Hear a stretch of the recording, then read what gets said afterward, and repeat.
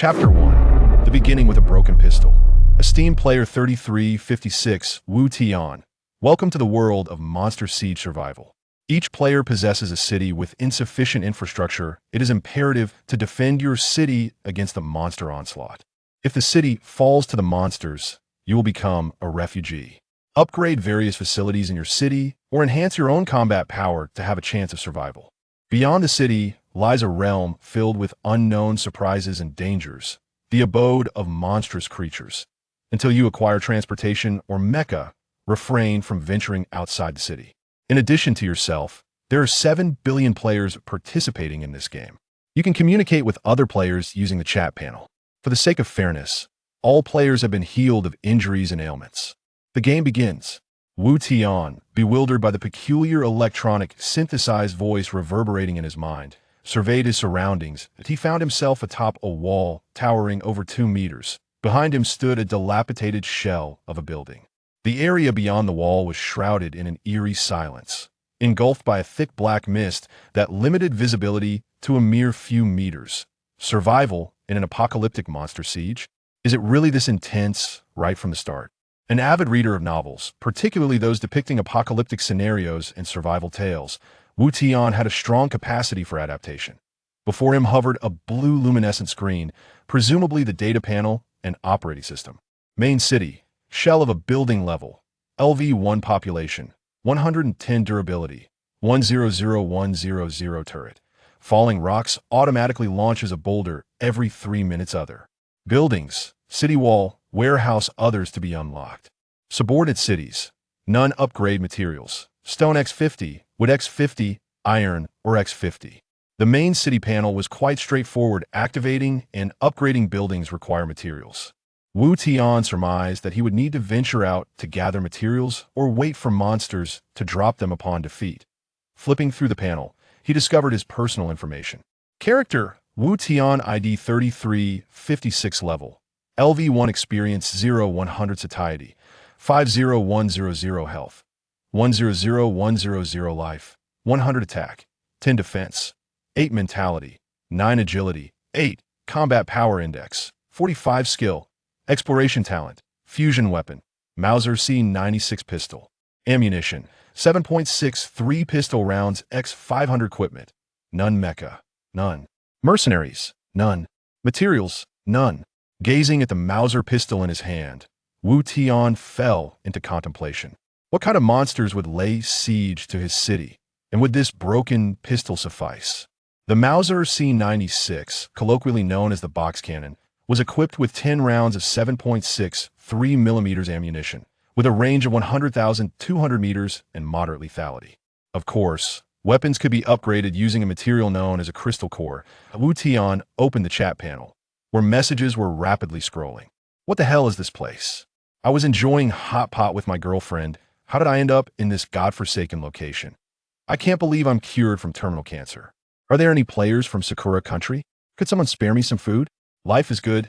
Send me your coordinates, I'll send you some local specialties. Dragon country's combat power. Unknown, stronger when encountering the sun.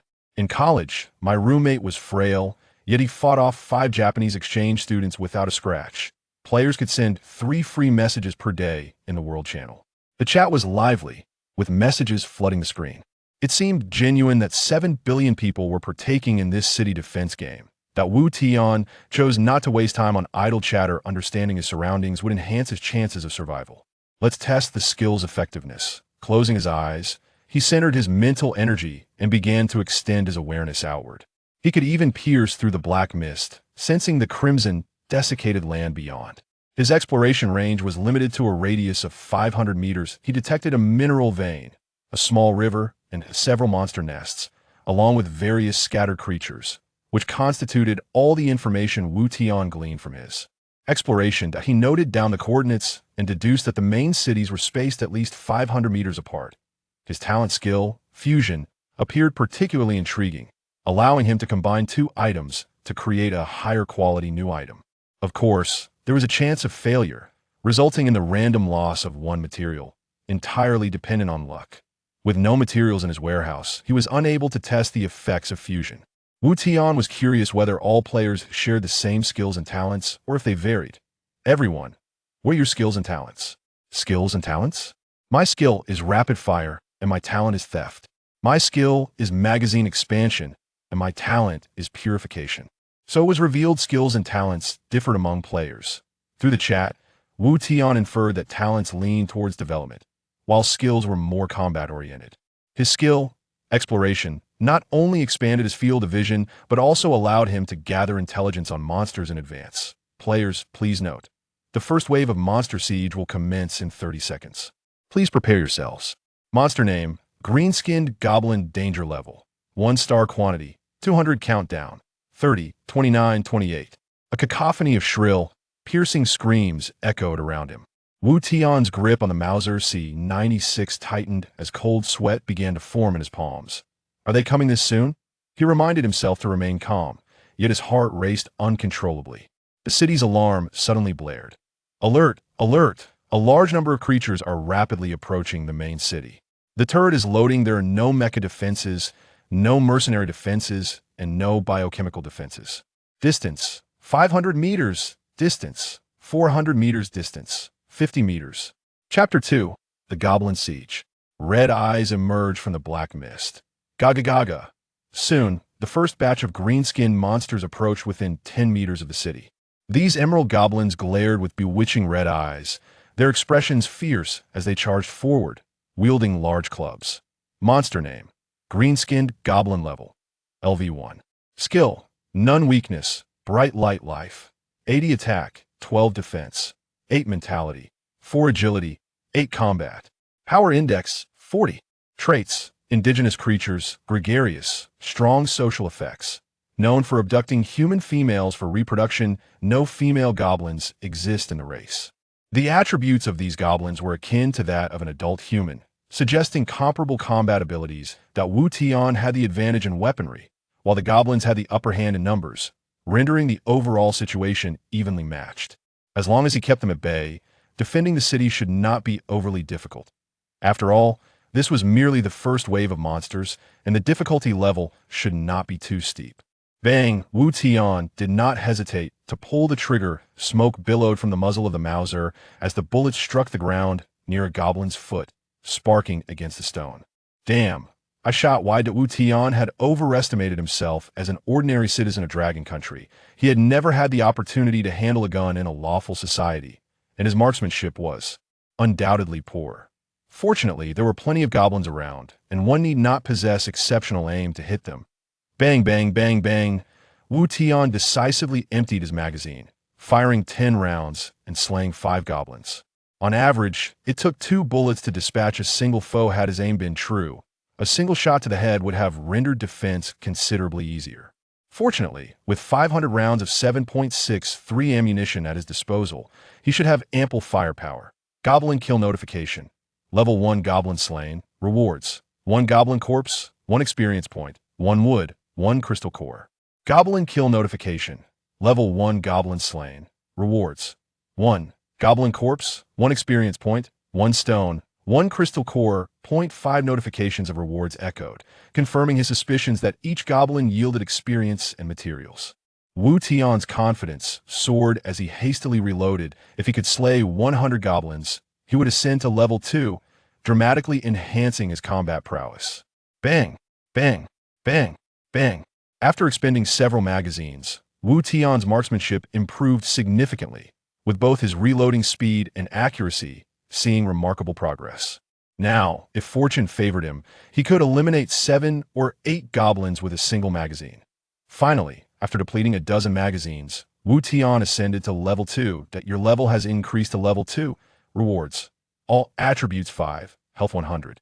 With this elevation, his fatigue dissipated, and Wu Tian felt invigorated, his entire being brimming with strength. Seizing the moment between reloads, he swiftly examined his attributes. Health, 200. Attack, 15 defense, 13 spirit, 14 agility, 13 combat power index, 75 experience. To level up, 200. His combat power index increased by 20, and Wu Tian deduced the formula for its calculation. The sum of his 4 primary attributes plus his health divided by 10. The battle intensified, with the base of the walls littered with goblin corpses. Given the wall's modest height of 2 meters, the goblins easily climbed atop their fallen brethren to reach the top. In a moment of distraction during a reload, a nearby goblin seized the opportunity. The green creature thrust a club into its tattered leather trousers and grasped the wall, poised to ascend. Wu Tian broke into a cold sweat at the sight. Should the goblin reach the top, he would be forced to contend with it while simultaneously fending off the horde below, which would soon swarm the walls. A single misstep could lead to dire consequences. A close encounter could result in a fatal blow from the club. The more anxious he became, the more mistakes he made. As a novice with firearms, his nerves led to several botched reloads, even dropping a magazine to the ground. Roar! The climbing goblin revealed its grotesque head, while others approached the base of the wall. Wu Tian's heart raced with dread. Suddenly, at this critical juncture, a massive stone, a meter in diameter, tumbled down from the wall. The rolling boulder crushed the exposed goblin as it fell. Boom! With a thunderous crash, 3 additional goblins were obliterated beneath the stone. Phew! Wu Tian exhaled in relief. The artillery had executed a timely counterattack. Without this critical intervention, he would surely have perished. Seizing the opportunity to catch his breath, Wu Tian picked up the fallen magazine and swiftly reloaded. Bang! Bang! Bang! Bang! He fired several rounds, eliminating the goblins that had drawn near the wall. Just as he began to celebrate, another crisis emerged. Whoosh! Whoosh! Whoosh! Several fist-sized stones whistled through the air, hurtling toward him. One narrowly grazed his temple, prompting him to duck behind the wall. The first wave of goblins had not yet been eradicated, and another wave was already advancing. However, this batch of goblins bore no clubs. Instead, they carried bamboo baskets brimming with stones. By the heavens, they have range attacks too? Wu Tian was taken aback. It seemed goblins were not the only ones capable of hurling projectiles. The stones rained down like hail, pummeling the earthen wall and creating numerous craters, dust rising in clouds. Wall durability 1, wall durability 1. Hiding behind the wall, Wu Tian dared not show himself as the wall's durability plummeted. Should it reach 0, the game would end without the wall's protection. He would undoubtedly succumb to the overwhelming goblin forces. I cannot remain idle, Wu Tian admonished himself. Fortunately, his skill to detect had cooled down. Even without peering through his eyes, he could discern the situation outside the wall. With his mental acuity expanded, the positions of the goblins appeared in his mind like a thermal imaging display. Without exposing himself, he extended a hand beyond the wall, able to aim at the goblins with precision. After a grueling hour of combat, the melee goblins wielding clubs were finally vanquished. Only a handful of stone-throwing goblins remained, continuing their barrage. Bang! Bang! Bang! Bang! The Mauser C96 in his hands had grown hot, but thankfully, it showed no signs of malfunction. Exhausting nearly all his ammunition, he succeeded in dispatching the distant stone throwers. However, Wu Tian bore wounds of his own. One of his hands had been struck by a goblin's thrown stone, resulting in a shattering fracture of his finger bones. The heightened tension of battle had sent his adrenaline soaring now.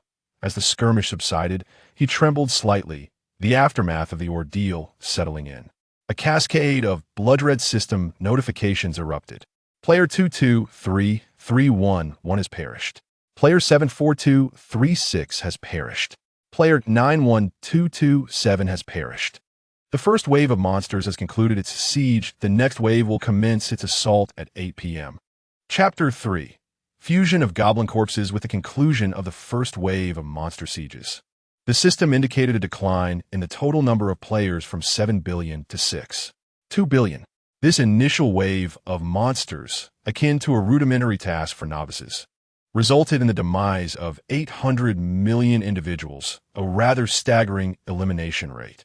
However, since the 7 billion figure represents the global population, it is likely that those who perished were among the frail, the elderly, and those incapable of self-sustenance. As time progresses, the challenges will intensify, and the surviving players will inevitably become more elite.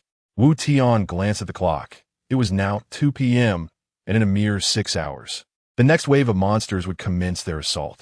The upcoming adversaries would undoubtedly be more formidable than the goblins, necessitating immediate preparation. He had acquired a substantial haul from the 200 goblins he defeated, gaining not only experience sufficient to reach level 2, but also 100 units of wood, 100 units of stone, the bodies of 200 goblins, and their crystal cores. With these materials at hand, he decided to experiment with the function of his fusion ability. Fusion failed. Wood is a basic building material and cannot be upgraded. Fusion failed. Stone is a basic building material and cannot be upgraded. Fusion failed. Crystal core is a basic energy consumable and cannot be upgraded. Frustration welled within him. This talent seemed rather lackluster. Ultimately, Wu Tian shifted his focus to the multitude of goblin corpses. Green-skinned goblin corpse, the remains of an indigenous creature, which can be transformed into food using specific skills. He decided to give it another attempt, hoping for success. Placing his hand over the goblin corpse, he concentrated and activated his fusion ability. Prompt: would you like to consume 2 goblin corpses for fusion? There is a chance to obtain a higher quality item, though failure is also a possibility. Excitement surged through Wu Tian. He unhesitatingly selected yes. After all, these repugnant green-skinned corpses held no utility for him. Fusion successful. Obtained 1 chunk of meat. Chunk of meat. A common meat product, non-polluted, safe for consumption, with a satiation value of 10. Success. He felt a rush of exhilaration. After the recent intense battle, Wu Tian's stamina had been nearly depleted. He glanced at his satiation level, which had dwindled to 3,100. The settings indicated that for every 10 points lost, his combat effectiveness would be reduced by 5. Both health and satiation levels would similarly affect his combat prowess. Feeling somewhat hungry, he decided to sample the meat's taste. Wu Tian's stomach grumbled. The goblin corpses were too revolting, resembling humanoid monsters that he simply could not bear to consume. However, after the fusion, the meat looked far more appealing, akin to smoked meat. The 2 goblin corpses had yielded only a palm-sized chunk of meat, clearly a concentrated extract. Bringing the meat to his lips, he took a small bite and began to chew. Surprisingly, it was not unpleasant. It resembled beef jerky, albeit less tough. Quite satisfactory. Consumed chunk of meat. Satiation 10. His storage contained 10 units of water gifted by the system. Wu Tian drank while eating the meat. After a few bites, the chunk of meat was gone, prompting him to activate the fusion ability once more to continue refining meat chunks. Fusion successful. Obtained 1 chunk of meat.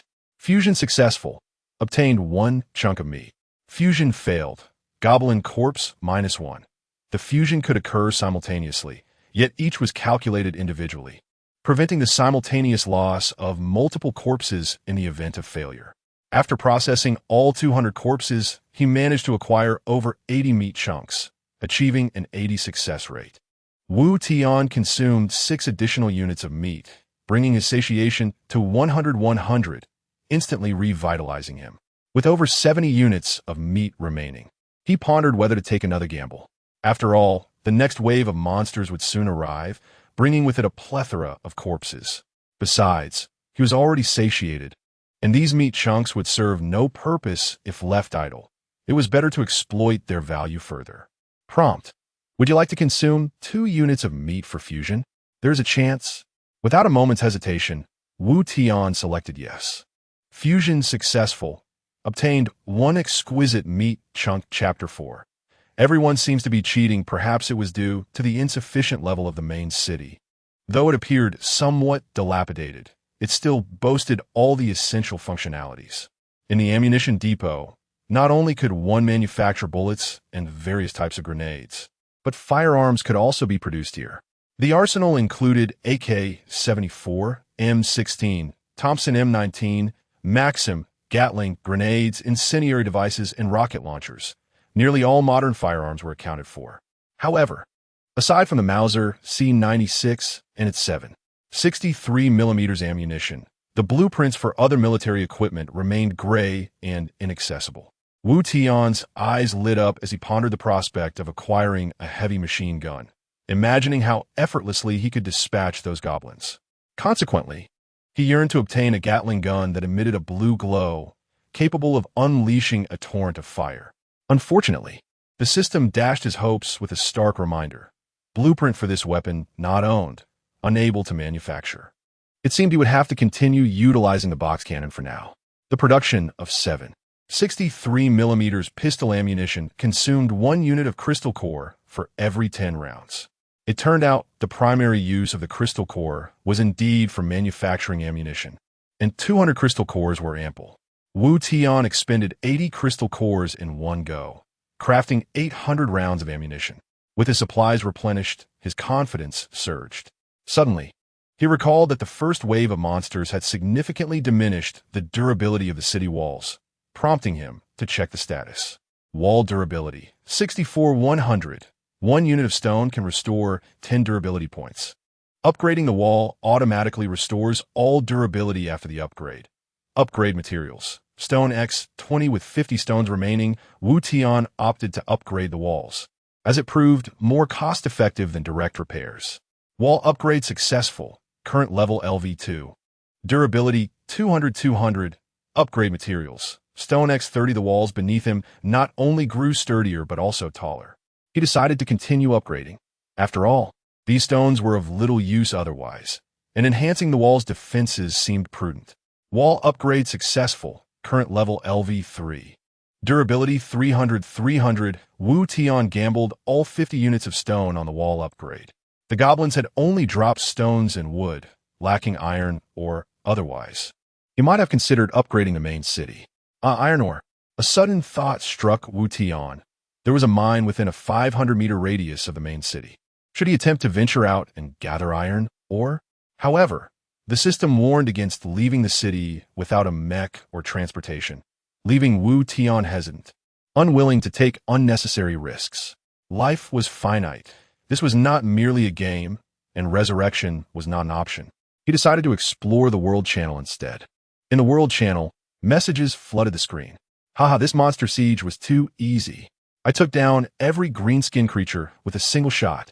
Easy? I ran out of bullets, and a few goblins managed to scale the walls. Luckily, I'm a professional boxer. Damn it. A goblin hit me in the head with a stone, and now I have a massive bump. It seemed this game was not particularly friendly to players from the Dragon Country. The beautiful nation's restrictions on firearms afforded them a natural advantage. Brothers, how are you utilizing your materials? What else can we do? Without iron or for the city upgrade, we can only use the ammunition depot to craft pistol bullets and then upgrade the walls. I spent 50 stones and 50 woods to upgrade the turret. Now the turret's reload time for boulders has decreased by 10 seconds. In terms of material usage, the player's choices were largely similar. Crafting bullets in the ammunition depot, while the remaining materials were either used to upgrade the walls or the turrets. Does anyone have food? I am starving. I am roasting goblin thighs. Are you seriously eating something so disgusting? Come on, it's not like we're in a position to be picky. Having something to eat is better than nothing. Suddenly, a conspicuous player interjected. Brothers, what is going on? Why is everyone's main city still at LV1?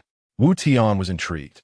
If everyone lacked iron ore, how could this player upgrade his main city?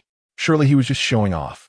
Player, Chun Feng, ID 269511, character level. LV2, main city level. LV2, wow. How did your main city reach level 2? Did you venture outside to explore? Impressive, Chun Feng. Can you share how you accomplished this? Did you trigger some hidden quest? Many players noticed that Chun Feng's main city had reached LV2 and expressed envy while also being curious about his methods. Chun Feng replied, haha, I was fortunate. A mine is right at my main city's doorstep. I collected over 200 units of iron ore in one go, and every 5 seconds, I gain an additional unit of iron ore. Wow, isn't that akin to having free iron ore? How come I don't have such luck? It's disheartening to see others with such fortune, while I have a horde of ogres dancing around a bonfire outside my door. Sympathy for the player above was palpable. At that moment, someone retorted, is reaching LV2 really that impressive? Aren't we all in the same boat? Exactly. I'm also at LV2. Why should I feel proud? Not only am I LV2, but I also opened a mercenary camp. Now I have a little brother to act as my enforcer. Several players boasting LV2 main cities chimed in, prompting collective astonishment. How did you achieve that? My talent is transmutation, allowing me to convert any unit's items into building materials of the same unit. I turned 200 goblin corpses into iron ore. My talent is plunder. Defeating monsters grants a chance to receive bonus loot. The goblins dropped plenty of iron ore. My talent is high stakes. I can wager any item and gamble with the system. Are you all Europeans? Am I the only one from Africa? I'm African too. The system granted me a talent called theft, allowing me to randomly steal an item from another player. I ended up with a goblin corpse. Hey, you thief upstairs. Return my goblin corpse. I need it for my smoked meat. This absurdity nearly made Wu Tian laugh out loud. Yet, he soon felt a profound sense of pressure. Initially, he believed his talent was exceptional, but it became clear that everyone else's abilities appeared to be equally extraordinary, highlighting the ordinariness of his own, especially that talent of theft. The individual seemed insatiable. Just imagine, while others toil to defeat bosses for rare equipment, he might stand a chance to pilfer it. Although the odds were slim, sheer volume could lead to significant change. The more one stole, the more likely they would acquire something valuable. However, such a powerful talent would undoubtedly come with limitations. Wu Tian speculated it might have a lengthy cooldown, perhaps usable only once a day, but that was still exceptionally formidable. It seemed the system was fair. Unlike some narratives where protagonists awaken overpowering SSS-level talents while side characters are relegated to awakening useless F-level abilities. Here, everyone had the opportunity to become the protagonist. With others' main cities already at LV2, he could not afford to lag too far behind. As his idol once said, if you fall behind, you will suffer. Moreover, there were players from other countries, particularly the mischievous little nation of Japan. It was time to venture out and explore. At the very least, there were active cells to ensure his survival. Chapter 5. Venturing beyond the city, Wu Tian glanced at the time. It was 3 p.m. There remained 5 hours until the next wave of monsters would assault the city. Armed with bullets and a Mauser C96, he picked up a large wooden club wielded by goblins from the ground. Taking a deep breath, he slowly stepped out of the city walls. The ground beneath his feet was sticky and slick, stained with a reddish-brown hue, as the goblin blood had yet to congeal. The sky was overcast, heavy and oppressive, shrouded in dark mist that intensified the sense of despair. The air was thick with the stench of decay and danger, and from the depths of the black fog, peculiar sounds occasionally echoed. Gurgle, roar, oh, oh, oh. He activated his reconnaissance ability at once. His mental acuity spread out, granting him a divine perspective where every blade of grass and every minute detail materialized in his mind. At the 10 o'clock position, he spotted a level 4 corrupt wolf, a formidable foe. At 2 o'clock, there was a goblin nest housing at least 500 goblins, with a goblin leader of level 5 among them, necessitating a detour. The mine lay 300 meters away, but a group of trolls was warming themselves by a fire, making a direct approach unfeasible. Within the mine lurked a level 5 spotted tiger, making it unlikely to seize control of the area just yet. However, at the 12 o'clock position, approximately 100 meters ahead, 5 level 2 rabbit men appeared to be digging for something. They seemed manageable. Thus, Wu Tian set his sights on this target and advanced toward the 12 o'clock direction. The distance was not great, but the obscuring fog forced him to proceed cautiously. 2 minutes later, Wu Tian found himself merely 10 meters away from the rabbit man. Monster name, Rabbit Man level, LV2 skills, digging health, 150 attack, 16 defense, 10 mental, 9 agility, 18 combat power index, 68 traits, indigenous, possessing keen vision and smell. Lazy by nature, adept at burrowing and digging, enslaved by the Ironclaw Gang's wolfmen. The rabbit men toil endlessly under their command. At this distance, the keenly perceptive rabbit men sensed Wu Tian's approach. There was no need for further reconnaissance. He could see the situation clearly with his own eyes. The 5 rabbit men bared their teeth, halting their digging, each wielding a pickaxe. Bang, bang, bang, bang. Wu Tian unhesitatingly squeezed the trigger, emptying his magazine in an instant. Kill Rabbitman LV2. Rewards. Experience 20. Rabbitman Corpse 1. Rusty Pickaxe 1. With 20. Crystal Core 2. Kill Rabbitman LV2. Rewards. Experience 20. Rabbitman Corpse 1. Rusty Pickaxe 1. Tattered Leather Armor 1. Iron or 20. Crystal Core 2. To his astonishment, after exhausting his magazine, he had only slain 4 rabbit men. one remained, charging at him brandishing its pickaxe. Wu Tian had honed his shooting skills significantly after the first wave of the goblin siege. Every bullet struck true, yet one rabbit man still stood. Perhaps it was due to its slightly higher level compared to the goblins, granting it greater defense and vitality. Luckily, one shot had delivered a fatal blow, or else he might have only taken down 3. In the blink of an eye, the rabbit man closed the distance to Wu Tian. Reloading was no longer an option as the rabbit man raised its pickaxe high, preparing to strike. Wu Tian swiftly lifted the goblin club to block the incoming blow. Though the rabbit man wielded the pickaxe with both hands, Wu Tian managed to deflect it with one hand. A tingling numbness coursed through his arm. Such a fierce creature. Seeing its attack thwarted, the rabbit man attempted to lift its weapon once more, only to find it trapped by an unseen force. In that moment, Wu Tian had seized the pickaxe with his other hand.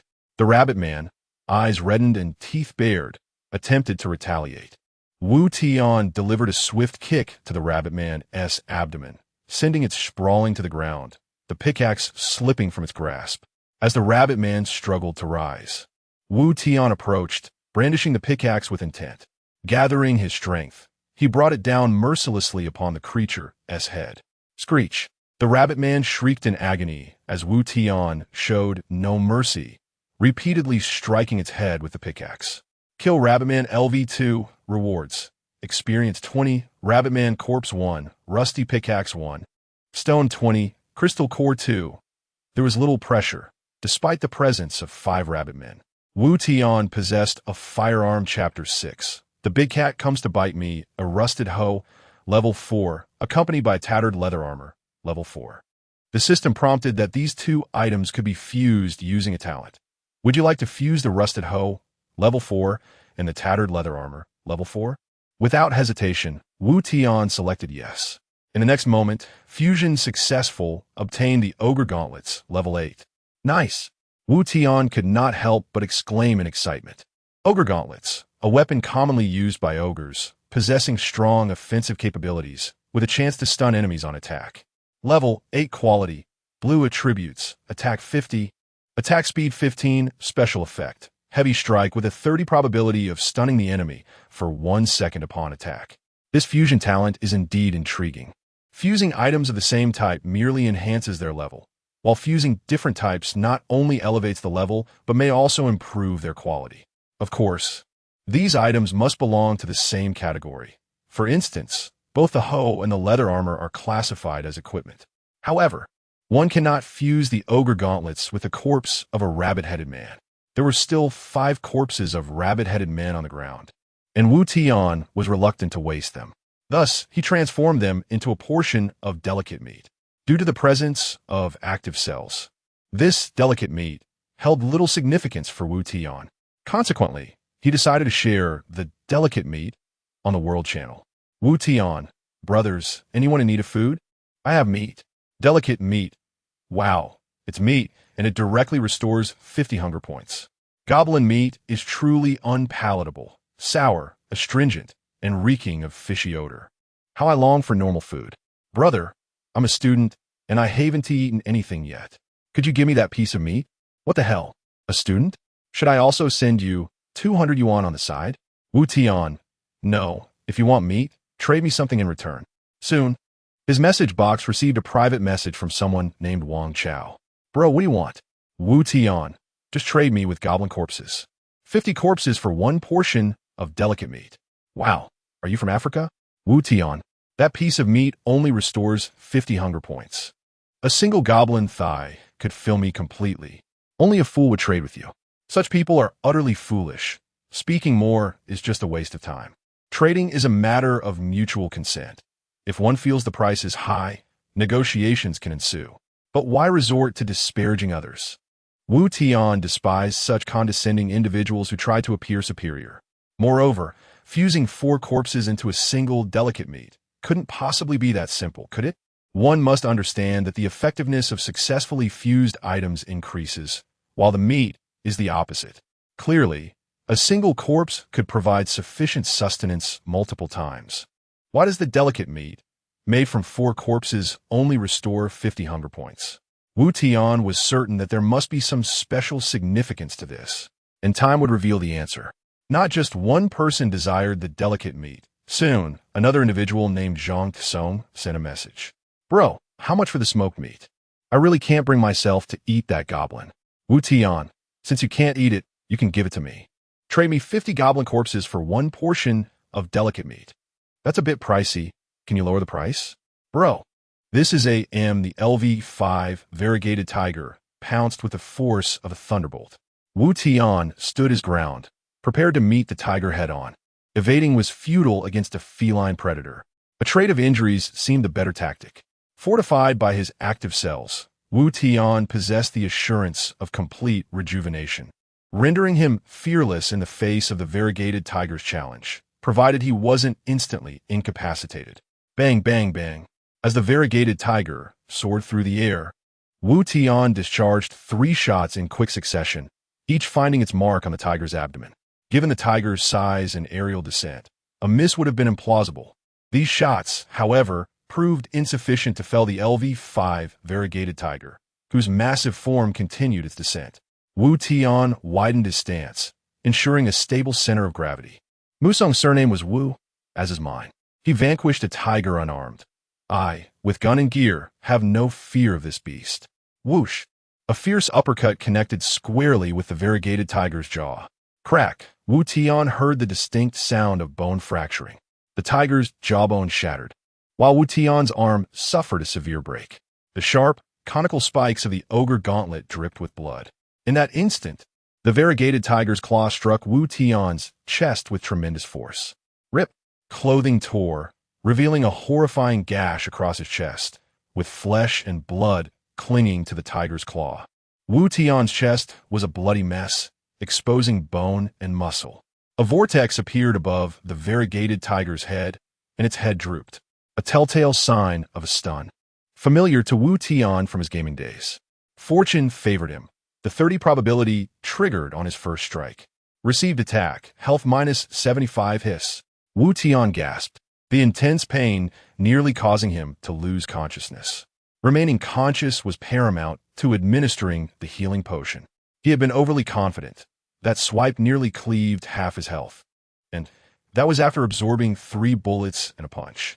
A full-strength blow might have left him clinging to life by a thread. Seizing the opportunity afforded by the tiger's stun, Wu Tian quickly used active cells. Active cells successfully used. Your bodily functions have been reactivated and your potential has been enhanced. Satiety 5, 100-100 health 0, 100-100 life 75, 200-200 attack 1, 66 defense 1, 14 spirit 1, 15 agility 1, 14 temporary combat power 20, 155 a wave of invigorating comfort washed over him. Pain vanished, and his chest wound and fractured arm healed instantly. Incredible. I am practically invincible. A pity he could only consume 1 vial per day. The 1-second stun ended swiftly, and the wounded variegated tiger unleashed a deafening roar, poised for another attack. Sorry, but your chance has passed. Now fully restored, Wu Tian bounded onto the variegated tiger's back, straddling its neck. The tables had turned. The variegated tiger was wounded, while Wu Tian was at full strength with a temporary boost. Wu Tian now had the upper hand. Despite the LV-5 variegated tiger's combat power of 216 compared to Wu Tian's 155, the gap was misleading. The variegated tiger's high combat power stemmed from its superior overall stats. Wu Tian's ogre gauntlet granted him an attack stat that surpassed the tiger's. The primary challenge of battling higher-level opponents lay in penetrating their defenses, a non-issue for Wu Tian.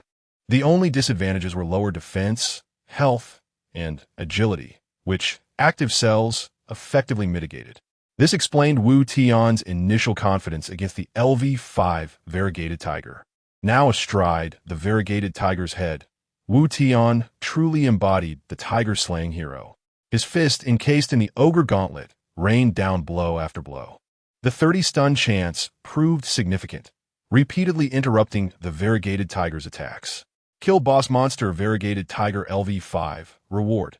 Experience 100. Variegated tiger corpse LV-5-1. Stone 100 wood 100. Iron or 100. Crystal Core 5, Boss Chest LV51. Level 1 mine occupied, available for mining, iron, or production 1 per 5s. Your level has increased to LV3. Health 100, all stats 5 health, 300 attack, 71 defense, 19 spirit, 20 agility, 19 combat power, 191, active cells buff active. Remaining time, 26 minutes, 42 seconds. Wu Tian was elated by the abundant rewards. These boss monster rewards are impressive, like a mini-boss. The greatest gains from slaying the variegated tiger with a captured mine, the level 3 promotion, and the boss chest brimming with potential treasures. Wu Tian gathered all the rewards and began mining the iron ore. Successfully mined iron ore 100. He could only mine once before being unable to mine again. Wu Tian was perplexed. Is that all there is to the mine? The monsters drop more. He soon realized his mistake. After mining the iron ore, the mine's iron ore count increased at a rate of 1 unit every 5 seconds. After a minute, Wu Tian mined again, and the system informed him. Successfully mined iron ore, gained iron ore 12. So, occupying the mine granted a steady supply of iron ore. The 100-unit limit was the storage capacity. Once full, no more could be acquired until mined. This level 1 mine should suffice for the early stages.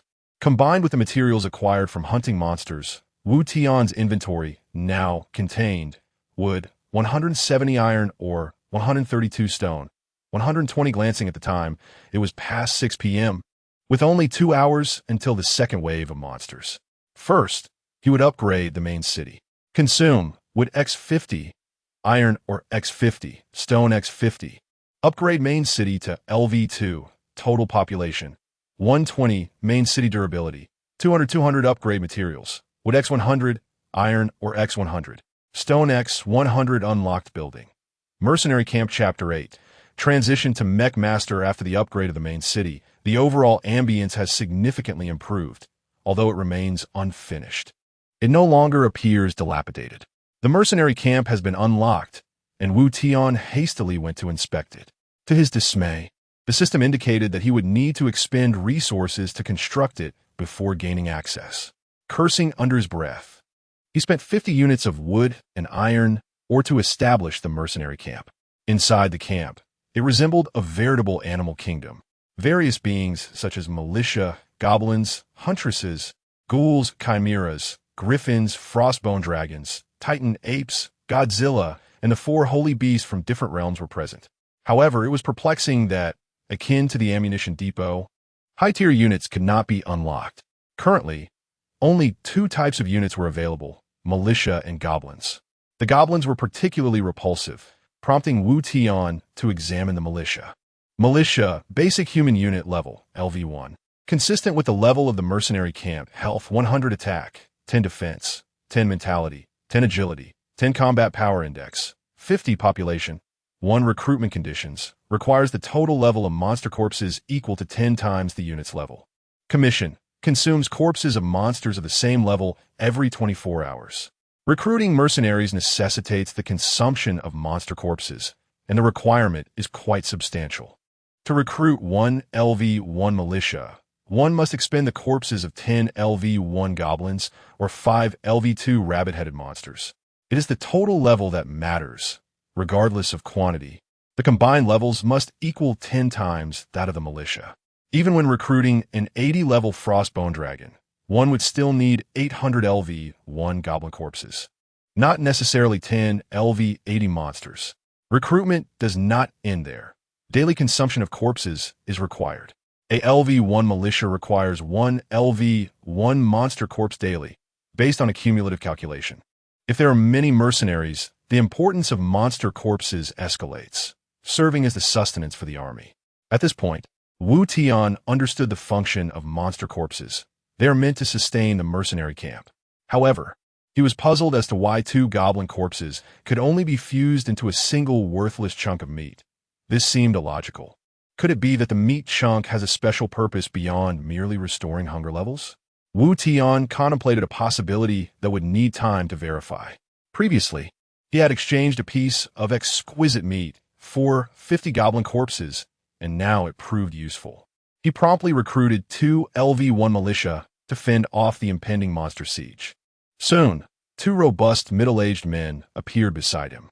The militia were unarmed, and the attacking monsters possessed considerable combat strength, often numbering in the hundreds. Was he to send these two militia into battle unarmed? No, they must be equipped with firearms. Wu Tian entered the ammunition depot, lacking a blueprint. He could only manufacture the Mauser C96. Fortunately, this basic firearm had a low production cost, requiring only 10 units of crystal cores. He still had ample crystal cores left, having consumed little in the previous bullet production and now had nearly 200 in storage. Wu Tian crafted two Mauser C96s and equipped each with 500 rounds of 7.63mm pistol ammunition. Satisfied, he nodded appreciatively at the militia. He still longed to create a mech, wondering when that dream could be realized. The requirements for the mech camp were high, necessitating a main city level of 5 for construction. Materials were somewhat scarce. Indeed, the early stages were characterized by a significant shortage of resources. After defending against this wave, he planned to hunt some wild monsters to see if he could locate a material site, such as a mine, within 500 meters. Wu Tian deduced that if there was a mine, there must be a lumberyard and quarry nearby as well. Since he possessed an energy converter, any type of material would suffice. Having expended 300 units of materials to upgrade the main city and mercenary camp, he was left with only 120 units. Upgrading the main city to level 3 required 100 units of each material, totaling another 300 units. Now with a mine that could produce 720 units of material per hour. He glanced at the time. It was already 7:45 p.m. He realized there would be insufficient time to upgrade the main city to level 3 before the monster siege commenced. What else could he do? Suddenly, he remembered that he still had a LV5 Lord's treasure chest unopened. It was time for blind box. Wu Tian rubbed his hands together, brimming with excitement as he opened the chest. Opened LV5 treasure chest, obtained transition scroll X1, satellite locator X1. What a surprise, a transition scroll. He had not anticipated the possibility of changing professions. Wu Tian quickly checked the details. Transition scroll, upon use, allows the transition to one of the following professions: beast tamer, military strategist, gunsmith, mech master, culinary master, alchemist, beast tamer. Enhances the combat capabilities of pets and increases the number of pets that can be carried. Military strategist boosts the combat power of mercenaries and reduces their consumption. Gunsmith crafts various blueprints for firearms in the ammunition depot and enhances the damage of allied units' firearms. Mech master creates blueprints for various mechs in the mech camp and enhances their combat effectiveness. Culinary master prepares various foods that restore hunger and imbues them with special effects. Alchemist crafts various potions that restore health and life, adding special effects to the potions. With a total of 6 professions available, Wu Tian, a seasoned online gamer, speculated that they must represent different playstyles. However, as everyone was still in the early stages, he was uncertain which profession would prove advantageous. The system likely ensured a semblance of balance.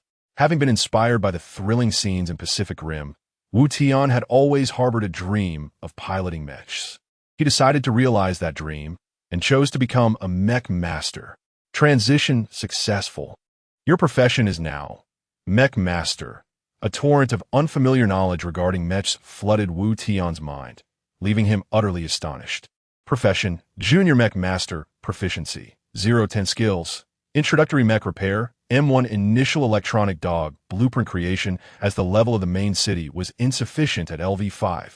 He could not construct the mech camp, nor could he create the M1 initial electronic dog. Wu Tian then turned his attention to the second item from the treasure chest. Satellite locator. Equipped with the most advanced satellite system, StarChain XH3, it transmits data and, by inputting a player ID, can provide the accurate location and main city coordinates of the target. A navigation device. It could pinpoint other players, ideal for vengeance or assaulting rival cities. However, given that it was still early in the game, the focus should remain on peaceful development. Having completed everything, Wu Tian glanced at the time. It was now 1954. How quickly time had flown. Soon, it would be 2000 hours, and his expression turned serious. Moments later, the system sent a timely notification. Attention players.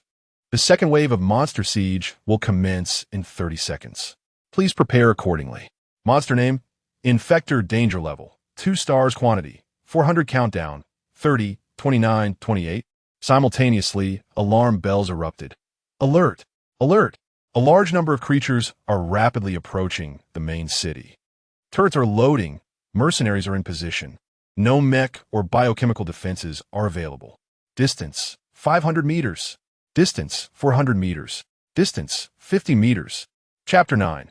The second wave of monster siege. Amidst the swirling black mist, a group of staggering figures emerged.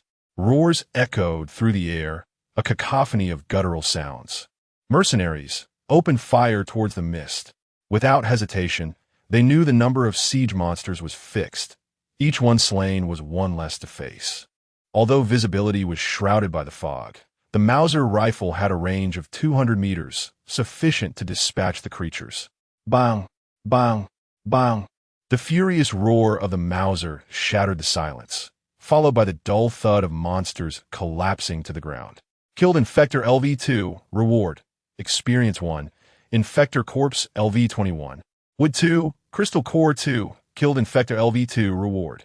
Experience 1. Infector Corpse LV21. Wood 2, Crystal Core 2. After a round of shooting, the magazine was empty, prompting a swift reload. The kill notifications appeared 9 times in total, indicating that 3 individuals had fired a total of 30 rounds to eliminate 9 monsters, an average of 3 shots per creature. The defense of these infectors is rather formidable. Wu Tian could not help but exclaim. As the distance between them closed, Wu Tian discerned the true visage of this wave of monsters. Their tattered garments clung to their forms, stained with dark crimson blood and exuding a foul, putrid odor. The infectors' heads were grotesquely tilted at an unnatural angle, their necks seeming to have been brutally torn, revealing gaping, flayed flesh and ghastly white bones. Blackened veins, akin to writhing maggots, were barely visible amidst the carnage. Their vacant eyes, devoid of life, reflected only murky sclera, as though the darkness had consumed all light.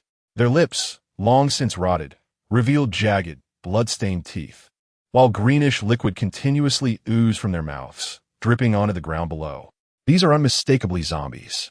Monster name, Infector level, LV2 skills, Biochemical virus, weakness, headshot health, 220 attack, 11 defense, 19 mentality, 0 agility, 5 combat power index, 57 traits. Humans infected by the TSRD biochemical virus have lost all awareness and cognitive thought, moving sluggishly and driven solely by primal instincts with a high degree of aggression.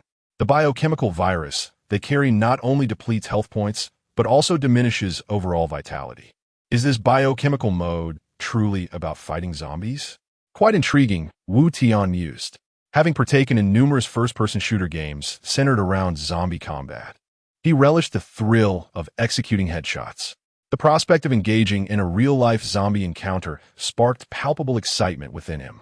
Alas, had he possessed a Gatling gun or a cannon, the experience would have been truly exhilarating. With a resigned shake of his head, he regarded his Mauser rifle. With the magazine reloaded, the second round of shooting commenced. Bang, bang, bang, bang. Wu Tian's aptitude for learning was remarkable. After hundreds of rounds in practical training, his marksmanship had noticeably improved. Under favorable circumstances, he managed to achieve 6 headshots with a single magazine, while 4 additional rounds dispatched another zombie. The 2 militia members, both equipped with enhanced physical capabilities, were not lacking in accuracy either. Each claimed 5 and 4 infectors respectively. Killed Infector LV2, reward. Experience 1, Infector Corpse LV21. Iron Ore 2, Crystal Core 2. Killed Infector LV2 Chapter 10. The thrill of carnage. Wu Tian, accompanied by 2 militiamen, surged beyond the city's confines. The remaining 50 infected, detecting the scent of the living, grew increasingly agitated, lunging forward with grotesque fervor. Bang, bang, bang. Wu Tian dispatched the infected with ruthless efficiency, each shot a precise headshot. At such close range, his accuracy was impeccable. A viscous, fetid green substance, mingled with brain matter, splattered across Wu Tian's face. He wiped his face, his eyes wide, a manic grin stretching across his face. The stench was vile, yet strangely exhilarating. Wu Tian found himself reveling in the macabre pleasure of the slaughter, envisioning these repulsive creatures as the eccentric classmates, exasperating colleagues, and peculiar residents of his past. Zhou Zhenghua, for daring to flaunt your superiority and look down upon me. A humble rural denizen. Bang. Li Yongsheng, for your infuriating habit of neglecting to reimburse me for your share of takeout orders. Bang. Tianyong, for subjecting us to relentless overtime. Bang. Wu Yanmei, you who borrowed 2,000 yuan from me, a debt that remains unpaid after 3 years. Were it not for our familial ties, I would have severed all relations with you long ago. Bang. Consumed by a bloodthirsty frenzy. Wu Tian noticed a flicker of what seemed like human fear in the vacant eyes of the last few infected. It was a chilling anomaly, as these creatures were devoid of consciousness and thought, driven solely by primal instinct. It was plausible that Wu Tian's frenzied actions had triggered a primal sense of terror within them. Heth, yo next. A haymaker landed. The conical spikes of the ogre gauntlets stained with the infected's lurid green ichor. The blow contorted the infected's head at an unnatural angle, severely twisting its neck. Another uppercut followed, and the last infected's head was launched into the air. Wu Tian, now at level 4, bolstered by the level 5 blue-quality ogre gauntlets. Dispatching a level 2 minion is child's play. An average adult's attack is around 10 points, whereas Wu Tian's attack power reached 76. His punch delivered 7 times the impact of an ordinary adult's blow. If the initial strike failed to decapitate the infected, the follow-up was sure to finish the job. Exhilarating. Utterly exhilarating. A cathartic release. Few things can stir a man's soul like the acquisition of power, wealth, women, and strength. Now Wu Tian was experiencing the raw, unadulterated thrill of strength. In this lawless, apocalyptic world, strength was the key to unlocking everything else. With a sweeping gesture, Wu Tian gathered the spoils of war into his inventory. He strode purposefully toward the city, followed by 2 impeccably disciplined militiamen. Congratulations on surviving the second wave of the monster siege. The next wave will arrive tomorrow at 8 o'clock a.m. You will now have a night of respite. No monsters will attack your main city before 8 o'clock a.m. tomorrow, excluding other players. Having weathered the second monster siege, he gained experience, 800 building materials, 800 crystals, and 800 level 2 monster corpses. Combining the iron ore harvested from a mine with the remaining materials, he now possessed a total of 20 materials. It's time for an upgrade. With sufficient materials, he prioritized upgrading the main city, as he had specialized as a mech engineer and wanted to construct the mech depot as soon as possible. Consume. Wood X100, iron ore X100, stone X100. Upgrade main city to level 3. Total population 330. Main city durability 300 upgrade materials. Wood X200, iron ore X200, stone X200. After upgrading the main city to level 3, he ran out of stone. However, thanks to the mine, he had an abundance of iron ore. Fortunately, Wu Tian had an energy converter, making this a non-issue, converting 100 units of iron ore into 95 units of stone. Wu Tian proceeded to upgrade the main city once more. Consume. Wood X200, iron ore X200, stone X200. Upgrade main city to level 4. Total population 340. Main city durability 400 upgrade materials. Wood X400, iron ore X400, stone X400. Good heavens. Does upgrading from level 4 to 5 require so many materials? Wu Tian gasped as he examined the materials required for the next main city upgrade. The cost had skyrocketed to 200. However, he had discerned the pattern of main city upgrades. Each level required twice the materials of the previous level. This was an ominous sign, as the exponential increase meant that the material costs would become astronomical as the levels increased. It seems that materials are not only crucial in the early stages, but also remain vital throughout the game. Their importance is constant. Looking at the remaining 115 units of materials, Wu Tian sighed. Alas, it seems I won't be seeing my electronic hound today. With the materials depleted, it was time to dispose of the corpses. As Wu Tian had chosen the mech specialization, his priority was to concentrate resources on upgrading the mech depot, while the mercenary camp would receive minimal investment. Furthermore, without having specialized as a military advisor, he lacked the mercenary bonuses, making mass production inefficient. A few militiamen would suffice for the early stages. Without mass production, there was no need to retain the monster corpses. He decided to merge them, hoping for a good outcome. Using the one-click simultaneous fusion on 400 level 2 infected corpses. Consume infected corpse level 2x2. Obtain biochemical poison 1. Consume infected corpse level 2x2. Obtained biochemical poison 1. Fusion failed. Lost infected corpse level 2x1 after a series of operations. Wu Tian acquired 160 units of biochemical poison. Biochemical poison. A poison containing a small amount of STRT virus, which can be used to enchant weapons and firearms, causing additional poison damage equal to the user's level X1 for 5 attacks. In other words, if the biochemical virus were applied to a Mauser C96, it could fire 5 bullets with poison damage.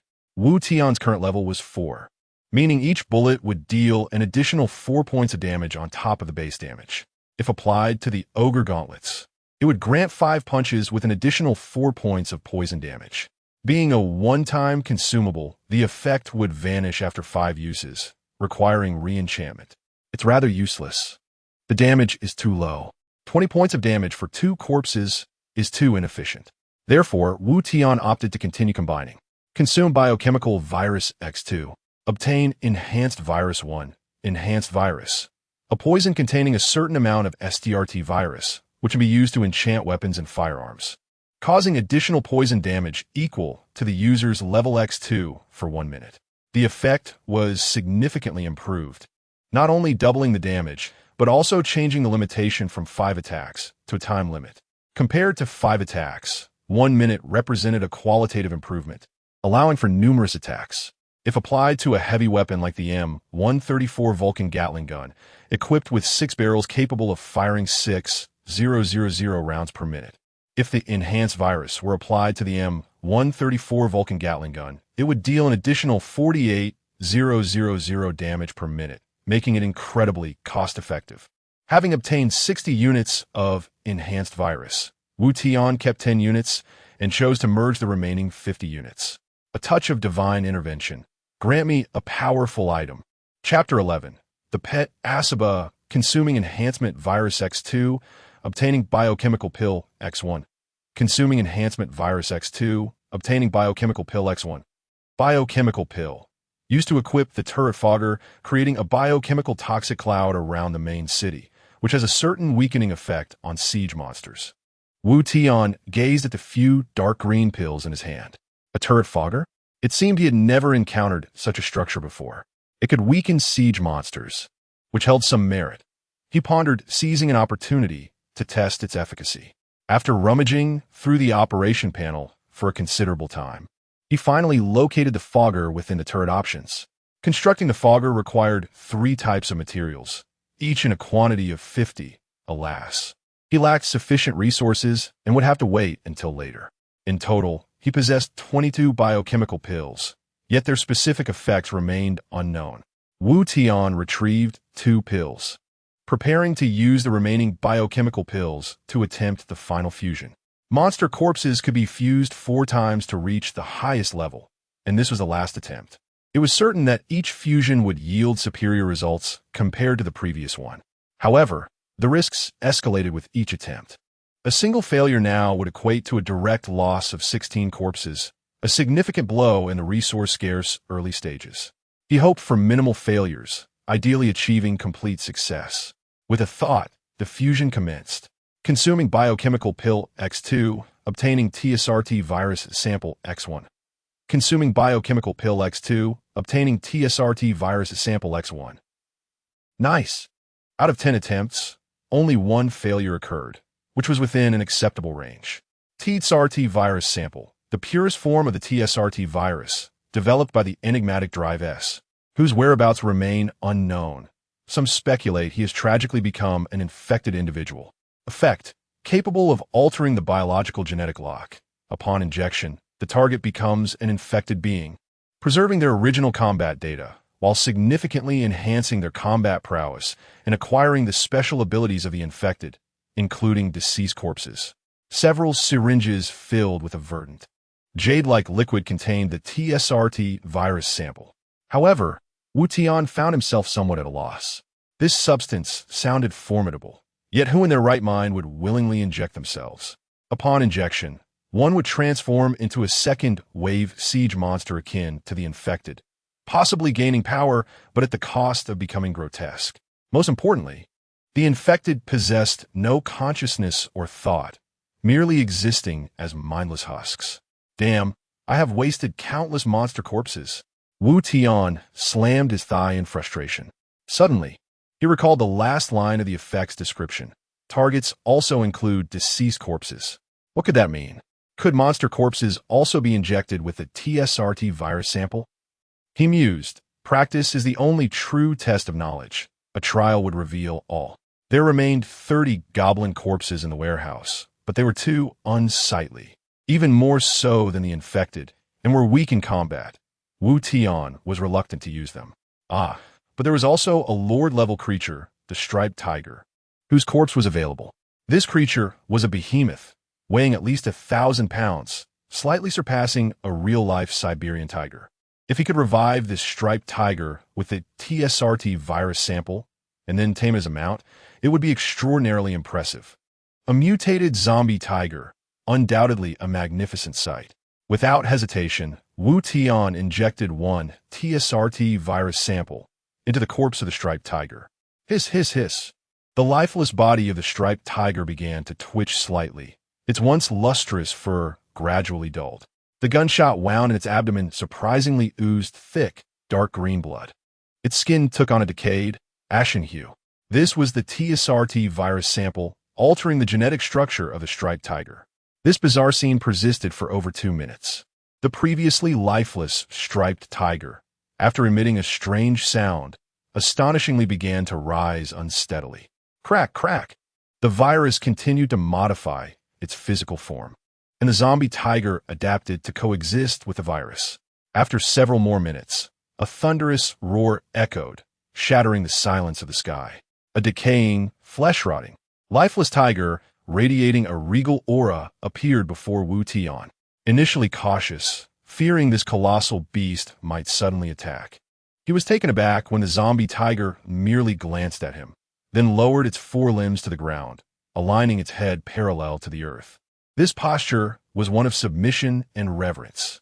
Wu Tian, unable to restrain himself, extended his hand and gently stroked the zombie tiger's head. This could be considered akin to petting a cat, albeit this large feline was rather impressive. Soon after, a prompt from the system echoed in his mind. TSRT virus sample successfully utilized. Target striped tiger has been enhanced. Congratulations. You have acquired the pet corpse tiger, 11, LV5, corpse tiger, a feline creature transformed by the TSRT virus sample, possessing formidable strength while also inheriting certain abilities of the TSRT virus. Level, LV5 quality, blue skills, bite pounce. Mutation life, 1,000 strength, 60 defense, 58 mentality, 2 agility, 60 combat index, 280. The sight of this majestic pet filled Wu Tian with increasing delight. He continued to caress the head of the corpse tiger, its hollow, lifeless eyes seemingly reveling in the attention. The name corpse tiger was somewhat unwieldy, so he decided to bestow it a name. Given the pronunciation of 11 is the same as 11, he would call it Asaba. Asaba nuzzled against Wu Tian's hand obediently, appearing quite pleased with the name. He recalled that when he first encountered this tiger in the mine, its combat index was a mere 216. After the transformation via the virus sample, aside from a decline in mentality, all other attributes had significantly improved, with combat prowess soaring. Since Wu Tian had revived it, the system classified Asaba as his pet, a logical conclusion. His pet slot had transformed from 01 to 11. Perhaps due to not having transitioned to a Beastmaster class, he could only contract one pet. He never anticipated that the TSRT virus sample would be so extraordinary, directly granting him a divine pet. With 8 TSRT virus samples, remaining, and knowing he could only contract one pet, why not inject them all into Asaba? He could execute an ultimate enhancement. Wu Tian was an activist. Once he conceived an idea, he acted without delay. Without hesitation, he seized a TSRT virus sample and plunged it into Asaba's rear. With a gentle push of his thumb on the syringe's base, the pure jade green TSRT virus was fully injected into Asaba's body. Chapter 12. The fierce battle between the tiger and the python. With the injection of the TSRT virus sample into Ashiba's body, the aura of death surrounding him intensified. Indeed, the effects were unmistakable. Let us proceed. A total of 8 TSRT virus samples. Wu Tian was not at all stingy, administering them all to Ashiba. Corpse Tiger LV5 quality enhanced. Current quality, purple. The higher the pet's quality, the more formidable the attributes and combat power gained through leveling up. Remarkably, the quality had risen by a tier, with purple quality being regarded as rare in many games. Wu Tian executed a dazzling somersault, landing gracefully atop Ashiba, even without activating the mech. Riding a formidable zombie tiger was quite splendid. Ashiba, let us venture forth from the city and hunt. Mercenaries, keep pace. With a swift leap, Ashiba soared from the nearly 3-meter-high city wall. The tiger's agile claws facilitated a graceful descent, landing smoothly, with Wu Tian feeling no jolt whatsoever. As night ushered in a period of peace, the third wave of monsters would not descend until 8 in the morning, an opportune moment to cultivate strength. Ashiba moved with remarkable agility, leaping 2 to 3 meters with ease, his speed rivaling that of 125. After covering a distance of 500 meters, Wu Tian activated his skill to scout the surroundings. Having already explored this 500-meter radius, venturing beyond it would reveal further vistas. With his recent upgrade, his mental acuity had improved, expanding his range of perception to nearly 1 kilometer. To his left, a group of goblins wielded peculiar weapons, but he chose not to provoke them. Directly ahead, 2 LV4 steelback wild boars were engaged in their own affairs. Wu Tian decided not to interrupt their privacy. At a distance of 1 kilometer, a structure loomed, likely another player's stronghold, indicating that the system designated a 1-kilometer safety distance between player cities. Suddenly, Wu Tian's eyes gleamed with excitement. He had detected an intriguing find. At the 3 o'clock position, 800 meters away, lay a grove, an LV1 lumberyard. The lord of this resource area was an LV5 Ramen venomous python, a mere LV5 minor lord. You are mine. I will claim both the resources and the treasure. Wu Tian slapped Ashiba's rear, prompting the tiger to spring into action. Ashiba, turn right, run. With almost zero latency, Ashiba executed a graceful turn and dashed like lightning towards the right, leaving the 2 mercenaries far behind. In full sprint, Ashiba's speed approached 100 kilometers per hour. The 800-meter distance was covered in mere breaths. Ahead lay a desolate grove. Despite its designation as a forest, not a single green leaf adorned the trees. The gnarled, blackened trunks stretched skyward, imparting an aura of lifelessness. Against the backdrop of a murky sky, the scene appeared eerily surreal.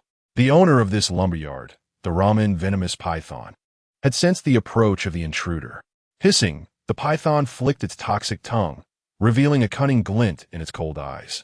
In the next instant, a massive python surged forward, twisting its body towards Wu Tian. Wu Tian had meticulously scouted every blade of grass nearby. The python's movements were well within his control. A smirk of disdain curled at the corners of his mouth. An LV5 lordly creature like the Ramen venomous python was, at best, comparable to an unaltered Bengal tiger. Wu Tian possessed the prowess to vanquish an LV5 lord on his own. Moreover, he had Ashiba, enhanced by the TSRT virus sample. Behind him, 2 militiamen armed with Mauser rifles provided formidable support against an LV5 creature. However, these 2 were woefully unable to keep pace with Ashiba's speed, lagging far behind. Ashiba, our foe is a lengthy serpent. Prepare for battle. Defeat it, and you shall be rewarded with spicy strips. In an instant, the colossal python emerged from the lifeless grove. Monster name, Ramen venomous python level, LV5 skills, Venomous, Constrict, Health, 540 Strength, 34 Defense, 36 Mentality, 35 Agility, 29 Overall Combat Power, 188 Traits, Indigenous Creature, inhabits jungle regions. Possesses potent venom, yet its flesh is delectable. Goblins relish hunting this creature for sustenance. And indeed, goblins are also the python's primary prey. How long, how massive, how thick, and particularly dark.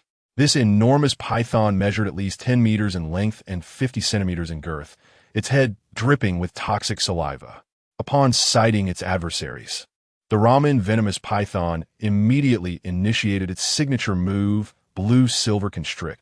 The python's barrel-like body ensnared Ashiba and Wu Tian tightly. As the python exerted its force, Wu Tian felt as though he might be crushed. However, Ashiba was not one to be trifled with. As the king of the jungle, this massive serpent had clearly infringed upon his dignity. With a bone-chilling roar, Ashiba unleashed a fearsome tiger's growl, stirring a tempest that swept through the barren grove. The wind howling like a lamenting woman, like a dragon descending from the clouds and a tiger emerging from the winds. The dashing Ashiba entered the fray with an accompanying soundtrack. Even the simplest of actions could summon a gale. Ashiba's ashen muscles tensed, its limbs coiling with power, ready to break free from the python's grip. With a sudden surge of strength, the Ramen venomous python's flesh began to rupture. Viscous blood seeped from its body, staining Ashiba's form.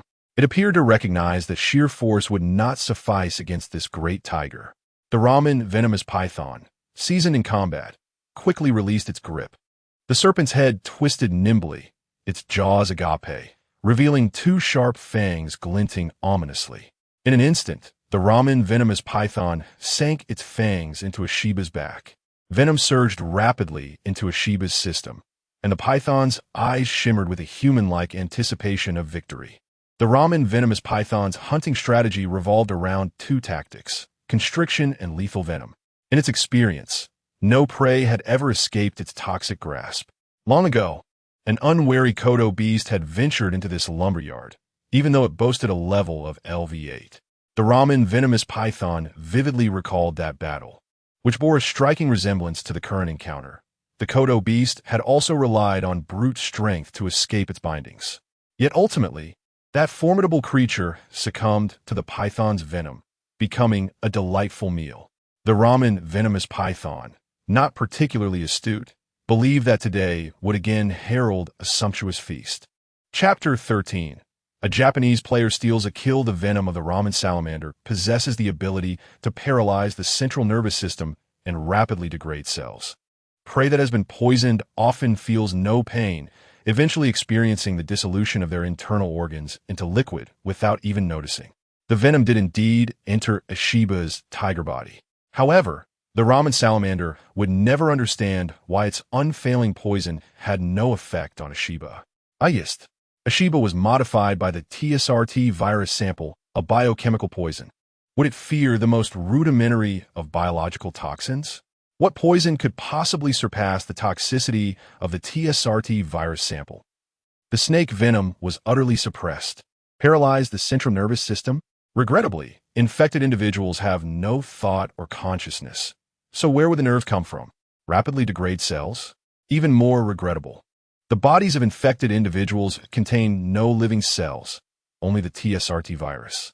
Imagine the scene. What would happen when snake venom entered the body of an infected individual? It would be like a group of poorly dressed youths seeking a brawl, only to find their opponents were UFC professional fighters, vastly outnumbering them. At this moment, the Ramen salamander's large head was still biting into the tiger's back, injecting venom into Ashiba's body. In the next second, Ashiba's tiger paw directly slapped down, heavily pinning the Ramen salamander's body to the ground. Under the immense force, the Ramen salamander released its bite, though its fangs tore off a piece of tiger flesh in the process. Oddly, the Ramen salamander devoured the chunk of tiger meat in one gulp. Even on the verge of death, it still indulged in eating. Ashiba's tiger paw restrained the python's body, like a depraved man holding down a delicate girl. Then, the tiger's mouth opened wide, biting down on the snake's body. Crack! The sound of shattering snake bones along with a large chunk of flesh, was torn away. Hiss, hiss, hiss. The ramen salamander writhed and struggled frantically on the ground. That single bite tore away a ring of flesh encircling its body.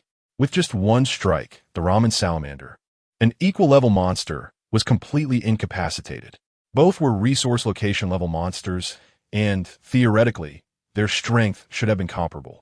However, Ishiba, modified by the TSRT virus sample, clearly possessed combat power that the ramen salamander could not rival. Well done, Ishiba. Soon we can have spicy sticks.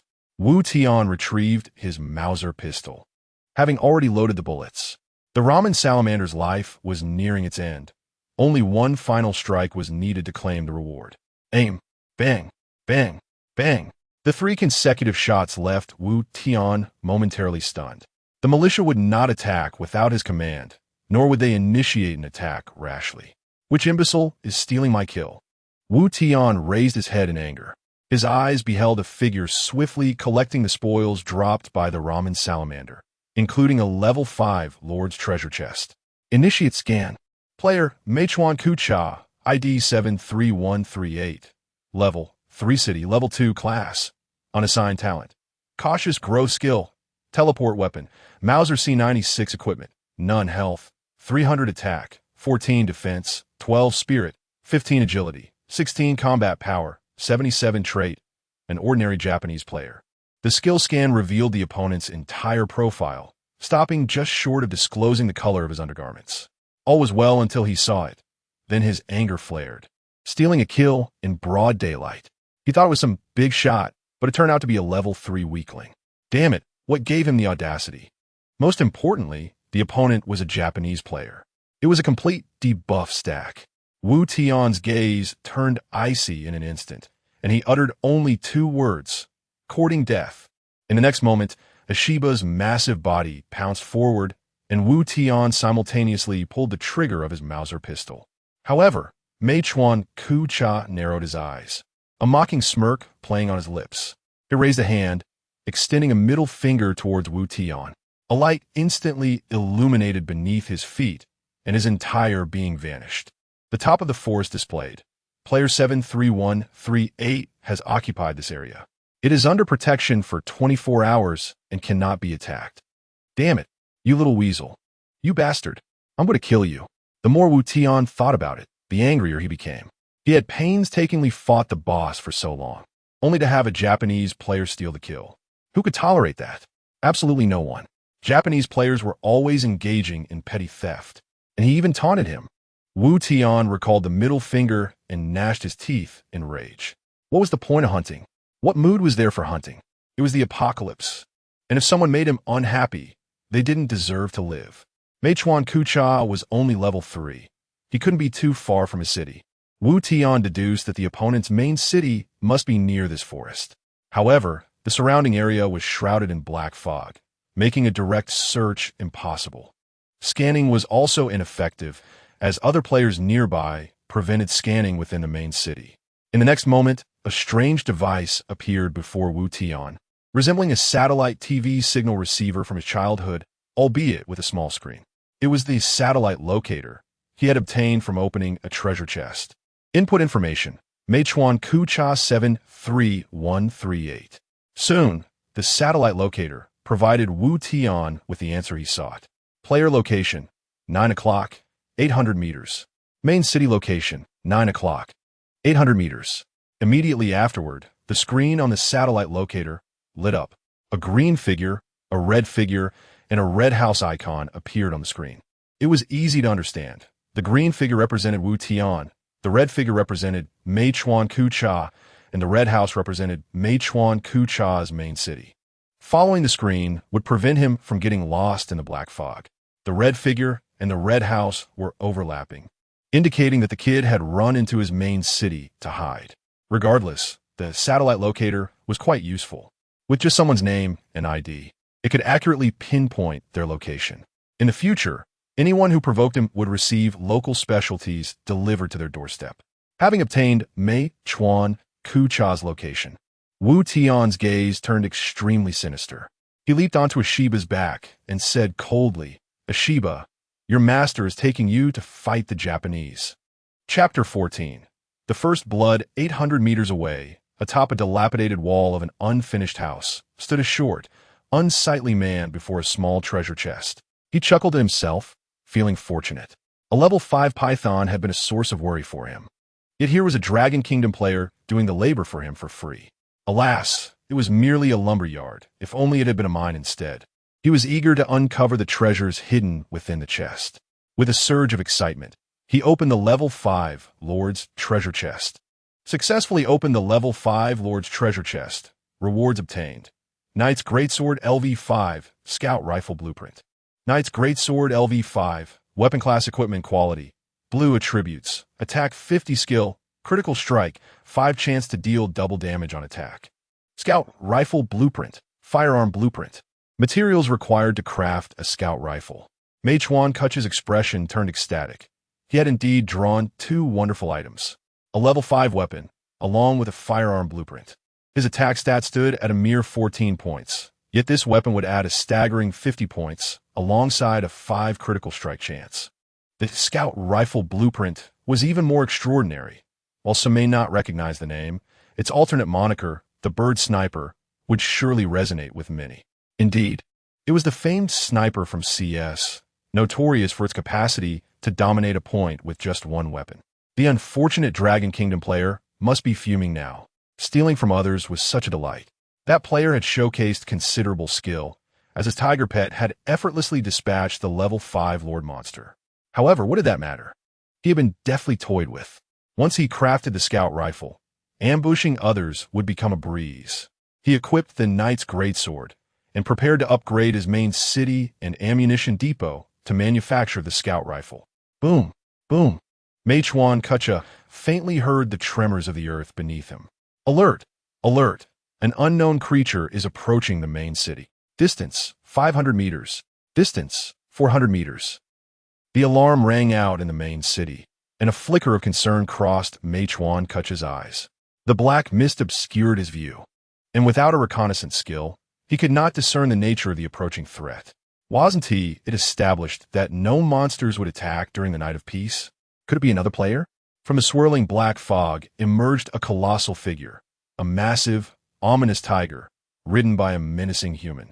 This scene, set against the oppressive, overcast sky and the dim night, exuded an overwhelming sense of dread. It was the Dragon Kingdom player atop the tiger. A crisp system message resonated within Wu Tian's mind. You have entered the vicinity of another player's territory. The main city protection mechanism has been triggered. Your combat power index decreased by 20. Wu Tian hesitated for a moment, surprised by the protection mechanism. Perhaps it was a system designed to prevent excessive slaughter among players. A 20 decrease? What did that matter? Wu Tian scoffed. He was resolutely determined to eliminate Mei Chuan Kuch, who had snatched a resource site and claimed a Lord Monster's reward, now nearly on par with his own strength. Now was the opportune moment. Before his opponent could process the materials and enhance his abilities, striking him down would be ideal. Once he regained his breath and developed further, coupled with the main city's protective mechanism, avenging himself would be far more challenging. Go for it, Asaba, Wu Tian commanded, and Asaba launched into action. Roar! The tiger's roar resonated, accompanied by a gust of wind as Asaba leapt gracefully, effortlessly landing atop the 2-meter-high city wall. The earthen wall trembled precariously, dirt and dust cascading down. The man and tiger appeared directly before Mei Chuan Kuch. Paralyzed in fear, Mei Chuan Kuch found himself crouching on the ground, pushing himself along the wall in a desperate attempt to escape the hulking beast. Terror coursed through him as he sought distance from the enormous creature. Asaba stalked him leisurely, akin to a cat toying with a mouse, each step causing the wall to shudder. The massive tiger's head loomed close, its hollow, gray eyes and the cold, deathly breath from its nostrils sent shivers down Mei Chuan Kuch's spine. No, it can't be. How could you know my main city's location? Wu Tian grinned, gazing at Mei Chuan Kuch as though he were a mere specter. Such a shame to squander such a remarkable talent. Your gift explicitly instructed you to develop discreetly, yet you chose to provoke me instead.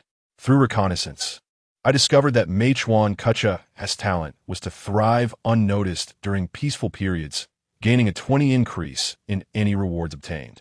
What an extraordinary ability. Combined with his teleportation skill, he could safely level up at night while reaping the benefits of a 20 reward increase. This included all rewards, be it experience or materials. Such a phenomenal gift could place him ahead of the competition in both level and resources. Yet, Mecha acted with reckless abandon, provoking Wu Tian, a player capable of confronting level 5 lore monsters. Did he truly underestimate his own strength? However, one could not entirely fault Mecha. The allure of the resource site's rewards was simply too tempting, and he held excessive confidence in his teleportation skill. In this shadowy realm, obscured by mist, the odds of being found after stealing ahead were minimal. Yet, he foolishly targeted Wu Tian. He would never have anticipated that Wu Tian had previously slain a lore monster and acquired the satellite locator, enabling him to track others. Go to hell, and extend my regards to your esteemed ancestors. Asaba raised its massive paw, twice the size of a human head, and brought it crashing down with thunderous force. Crack! Without warning, Mecha's head exploded like a watermelon, blood and brain matter splattering across Wu Tian's face. Wu Tian licked his lips, the metallic taste igniting a surge of dopamine in his brain, a peculiar ecstasy blossoming within him. Asaba, we're heroes of this battle. Suddenly, a system message unfurled across the world channel. Vivid crimson letters cascaded. Player ID 3356 Wu Tian successfully killed player ID 73138 Mecha, achieving the milestone. First Blood. This GR Chapter 15. The murderer, what on earth has transpired? Has someone been slain? It appears that a citizen from the Dragon Kingdom has taken the life of a citizen from the Sakura Kingdom. Is this a fateful confrontation? How intriguing. Notably, there are no players from the Dragon Kingdom celebrating, nor are there any from the Sakura Kingdom hurling insults. The reason is quite simple. The announcement of the First Blood has sounded an alarm for everyone. Here, taking a life comes without any repercussions. In reality, one might indulge in keyboard warrior antics, shielded by the law. However, in this terrifying realm of monstrous sieges, should you dare to provoke, others may come knocking at your door. At this moment, Wu Tian received a notification from the system. Astonishingly, it was a kill reward. You have slain player 73138, Meichuan Ku Cha. You will receive all resources belonging to this player. Rewards are as follows. Lumyard LV1, Knight's Greatsword LV5, Scout Rifle Blueprint. Greenskin Goblin Corpse LV1 x 199, Infected Corpse LV2 x 400, Ramen Poisonous Toad, Corpse LV5, Wood 375, Stone 84, Iron Ore 52, Crystal Core 1050. As you're the first player to achieve a kill, you have unlocked the achievement. First Blood. First Blood. To prevent players from becoming lost in the thrill of slaughter, those who achieve this accomplishment receive a 100 boost to their mental strength, including growth potential. Player 73138 has perished, and their main city has fallen into desolation, transforming into a neutral monster territory. The unexpected bounty left Wu Tian momentarily speechless. How remarkably humane. To kill and then loot. Such an abundance of resources is simply exhilarating. Suddenly, an insidious thought crept into Wu Tian's mind. With such generous rewards for killing, why exert effort in hunting monsters? Perhaps it would be wiser to treat humans as monsters to farm instead? However, as this notion took shape, it was as if a drop of water had suddenly fallen into his mind, clearing his thoughts entirely. No, taking lives would result in a full-screen announcement, displaying names and IDs. If he continued this spree, he would incite panic among others. In such a scenario, they might band together to besiege him, and that would lead to his demise. In this world, every individual's talent is extraordinary. In any other narrative, they would be akin to protagonists. His current power is insufficient to indulge in such wreck. Chapter 16. A self-fashioned school of thought. Wu Tian sensed a subtle ostracism directed towards him. An unwelcome development as he sought not to become a universal pariah. Not out of trepidation, but his current strength was insufficient to sustain widespread animosity. Wu Tian clarified, friends. Please don't misunderstand. I acquired this weapon from a wild monster. I eliminated the Sakura country player for attempting to steal my near-defeated prey, not out of any perverse inclination. Glancing at the message board, he noticed dozens of missives from unfamiliar individuals. Brother, impressive. You've done what many of us only dream of. Brother, next time you encounter those from the land of the rising sun, avenge me by dispatching another. Friend, fear not. I support you, though I dare not express it on the World Channel, lest I incur the wrath of those from the land of the rising sun. A smile graced Wu Tian's lips. It seemed the dragon country harbored a considerable number of impassioned patriots. Suddenly, a message arrived from a certain Jose. Brother, how much for the weapon? Inquiring or genuinely interested? Genuinely interested, of course. Name your price, and what form of exchange do you desire? Wu Tian proposed 400 infected corpses, plus 100 goblin corpses. Jose responded, Brother, your need for so many corpses suggests you're dabbling in the mercenary camp's horde-building strategy. Wu Tian paused, impressed by the man's insightful deduction of emergent gameplay styles. Seeing Wu Tian's silence, Jose continued, Brother, your price is reasonable. I agree to the exchange. Transaction successful. Consumed Knight's Heavy Sword LV5, acquired Green Goblin Corpse LV1x150, infected LV2x400. The two swiftly concluded the transaction. Unexpectedly, Jose included an additional 50 goblin corpses. Wu Tian remarked, Brother, why the surplus of 50 corpses? You are exceedingly generous. Jose explained, Brother, the horde-building strategy is not for me. Corpses are of little use, save for a few as sustenance. If you acquire valuable items after the next wave, feel free to seek me out for corpse exchanges. Wu Tian found the man intriguing and promptly added him as a friend. Moreover, the fact that he was also LV4 indicated considerable prowess. Wu Tian inquired, Brother, you seem insightful. Could you elaborate on your understanding of these gameplay styles? Despite not having undergone class advancement, Jose's comprehension of the game's mechanics allowed him to deduce various strategies, marking him as an elite player. Jose replied, My deductions stem from the available structures, the mercenary camp's horde-building strategy, the armory's reliance on firearms, the Mecha Depot's mechacentric approach. Perhaps there are other styles or unconventional tactics yet to be discovered. Wu Tian probed, So, which style do you intend to pursue? Firearms or Mecha? Josha countered, Neither. The three styles I mentioned are conventional, their potential capped by resources. The horde-building strategy demands a surfeit of monster corpses.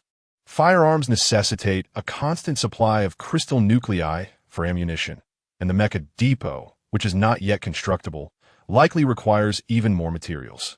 Wu Tian pressed, Then what style will you embrace? Intriguing. He had enumerated 3 styles, yet eschewed them all. This piqued Wu Tian's curiosity. Having already undergone class advancement, Wu Tian possessed a clearer understanding of the so-called styles than Jose. Nonetheless, he was eager to hear Jose's perspective. Josha proclaimed, I aspire to the invincible stream. Invincible stream? That's audacious, Wu Tian thought. Wu Tian inquired, What constitutes the invincible stream? Jose chuckled, merely a jest. A name I conceived for my personal style.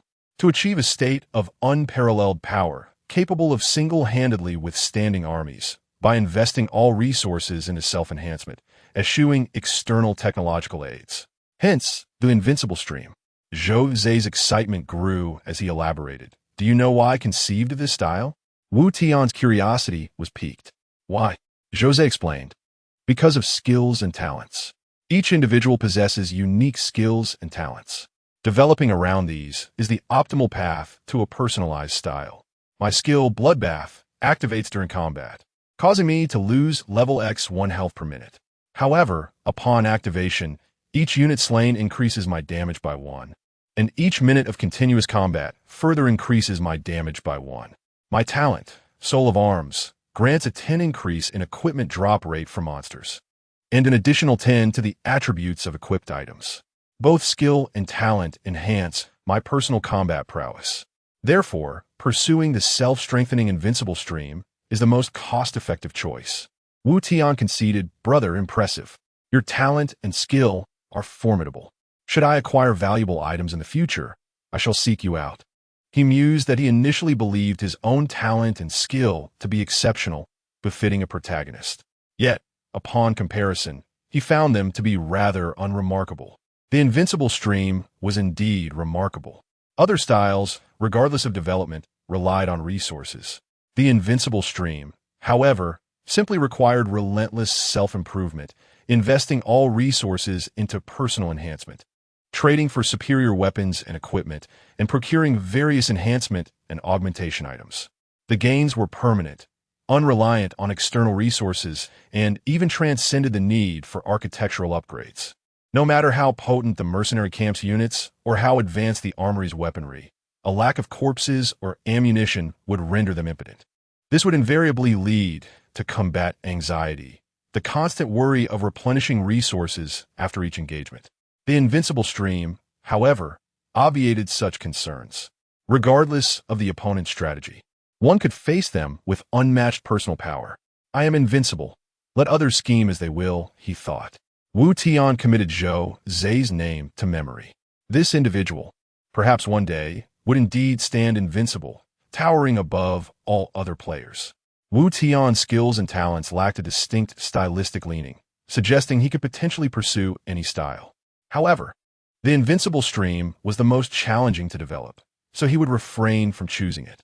Most importantly, his prior selection of the Mech Pilot class meant he was destined for the Mecha path.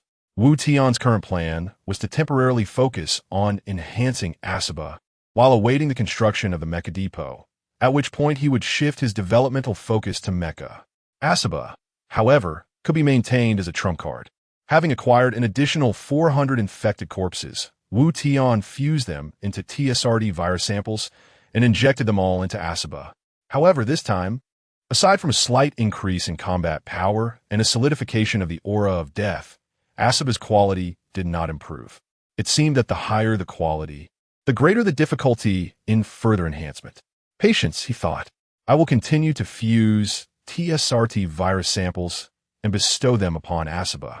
Wu Tian yearned to witness Asaba's quality reaching the pinnacle of black and the sheer power it would unleash. Chapter 17. The little girl with a gun. After achieving the milestone of first blood, Wu Tian experienced a significant enhancement in his exploration range. Now, with merely a closed eye, he could comprehend the events occurring within a 2-kilometer radius, including the presence of wild monsters. However, the exploration offered only a divine perspective of the map, lacking in clarity, providing merely an outline of the creatures. For precise data, a face-to-face encounter was necessary. What is this? It seems someone is engaged in battle. Wu Tian sensed a figure not far from him, fiercely contending against a horde of monsters. This location appeared to be the same goblin nest he had discovered during his initial exploration, a nest teeming with 500 goblins. The experience and resources from these wild monsters far exceeded those from siege monsters, and with the goblins so close to his main city, he could not allow them to be taken advantage of by others. Wu Tian even entertained thoughts of emulating Mei Chuan Kucha and claiming the other player's kills. Within the goblin nest resided a level 5 goblin chief, which might yield valuable loot. Without hesitation, Wu Tian mounted his steed, Asaba, and vanished into the night after a few leaps. As for the 2 militia members, their pace was far too slow to keep up. In mere moments, Wu Tian arrived before an unusual structure. This complex resembled a primitive tribe, with numerous rudimentary dwellings made of stones and twigs. Among the throng of figures, he spotted an abstract silhouette, a little girl with her hair styled in a bun, her small shoes and skirt splattered with blood, and a brown teddy bear backpack slung at her waist. Her innocent demeanor starkly contrasting with the apocalyptic backdrop. Before her lay a heap of green-skinned goblin corpses. In an exaggerated display, she wielded an M249 machine gun, nearly as large as her entire frame, and unleashed a torrent of fire. The M249, adorned in pink, sent bullets flying as if they were a silver serpent entering the feeding chamber. "Take that," she exclaimed as a hand dove into her teddy bear backpack, emerging with a grimy grenade. With a determined bite of her lip, she hurled the grenade into a cluster of goblins. The explosion reverberated, accompanied by their anguished cries. This scene was too surreal, leaving Wu Tian momentarily dumbfounded. The innocent smile on the little girl's face, juxtaposed with the chaotic slaughter, created a striking contract. Chapter 18. More cunning than a ghost, as Asaba devoured the living cell. Her gunshot wounds healed instantaneously, and all her attributes experienced a slight enhancement. To be frank, it seemed somewhat extravagant to feed living cells to Asaba, given that it did not contribute to satiety or health, rendering that aspect of its functionality rather moot. Yet, considering the abundance of living cells at Wu Tian's disposal, it was akin to consuming a health potion while simultaneously boosting combat prowess. Meanwhile, the M249, affectionately dubbed Big Pineapple, continued its relentless barrage. When a machine gun finally ceased, it was accompanied by the explosive sounds of grenades. The firepower was overwhelming. The goblins stood no chance. Just as the goblin chief, leading a cadre of elite foes, managed to rise after being toppled by Asaba, they were greeted by a hail of grenades and a torrent of bullets. Before long, the level 5 goblin chief was reduced to a sieve, and with its fall came the moment of reaping. Wu Tian initially contemplated claiming a few kills for himself, but ultimately relinquished the idea. The firepower was simply too fierce. The petite girl, Fan Yuming, was unleashing a chaotic spray of bullets from her machine gun. Wu Tian dared not enter the fray, fearing he might acquire a few unwanted holes in his body. Currently, his attributes were not nearly as robust as Asaba's, and he was uncertain how many bullets he could withstand. As the last goblin fell to the machine gun's relentless fire, Fan Yuming confidently shouldered the M249 while striking a heroic pose with one hand on her hip. The battle concluded. The battlefield was hers to claim. With 500 goblins of varying levels, Wu Tian estimated a bounty of over 10,000 experience points and an abundance of resources. Following her triumph over the goblins, Fan Yuming ascended to level 7, prompting Wu Tian to marvel at her formidable prowess. The goblin chief, unfortunately, did not yield a treasure chest. Perhaps only the lordly monsters possessed that privilege. However, it did drop a piece of level 5 equipment, which Wu Tian gazed upon with envy. Unable to partake in the spoils due to his lack of heavy firepower and the protection of a main city, he had intended to return when his strength had increased, only to be outdone by this small girl who had wiped out the entire horde. This diminutive girl must be quite gullible, he mused, contemplating whether he could coax something from her. After gathering all the loot, Fan Yuming lifted her chin slightly, securing the pink heavy machine gun in her bag. "Hey, I'm done here. You can come out now," she declared confidently. "How rude. Call me brother," Wu Tian remarked, emerging from behind the stone house only after she had put away the machine gun. "Big brother, what is your name?" she asked politely, and since she chose to call him brother, he accepted. Wu Tian. Upon hearing his name, a flicker of surprise crossed Fan Yuming's face. "You're the one who killed the Sakura ghosts? That is amazing. Ah, so you harbor a dislike for the Sakura ghosts? Quite patriotic for someone so young." Wu Tian responded, feeling a sense of fondness for this intriguing little girl. "Of course. My father said the Sakura ghosts have slain many of our kin, and we share a deep-seated grudge against them. He also taught me to never forget our national grievances, no matter how lowly one's status," she proclaimed, her youthful face momentarily shadowed by sorrow. "Your father seems to provide quite the education," Wu Tian chuckled. With a sigh, Fan Yuming continued, "For some unknown reason, I found myself in this monster-infested world, and I have lost contact with my father. I wish to grow stronger and find him." "You'll find your father," Wu Tian reassured her before swiftly changing the topic, wishing to avoid a tale akin to a tadpole searching for its mother. "After you've slain so many goblins, could you perhaps give the goblin corpses to Big Brother Wu Tian?" "Absolutely not. The corpses of these monsters are my spoils," Fan Yuming pouted. "How stingy. I just helped you, and your pet was even shot at by me. Can't that count as a favor?" Fan Yuming glanced at Asaba, a hint of surprise in her eyes. "Is this majestic cat your pet?" "So cool. Indeed, its name is Asaba, and it's quite hungry. Would you be so kind as to part with the corpses for its sake?" Upon hearing that the goblin corpses were intended as sustenance for Asaba, Fan Yuming hesitated but did not immediately acquiesce. May I pet its head? Certainly. I can even let you ride it. Really? Her eyes sparkled with excitement. Of course. Wu Tian extended his hand, guiding Fan Yumeng into his embrace as she settled securely atop Asaba, with Wu Tian positioned behind her. Asaba, are you hungry? Fan Yumeng gently stroked Asaba's head, cautiously inquiring. Roar. Asaba seized a goblin corpse and gulped it down. See? Asaba loves to eat. Can I have the corpses now? Wu Tian pressed, recognizing the potential to merge numerous, living cells from the goblin bodies. Sure, but you must trade with me. Trade again? Why not simply give the corpses to Asaba as food? You have no use for them. True, I have no immediate use, but they will prove valuable later. Every item here is essential, and I worked hard to defeat them. Considering how adorable Asaba is, you could offer me less in exchange. Goodness, this child is cunning, completely unyielding. It seems I cannot simply take advantage of her. What do you desire? Wu Tian inquired. Dealing with monsters consumes a lot of bullets, and I lack sufficient energy cores. You could exchange energy cores with me. 200 cores for the corpses. 200 energy cores for 500 goblin corpses? That's a bargain. Wu Tian had an abundance of energy cores, and, not being one to focus on firearms, found them of little use. Having recently acquired a blueprint for the scout rifle, he could only craft a few transitional weapons. Each day, monsters besieged the city, dropping ample energy cores, more than enough for his needs. Thus, Wu Tian readily agreed. Very well, I shall trade with you. Transaction successful. 200 energy cores expended. Acquired goblin corpses x 500.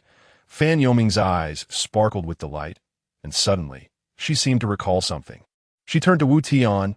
Big brother Wu Tian, may I ask you a question? Go ahead. Last time I defeated a lord monster. I obtained a job change book and a migration scroll. The migration scroll allows the main city to relocate, but the job change book contains 6 professions, and I'm unsure which is the most powerful. Ah, the innocence of youth. Though clever, her grasp of the game mechanics was lacking. Isn't it obvious? The talents and skills are rather distinct. One is a rapid fire specialist, and the other an ammunition expert, both related to firearms. Clearly, you should choose the gunsmith. Chapter 19. Deceiving rebellious children. The gunsmith, undoubtedly, is the optimal choice when wielding a machine gun. Your talents and skills are all geared toward enhancing firearms. Without a moment's hesitation, I shall become a gunsmith. Upon successfully transitioning to the role of gunsmith, Fan Yuming unlocked the professional skill, Firearm Mastery. Firearm Mastery, a specialized passive skill exclusive to gunsmiths, augmenting the damage of firearms by a percentage equivalent to their current level, currently enhancing damage by 6. Furthermore, she unlocked the crafting skill for the Uzi submachine gun blueprint. Of course, being merely an elementary school student, Fan Yuming could hardly comprehend the implications of level-based percentage damage. Nevertheless, she was elated to have acquired a new weapon crafting ability. Brother Wu Tian, I've unlocked the Uzi submachine gun blueprint. Is this gun powerful? Upon hearing the name Uzi, Wu Tian's eyes visibly brightened. The Uzi submachine gun, compact in design with a folding metal stock, measures merely 470 millimeters in length when folded, making it particularly well-suited for urban warfare or combat in confined spaces. Most notably, the Uzi boasts an exceptionally rapid firing rate, theoretically capable of discharging 500 rounds per minute. With a simple 20-round magazine, it could be emptied in a mere second. Even a 50-round extended magazine would be depleted in just a few seconds. The Uzi is indeed formidable. Could you craft a blueprint for me? Certainly, but you must provide the materials. By the way, which is superior, the Uzi or the M249 I just used? This cunning child certainly did not miss a chance to negotiate. However, when it comes to comparing the Uzi submachine gun to the M249, one could argue that each has its merits. The M249 is better suited for stationary fire suppression in open terrains, while the Uzi excels in mobile combat in confined spaces, necessitating a choice based on the situation at hand. I see. Thank you so much, Brother Wu Tian, for all your help. I will craft the blueprint right away. Fan Yuming, with her remarkable learning ability, produced a blueprint within seconds. Here is the blueprint. It requires 100 stone, 100 wood, and 100 iron ore. Disheartened, Wu Tian sighed. She expressed her gratitude, yet still demanded materials for the blueprint. Reluctantly, he exchanged 300 materials for the blueprint, feeling somewhat aggrieved. Thus, an idea struck Wu Tian. Fan Yuming, given your impressive skills, my pet, Axaba, is also quite powerful. Shall we join forces to tackle higher-level monsters? Absolutely, but we must share the spoils equally. Agreed. Wu Tian readily consented. She must expend ammunition when utilizing firearms, while I can allow Axaba to engage in battle without any resource depletion. Where shall we hunt for monsters? Fan Yuming inquired, her eyes wide with anticipation. Wait a moment. Let me scout ahead. Activating his scanning ability, Wu Tian began to survey for suitable targets within a 2-kilometer radius. He discovered numerous monster groups and resource sites, each distinctly different from the other. Resource sites typically contained a single boss-level creature, yielding less experience but offering treasure chests and resource rewards. In contrast, monster groups featured multiple creatures, providing greater experience and numerous monster corpses, making them ideal for leveling up. However, Wu Tian believed that resource materials were of paramount importance, as the demands for upgrading buildings were insatiable. Relatively speaking, he felt that leveling up was less critical. Each level merely granted an increase of 20 total attributes and 100 health points, which was hardly significant. Wu Tian's primary focus was to amass sufficient building materials to unlock the mech factory and craft mechs, lest his transition to mech engineer be rendered futile. Yet, Wu Tian was not inclined to engage in a level 1 resource site. He could easily handle it alone, and having 2 people would be an inefficient use of resources. He resolved to explore a level 2 resource site instead. Thus, he selected the nearest resource site, a quarry situated 2 kilometers away, guarded by a level 10 mudstone beast. There it is. Our target is a level 10 boss monster, the mudstone beast. A level 10 boss? Will we be able to defeat it? I'm only level 7. Fan Yuming expressed her concern. What is there to fear? I'm only level 4 and unafraid. If we strategize wisely, we can certainly prevail. Wu Tian encouraged her. All right then, how shall we approach this? I'll ride Axaba at the front to draw its attention, while you provide fire support with your M249 from the rear. Excellent strategy, but how will we divide the rewards upon defeating the monster? Wu Tian was momentarily at a loss. This clever child was already fixated on the spoils before the battle even began. An idea sparked in his mind. I'll take the monster S-kill rewards, and the resource site shall belong to you. Fan Yuming considered this, her eyes narrowing. She sensed something awry, but couldn't articulate where the injustice lay, thus instinctively countered. No way. I want the monster rewards. I don't need the resource site. I already own 3. Wu Tian gasped in astonishment. Is the power of firearms truly this overwhelming in the early stages? To think, I've tirelessly secured only 2 resource sites, one of which was nearly snatched away by a rival. Yet this child has single-handedly conquered 3 resource sites. Where's the fairness in that? Nevertheless, Wu Tian's scheme had succeeded. His primary aim was the resource site, and he knew that if he asked for it outright, she would resist. Thus, he had opted for a reverse psychology approach, feigning interest in the monster rewards.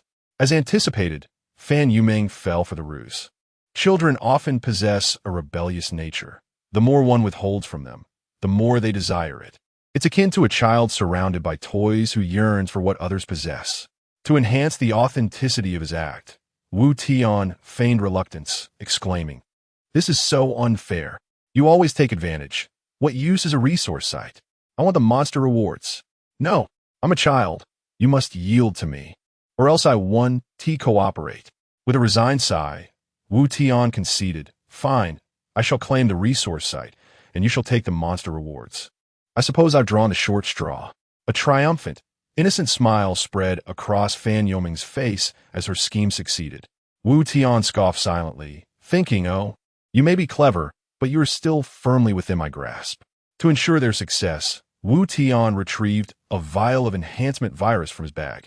Enhancement virus, a toxin infused with a certain quantity of STRT virus, capable of enchanting weapons and firearms. enabling them to inflict additional damage equivalent to double their level in poison attributes for a duration of 1 minute. The rapid firing rate of the M249 light machine gun, combined with the poison attribute enhancement effective for 1 minute, could maximize its damage potential. Furthermore, Fan Yuming's rapid-fire capability would synergize perfectly with the enhancement virus. Chapter 20. Too fast to bear. Of course, the enhanced virus pairs exceptionally well with the Uzi's firing rate of 20 rounds per second. However, despite having the blueprints, weapon manufacturing still needs to take place in the main city's ammunition depot. Thus, for now, Fan Yuming can only rely on the M249. Here, brother, I have something good for you. Use it during the battle later. As she gazed at the green pills in her hand, Fan Yuming felt a twinge of caution. What is this? Hey, little one, I can see you have many questions. I assure you it's a good thing. If it weren't for the high level of the monsters, I would be reluctant to give it to you. Indeed, without failure, the enhanced virus requires 2 fusions, which translates to a minimum consumption of 4 level 2 infected corpses. Do I eat it directly? I want to eat anything. My father said not to accept food from strangers. No, Wu Tian replied, exasperated. I'm not asking you to eat it. It's an item. You just need to use it like any other item. Oh, well then. Upon hearing that she didn't have to consume it, Fan Yuming cautiously accepted the enhanced virus. One must admit, the child's vigilance was quite impressive. All right, hold tight. Whoosh. A gust of wind howled past as Asaba leapt into action, transforming into a flash of lightning that vanished into the black mist. Wu Tian sat behind, with Fan Yuming positioned in front of him. Due to the inertia from their rapid dash, both bodies leaned forward. Wu Tian's body pressed closely against Fan Yuming's slender back. Her small frame nestled within his embrace. Instinctively, Wu Tian wrapped his arms protectively around her, fearing that Asaba's speed might inadvertently toss her aside. The sudden burst of high-speed movement frightened Fan Yuming considerably. Wu Tian could feel her body stiffening, her petite form rigid with tension. Fan Yuming let out a childish scream, her mouth agape as the wind rushed in, causing her to cough incessantly. Woo, brother Wu Tian, you're going too fast. Please slow down. I can't take it anymore. Just hang on a bit longer, Yuming. I'm almost there. Wu Tian assured her. Not yet, at his maximum speed. Once you get used to it, it won't feel so uncomfortable. Suddenly, Wu Tian sensed something was amiss. Was the manner of their dialogue becoming inappropriate? Yet, they were merely discussing Asaba's excessive speed. Damn it, Wu Tian, what are you thinking? She's just a little girl. He swore to himself that he had no impure thoughts. It was merely the conversation that caught him off guard. After a few moments, Fan Yuming gradually acclimated to Asaba's velocity. She spread her delicate arms wide, attempting to embrace the wind and freedom. Whoosh. Brother Wu Tian, I feel great now. It's so exhilarating. I'm going to soar into the sky. What on earth were these audacious words? If she weren't just a 10-year-old girl, Wu Tian might have suspected she was intentionally being suggestive. Fearing the conversation might veer further off course, he chose to remain silent. On the desolate ground, a terrifying zombie tiger galloped swiftly, bearing a young man and a little girl on its back. Asaba's powerful body charged over the parched earth, sending plumes of dust into the air, causing lower-level wild monsters to scatter in panic. 2 monster sieges had already eliminated billions of players. The remaining survivors had mostly adapted to this monster-infested world. Wu Tian occasionally spotted solitary players battling wild creatures, along with the occasional body of a fallen human. Each time Asaba passed by a player engaged in combat, it would terrify them to the core. It was unavoidable. Asaba exuded an overwhelming presence. Just imagine, in an unguarded moment, a 3-meter-tall zombie tiger with vacant eyes, matted fur, and a body smeared with blood, charging towards you. If you weren't scared, you would be exceptionally composed. On the route to the level 2 quarry, they passed several towns, some inhabited by players, others claimed by wild monsters. However, Wu Tian had little interest in the wild monsters occupying abandoned towns. These low-level creatures matched the main city's level. When a level 2 player from the main city died, their territory would be overrun by a variable number of level 2 wild monsters within an hour. Under Asaba's swift pace, They soon approached their destination. Suddenly, Wu Tian keenly sensed a dangerous aura rapidly approaching from the black mist ahead.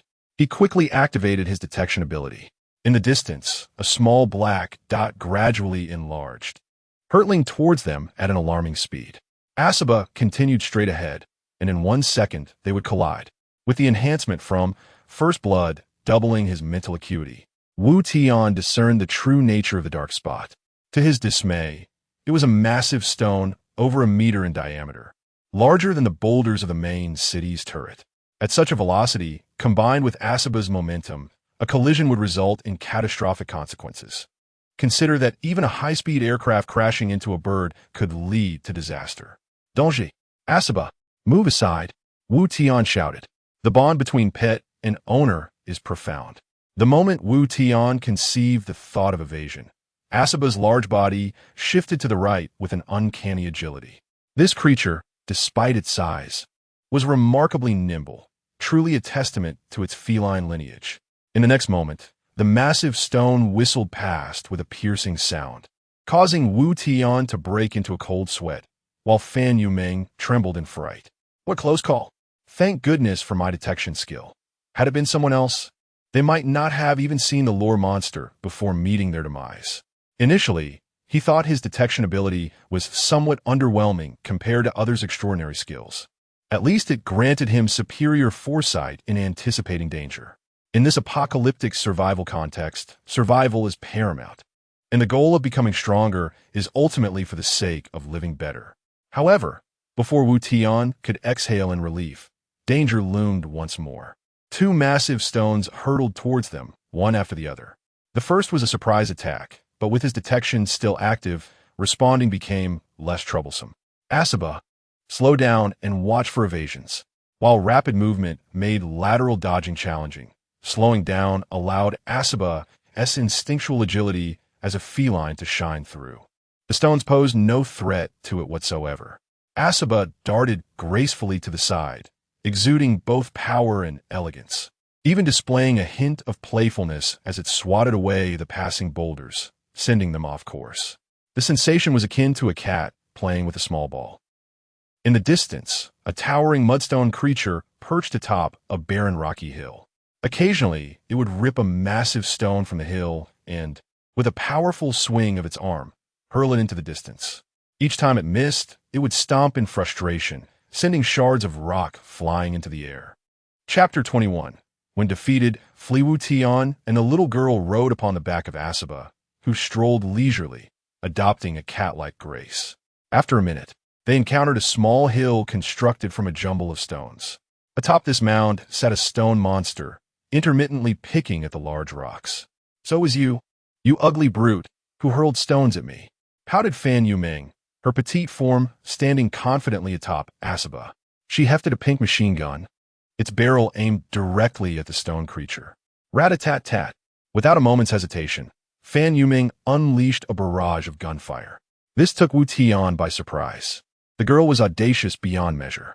They hadn't even assessed the stone giant's capabilities yet, and here she was, firing indiscriminately.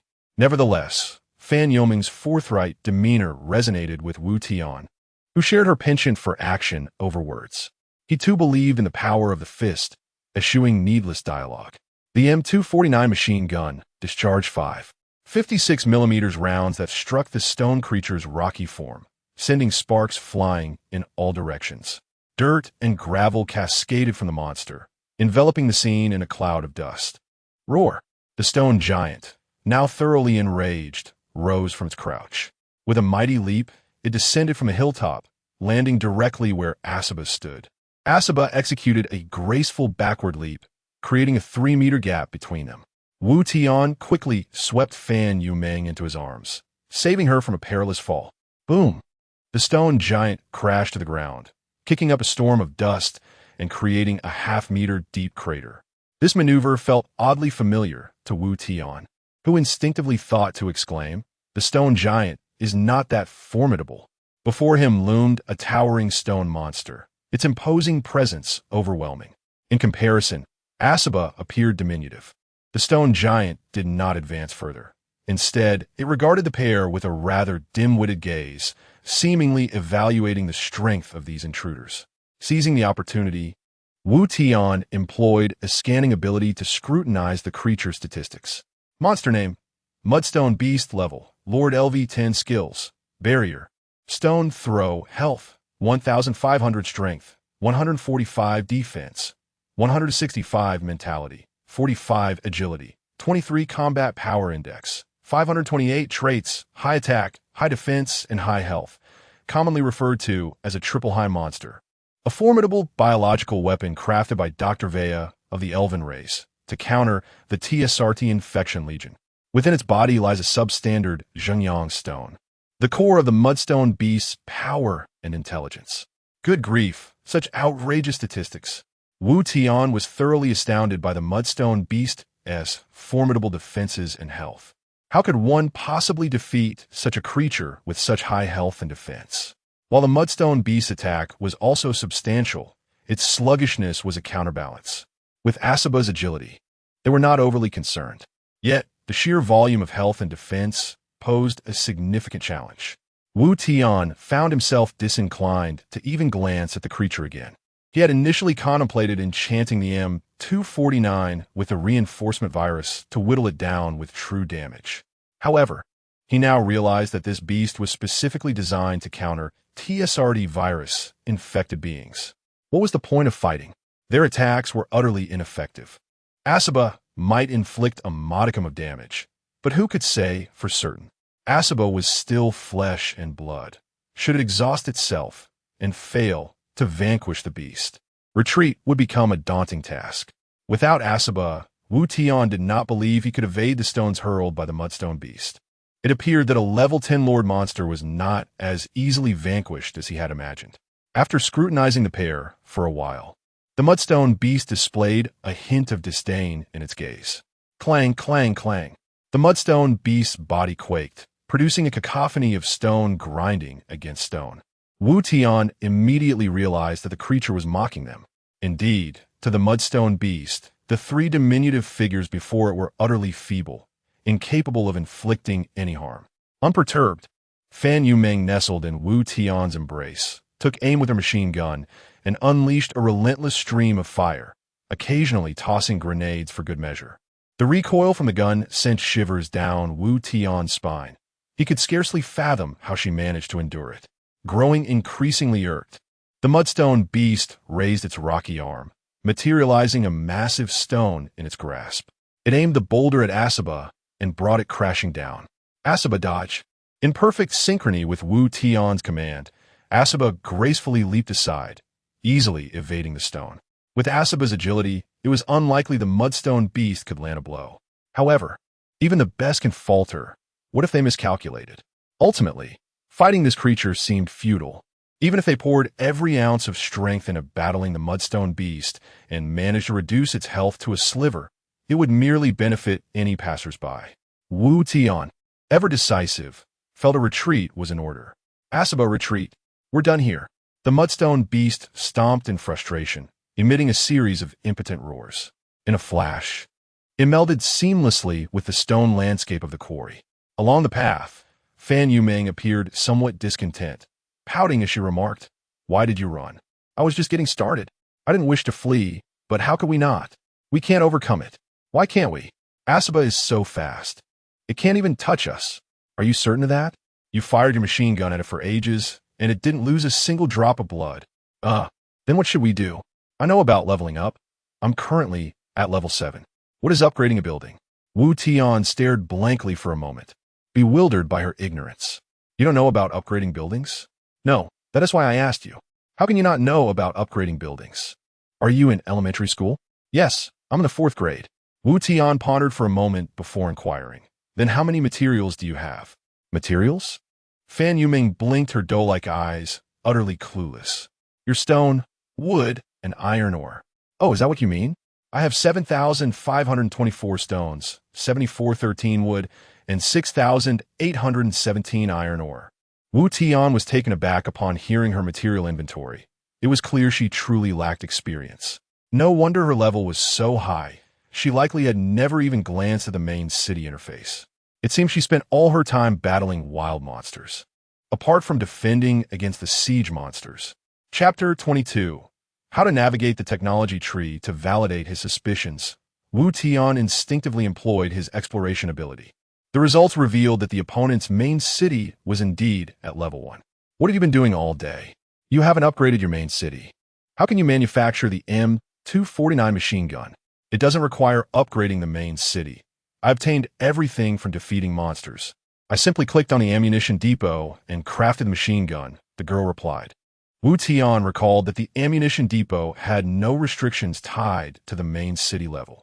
Even a level 1 main city could produce firearms. How amusing. I thought this kid was a formidable player, but it turns out she's just a lucky amateur. She focused on enhancing her talents and skills with firearms. And with a stroke of fortune, she acquired the blueprints for the M249 machine gun and grenades while hunting, wielding the machine gun to slay monsters all day. No wonder she has leveled up so quickly. While I am at level 4, she has reached level 7 without engaging in anything other than grinding experience. Wu Tian had spent considerable time integrating items, upgrading structures, trading materials, and exploring various strategies. However, these endeavors were essential for progression. One couldn't play like an elderly person in a game, merely following bright spots without understanding skill effects. But I don't know how to play, Fan Yumeng said innocently.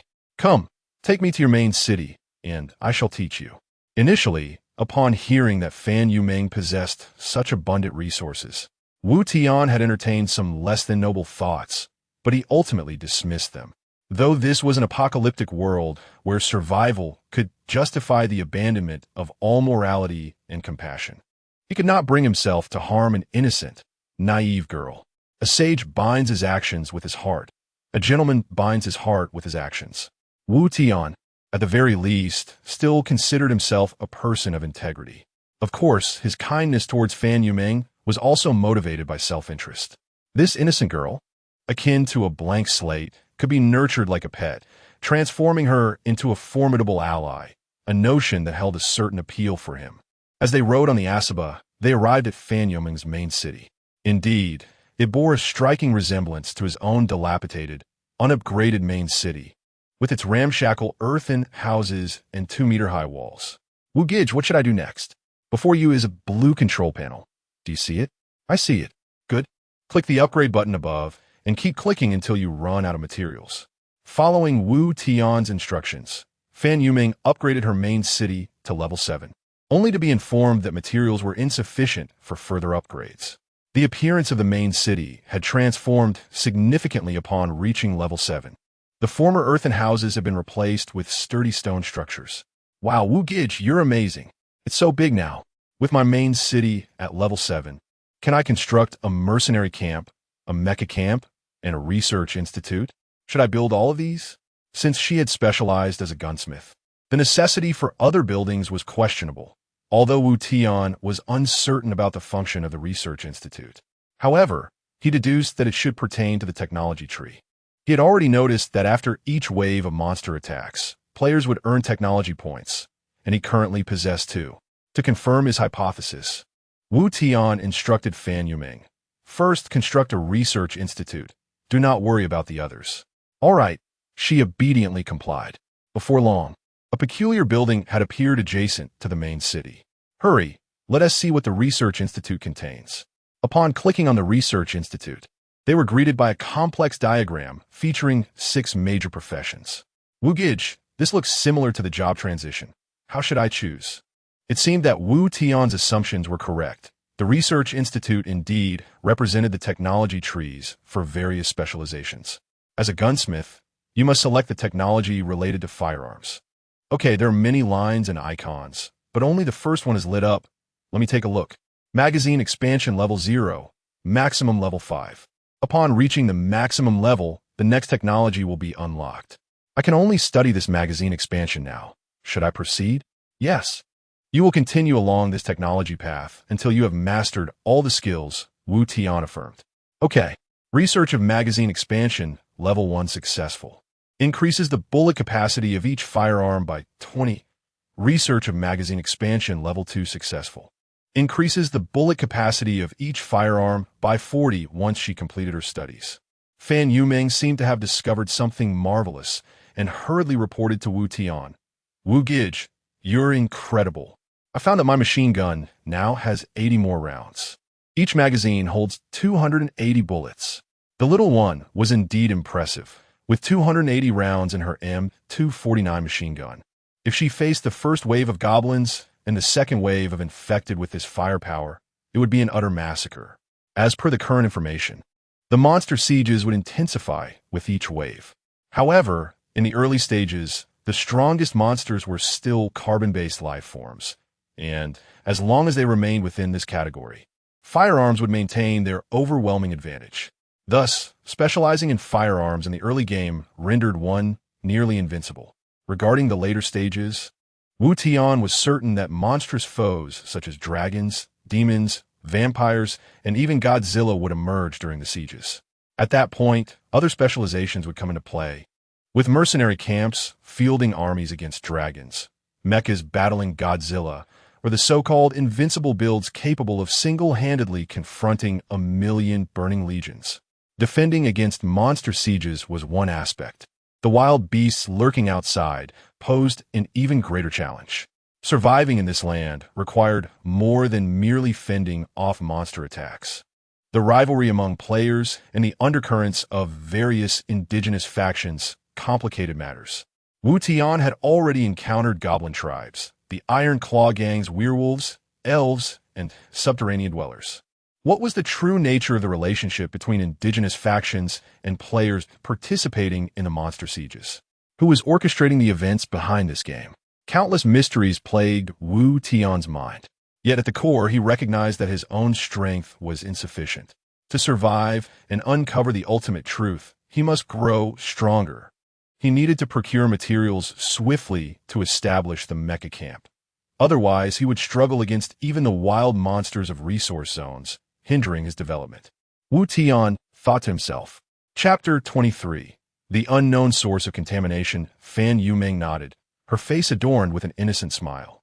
"All right, brother Wu Tian. Come to find me tomorrow with Asaba for some fun." "Sure, let's hit each other as friends. If you have any questions, don't hesitate to ask me." The two exchanged friend requests, and Wu Tian leaped onto Asaba's back, descending from the city and vanishing into the boundless black mist. The fact that he could encounter Fan Yuming outside indicated that their cities were not too far apart. After using the probe, he recorded Fan Yuming's main city coordinates, discovering it was a mere 4 kilometers away. Wu Tian decided to test Asaba's speed, and to his astonishment, they covered the distance in merely 30 seconds. Remarkably, this translated to a speed of 120 kilometers per hour, far surpassing any luxury car, with zero fuel consumption for 100 kilometers. Upon returning to the main city, it was already past midnight, marking the dawn of a new day. The main city, albeit somewhat dilapidated, was furnished with an assortment of furniture. The bed was neatly made, and Wu Tian flopped onto it with a thud. After a day of life-and-death battles, both his body and mind were under immense strain. Suddenly relaxing, fatigue washed over him. Wu Tian fought to stave off sleep, first gathering his crops. The timber yard and mine were already at full capacity. The level 1 resource sites had a maximum storage limit of 100 units. If he didn't collect now, he would waste the resources overnight. With a successful harvest, he added 100 units of iron, ore, and wood to his inventory. Tomorrow, he would gather another batch of resources, and coupled with the third wave of monster attacks at 8 in the morning, he hoped to upgrade the main city to level 5. In real life, Wu Tian had a habit of watching short videos before bed. Here, without such entertainment, he opted to peruse the chat channel. The messages in the chat scrolled frantically, as if everyone was engrossed in a shared topic. Did these people not feel tired after a day of monster slaying? As he scrutinized the chat, the situation became clear. Everyone was discussing health points. "Brothers, does anyone know how to restore health? Mine is down to 50. Damn it, goblin corpses are inedible. While they can restore satiety, they also decrease health." Indeed, the system had notified him that the goblin corpses bore contaminants. Fortunately, he had refrained from consuming them, resulting in only a 10-point drop in health. If I don't eat the goblins, I'll starve. If I do, I'll fall ill. This is unbearable. Calm down, everyone. There must be items to restore health. Who's selling health-restoring items? I'll buy a high price. Step aside, step aside. Front row selling herbal essence, which restores 10 health points. Private message me. The highest bidder wins. Whoa, how does this guy have a profession listed as an alchemist? Can alchemists create health-restoring items? Can someone tell me how to change jobs? Haha, I got lucky and found a job change book. In fantasy novels, alchemists are typically powerful, so I switched to that. Oh, it feels fantastic. At that moment, Wu Tian noticed an unread system message and quickly opened it. A new day has ended. Due to an unknown energy contamination from the abandoned divine continent, your health has decreased by 10 points, now at 9100, with a 5 reduction in strength. Upon reading this message, Wu Tian experienced a moment of clarity. The mysteries of the day unraveled before him. No wonder he had been perplexed by the fact that 2 goblin corpses could only be fused into 1 unit of meat. It was now evident. The corpses of indigenous creatures on this so-called abandoned divine continent were inedible due to contamination. Hence, the meat that could restore satiety was exceedingly precious. This also explained why 2 corpses could only yield 1 portion of meat. The difficulty in acquiring satiety-restoring food was paralleled by the challenge in obtaining health-restoring potions. This gave rise to the 2 professions, alchemist and cook, corresponding to the health and satiety systems. Wu Tian's fusion ability could create an item that restored both health and satiety, the living cell. Did this not imply that his talent encompassed the benefits of 2 distinct professions? Seeing the anxious expressions of others on the World Channel, Wu Tian realized the immense value of the living cell. With just 1 portion consumed in a day, both health and satiety would be fully replenished, along with an enhancement to attributes. This item was truly extraordinary. He had underestimated the worth of the living cell. After all, the TSRT virus sample, which had been obtained through 4 fusions using infected corpses, could create a powerful pet like Asaba. How could a similarly graded living cell be any less valuable? Since indigenous creatures were inedible, it implied that all players would face food scarcity. Suddenly, Wu Tian sensed a business opportunity.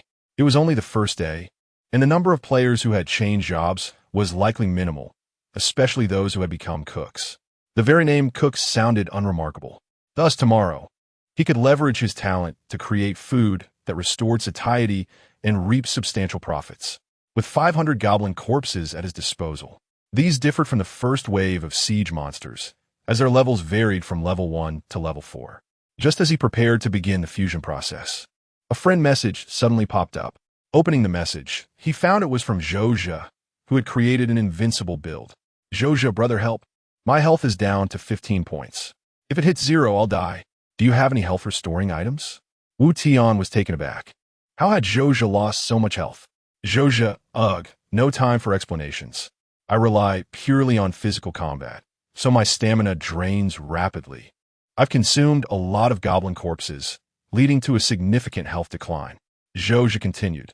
Man, goblin corpses are inedible, and I'm at my wit's end trying to restore my health. Tomorrow, I need to find food that can restore satiety. As he looked at Zhozha's avatar, a bold idea sparked in Wu Tian's mind. Zhozha's strength was undeniable. Yes, he could use this to his advantage. The level 2 resource quarry should be available now. Chapter 24. Darker than Judas, nothing warms the heart more than timely assistance in times of need. Are you not in dire need of restoring your health? On the brink of death? I happen to possess just the thing. Thus, Wu Tian composed a message and sent it forth. Brother, you have come to the right person. What do you think of the living cell? The chat interface remained still for a few seconds. Wu Tian surmised that the other party was perusing the information regarding the living cell. Moments later, Jose responded with a barrage of exclamation marks. Was it truly that astonishing? Wu Tian feigned ignorance. What is the matter, brother? Is this item insufficient for your needs? Jose replied, No, this item is extraordinary. It restores all health and satiety, plus it adds health, attributes, and temporary combat strength. I fear I cannot afford such a treasure. Jose had also seen someone selling herbal essence in the global chat and privately messaged them, offering 500 materials. Everyone was in urgent need of health restoration, and the seller could easily raise the price. Having just upgraded some buildings, 500 materials constituted his entire fortune, yet the seller didn't even glance at his offer. That was merely a basic item restoring 10 points of health, a mere trifle compared to Wu Tian's living cell. Yet if he could not afford herbal essence, how could he possibly acquire the exquisite living cell? Wu Tian was well aware of the value of the living cell in his possession. To Jose, it was akin to 1,000-year-old ginseng, capable of prolonging the life of the gravely ill.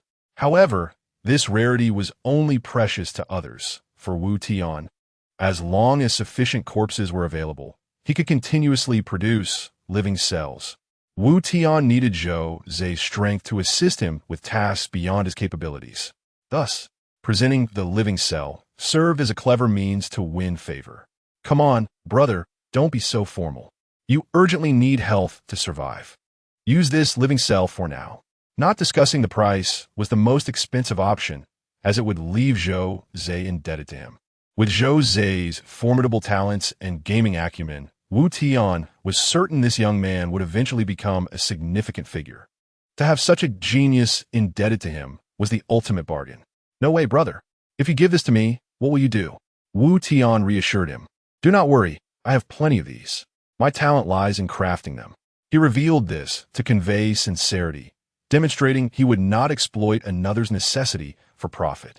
Moreover, he subtly informed Jose that while this item was invaluable to him, it was abundant in Wu Tian's possession, indicating that if Jose wished to acquire it regularly, he should be mindful of his approach. Jose was once again astonished. Your talent allows you to create this? That's incredible. Wu Tian humbly replied, Oh, it's nothing. This talent lacks any combat prowess. I find it rather underwhelming. I can barely defeat a resource area's wild monsters. Jose countered, Come on, brother. In any game, the best talents are economic in nature. Without a solid economic foundation, even the strongest combat talents cannot thrive. Wu Tian conceded, Well, in that case, I suppose I am somewhat fortunate. Take this living cell. You enlightened me with your understanding of the class last time, and I am grateful. Jose agreed, All right, I shall not be coy. Without the living cell, I might not survive today. I shall remember this kindness. Should you need to raid a resource area in the future, just let me know. Mission accomplished. That was the response Wu Tian had awaited. He wasted no time, gifting Jose the invaluable living cell without charge. Is it truly free? The free is often the most costly. After a brief exchange, Wu Tian ended the conversation, citing fatigue. He then turned his attention to the next task, crafting meat to restore satiety. Consume Goblin Corpse LV2x2, obtain meat x2. Consume Goblin Corpse LV3x2, obtain meat x3. Consume Goblin Corpse LV1x2, obtain meat x1. Fusion failed, lost Goblin Corpse LV2x2. By fusing high-level Goblin Corpses, he could obtain more meat. Soon, from 500 Goblin Corpses, he transformed them into 816 portions of meat. Keeping half for himself, he continued fusing the remaining 400 portions. Consume meat x2, obtain exquisite meat x1. Consume meat x2, obtain exquisite meat x1. Fusion failed, lost meat x1. Consume exquisite meat x2, obtain compressed protein block x2. Consume exquisite meat x2, obtain compressed protein block x2. Excellent. Wu Tian gazed at the abundance of food with immense satisfaction. After tallying the quantities, he noted, meat, x412, exquisite meat, x85, compressed protein block x37. He did not intend to trade each item individually. Instead, he would list them directly in the trading channel. Selling them one by one would be a waste of time, and haggling with eccentric players was quite bothersome. Thus, he opened the trading channel, noting that no medicinal items were for sale. It was evident that everyone had consumed goblin meat, their satiety at full, while their health had plummeted, prompting a rush to purchase health restoration items. Currently, anything capable of restoring health was in high demand, yet scarce. Wu Tian envied the player who had chosen to become an alchemist. They must be making a fortune. However, he remained unperturbed. It was night, and with the impending third wave of monster sieges, stamina and satiety would soon dwindle. making his food highly sought after. As he browsed the Food CA Chapter 25, a windfall: the exquisite meat chunks have been successfully listed. Listed meat chunks X85. Trading conditions: 400 units of building materials or any monster corpses X400. The exquisite meat chunks possess an effect 5 times that of regular meat chunks, capable of restoring 50 points of hunger, priced at 4 times that of regular meat chunks, which is quite reasonable. Finally, there are the compressed protein blocks, which restore full hunger. Listed compressed protein blocks X37. Trading conditions: 700 units of building materials or any monster corpses X700. With all food items now available, Wu Tian contentedly closed his eyes. After a long day of toil, it was time to rest and sleep well, preparing for the unknown dangers that tomorrow might bring. The following morning at 7 o'clock, Wu Tian arose early. The first task at hand was to collect resources. A level 1 mine and forest yielded an additional 200 building materials. Suddenly, he noticed a flurry of unread system messages in the notification bar, prompting him to check immediately. Soul Meat Chunks X3, received wood X300. Soul Meat Chunks X2, received Goblin Corpses LV2X200. Soul Meat Chunks X1, received Stone X50, Wood X50. Soul Meat Chunks X1, received Goblin Corpses LV1X100. Sold Exquisite Meat Chunks X1, received Wood X200, Stone X100, Iron or X100. The sheer volume of transaction information left Wu Tian momentarily dazed. Upon inspecting his storage, he found over 8,000 units of building materials and more than 12,000 monster corpses. What a fortune! All meat chunks had sold out, and more than half of the exquisite meat chunks were gone. However, the compressed protein blocks had not sold even a single unit. It seemed that most individuals would replenish their hunger before it dropped too low, making the all-restoring compressed protein blocks less appealing due to the overflow of hunger restoration and thus not cost-effective. It appeared these compressed protein blocks would remain unsold, destined instead to be fused into living cells. With sufficient materials at hand, Wu Tian promptly upgraded the main city. Consumption: wood X400, iron or X400, stone X400. Upgrade main city to LV5, total population 350, main city durability 500 upgrade materials. Wood X800, iron or X800, stone X800. Consumption: wood X800, iron or X800, stone X800. Upgrade main city to LV6, total population 360, main city durability 600 upgrade materials. Wood X1600, iron or X1600, stone X1600.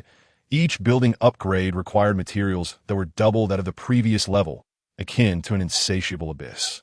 Fortunately, Wu Tian possessed an energy converter, alleviating concerns over uneven material distribution.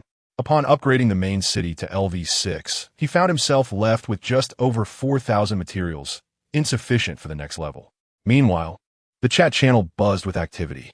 As anticipated, many players awoke famished and were fretting over food supplies. Brothers, does anyone have meat chunks for sale? I hesitated for just a second, and they were all snatched up. Damn it, my hunger and health are less than half now. This game is too difficult. The system has wronged me. I should have hunted wild monsters on the first day. If luck had smiled upon me with a job transfer scroll, it would have been a breeze. Now my hunger and health are critically low, and my damage has plummeted to less than half. Brothers, a few meat chunks have just been listed. Hurry and grab them. Time is of the essence. Wow, that is outrageous.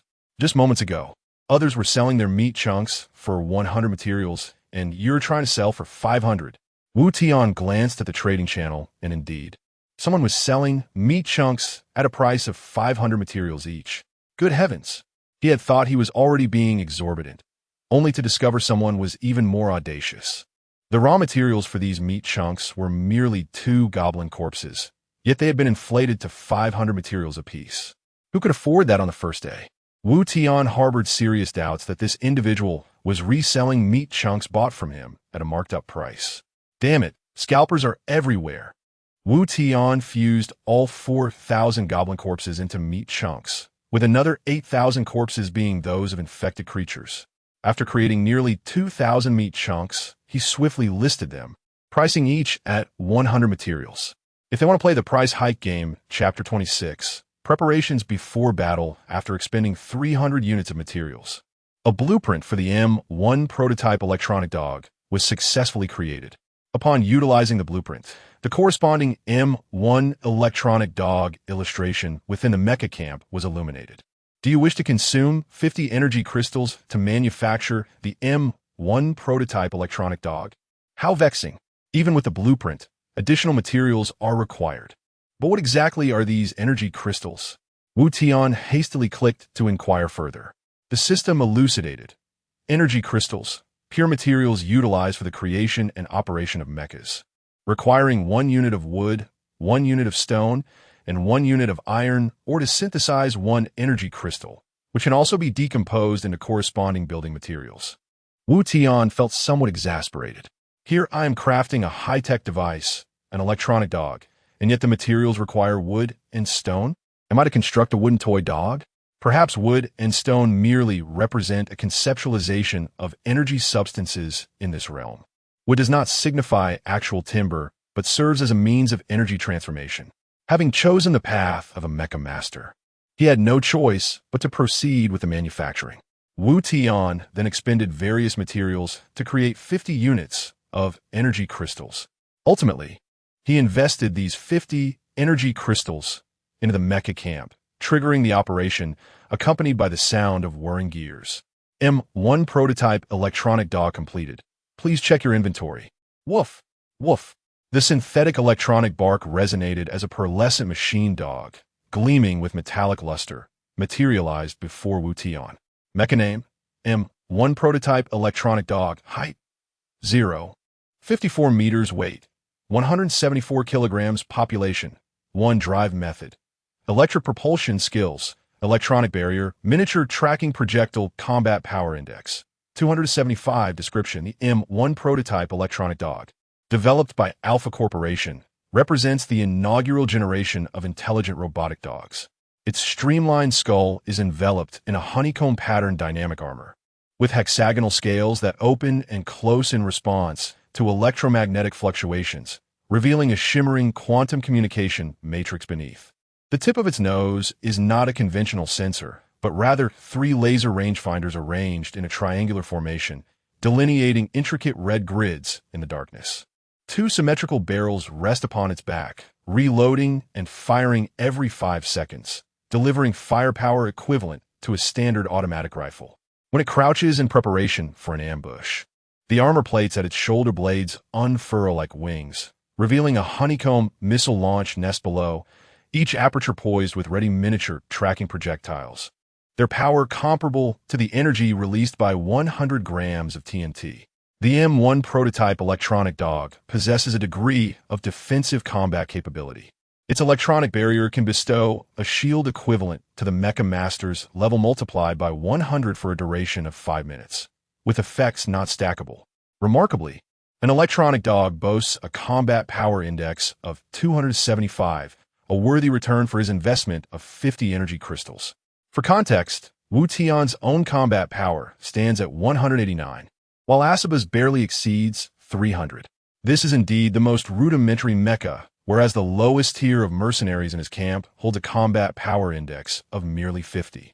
It appears that the decision to transition into a mecha master was judicious. Wu Tian glanced at the time. It was already 7:40. This desolate place, known as the Forsaken Land, perpetually resembles a twilight scene, with a low-hanging sky that induces an oppressive atmosphere, devoid of distinction between day and night. With only 20 minutes remaining until the third wave of monsters besieged the city, it was time to prepare for defense. Wu Tian completed the construction of the Research Institute, which indeed served as the hub for advancing the technology tree. There were 6 primary enhancement branches corresponding to mechas, firearms, mercenaries, pets, self, and support. Each primary branch was further divided into numerous sub-branches, leaving Wu Tian feeling somewhat overwhelmed. As a mecha master, he naturally opted for the mecha specialization. Currently, he possessed 2 technology points, and the first technology within the mecha master specialization was artificial intelligence. Artificial intelligence. Each level enhances the mecha's intelligence by 20. Upon reaching 100 artificial intelligence, the mecha will operate with complete autonomy, selecting optimal responses to any unforeseen circumstances during combat. The maximum level is LV5, and upon reaching maximum capacity, the next technology will be unlocked. Wu Tian allocated both of his technology points to research artificial intelligence. Shortly thereafter, a notification from the system appeared. Intelligent chip is being implanted into the mecha, chip integration level 20. Having completed the technological advancements, the next step was to manufacture firearms. Presently, he possessed 2 blueprints, Scout Rifle Blueprint and Uzi Submachine Gun Blueprint. Manufacturing the Uzi required 50 crystal cores, and Wu Tian produced 2 in one go, expending 200 crystal cores to create 2,000 rounds of 9mm ammunition. Each of the 2 mercenaries was equipped with 1 Uzi and 1,000 rounds of ammunition for firepower suppression. The production of the Scout Rifle was relatively more expensive, requiring 100 crystal cores, so he crafted only 1, along with 200 rounds of sniper ammunition for his own use. Compared to submachine guns, Wu Tian preferred the sniper rifle for its cold, lethal precision, achieving headshots with every shot. Suddenly, he recalled a few biochemical magic pills he had retained, formed from the fusion of infected corpses, which seemed to require a nebulizer device. Wu Tian successfully located the nebulizer device within the turret section of the city walls.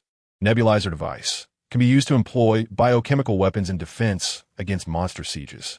Once again, it required 50 units of various materials, and he constructed the nebulizer device successfully, as he currently had an abundance of materials and was eager to experiment with various peculiar items. Every enhancement, no matter how small, would incrementally improve his chances of survival in the Forsaken Land. Of course, resources must also be utilized judiciously. For instance, with surplus resources at hand, it would be imprudent to expend them entirely on crafting electronic dogs and recruiting a host of mercenaries, each wielding an Uzi. While such an approach would yield immediate gratification and dominance in the early stages, as the difficulty of monster sieges escalated, relying solely on these subpar forces to confront dragons or other mythical creatures would be folly.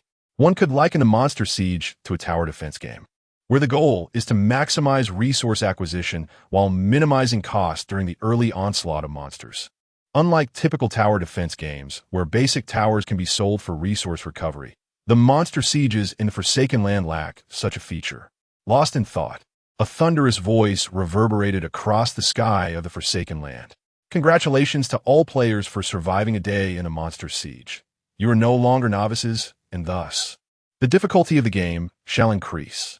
Players, please be advised that the third wave of monster sieges will commence in 30 seconds. Prepare yourselves.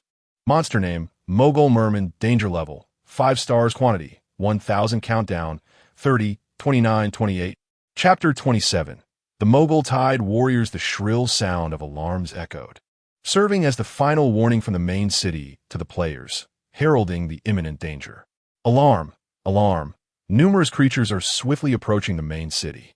The turrets are being loaded, inorganic mechs are on guard, and mercenaries are in position, with no biological defenses in place. Distance, 500 meters. Distance, 400 meters. Distance, 50 meters. Long before the alarms blared, Wu Tian had already glimpsed the general appearance of this horde of monsters. They resembled a peculiar hybrid of fish and frog, their bodies a striking shade of black and purple, highly distinguishable. Their skin was rough and tough, adorned with thick scales and sharp shells. Jagged spines protruded sharply from their backs, extending from neck to tail. Their heads bore resemblance to that of a monkfish, with bulging, lantern-sized eyes dominating half of their skull. Their mouths gaped wide, revealing a cavernous maw filled with triangular, serrated teeth, akin to a saw, densely packed and razor-sharp. Their limbs were short, ending in webbed claws, yet they moved with remarkable speed, bounding towards Wu Tian's main city with alarming haste. Most terrifying of all, each Mogul Tide warrior wielded a trident that glimmered ominously. They bore a resemblance to the tidal sea spirit Fizz, albeit far more repulsive. If Fizz could be likened to a frog, then the Mogul Tide warriors were akin to toads. Simultaneously, Specific data was relayed to Wu Tian. Monster name: Mogul Tide Warrior, level LV5, skill, tier vulnerability, fire health, 400 attack, 30 defense, 25 mentality, 28 agility, 35 combat power index, 158 traits, having long endured oppression from the Naga. The Mogul fishmen have become fierce and bloodthirsty, harboring deep-seated hatred and animosity towards other races. Despite their subjugation, they have never relinquished the thought of rebellion, secretly gathering strength in anticipation of the day they can overthrow Naga rule. In Mogul society, a strict hierarchy exists, encompassing the Mogul rockfolk at the bottom, who perform the most grueling labor, such as gathering resources from the ocean floor and constructing nests, followed by the Mogul blood witches, who wield dark magic to curse enemies and provide mystical support to their tribe. The Mogul Tide Warriors form the primary combat force, robust and valiant, charging into battle with their sharp tridents. Mogul hunters excel at tracking and hunting prey, whether in the ocean or on land, making it difficult for any to escape their pursuit. At the pinnacle stand the Mogul Shadow Mages, masters of dark spells who manipulate the power of shadows, serving as the intellectuals and spiritual leaders of the Mogul Fishman tribe. Indeed, as the system indicated, the difficulty had escalated suddenly. The second wave of monsters consisted of 400 LV2 infected, while today's third wave escalated to a staggering 1,000 LV, 5 Mogul Tide Warriors. Moreover, these amphibious fishmen possess skills, compelling Wu Tian to take them seriously. Ugh, what a repugnant sight. Not only do they have thick scales, but their bodies were also coated with a viscous slime. A pungent stench of black sludge mingled with the odor of sun-dried fish assaulted his senses. Wu Tian could not help but grimace as he aimed the scope of his scout sniper rifle at the foremost Mogul Tide Warrior. Without hesitation, he pulled the Tri-Chapter 28, the terror of the rending. Upon attack, this ability inflicts a bleeding state upon the target, causing persistent damage of 3 life points per second, which can stack indefinitely until the battle concludes or the abnormal state is purified. This is the most notorious skill of the Mogul amphibious merman. It may sound rather mundane, with only 3 life points lost each second, yet its true horror lies in the stacking effect. Once surrounded by a horde of Mogul Tidal Warriors, even a colossal dragon with 10,000 health points would find it insufferable after just a few jabs from their tridents. Fortunately, Asaba, with her agility, weaves through the forest of tridents like a fish, thanks to Wu Tian's sniper cover. Inevitably, she endures some injuries, for the sheer number of Tidal Warriors is overwhelming. Nevertheless, Asaba's strategic significance is paramount. Wu Tian struggles to suppress the onslaught even with full firepower. The moment the catapult's projectile mechanism activated as the Tidal Warriors surged toward the base of the walls, enormous stones crushed a multitude of them. However, this was insufficient. The Uzi in the hands of the militia spewed dazzling streams of fire, while Wu Tian occasionally squeezed the trigger, dispatching Tidal Warriors with precise headshots. Once Asaba had fully recovered, she re-entered the fray in optimal condition. Her ferocity transformed the tide of battle, driving the Tidal Warriors back to within mere meters of the city walls. The twin barrels of the M1 generation electronic dog occasionally discharged a rifle round. Wu Tian, akin to a general on the front line, orchestrated his subordinates with flawless synergy, requiring no additional troops to repeatedly evade peril. The miniature missile array of the M1 electronic dog also constituted a formidable weapon of mass destruction. Defeated Mogul Tidal Warrior LV5, rewarded. Experience 1, Tidal Warrior Corpse LV51. Ironer 5, Crystal Core 5, defeated Mogul Tidal Warrior LV5, rewarded. Experience 1, Tidal Warrior Corpse LV51, with 5. Crystal Core 5. The rewards for defeating the siege monsters were disappointingly scant, particularly the experience points, which seemed fixed at 1 per creature, even for the LV5 Tidal Warriors. The materials and crystal cores yielded only quantities commensurate with their level, yet the sheer volume, over 1,000 corpses, was a consolation. With the potential for talent fusion, these monster corpses might represent the finest reward for Wu Tian. He pondered the well-being of that girl. regretting not hiring 2 militia to assist with fire suppression given the sudden spike in monster difficulty. The escalating threat of the third wave left him anxious for Fan Yumeng's safety. Speaking of Fan Yumeng, her petite form stood atop the city wall, wielding a massive pink M249 machine gun, her skirt billowing in the wind. "Monsters, come at me."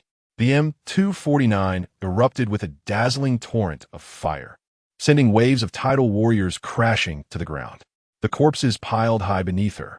Whenever groups of tidal warriors approached the city, she would hurl several grenades for widespread fire suppression. With the enhancements of an ammunition expert and rapid-fire capabilities, combined with the support of a gunsmith and technological advancements, she defended effortlessly with just her M249. It was undeniable that heavy firepower was essential in these early stages. Unbeknownst to Wu Tian, who was still Chapter 29, desperate circumstances for Zhou Zhe, the next-level upgrade requires 2,000 experience points, which seems rather excessive. I truly cannot fathom how that girl, Fan Yumeng, managed to ascend to level 7. How many monsters has she vanquished? The third wave of monsters besieging the city is gradually drawing to a close, thanks to Wu Tian's impeccable coordination of various forces. With Axaba providing close-range resistance, Uzi's submachine gun and Scout's sniper rifle delivering long-range firepower, complemented by the extensive bombardment of M1's original electronic dog-S miniature missiles, the battle has not been insurmountable. However, the sheer number of Mogul Tide warriors and the formidable skill of Tyr pose significant challenges for melee fighters, necessitating a reliance on heavy firepower. Yet, the difficulty of this third wave of monster assaults suddenly escalated, delivering a lethal blow to players lagging in technology and resources. Player 521063 has been slain by Mogul Tide warrior LV5. Player 77005 has been slain by Mogul Tide warrior LV5. Player 1293 has been slain by Mogul Tide warrior LV5. The system incessantly refreshes notifications of players being defeated by monsters, a harrowing sight. Moreover, the total player count has sharply dwindled to 5.2 billion. Within less than 2 days, a staggering 1.8 billion lives have been lost. I wonder how many souls will ultimately survive in this increasingly challenging environment.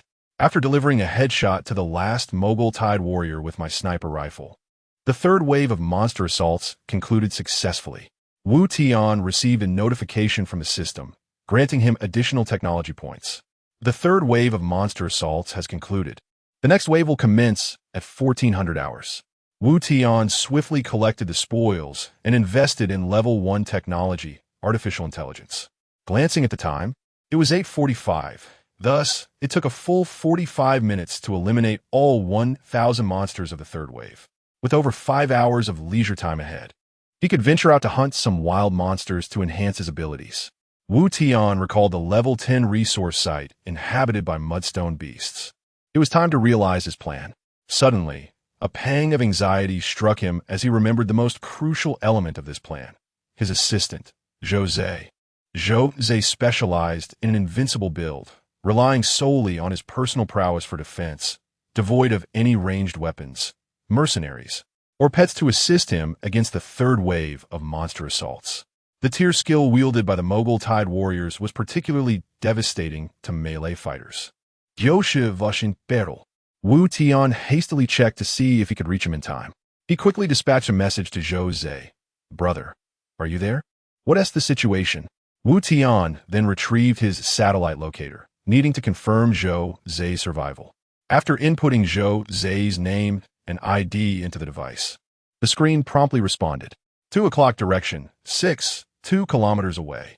Simultaneously, a red dot appeared on the screen, indicating Zhou Zhe's exact location. Thank goodness, he was still alive. If he had perished, securing the level 2 resource site would be indefinitely postponed. The fact that the satellite locator was able to pinpoint his location confirmed his survival. Wu Tian had previously conducted an experiment by entering Meichuan Ku Cha's name and ID, only to receive the response, "Player not found." Alas, to secure a level 2 resource site and pair it with a living cell was already a hassle, and now he had to rescue him as well. However, the resource site was too vital. Wu Tian scanned the 2-kilometer radius, discovering only this solitary level 2 quarry. The scarcity of level 1 resource sites in the vicinity was alarming. He could count them on one hand, and most had already been claimed by others. Players possessed incredible talents and skills, while Wu Tian's attributes were not combat-oriented. Thus, forcibly attacking occupied resource sites was evidently unwise. Hence, he was resolute in his determination to claim this level 2 quarry. Time was of the essence. If he delayed, other players would seize it.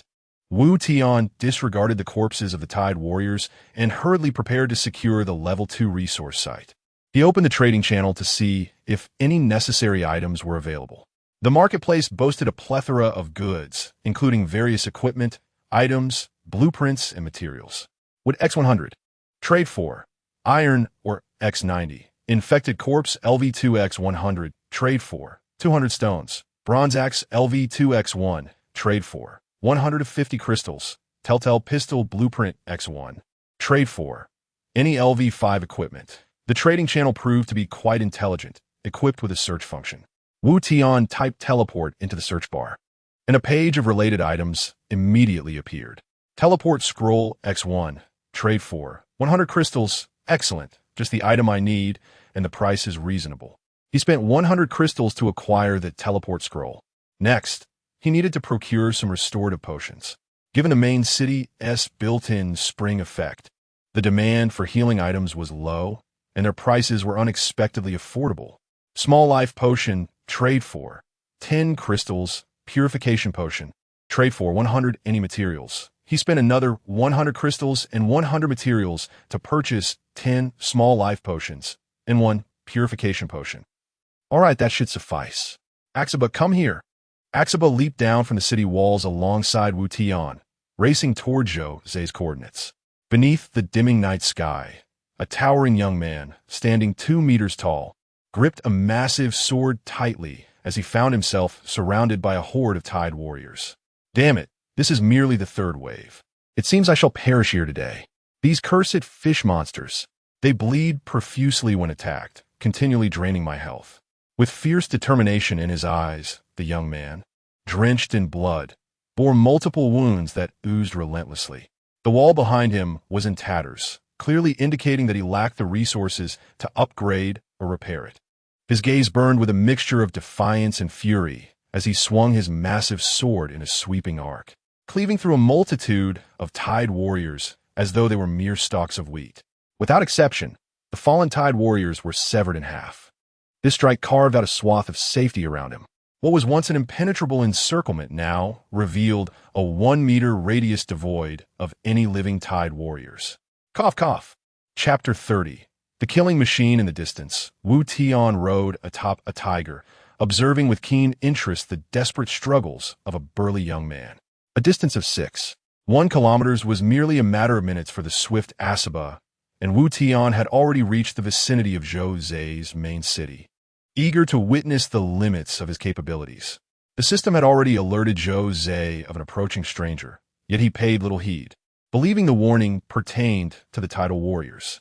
Player, Zhou Zai, ID 940525, level, LV4 main city, LV3 weapon, Mauser C96 equipment, Knight's Greatsword skill, Blood Battle, current level 572, talent, Weapon Spirit health, 400 attack, 75 defense, 35 mentality, 28 agility, 32 combat power index, 210, how astonishing. With such lackluster stats, he single-handedly felled over 500 Tidal Warriors.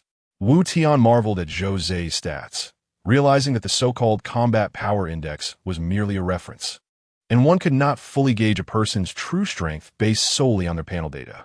For instance, Zhou Zai's blood battle level had reached 572, meaning his output had surged by an impressive 572. Anyone foolish enough to provoke him, assuming his real combat power hovered just above 200, would surely find themselves cleaved in two by his sword. As Zhou Zai struck down nearly 100 more Tidal Warriors, he was visibly on the brink of collapse. This fellow had not only accumulated over 500 layers of blood battle, but likely bore several layers of tearing as well. It appeared he had reached his limit. Wu Tian resolved to intervene and rescue Zhou Zai, but this time he was cautious. Unlike his previous reckless charge with Fan Yumeng, which nearly turned him into a sieve from gunfire, he intended to approach with a strategy. Wu Tian feared that a single strike from Zhou Zhe in his current state, with over 600 layers of blood battle, could slice him and his tiger in half. Standing coldly atop the tiger's back, Wu Tian expertly readied his scout sniper rifle. Bang, bang, bang, bang. He pulled the trigger repeatedly, dispatching tidal warriors poised to stab Zhou Zhe from behind. The sudden sounds of gunfire and the collapsing tidal warriors momentarily stunned Zhou Zhe. Slowly, he lifted his head, only to behold a man riding majestically atop a massive mutated tiger. "Hey, brother, who are you?" Zhou Zhe shouted at Wu Tian, his heavy northeastern accent clear. "Ha! You purchased my..." Living Chapter 31. The Moses Mafia. Wu Tian extended a hand from the back of the tiger and swiftly pulled Zhou Zhe up. Zhou Zhe, having been saved by this individual twice, felt no apprehension about Wu Tian's intentions. With great haste, Wu Tian tore open a teleportation scroll, and a dazzling beam of light erupted beneath their feet. 5 seconds later, the three of them arrived at Wu Tian's main city. As soon as they landed, Wu Tian commanded Asiba to proceed at full speed. Time was of the essence. They needed to reach their destination within a minute. This time, Wu Tian chose not to bring Fan Yumeng. It was obvious that the girl could not endure any hardship, and bringing her along would only mean sharing the spoils. The wind howled past them as Asiba reached its utmost speed, each leap covering several meters. "Brother, I truly owe you one this time. Had you not come to my rescue, I would have surely perished. I am a straightforward person. You have helped me twice, and from now on, you are my brother. If you need anything, just say the word, and I shall not disappoint you." Zhou Zhe expressed with immense gratitude during their journey. "Indeed, I value your character. Had it been someone else, I would not have bothered." Wu Tian reciprocated politely. "Brother, this majestic tiger seems quite formidable," Zhou Zhe remarked as he gently stroked Asiba. "This is Asiba, my pet, currently possessing over 370 combat power. Wow, over 370. I barely surpassed 200. This tiger is impressive and somewhat handsome, quite fitting for your aura," Josha exclaimed. Wu Tian noted that this fellow was quite talkative, and after a few exchanges, he suddenly instructed Asiba to slow down. "What's wrong, brother? Have we arrived? There are no wild beasts here. We're not there yet. Why stop if we haven't arrived? Keep pushing forward.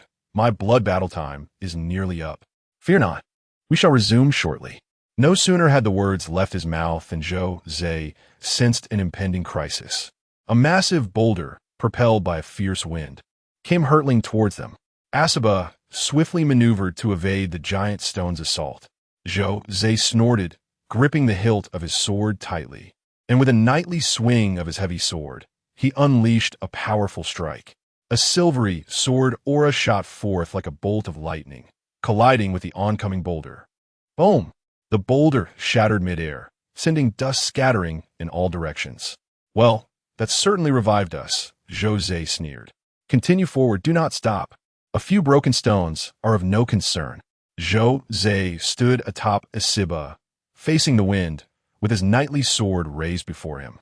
Each time a boulder approached, he effortlessly shattered it with a single swing, exuding an overwhelming presence. Wu Tian was elated. It seemed that enlisting Zhou Zhe's aid would secure the secondary resource site. However, he soon noticed a peculiar phenomenon. Compared to their first visit, the frequency of the boulder's assaults appeared significantly diminished. Previously, boulders had rained down one after another, but today, there was a noticeable delay of several seconds between each projectile. Could it be? A glint flickered in Wu Tian's eyes as a realization dawned upon him. He quickly employed his exploration ability to confirm his suspicions. Indeed, as his mental energy enveloped the surroundings, he beheld the anticipated scene. A 10-meter-high mudstone giant stood atop the rubble, relentlessly hurling stones. Its projectiles, however, were not directed uniformly. A greater frequency of stones was being thrown in another direction. Following that trajectory, Wu Tian spotted several figures racing towards a common destination alongside Asiba. The secondary resource site was a treasure, and it seemed they were not the only ones interested. 5 individuals, aware of the formidable mudstone giant, had come prepared. William, I never expected to encounter you here. This time, we must seize this secondary resource site, one of them declared. We're all brothers of the White Hand Mafia. After defeating that mudstone giant, we shall divide the spoils as agreed. Everyone, be cautious and avoid the stones. That mudstone giant is fierce. Last time, it drove us away. Rest assured, I just obtained an AK-47 blueprint and a level 5 equipment from a wild beast. With my critical skills, if you all support me, capturing this resource site should pose little challenge. This group consisted of blonde-haired, blue-eyed foreigners, with their leader wielding an AK-47 and sporting a full beard. They quickly approached the secondary resource site, stirring the mudstone giant on the rocky hill. It leapt down, and battle was imminent. Not good, others are approaching. Hold your fire. Just as they prepared to strike, a long-haired foreigner sensed Wu Tian and Zhou Zei's presence. William, deal with those bothersome rats first before we engage for the resource site. Understood. The 5 swiftly advanced, targeting Wu Tian and Zhou Zei. All of this unfolded within Wu Tian's perception as he coldly observed the approaching figures until 5 silhouettes came into view. The foreigners momentarily froze at the sight of the massive mutated Asaba and the 2 riders atop the tiger, especially with Zhou Zei's towering stature and his imposing heavy sword. The 5 were momentarily intimidated, hesitating to make a move. 2 friends, are you also here for this resource site? The long-haired one inquired, testing the waters.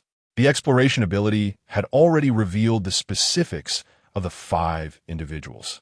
All of them possess combat power exceeding 200, with the bearded man wielding the AK-47 boasting a level of 6 and the highest combat power at 284. Were Wu Tian alone, he and Asaba would have little confidence in overcoming them, given their combat-oriented talents and skills. However, with Zhou Zei by his side, Wu Tian remained composed. Who are you? We are members of the Moses White Hand Mafia, here to claim this secondary resource site. If you're also after it, we kindly ask you to yield it to us, and we shall owe you a favor, the bearded man stated. The Moses White Hand Mafia? Wu Tian had heard of them, a notorious gang of drug traffickers daring to confront local authorities. He could hardly believe they had regrouped in this forsaken land. It was no wonder, considering the existence of a world channel that allowed them to see each other's names and IDs. However, this was not the real world. It was a realm teeming with monsters, and Wu Tian had no regard for any mafia, be it black or white. Just as he was about to respond, Zhou Zei spoke first. Brother, are you here for this resource site? Indeed, I summoned you to secure it. Wu Tian nodded and then asked, Brother, do you think we can handle these 5? Zhou Zei chuckled. You underestimate me. I currently possess over 1,000 layers of blood battle. Fear not, brother. Now that we have a target, the rest is up to me. Having helped me so many times, it's time I return the favor. The 5 foreigners, observing Wu Tian and Zhou Zei engaged in hushed conversation, seemed to have missed what was being said. One of them grew impatient. Hey, you yellow-skinned pigs. We're talking to you. If you know what's good for you, scram. The White Hand Mafia is not to be trifled with. Stop wasting time with them, William. Kill them. They might have something valuable on them, and we can split the spoils. As soon as the words left his mouth. Zhou Zei's G, Chapter 32. Annihilation of the opponents with a decisive click, the bearded leader noticed the fierce expression on Zhou Zei's face and, without hesitation, pulled the trigger of his firearm. The sound of gunfire echoed, a relentless barrage unleashed by a group of merciless drug lords, targeting Zhou Zei, who stood resolutely at the forefront like a lion. Yet, in the fleeting moment before the trigger was pulled, Zhou Zei, out of respect for the lethal weapon, had already swung his sword in anticipation. The blade unleashed a crescent of energy, a stunning yet unpretentious display of mastery. The bullets met the sword energy with a clang, disintegrating into metallic dust upon contact. How naive. Firearms only suppress beings of lower dimensions. Zhou Zei, fortified by the buffs from 1,000-layered blood battle, was not to be trifled with by a mere AK-47. It was a stark contrast, akin to that between a mortal and an immortal. William, be careful. One among the 5, a corpulent fellow, nimbly darted to shield the bearded leader. Rock solid. A protective layer of hardened stone materialized around him, his prideful skill. This ability doubled his defense and could absorb damage equivalent to tenfold his level. Rooted in place while active, he could only cancel it manually.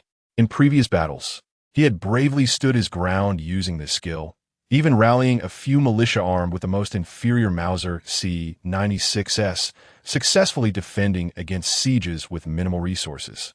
However, fate had dealt him a cruel hand. Encountering Zhou Zhe, who boasted 1,000% damage amplification, would prove catastrophic. With a spear in hand and a shield at the ready, the outcome was clear. With a swift motion, the sword energy sliced through, and in an instant, both the corpulent man and the bearded leader were cleaved in twain. A chilling spectacle unfolded as neither a drop of blood fell to the ground. They were utterly vaporized by the blade's force. The remnants of their existence merely fueled Zhou Zhe's impending battle with the mudstone creature ahead. The remaining three, paralyzed by terror, fled in haste, but would Zhou Zhe grant them the luxury of escape? With a flick of a wrist, the notifications blared across the screen, marking their demise. The world channel erupted in chaos, as if boiling over with astonishment. 5 players eliminated in quick succession. Who is this Zhou Zhe? Is he really only level 5? Could this be the work of a hidden master? Rumors swirled. Was he perhaps part of a larger group? Why did it always seem to involve players from Dragon Country? The dead were part of the notorious Moses White Hand, a group unafraid to challenge the government's might. As reports of player fatalities continued to surface, the initial panic subsided into a grim acceptance. However, the execution of 5 in one fell swoop was unprecedented. Those who remained had learned to fend for themselves, unhesitant in discussing the violent events that transpired. Today's encounter would etch Zhou Zhe's name into legend, laying the foundation for his moniker, the Bloodslayer. Enough of this nonsense. Let us focus on the task at hand, Zhou Zhe declared, spitting on the ground. The pests are dealt with, and now we must collect the spoils. These foreign rogues dropped a plethora of items. Let us divide them fairly. Zhou Zhe's ruthless efficiency left Wu Tian in awe. The more he fought, the more formidable he became, embodying the essence of a protagonist in a tale of valor. There's a level 10 boss ahead. I can't handle it alone. Could you assist me? Wu Tian pointed towards the rocky outcrop in the distance. Understood. Wait for me. Zhou Zhe leaped from his mount and strode towards the encroaching darkness. Wu Tian hesitated, unsure of Zhou Zhe's true nature. Before him lay a rich resource area, ripe with the spoils of 5 foreign adversaries and Wu Tian's coveted living cells. Any single element could justify murder. The temptation to eliminate another player was palpable. Zhou Zhe approached the level 10 mudstone giant, which sensed the impending doom and began hurling massive boulders.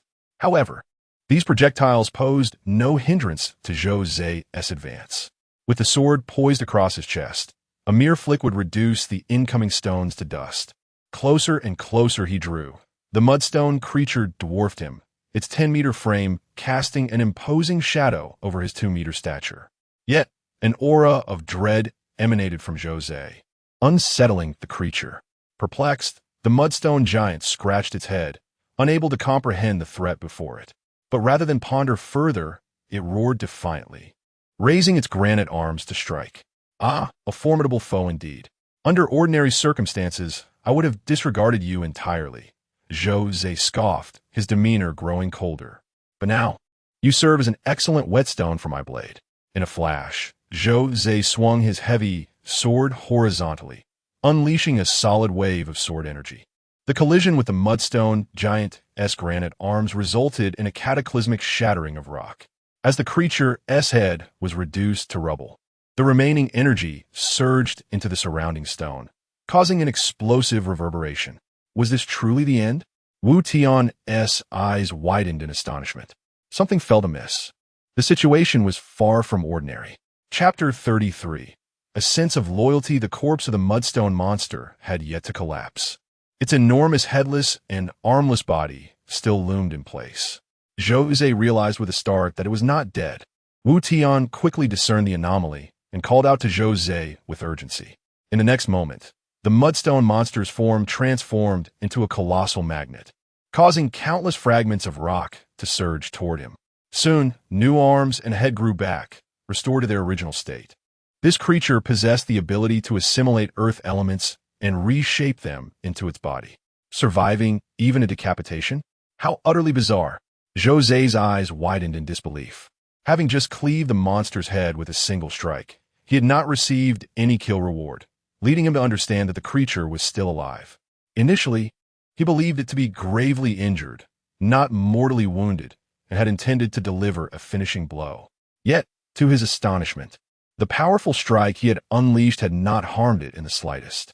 If one blow was insufficient, then he would deliver another. José wasted no time, and, with a leisurely yet determined motion, he swung his sword once more, this time with all his might. The sword energy pierced through the mudstone monster's abdomen, cleaving it cleanly in two. With its supports severed, the upper half of the body collapsed with a thunderous crash, sending a cloud of dust into the air.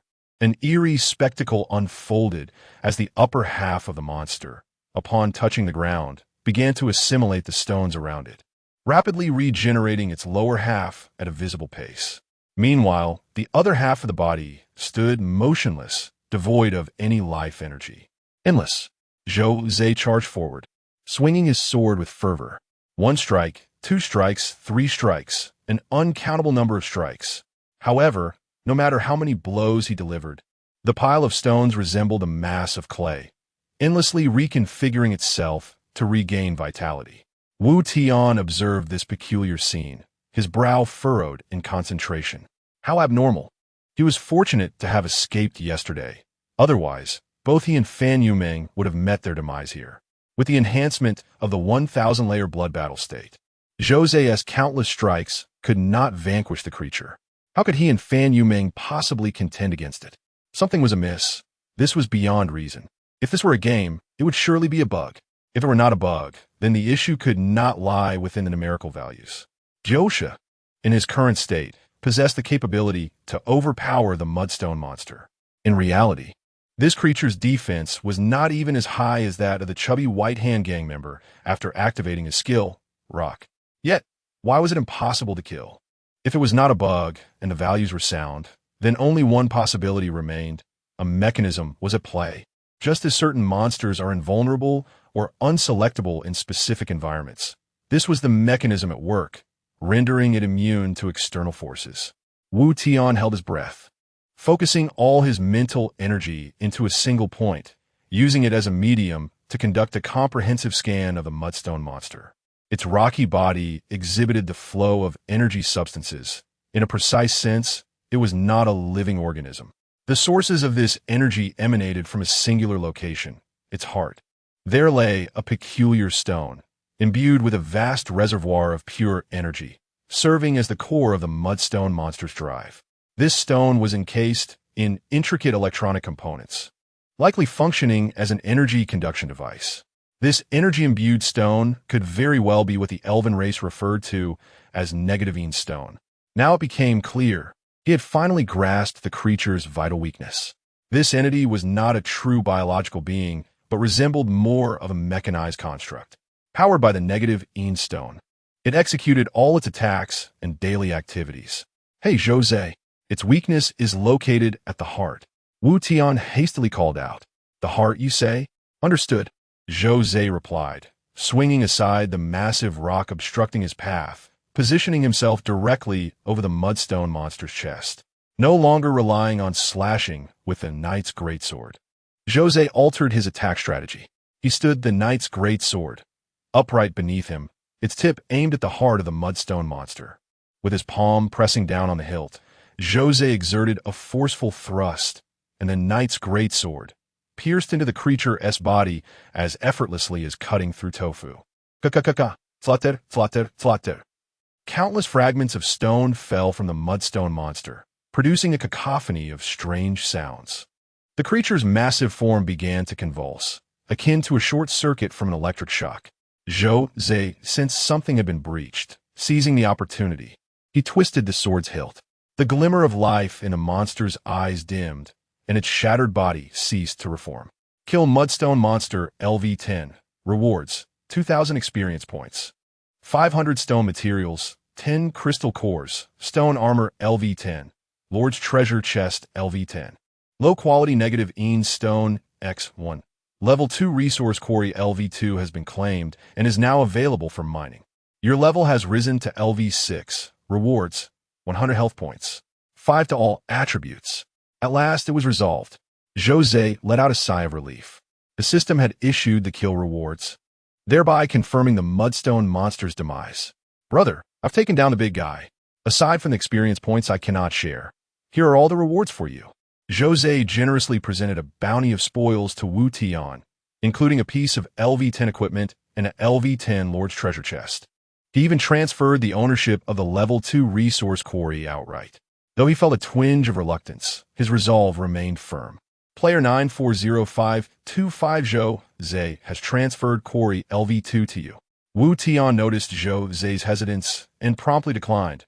Hey man, you kill the monster. I only need the resource. You can keep the spoils. Brother, what are you being polite for? Without you, I would have perished several times over. You provided me with living cells and saved me during the third wave of the siege. If I were to quibble over this little bit, that would be utterly ungrateful. Josha insisted. Besides, we agreed beforehand that I was here to assist you in slaying monsters. I'm already content having leveled up from the experience gained. How could I possibly ask for a share of the loot? Oh, this fellow is quite the loyal companion. It seems I was overly concerned. Wu Tian observed Jose's earnestness and ceased his objections. Well then, I'll gladly accept the rewards. As a token of gratitude, Wu Tian withdrew 20 portions of meat chunks from the trading channel and purchased a teleportation scroll to give to Jose. Wow, food. Hand it over, Jose exclaimed, his eyes gleaming with desire as he eagerly accepted the provisions Wu Tian offered. As he devoured the meat chunks voraciously, he mumbled through mouthfuls, damn it, I was starving. After consuming your living cells, I expended too much energy in that fierce battle, and my hunger has plummeted. Suddenly, Jose appeared to recall something, seizing Wu Tian with urgency. Chapter 34. The Elemental Induction Stone. A sudden jolt ran through Wu Tian's heart. Could it be that he intended to turn against him? Is there something else? Wu Tian inquired cautiously. Haha, why are you so nervous? I haven't asked you to pick up soap, Jose replied with a mysterious smile. Have you forgotten the 5 foreigners I just eliminated? They possess quite a few valuable items. This place is unsafe. Let us divide the spoils in my main city. Wu Tian felt a twinge of embarrassment. Jose was surprisingly amiable, and he had nearly forgotten about this matter. Well, Zhou, you did the killing, so it is only fair that the items belong to you. I feel quite awkward about sharing the loot. That is not how it should be, Jose waved dismissively. If you and brought me here, I wouldn't have encountered them. Consider it an unexpected bonus from defeating the Mudstone monsters. If you feel uncomfortable, then share more food with me. If you happen to have any living cells, I could reluctantly accept those as well. Hearing Jose's words, Wu Tian's heart finally eased. As long as there was something at stake, he feared the unpredictable nature of those who desired nothing. You want living cells? I have plenty to spare. One can only be used each day, and any surplus would be wasted. Given our limited resources, such a precious item would fetch a high price anyway. It's better to do a favor, strengthening relationships with powerful allies while acquiring some materials and tools in return. Thus, Wu Tian ceased to be overly polite and readily agreed. All right, I'll take the goods. Those 5 foreigners seem to belong to a drug lord organization.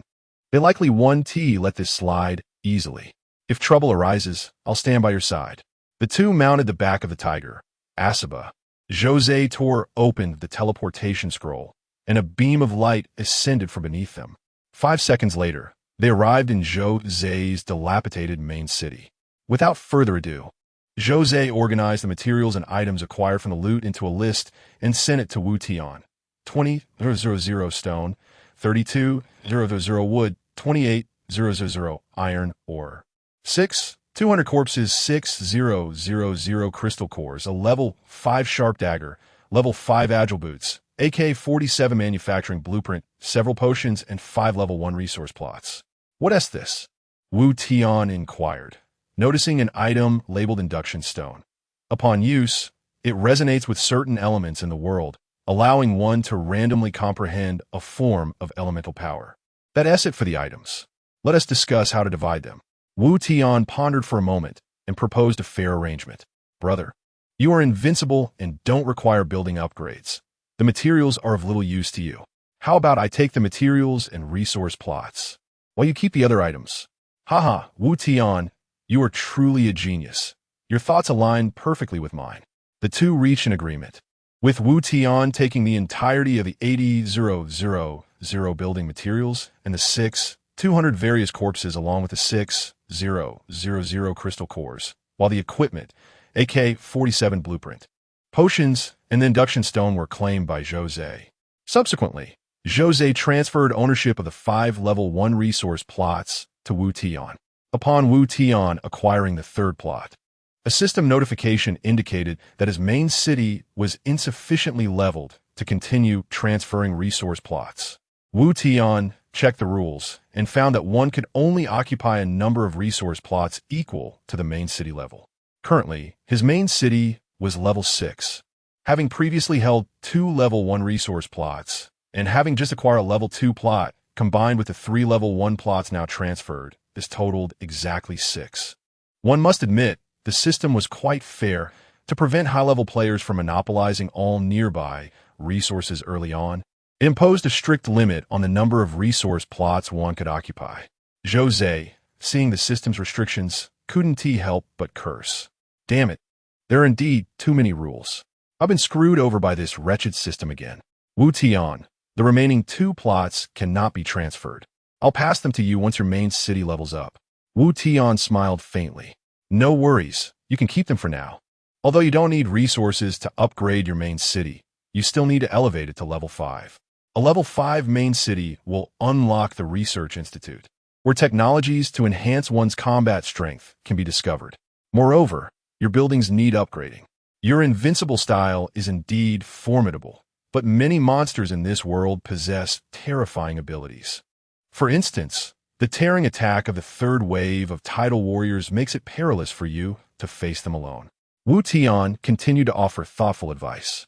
Now that you have the AK-47 blueprint, I suggest you recruit a few militia armed with AK-47s. That would be much safer. Additionally, since you are an invincible type, before monsters besiege your city, ensure you prepare some life potions and purification potions. If you had potions earlier, you wouldn't have found yourself in such a dangerous predicament. Jose sighed. Don't mention it. Today was an unforeseen circumstance. It's not that I didn't want to buy potions, but I simply lacked the resources. Later, after killing some tidal warriors and acquiring a few materials, I attempted to exchange for potions in the trading channel. But that damn system notified me that I couldn't access the trading channel while in combat. Wu Tian was taken aback. He had never realized that one couldn't access the trading channel during battle. That's amusing. No wonder Jose mentioned being screwed over by the system. It seems he truly has been. This made sense if one could purchase life potions while engaged in combat. The death rate of players during monster sieges would not be so alarmingly high. This realization reminded him that he should always prepare various potions in advance before defending against monster attacks. Finally, Jose began to examine the induction stone. This item should enhance his combat prowess as well. As he toyed with the stone, its translucent surface resembled a large goose egg. As he continued to rub it, a wave of warmth radiated from his palm. With a slight exertion, a cracking sound echoed as the induction stone shattered into powder, entirely absorbed into Jose's body. A profound sensation enveloped him as he felt the surrounding air charged with elemental energy, swirling around him like a tempest. Fire, wind, thunder, water, earth, metal, light, darkness. Each element imparted a distinct sensation. The searing heat of fire, the biting chill of wind, the numbing jolt of thunder. Jose closed his eyes, entering a state of profound connection, attempting to communicate with each elemental force. Insufficient affinity with wind element. Resonance impossible. Insufficient affinity with water element. Résonance impossible. Insufficient affinity with light element. Resonance impossible. Fire element resonance successful. Congratulations, you have comprehended the mastery of fire element. Mastery of fire element. Through a specific medium, you resonate with the fire element, allowing your attacks and skills to carry fire attribute effects.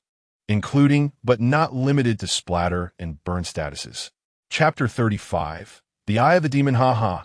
I have mastered the elemental power, and my attacks carry the fire attribute effect. I knew this stone was extraordinary. Jose laughed with excitement, and Wu Tian noticed a flicker of flame-like mark embedding itself in his brow. It would be disingenuous to say he felt no envy. This fellow increasingly resembled a protagonist, an extraordinary talent with skills that defy the heavens, vanquishing foes with a single strike, seizing opportunities. He was undoubtedly a player with an advantage. In contrast, Wu Tian felt rather ordinary. He could only console himself internally. I'm a mecha type. I will unleash my power later. Once my Gundam emerges, I shall be invincible. Jose, despite his prowess, was still working for me. As long as I provided him with living cells, he would eliminate anyone I desired. Thus, I might as well extend a helping hand and do him a favor. Consequently, Wu Tian addressed Jose. Congratulations, Invincible One. You are one step closer to true invincibility. Ha ha ha. It's all thanks to you, Wu Tian. You are my lucky star. By the way, what type are you planning to play? I am a mecha type. This class is incredibly resource-intensive. Right now, I am solely relying on this tiger and ranged weapons. Don't be disheartened, my friend. Every class has its unique characteristics. The mecha type should shine in the later stages. All the materials I collect in the future will be invested in you. Thank you. By the way, don't you have several pieces of equipment? Hand them over, and I will assist you in merging them. Jose seemed to possess absolute trust in Wu Tian. Without a moment's hesitation, he relinquished several pieces of equipment to him. A sharp dagger LV5, agile boots LV5, and even the knight's greatsword LV5 he held in his hand. This fellow was quite straightforward, deserving of a deeper friendship. With each act of trust, Wu Tian internally awarded the highest praise. In the Forsaken Land, where unknown dangers lurked and the malice of humanity had to be guarded against, having someone trustworthy was indeed a rarity. Wu Tian was a man who repays grievances and kindness alike. If one treats him with respect, he would repay it tenfold. Thus, he hesitated no longer and activated his talent for fusion. Fusion successful, consumed agile boots LV5 and sharp dagger LV5, obtained giant belt LV10. As he witnessed the two pieces of equipment merge into a new high-level item, Jose was left speechless. Wow, Wu Tian, how did you manage that? Two LV5 items transformed into a LV10. Haha, this is my talent for fusion. Items of the same type can be synthesized, though there's a chance of failure. Impressive. This talent is remarkable. I am filled with envy and admiration. Come on, I cannot compare to you. I lack any combat power. Hey, didn't you ever read novels? You are undoubtedly a blacksmith. All the powerful figures seek you to forge equipment. No matter how formidable others may be, they will willingly work for you. In the later stages, even a mere promise can inspire countless strong individuals to risk everything for you. This was indeed true. Powerful support classes could cultivate extensive connections. For instance, he recalled a novel he had read, Battle Through the Heavens, where the mere Pil Kingu he could enlist the 10 greatest masters of the empire and the Do Huang Yunyun to seize from the protagonist. Wu Tian nodded with a smile and began to select further fusions. Fusion successful, consumed Ogre Gauntlets LV5 and Knight's Greatsword LV5, obtained Storm Greatsword LV10. Storm Greatsword LV10, blue, attack power 100 with the skill Corrosion, which reduces the target's defense by 5 points upon attack. Another LV10 weapon. My friend, please accept my utmost admiration. Jose was utterly astonished by Wu Tian's actions. At present, everyone was around LV5, barring a few exceptional individuals. Very few could defeat LV10 wild monsters, and even if they did, equipment drops were not guaranteed. Thus, possessing a LV10 item granted almost unparalleled power among players. If memory serves correctly, Wu Tian now had 3 such items. He had fused 2, and the Mudstone monster had just dropped a rock armor. 3 LV10 items meant they could each claim 1 and still have an extra. Without hesitation, Wu Tian decided to gamble once more. The stakes were high, and failure was not an option. Fusion successful, consumed giant belt LV10 and rock armor LV10, obtained Eye of the Demon LV20. It worked. Wu Tian now possessed a pendant resembling the eye of some creature. The eye emanated a faint, purplish-black malevolence, making it difficult to gaze upon. Wu Tian trembled with excitement, for this piece of equipment was crucial. It perfectly compensated for his shortcomings. Eye of the Demon LV20, purple, and Eye of the Abyssal Demon, 200 mental power, with the skill Contempt. Contempt concentrates all mental power into a single point, using the eyes as a medium to unleash a mental attack. Dealing mental power points X1 in magical damage to a single target, causing the target to enter a state of blindness for 3 minutes, with a cooldown of 1 hour. This equipment possessed an active skill, and it was offensive. The damage output was directly linked to mental power. Higher mental power translated to greater damage. Wu Tian, having achieved the first blood accomplishment, doubled his mental power from any source. In essence, the Eye of the Demon had a base of 200 mental power, but with Wu Tian's enhancement, it effectively became 400 mental power. With 400 mental power, coupled with his own 60 points, Contempt could deal a staggering 460 magical damage. In the absence of equipment and unique talent skills, an individual's health was calculated as level X 100.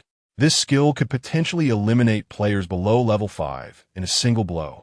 The Eye of the Demon was undoubtedly his. Wu Tian wasted no time in addressing Zhou Zhe.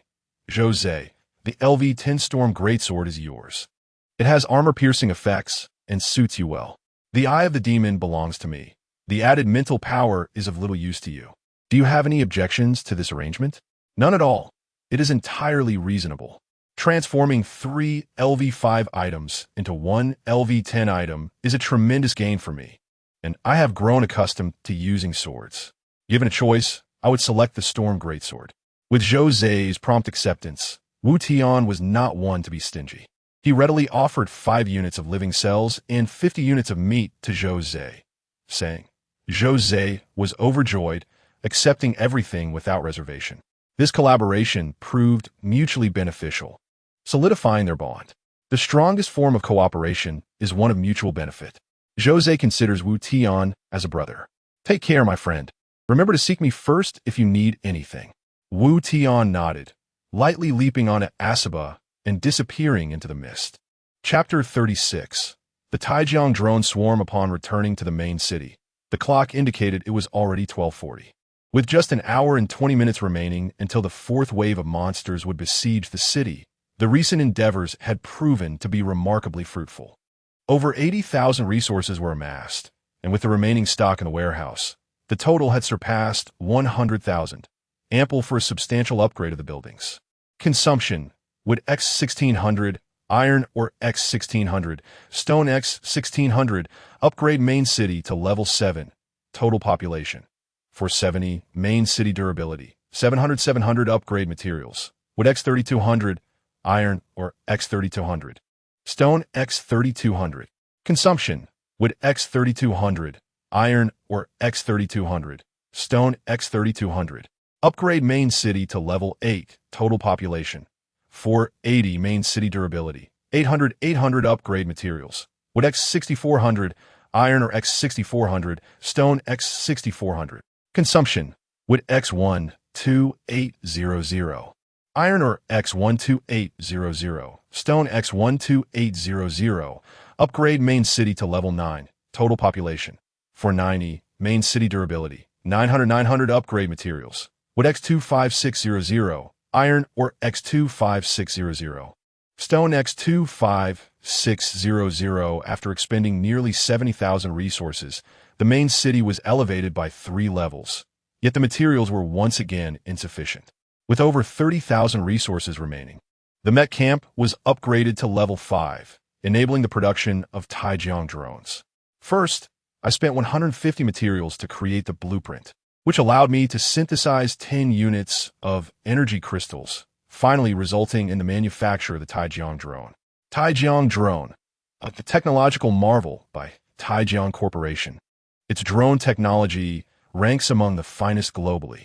Skills: bomb drop, automatically loads a C4 bomb every 10 seconds, inflicting 200 points of explosive damage to enemies within range. Shooting burst, equipped with a mini submachine gun capable of firing 20 rounds per second, each bullet causing 50 points of piercing damage.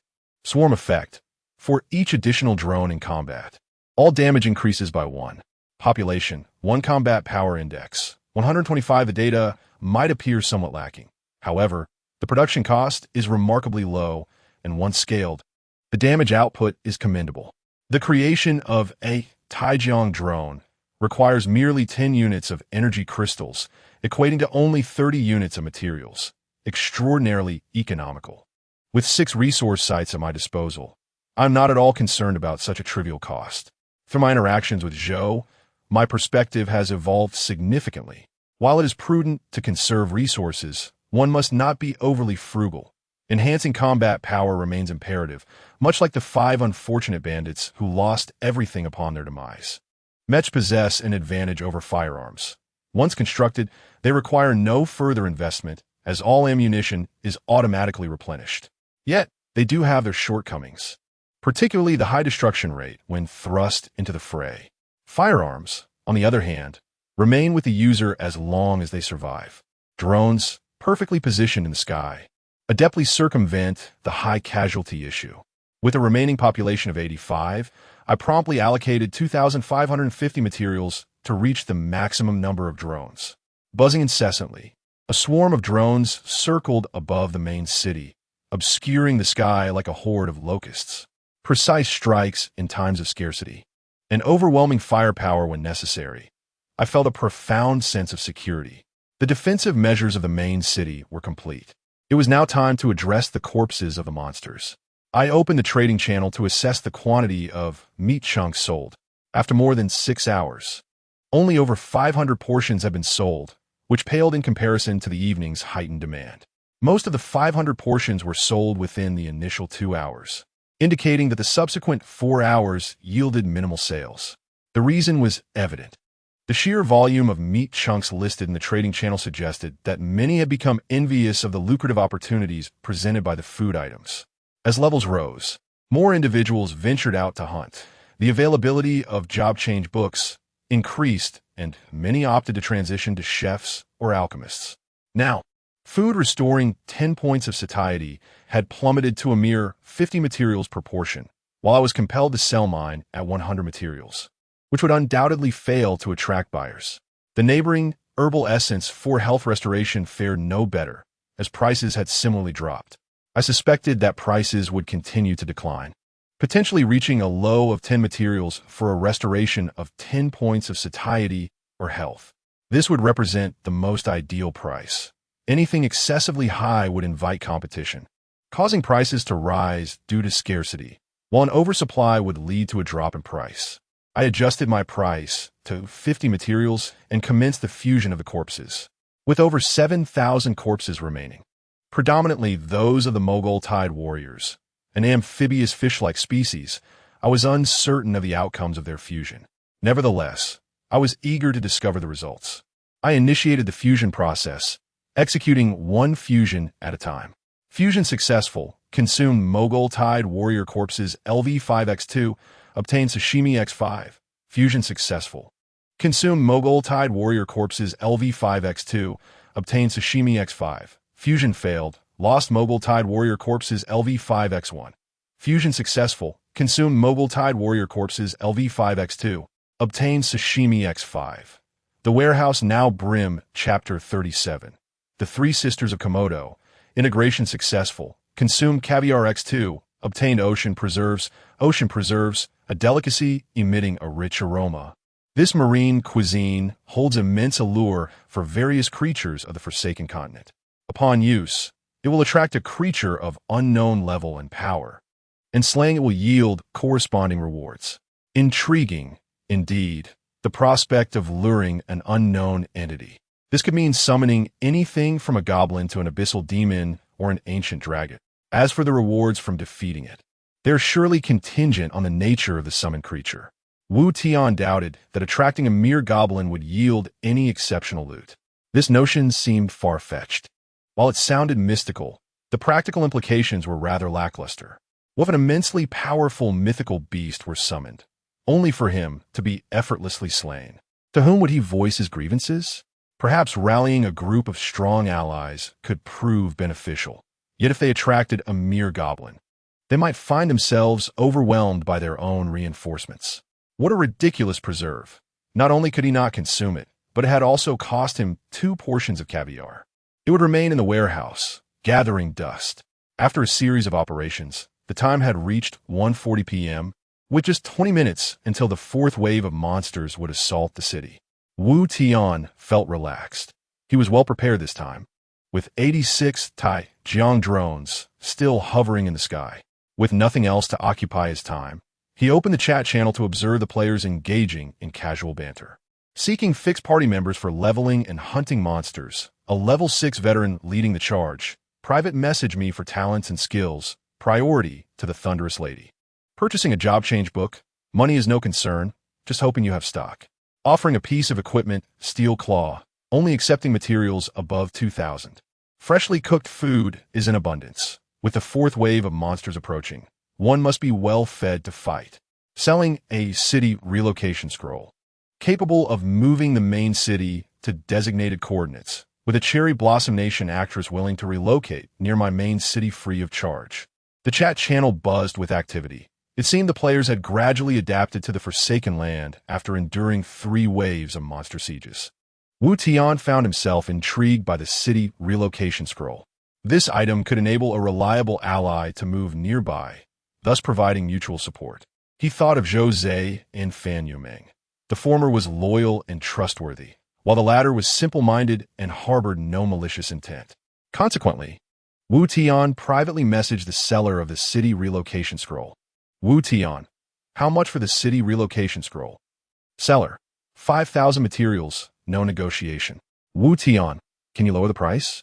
I lack such materials, and this item does not enhance combat power. Materials are hard to come by in the early stages. Seller, brother, I'm not haggling. This item allows teammates to be close together and evade enemy pursuit. 5,000 materials is quite reasonable. Wu Tian, my friend, I genuinely want it, but I really don't have 5,000 materials. I just upgraded my main city. Do you have anything we could trade? Wu Tian, could I exchange food for it? Seller, yes, 5,000 satiety worth of food. Wu Tian, currently, food with 10 satiety cells for 50 materials. Aren't you raising the price? If not, that's fine, many others are interested. Wu Tian, fine, I'll take it for 5,000 materials. He paid the 5,000 materials and successfully acquired the city relocation scroll. After a brief moment on the World Channel, a thunderous sound echoed above the sky. Attention players, the 4th wave of Monster Siege will commence in 30 seconds. Please prepare accordingly. Monster name, Poisonous Komodo, danger level, 6 stars quantity, 1200 countdown, 30, 29, 28. Subsequently, the main city sounded the alarm. Alert! Alert! Numerous creatures are rapidly approaching the main city. Turrets are loading, Mechas are in position, mercenaries are ready.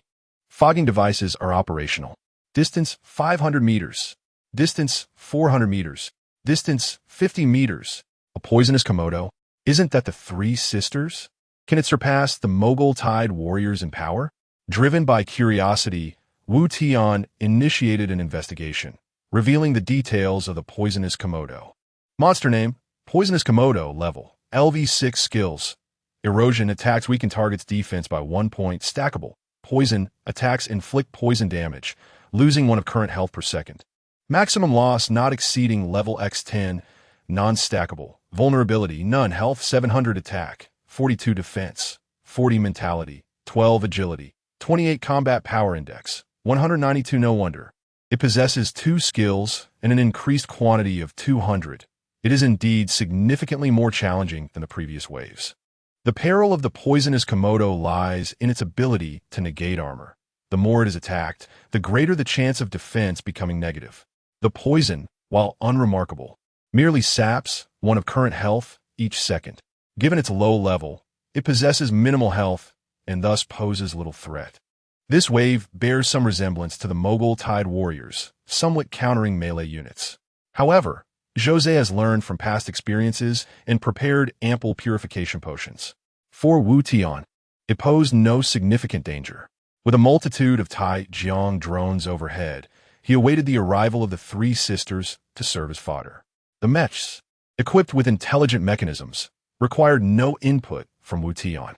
As the main city's alarm blared, a resounding drone filled the air, surpassing the alarm's volume.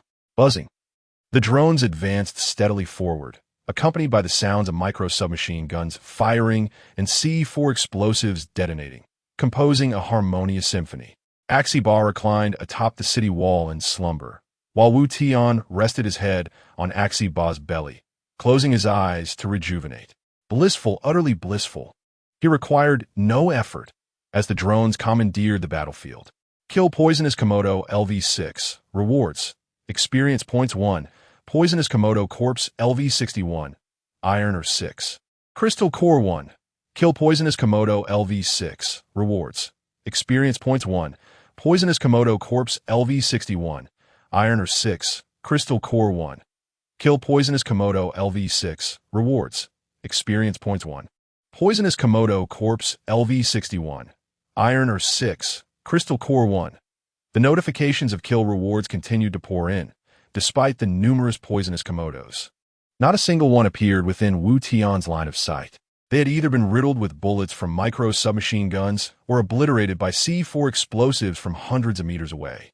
The battle lasted merely 5 minutes before Wu Tian received a system notification. The fourth wave of Monster Siege has concluded. The next wave of Monster Siege will commence at 8 p.m. Congratulations on being the first player to successfully defend against the fourth wave of Monster Siege. Rewarded with all attributes 1. Oh, there are ranking rewards? Chapter 38. Erosion level 95. Indeed, there exists a leaderboard within the system, which Wu Tian had previously glimpsed. However, he had not paid it much heed, as rapid defense does not necessarily equate to superior strength. Different schools of thought, innate talents, skills, and playstyles all influence the speed at which monsters are slain. Accidentally ascending to the top of the leaderboard felt akin to discovering a new world for Wu Tian. Since the reward for slaying monsters at an accelerated pace includes attribute points, it is imperative that strategies for future monster sieges be altered. Any equipment, pets, or items are merely external forces. While one might possess exceptional gear, so too can others. Attribute points, however, are a different matter altogether. They signify tangible enhancements, and their accumulation is notably challenging. Beyond leveling up, the means of acquiring attribute points currently include living cells, caviar, and holding the top position in the Monster Siege leaderboard. With 3 waves of monsters attacking daily, consistently securing the top spot would yield substantial long-term benefits.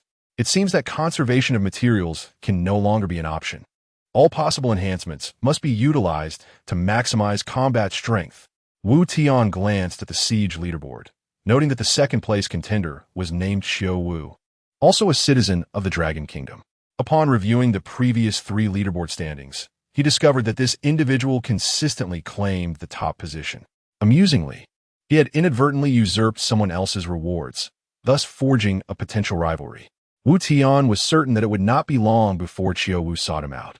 Nevertheless, Wu Tian was not one to be easily intimidated. Rather than passively await confrontation, he preferred to take the offensive and eliminate threats at their inception. Retrieving his satellite locator, he entered the name of his rival, only to be astounded by the distance displayed. Target is 530 kilometers away, over 7 million kilometers. Even the legendary Sun Wukong would need to perform over 140 somersaults to traverse such a distance. How vast is this forsaken land? With such a distance between them, there was little to worry about. He collected his spoils with a mere click and prepared for a period of unrestrained creativity. The experience gained from siege monsters was minimal, with each yielding only 1 point regardless of level. After defeating a staggering 200 creatures, he still had not reached level 6. Wu Tian checked his status panel to ascertain how much experience he required for the next level. Health, 500 attack, 82 defense, 30 mentality, 460 agility, 30 combat power index, 652 experience to level up, 1785, 2000, almost there, only a little over 200 experience points remained. Though his combat power had surged rapidly, primarily due to the significant mental enhancement provided by the Eye of the Demon. A new batch has arrived. The corpses of venomous Komodos. Let us see what treasures they may yield. He proceeded to fuse the 200 Komodo corpses en masse. Fusion successful. Consuming venomous Komodo corpse LV6X2. Obtained biological virus, small. X1. Fusion successful. Consuming venomous Komodo corpse LV6X2. Obtained biological virus, small. X1. Fusion successful. Consuming venomous Komodo corpse LV6X2. Obtained biological virus, small. X1. Biological virus? Previously, when fusing infectors' corpses, he had obtained biochemical virus. Is there a distinction? Biological virus, small, a bacterial-derived viral group with a lower mortality rate compared to biochemical virus, yet still possessing considerable lethality. Effect: when enchanted on a firearms or weapons. The next 3 attacks inflict venomous damage, causing the target to lose 1 of their current health per second for 1 minute. Effects do not stack. 3 successive attacks inflict venom. Continuous attacks on the same target do not amplify venom damage, but extend the duration of poisoning.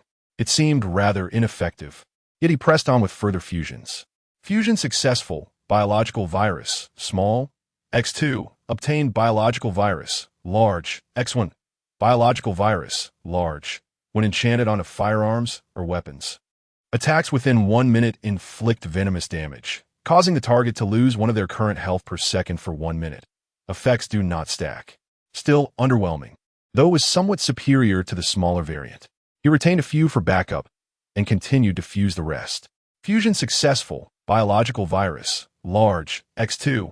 Obtained biological toxin capsule, X1.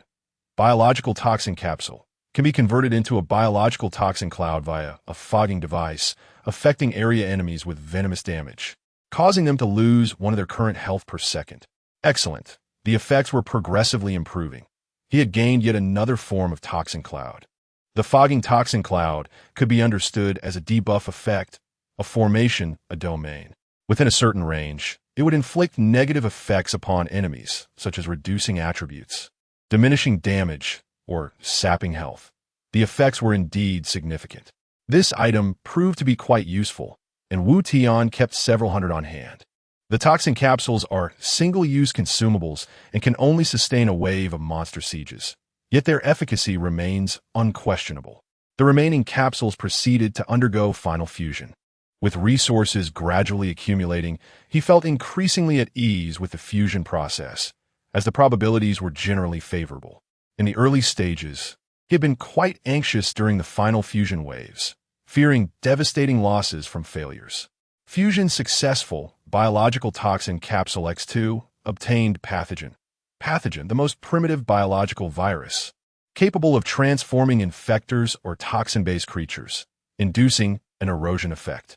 He possessed a total of 95 syringes, each filled with a murky green pathogen.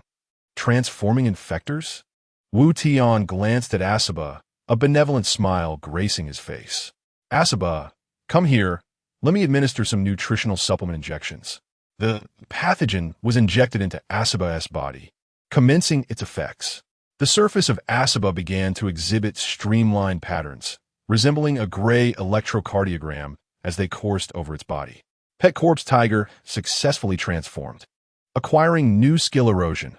Attacks reduce target's defense by -1. Continuous attacks on the same target do not stack the erosion effect, but it can be compounded with other units possessing erosion skills attacking the same target. Pet Corpse Tiger successfully transformed. Erosion effect enhanced, reducing target's defense by -2. Pet Corpse Tiger successfully transformed. Erosion effect enhanced, reducing target's defense by -3. Incredible. The ability to infinitely amplify the armor-piercing effect? What a boon. Wu Tian hurriedly injected all remaining pathogen into Asaba's body. Ultimately, Asaba's erosion armor-piercing effect escalated to a remarkable level of 95. He recalled his previous encounter with the Mudstone monster, which boasted a defense of 165. It was precisely the inability to breach its defense that had forced his retreat. However, now that Asaba possessed a 95-level erosion effect, coupled with insights into the Mudstone monster's weaknesses, Wu Tian was confident he could vanquish it single-handedly if they crossed paths again. As Wu Tian reveled in his triumph, he suddenly received a message from friend. Upon opening it, he found it was from Fan Yumeng. Brother Wu Tian, please lend me some crystal cores. I'm out of bullets. Chapter 39. Tier 3 Resource Site. How could this girl possibly run out of ammunition? As a talented ammunition expert, her bullet consumption is halved. Wu Tian transferred 100 crystal cores to Fan Yumeng, reminding her to return the favor. Driven by curiosity, Wu Tian resolved to visit Fan Yumeng's main city. After all, he was heading out to hunt, so it was a convenient detour. Riding atop a Shiba, he sped along, with 85 drones soaring steadily above him, maintaining a position directly overhead, while the slower electronic dogs and 2 militia members secured the city. Mecha Sweep Mode activated. Target selection. Wild Monsters, level LV10. Distance 500 meters. Wu Tian extended his psychic energy, continuously scanning for nearby wild monsters.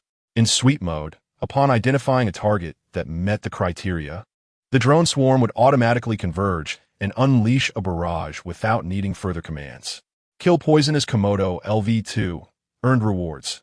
Experience 20, Stone 2, Crystal Core 2. Komodo Corpse LV21. Kill Porcupine LV3. Earned rewards. Experience 30 with 3, Crystal Core 3, Porcupine Corpse LV31. Kill Thunderhawk Chick LV5. Earned rewards. Experience 50, Ironer 5. Crystal Core 5, Chick Corpse LV51. Kill Ghoul LV1. Earned rewards. Experience 10, Stone 10, Crystal Core 1, Ghoul Corpse LV11. Wu Tian did nothing but traverse the path, yet the system incessantly notified him of kill rewards. Experience points and various materials accumulated effortlessly, akin to collecting fallen leaves. This sweep mode was extraordinarily advantageous, reminiscent of an army invading a village, leaving no trace behind. By the time Wu Tian reached the outskirts of Fan Yumeng's main city, both he and Ashiba had leveled up to level 6. Unlike mercenaries, whose levels depend on the mercenary camp's rank and do not increase with monster kills, pets can gain equal experience in battle and continue to level up. Moreover, pets can utilize potions and items akin to players, but cannot equip gear. Perched atop Ashiba's back, Wu Tian quietly observed the petite figure atop the city wall. Her skirt fluttered in the breeze, and a mischievous smile adorned her delicate, youthful face. She bore a colossal pink M249 machine gun on her small shoulder, its barrel spitting forth blinding flames. Rat-a-tat-tat-tat-tat. After watching for a moment, Wu Tian finally understood why this girl was short on bullets. Her aim was quite accurate, yet she had no concept of damage overflow. The leading Poisonous Komodo was riddled with bullets, reduced to mere shreds. However, she continued to fire indiscriminately at the corpse, turning it into a veritable fountain of gore. Although the level 6 Poisonous Komodo had tough skin, Fan Yumeng had reached level 7, and with the gunsmith's damage bonus, 7 or 8 bullets were sufficient to slay it. Killing a Komodo yielded 6 crystal cores, enough to exchange for 60 bullets. How could she possibly run out? Yet, every time she killed a Komodo, she wasted dozens of bullets on corpse desecration. Coupled with the consumption of grenades, the loss of crystal cores became an insatiable pit. What a prodigal child. Wu Tian cursed silently as Ashiba leaped onto the city wall, landing deftly beside Fan Yumeng. "Hey, brother Wu Tian, what brings you here?" Fan Yumeng exclaimed, her large eyes sparkling as she leaped into Wu Tian's embrace, tugging at Ashiba's fur excitedly. "Little devil, this isn't how you should play. No amount of bullets will suffice for your antics." Wu Tian waved his hand, and a multitude of drones swooped down, unleashing a torrent of fire, swiftly obliterating the remaining Komodos. The rewards for killing siege monsters belonged to Fan Yumeng, as dictated by the system. Once the Komodos were vanquished, Wu Tian's eyes glimmered. He spotted a level 2 resource site 500 meters to the right of Fan Yumeng's main city. Unfortunately, it was not unclaimed. It had been seized by other players. Wu Tian initially contemplated forcibly taking the resource site, but ultimately refrained. With Fan Yumeng's main city nearby, stealing the resource would only endanger her safety. "Wow, so many little drones. Brother Wu Tian, you're amazing," Fan Yumeng chimed in. Wu Tian shook his head in resignation. "All right, I understand. Well then, I'm off to hunt in the wild. I want to go with you. Fan Yuming pouted. There's no need. I can manage alone. Wu Tian declined outright. There was no way he would bring Fan Yuming along. It wasn't that he couldn't handle it, but with sweep mode active, the weak monsters outside would hardly pose a challenge. However, if he encountered high-level, high-health monsters, it might be beneficial for Fan Yuming to assist. Wu Tian did not linger longer. The allure of the top leaderboard reward urged him onward, knowing that the second-ranked player, Cho Wu, would not relent in pursuit. Mounting a Shiba, he plunged into the darkness. Fan Yuming, visibly displeased, grumbled as she exited the city, heading in the opposite direction of Wu Tian. Sweep mode reactivated, showcasing a classic scene of an army invading a village, leaving no level 1 goblins unscathed. Fortunately, the wild monsters in the godforsaken continent respawned precisely at midnight daily. Otherwise, with Wu Tian's approach, the wild monsters would soon face extinction. What just flew by? Where are my monsters? Damn it, who the hell is spraying bullets at me?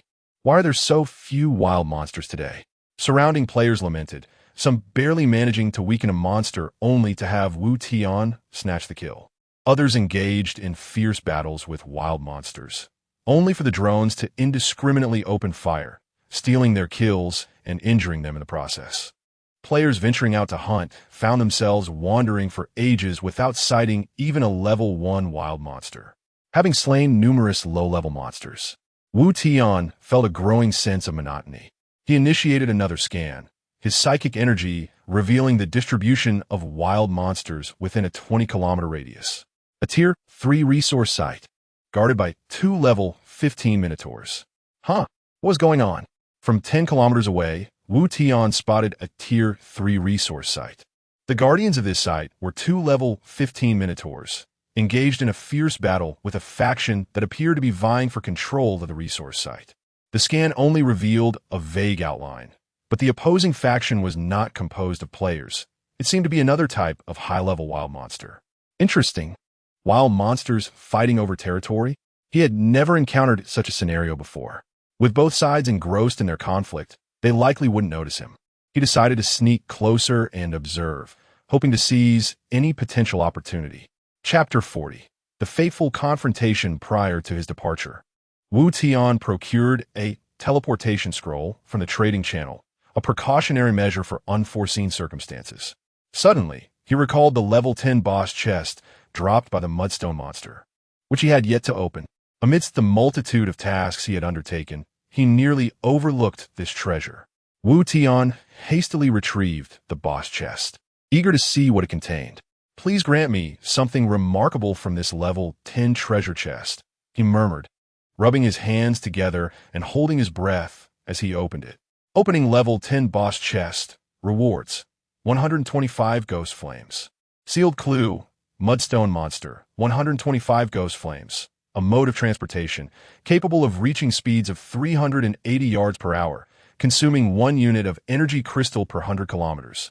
Sealed clue: Mudstone monster, a formidable weapon of the elven race, containing the hidden secrets of the negative Yang stone. Upon usage, it triggers a background story quest related to the Mudstone monster, rewarding substantial benefits upon completion. Recommended quest level: LV10. Interesting, Wu Tian pondered. The 125 ghost flames offered swift travel, yet he already possessed the Asaba, which could evolve. Although the ghost flames were faster at present, he was confident that as Asaba leveled up and his agility increased, it would soon surpass the ghost flames. As for the note, the sealed clue appeared to be a trigger item for some quest. While it promised generous rewards upon completion, it lacked specific data regarding difficulty. Fearing a shortage of time, he decided to wait until evening during a peaceful period to invite Zhu Zhe and Fan Yuming, ensuring a safer approach. With that resolved, he set off to inspect the situation at the level 3 resource area. Centering his focus, Wu Tian rode Asaba towards the resource zone at a swift pace, encountering and defeating every wild creature along the way. He even saved a player in the process. As he passed by, he noticed a man besieged by a dozen level 6 phantom wolves on the brink of defeat. Wu Tian's drone swiftly dispatched the wolves without hesitation, leaving the bewildered man in a state of shock. His act of saving the player was not out of a sense of altruism, but rather a strategic move to gain rewards from the kills. Rescuing the player was merely coincidental. Had the unfortunate player not been there, the Phantom Wolves would have met the same fate at Wu Tian's hands. As for the player, Wu Tian had little concern for him. If he perished, so be it. He harbored no intentions of killing him. After all, what value could a person, incapable of defeating a mere dozen level 6 beasts, possibly possess? Slaying him would only draw attention to himself and increment his kill count, something Wu Tian was not keen on, as he suspected it would not bode well. As Wu Tian approached the level 3 resource area, the substantial experience gained from defeating the wild creatures propelled him to level up once more. He took a moment to check his status panel. Player, Wu Tian, ID 3356, level, LV7 health, 700 attack, 92 defense, 40 mentality, 480 agility, 40 combat power index, 702 experience to level up, 28,000 at last. He had caught up to Fan Yuming, although the experience required for the next level had significantly increased. The battle at the level 3 resource area was fierce. Even from a distance, Wu Tian could sense the tremors of the ground. Taking refuge behind a large corpse 200 meters away with Asaba, he commanded all drones to descend to the ground. Holding his breath, he meticulously observed the movements of both sides engaged in combat. From this distance, he could discern detailed information about the combatants. Monster name, Minotaur level, LV15 skills, War Tread. Shockwave health, 2000 strength, 115 defense, 102 mentality, 93 agility, 80 combat power index, 590 traits. The primitive tribe of Camuli Prairie, Minotaurs are peace-loving, worshipping the Earth Mother and adhering to druidic beliefs. They have long roamed the Camuli Prairie and are sworn enemies of the Centaurs. Monster name, Centaur Warrior, level, LV15 skills, Frenzy, Pillage health, 1,700 strength, 88 defense, 82 agility, 115 mentality, 75 combat power index, 530 traits, a vile and ugly race. This tribe eschews production, living by plundering others. As later comers to the Camuli Prairie, they have nearly exterminated the Minotaur tribe. A fateful showdown, how intriguing. Wu Tian watched with keen interest as the Minotaurs clashed with the Centaurs. You wretched hybrids, I shall trample you into pulp with my iron hooves. One Minotaur roared, unleashing the skill War Tread. The nearest Centaur warrior was stunned, and 2 Minotaurs brought their totems crashing down upon the dazed creature's head. Yet, their strategy faltered as 2 agile Centaurs, with hooves pounding the ground, retaliated. Clang! The Centaur warrior, leveraging the momentum of its charge, deflected the Minotaur's totem with its axe. Regaining its senses, the Centaur swung its axe, landing a deep blow into a Minotaur's shoulder, exposing bone and causing blood to gush forth, provoking a furious roar from the Minotaur. How dare you, vile Centaur? We have already left Camuli. Why pursue us to the ends of the earth? The Khan commands it. Root out the threat. The Centaur cackled maliciously. Tuka, you go ahead. I will hold them off. Bane, for the glory of the Minotaurs, I shall not retreat. Flee? It was futile. The Centaur's 4 legs far outmatched the Minotaur's 2. With eyes ablaze, the Minotaur unleashed a furious counterattack in its desperate state. Roar! 2 powerful beams of light erupted from the Minotaur's mouth, launching a ferocious shockwave. The Golden Shockwave, infused with chaotic energy, was a lethal maneuver bestowed upon the Minotaur race by the Druids. A red aura suddenly enveloped the Centaur, significantly boosting its speed. Ultimately, the shockwave merely grazed the Centaur's chest, leaving a deep indentation and causing its health to plummet. The shockwave drained almost all of the Minotaur's strength, and with 2 fully healthy Centaurs remaining, victory was no longer within reach for the Minotaurs. Despair began to envelop them, yet the Minotaurs refused to bow their proud heads. The enormous totem and their unwavering faith sustained them. The tide of battle had turned. Though the Minotaurs held greater strength, the Centaur's numbers were overwhelming. Wu Tian sensed it was time to intervene. Chapter 41. Clash with the Centaurs in a conventional line of thought. The Minotaurs were at a disadvantage. It was certainly feasible to seize a kill when one of them was gravely injured.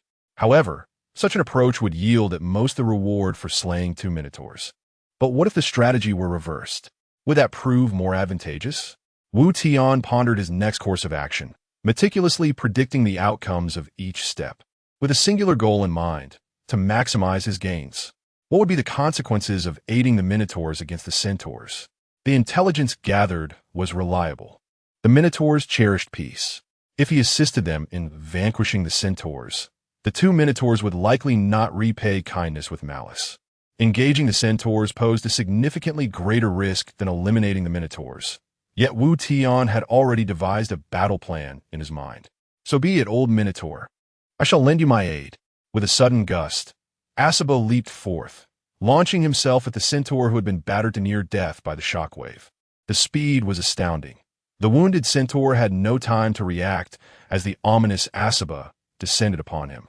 Seizing the opportunity, Asaba aimed to eliminate the weakened foe. Reducing their numbers, this was the first step of the plan.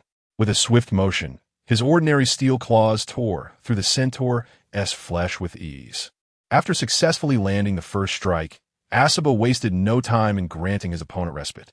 He arched his neck back, exposing his formidable fangs, each nearly 30 centimeters long, exuding an icy menace. With a decisive snap, he sank his teeth into the Centaur's neck, ripping away a substantial portion of flesh and sinew.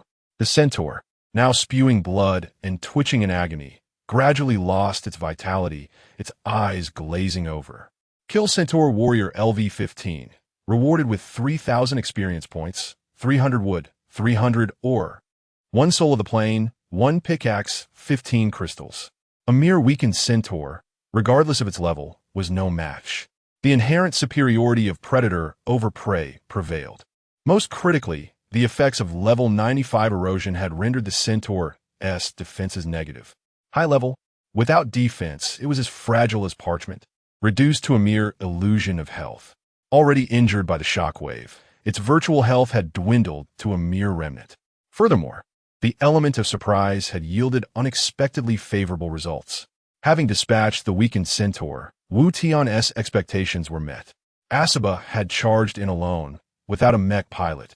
Wu Tian would not engage in the fray. At this moment, he had circled behind the two Minotaurs, maintaining a distance of 5 meters. Damn it!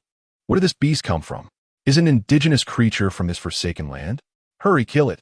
The sudden demise of their comrade startled the two Centaurs momentarily. Once they regained their composure, they charged at Asaba, hooves pounding the ground, axes raised above their heads.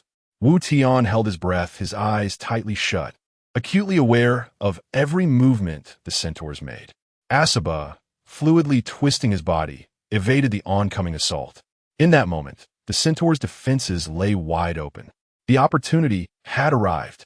Waves of mental energy surged within him, his blue psychic power yearning to be unleashed. Concentrating all his mental might at his forehead, a vast expanse of azure enveloped his mind. With a hum, Wu Tian's eyes snapped open. In an unadulterated energy erupt, Chapter 43. Secrets of the Forsaken Land. As the teleportation array activated, the team materialized atop the city walls 5 seconds later. Gazing at the lowly fortifications, the two Tauren could not suppress their skepticism. Brother Exile, are you truly certain that such a modest fortress can withstand the onslaught of the Centaur army? It does appear somewhat shabby, Wu Tian admitted, having devoted resources to upgrading the main city and mech camp, leaving the walls at merely level 3. After earning a substantial amount of resources from a wave of monster farming and nearly depleting the food in the trading channel, he had managed to gather over 50,000 resources again.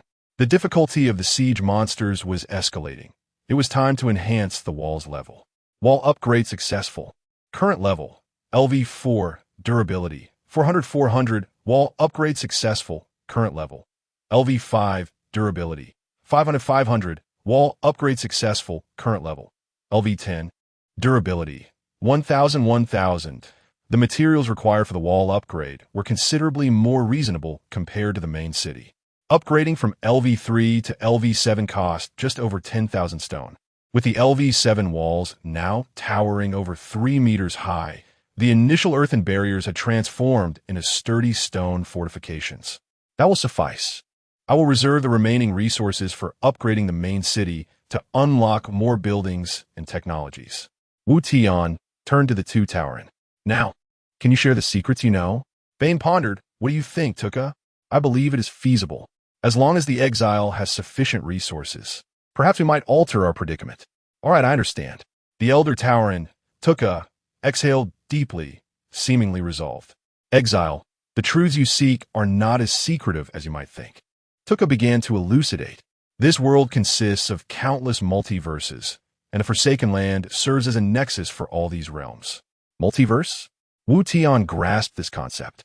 Worlds such as Warcraft, Naruto, League of Legends, and various novels and anime each possess their unique cosmic essence. Were these not mere fabrications, but rather manifestations of reality? Tuka, please clarify. I comprehend the notion of the multiverse, but what is the relationship between the Forsaken Land and it? You may perceive the Forsaken Land as a transit hub of the multiverse, akin to a beam of light comprised of 7 colors, with this realm being the connection of all hues. Beings from any plane can arrive in this Forsaken Land, contributing to the biodiversity here. Those humans who have come for various reasons are known as exiles, like yourself, my friend. With this clear explanation, Wu Tian felt enlightened. Then, Tuka, how did you arrive here? He inquired further. Alas, it is a shameful tale. The vile centaurs scattered our tribe, slaying our chieftain and capturing his youngest son. With no options left, we sought refuge in the Forsaken Land, utilizing the powers of the druids to escape the centaurs' pursuit, yet they followed us nonetheless. Tuka, given the existence of countless multiverses, your tribe could have sought refuge in another world to slowly rebuild. Surely it would be difficult for the centaurs to locate you across such vastness. That is not possible. Aside from exiles, no one can traverse the multiverses at will. The Forsaken Land permits only one-way travel. We hail from Azeroth and can only journey between Azeroth and the Forsaken Land. Ah, I see. What an intriguing premise. This explained why he could not venture to the Land of Light, as they were not of the same world. It was no wonder the Tauren did not wish to escape to other realms. The laws of the Forsaken Land forbade it. The plight of the Tauren tribe was indeed unfortunate. As a nomadic people, they had not provoked anyone, yet found themselves relentlessly pursued by the centaurs across the entire map. With no refuge left, they had fled to this desolate land. Indeed, as the saying goes, those who lag behind will be beaten. Exile, we thank you for sheltering us. Bane is the eldest son of the chieftain, and our Tauren tribe wishes to serve you, aiding in the development of your main city. Wu Tian glanced at the two Tauren. Standing over 3 meters tall, with powerful muscles, they certainly appeared to be capable workers. Very well, henceforth you shall accompany me. Wonderful. Bane, quickly summon our kin. Old Tuka exclaimed with excitement. What, there are more? Wu Tian responded in astonishment. Yes, did I not mention? Our entire tribe fled to the Forsaken Land. Then gather them here. This shall be your stronghold. Having experienced the prowess of a level 15 Tauren firsthand, Wu Tian understood their formidable combat strength. With a cadre of such capable subordinates, his early endeavors would surely prosper. Most importantly, these allies came without cost, requiring no expenditure of resources. Free gifts are always the most delightful. The young Tauren named Bane produced a horn from his waist and began to blow into it fervently. War horn. Crafted from the horn of the first chieftain of the Camley Tauren, it symbolizes the identity of every chieftain. When sounded, all Tauren will gather and gain a charge effect. Charge. Boost the morale of allied units, increasing attack speed, movement speed, and damage by 20. The resounding call of the horn filled the air, and Wu Tian felt invigorated, as if he'd been infused with boundless energy. This sensation resembled a mystical sorcerer summoning the strength of ancestors. Such an extraordinary item, a collective enhancement buff, Wu Tian coveted the war horn. Suddenly, a grand voice echoed from the heavens. Attention players, the 5th wave of monsters will commence their siege in 30 seconds. Please prepare yourselves. Monster name, Setharus Reaper, danger level, 8 stars quantity, 1000 countdown, 30, 29, 28. Curse it. In focusing on conversing with the Tauren, he had lost track of time. The 5th wave of the siege was upon them already. With nothing prepared, an 8-star difficulty loomed ahead. Would there be sufficient pressure? Compared to the previous wave, this one had 200 fewer monsters, totaling 1,000, yet the difficulty had risen by 2 stars. However, having breezed through the 4th wave with ease and now bolstered by 2 Tauren allies, defending against this onslaught should not pose a significant challenge. Yet, without adequate preparation, the top rank might slip from his grasp. Chapter 42. The Quest for Truthbang. The collision of beasts resonated as the centaur was unceremoniously toppled by 2 bull-headed warriors. The inherent combat prowess of the bull-headed beings surpassed that of the centaurs, and now, bolstered by their numerical advantage, the centaur found itself pinned to the ground and mercilessly hammered. The clash of totems and flesh emitted a dull thud, fueled by the bull-headed warriors' deep-seated animosity towards the centaurs. The oppressive despair and all negative emotions had, in that moment, transmuted into raw power. Their kinship was at stake. Their homes ravaged. Countless dear friends and family had perished beneath the iron hooves of the centaurs. A vengeance for their chieftain. Cursed centaur, vile scum. Wu Tian was oblivious to the profound enmity between the 2 factions. He merely weighed the pros and cons and chose to intervene against the centaur. The tide of battle had become crystal clear, as Asaba and the drones relentlessly drained the life essence of one centaur. The other was being thoroughly beaten by 2 bull-headed warriors, showing no signs of retaliation. Particularly, the centaur engaged with Asaba was clearly on the verge of collapse under the overwhelming firepower of the drones.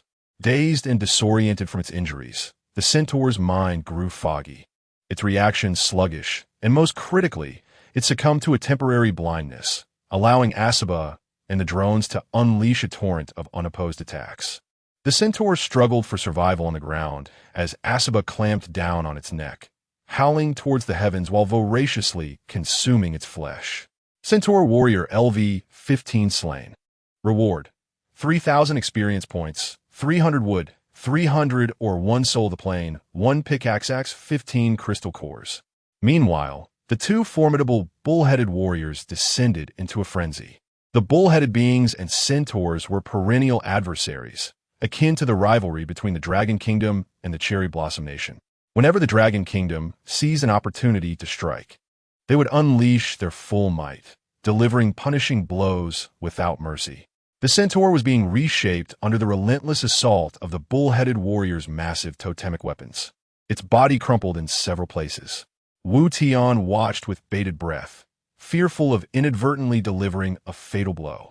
Damn it, this LV-15 creature offers an abundance of experience. I cannot let it go to waste.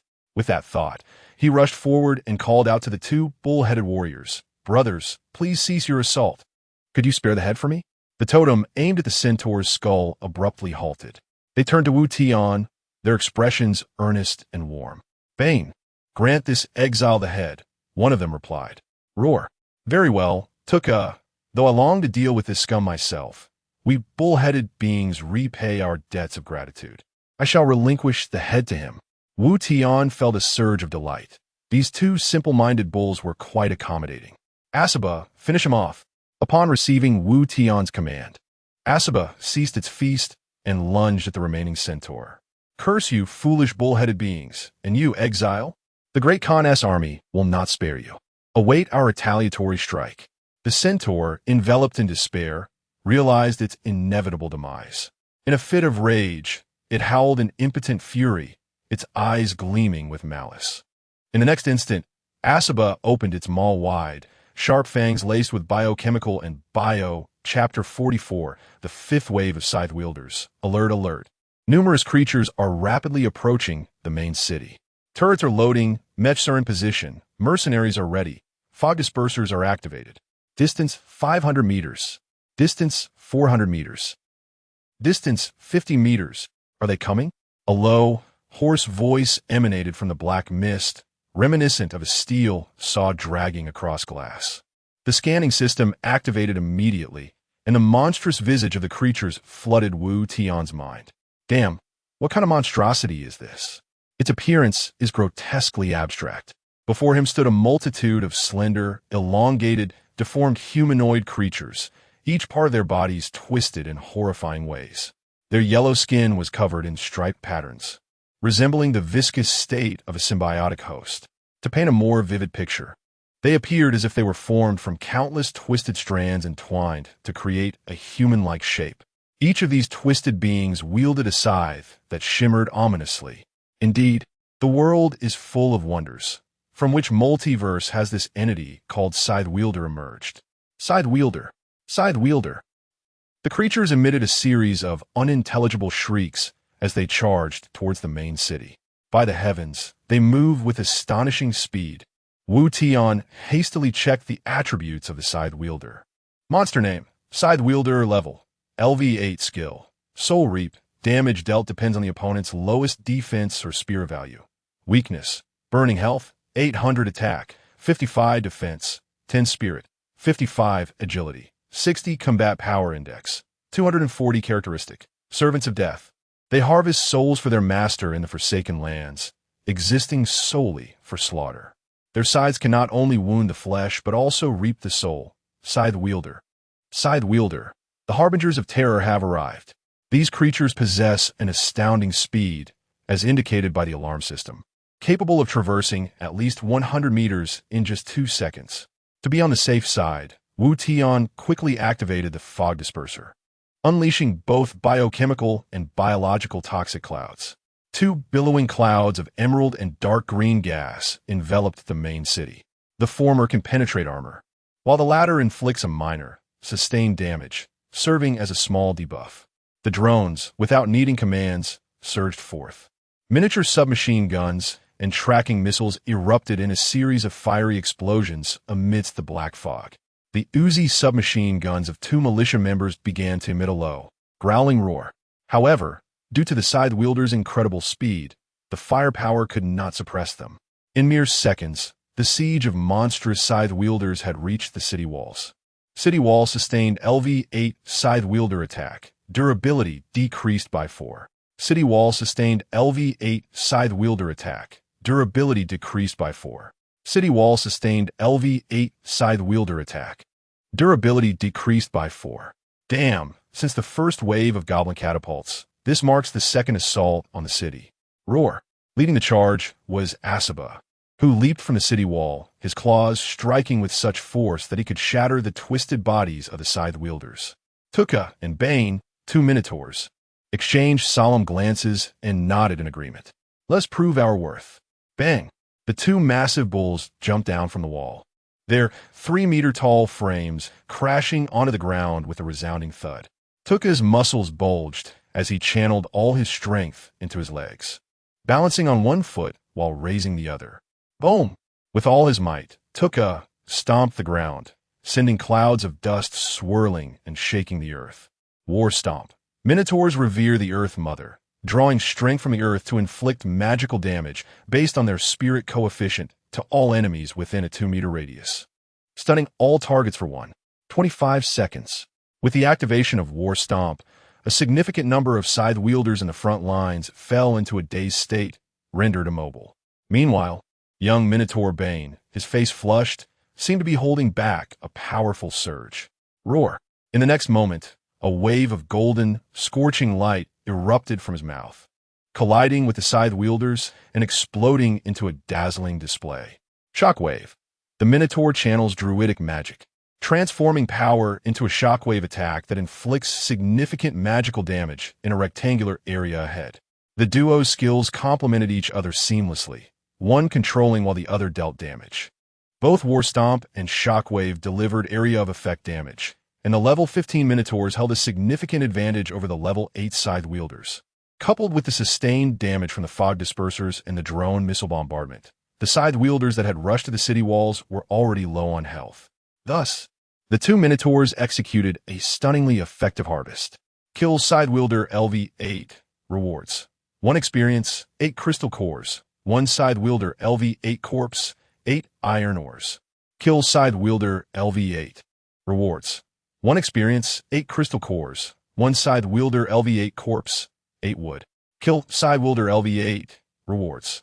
1 experience, 8 crystal cores. 1 Scythe Wielder LV8 corpse, 8 stone. A series of kill rewards flooded the system, and Wu Tian nodded in satisfaction. Not bad, not bad. My two underlings have proven their worth. Soon after, a second wave of scythe wielders was rapidly advancing towards the city. The two Minotaurs rallied once more, this time reversing their skills. Bane utilized War Stomp while Tuka unleashed Shockwave. The result was the same, with another large group of scythe wielders being vanquished. As the older Minotaurs' skills entered cooldown, the duo charged into melee combat, wielding their massive totemic weapons. The Minotaurs, with their tough hides and immense strength, claimed the lives of numerous scythe wielders with each crushing blow. The drone's miniature missile barges were cooling down, now resorting to a continuous spray of submachine gunfire. Wu Tian ceased his observation and aimed his scout sniper rifle at the heads of the scythe wielders. Bang, bang, bang. A continuous barrage. The number of monsters is finite, totaling 100. Each slain reduces their ranks. Glancing at the defense leaderboard, he noted that no one had yet secured a successful defense. He wondered if he could still attain the top reward this time. Just as the battle raged on, Wu Tian felt a tremor in the distance, as if an earthquake were occurring. Could there be other creatures besides the scythe wielders seeking to assail me? Alarmed, Wu Tian quickly activated the scanning system. Chapter 45. The Clash of Armies. As Wu Tian's mental energy expanded, he finally discerned the entirety of the situation. The weight on his heart gradually lifted, as if the mighty force of his bull-headed army had arrived. The ground trembled with increasing intensity, and Wu Tian squinted, noting the vast numbers approaching. It appeared that this time, the top reward was assured. Tuka, Bane, hold back those twisted creatures. Our reinforcements are on the way. The two Minotaurs, emboldened by his words, braved the onslaught of the scythe wielders, refusing to allow them even a step closer to the city walls. Lord of the city, I can sense the presence of our kin. Let us crush these vile beings beneath our iron hooves. In a fleeting moment, the first wave of Minotaurs surged forth from the Shroud of Darkness, their towering forms charging like heavily powered trucks, scattering the ranks of the scythe army. Chief Bane, your call has been heeded. My subordinates risk their lives to present themselves alongside our kin. Soon after, a continuous stream of Minotaurs, second, third, and fourth waves, arrived at the city walls. Minotaurs, heed my command. The exile Wu Tian has shown us kindness. I, Bane Bloodhoof, son of the former chief, issue this decree through the ancestral horn. Let our iron hooves trample the followers of death and pledge our loyalty to the Lord of the city. With a resounding roar, Bane stood proudly atop the city walls, exuding the demeanor of a king. He raised the war horn high, tilting his head back, and poured every ounce of strength into a battle hymn. A frenzy ignited among the countless Minotaurs below, their ancestral bloodlines awakened. For the tribe, we pledge our lives to Lord Wu Tian. The fervor was palpable. Even Wu Tian felt the exhilarating anthem, and the fervor of the Minotaurs sent shivers down his spine. The energy was electric. He could hardly contain the primal force surging within him, yearning to seize a scythe wielder and unleash his fury. In a swift movement, Wu Tian leapt from the 3-meter-high wall, a gray shadow darting forward to catch him securely. None other than the attuned Asaba. Mounted upon Asaba, the massive tiger-like beast dashed forward, and the Minotaurs instinctively parted to form a passage. After circling the Minotaur army, Wu Tian, filled with pride and vigor, halted at the front, resembling a general rewarding his troops. The scythe wielders ahead quickly regrouped, preparing a new assault on the city. A cold smile crept onto Wu Tian's lips as he raised one hand, palm facing upward, and commanded charge. Crush them. The Minotaurs, ablaze with fervor, surged towards the scythe army as if invigorated by a potent stimulant. The ground trembled underfoot, the sound of warfare echoing across the battlefield. Kill Scythe Reaper LV8. Rewards: Experience 1, Crystal Core 8, Scythe Reaper LV8 Body 1, Stone 8. This would indeed be a massacre. Wu Tian had underestimated the combat prowess of the Minotaurs, discovering that many among them were of level 20. Their levels, stats, and combat capabilities utterly eclipsed those of the siege monsters, the scythe wielders. Initially, the siege monsters relied on their numbers to prevail, but now the Minotaurs matched them in quantity. Moreover, more Minotaurs continued to emerge from the mist. Witnessing their kin engaged in fierce battle, The newly arrived Minotaurs disregarded all caution and launched an attack on the rear of the Scythe army. The clash was devastating. A veritable sea of corpses. In less than a minute, Wu Tian received a notification from the system indicating the end of the siege. The Scythe Reapers had failed to withstand the initial assault of the Minotaurs. The fifth wave of monsters has concluded. The next wave will commence tomorrow at 8 a.m. You have entered a peaceful night period. Please allocate your time wisely. Venture outside to hunt or recuperate. Congratulations on being the first player to successfully defend against the fifth wave of monsters. You have earned a reward of 1 to all attributes. With a chuckle, Wu Tian reflected on the perfect conclusion of 3 waves of siege monsters the following day.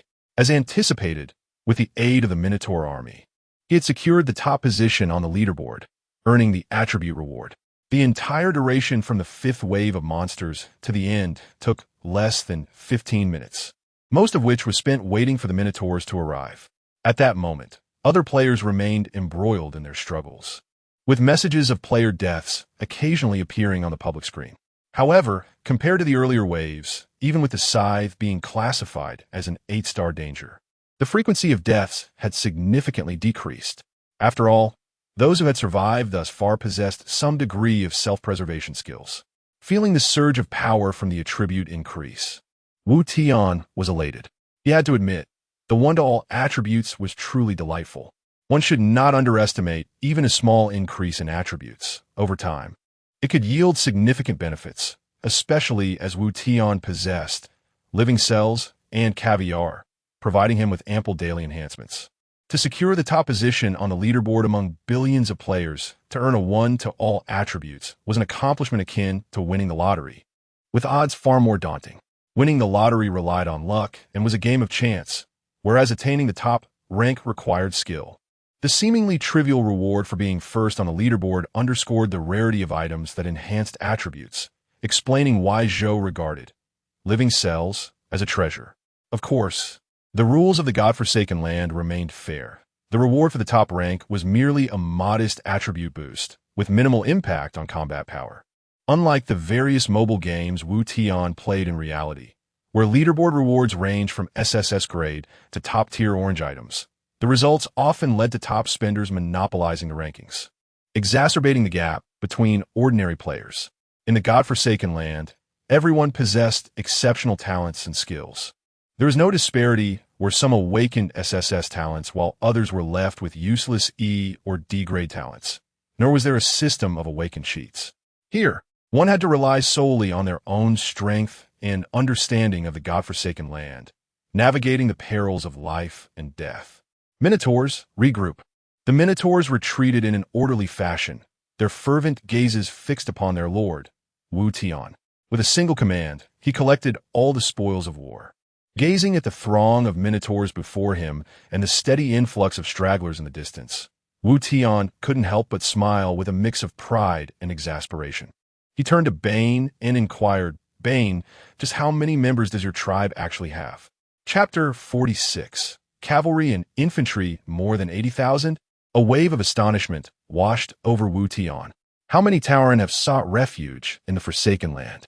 The sheer number of 80,000 Tauren initially took Wu Tian aback, especially since he possessed no spatial artifacts capable of accommodating such a multitude within his modest main city.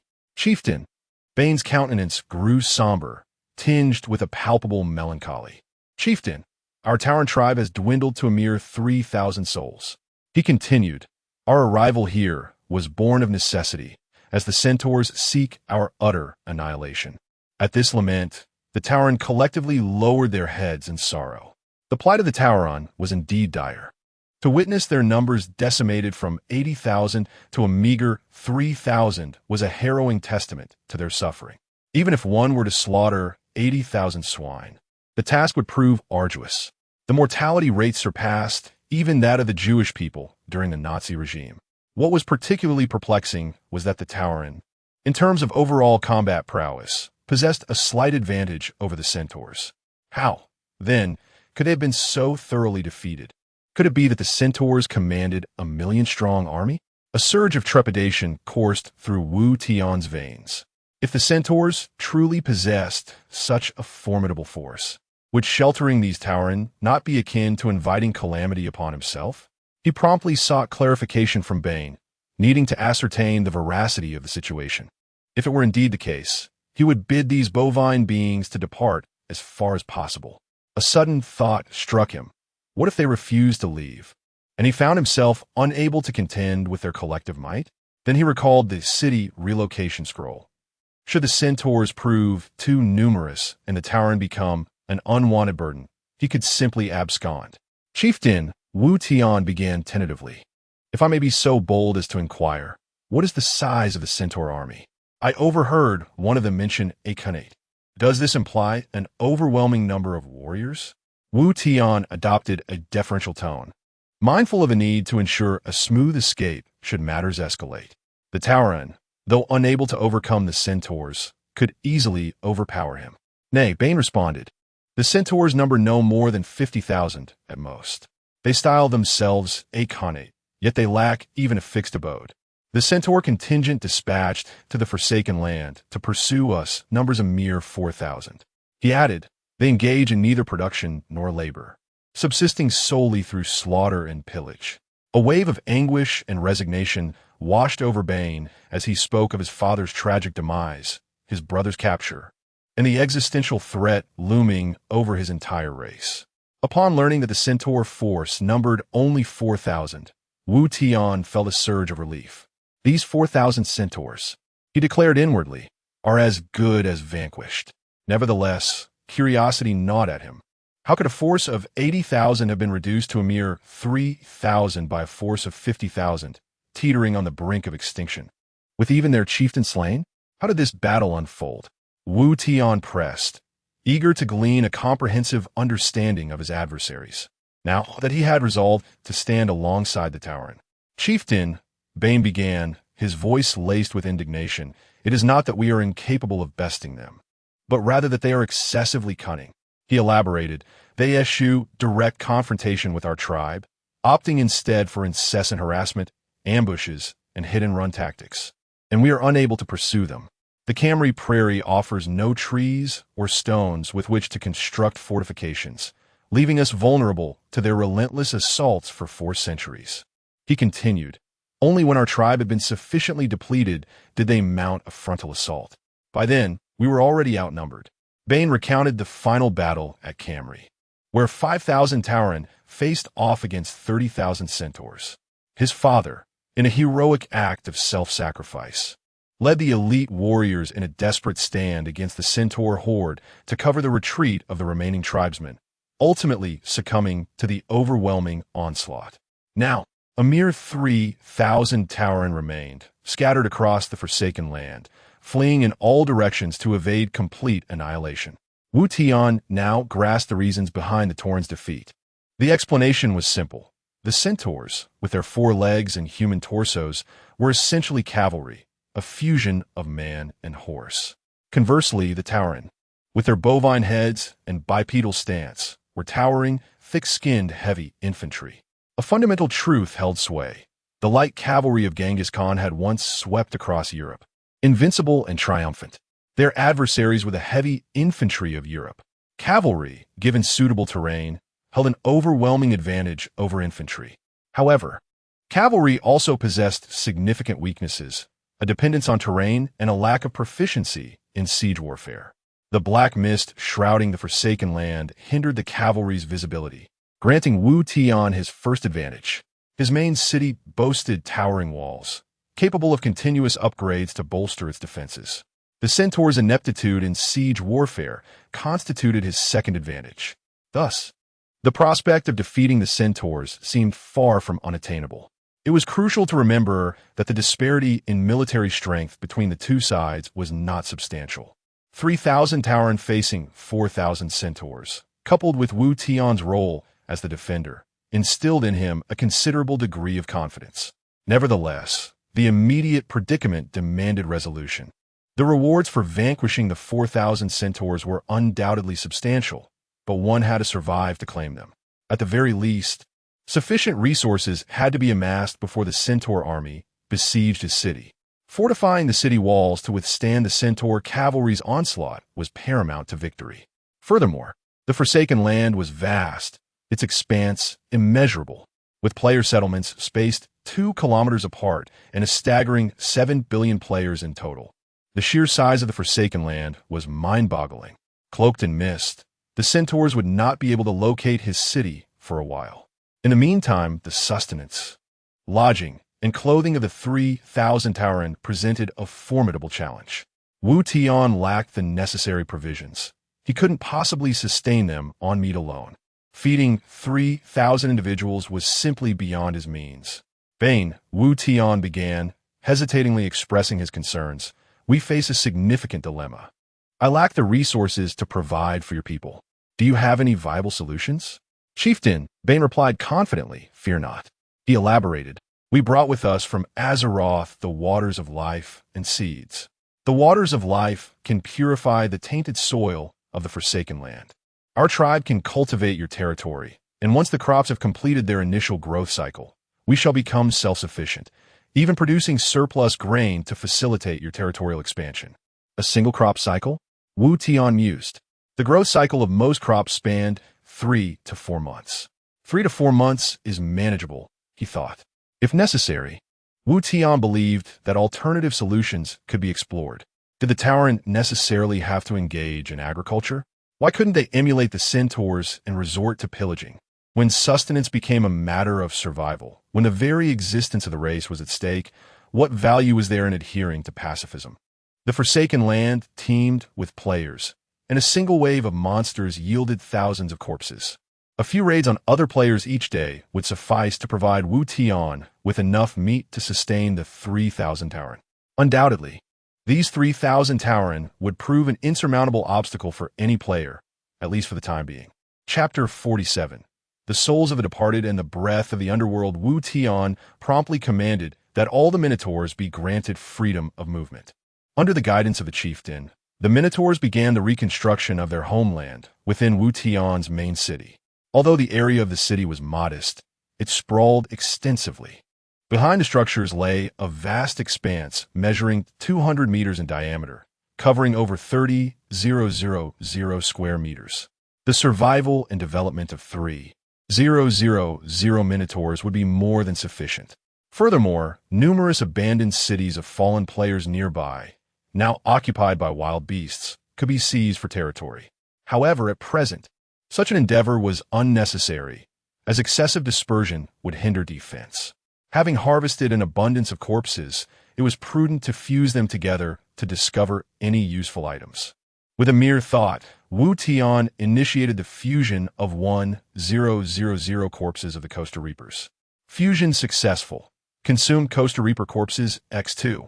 Acquired fragmented soul X1. Fusion successful. Consumed Costa Reaper corpses X2. Acquired fragmented soul X1. Fragmented soul. An incomplete soul possessing a purifying effect that, when used, dispels all negative effects. Remarkably, 400 units of purification potion had been obtained. This potion could eliminate adverse states, proving invaluable in combat. On the trading channel, the lowest price for a purification potion was 100 materials. Thus, these 1,000 corpses had effectively transformed into 40,000 materials. It must be noted that this fusion ability was exceptionally advantageous during the early stages of development. This initial fusion yielded items of considerable value. Retaining a portion for potential emergencies, Wu Tian resolved to continue fusing. Fusion successful. Consumed fragmented souls X2. Acquired complete soul X1. Fusion successful. Consumed fragmented souls X2. Acquired complete soul X1. Complete soul. A relatively intact essence of the deceased, which in addition to its purifying effect, bestows a measure of protection upon a user. Capable of negating one negative state, though it does not immunize against damage, lasting for 10 seconds. The enhancement was significant. Beyond purifying, it could shield against one adverse condition, a concept easily understood. For instance, the Minotaur before him, affected by the stunning effect of War Trample, could use the complete soul to not only dispel the stun, but also avoid being stunned by the next instance of War Trample for 10 seconds. Of course, it did not negate damage. Although it would not induce a stun, the magical damage from War Trample would still inflict harm. This protective skill could be regarded as a divine technique. In a life-and-death duel, being controlled for a single second could alter the course of battle. With this ability, one could at least engage in one-on-one combat without fear. However, against numerous foes, it would prove ineffective, as it could only counter the initial control, leaving subsequent effects unaddressed. Wu Tian prudently retained a portion, with 120 units of complete soul remaining for continued fusion. Fusion failed. Lost complete soul X1. Alas, the first attempt had failed. Wu Tian cursed under his breath. Fortunately, the success rate of subsequent fusions remained commendable. Fusion successful. Consume complete souls X2. Acquired soul of the departed X1. Fusion successful. Consume complete souls X2. Acquired soul of the departed X1. Soul of the departed. A spirit retaining the consciousness of the deceased, capable of providing the user with immunity to control effects for a brief period of 15 seconds. Wu Tian felt a surge of excitement. An enhanced version of Ragnarok, akin to Olaf unleashing his ultimate. It was noteworthy that in a certain alliance game, Olaf's ultimate lasted only 6 seconds, yet this effect persisted for 15 seconds. When a fully equipped Olaf charged forth with Ragnarok, the threat posed to the backline was no less daunting than that of a nightmare extinguishing the lights. Unfettered by any control on the battlefield, this ability could transform one into a war machine. In this forsaken land, where the creatures of myriad realms congregated, many would specialize in control. The soul of the departed could be deemed a trump card, potentially altering the tide of battle at a critical moment. With 50 units of soul of the departed, it represented an invaluable asset. Despite the seemingly unremarkable nature of this fusion ability, it consistently yielded unexpected surprises. This soul of the departed was already exceptionally rare. Yet another fusion opportunity remained. It was unnecessary to fuse all. Wu Tian decided to experiment with 2 units of soul of the departed to ascertain the nature of the ultimate fusion. Sometimes, high-quality effects did not necessarily surpass those of lower tiers. Just like the last fusion of the Mogul Tidal Warrior's corpse, which yielded caviar on the 3rd attempt, granting a permanent boost of 2 mental strength per daily use, whereas the 4th fusion resulted in ocean preserves, which summoned random-level monsters with a more stable cost-effectiveness. Resolute in his decision, Wu Tian proceeded. Fusion successful. Consumed souls of the departed X2. Acquired breath of the underworld X1. Breathe of the underworld. The sigh of the deceased on the path to the underworld, possessing a mystical necromantic aura. When used, it creates a mirror image to join the battle, with the mirror image possessing 100 of the original attributes, but receiving an additional 200 damage, lasting for 1 minute. A replicated image? Wu Tian patted his chest in relief that he had not fused all units, or it would have been a significant loss. This ability appeared formidable at first glance, allowing for a 2-on-1 scenario. However, the discrepancy in strength was considerable. If employed by a high-power player like Zhou, who is invulnerable, it would be immensely potent. Conversely, if used by a player of considerably lower caliber, it would merely result in 2 underwhelming combatants. What utility would that serve?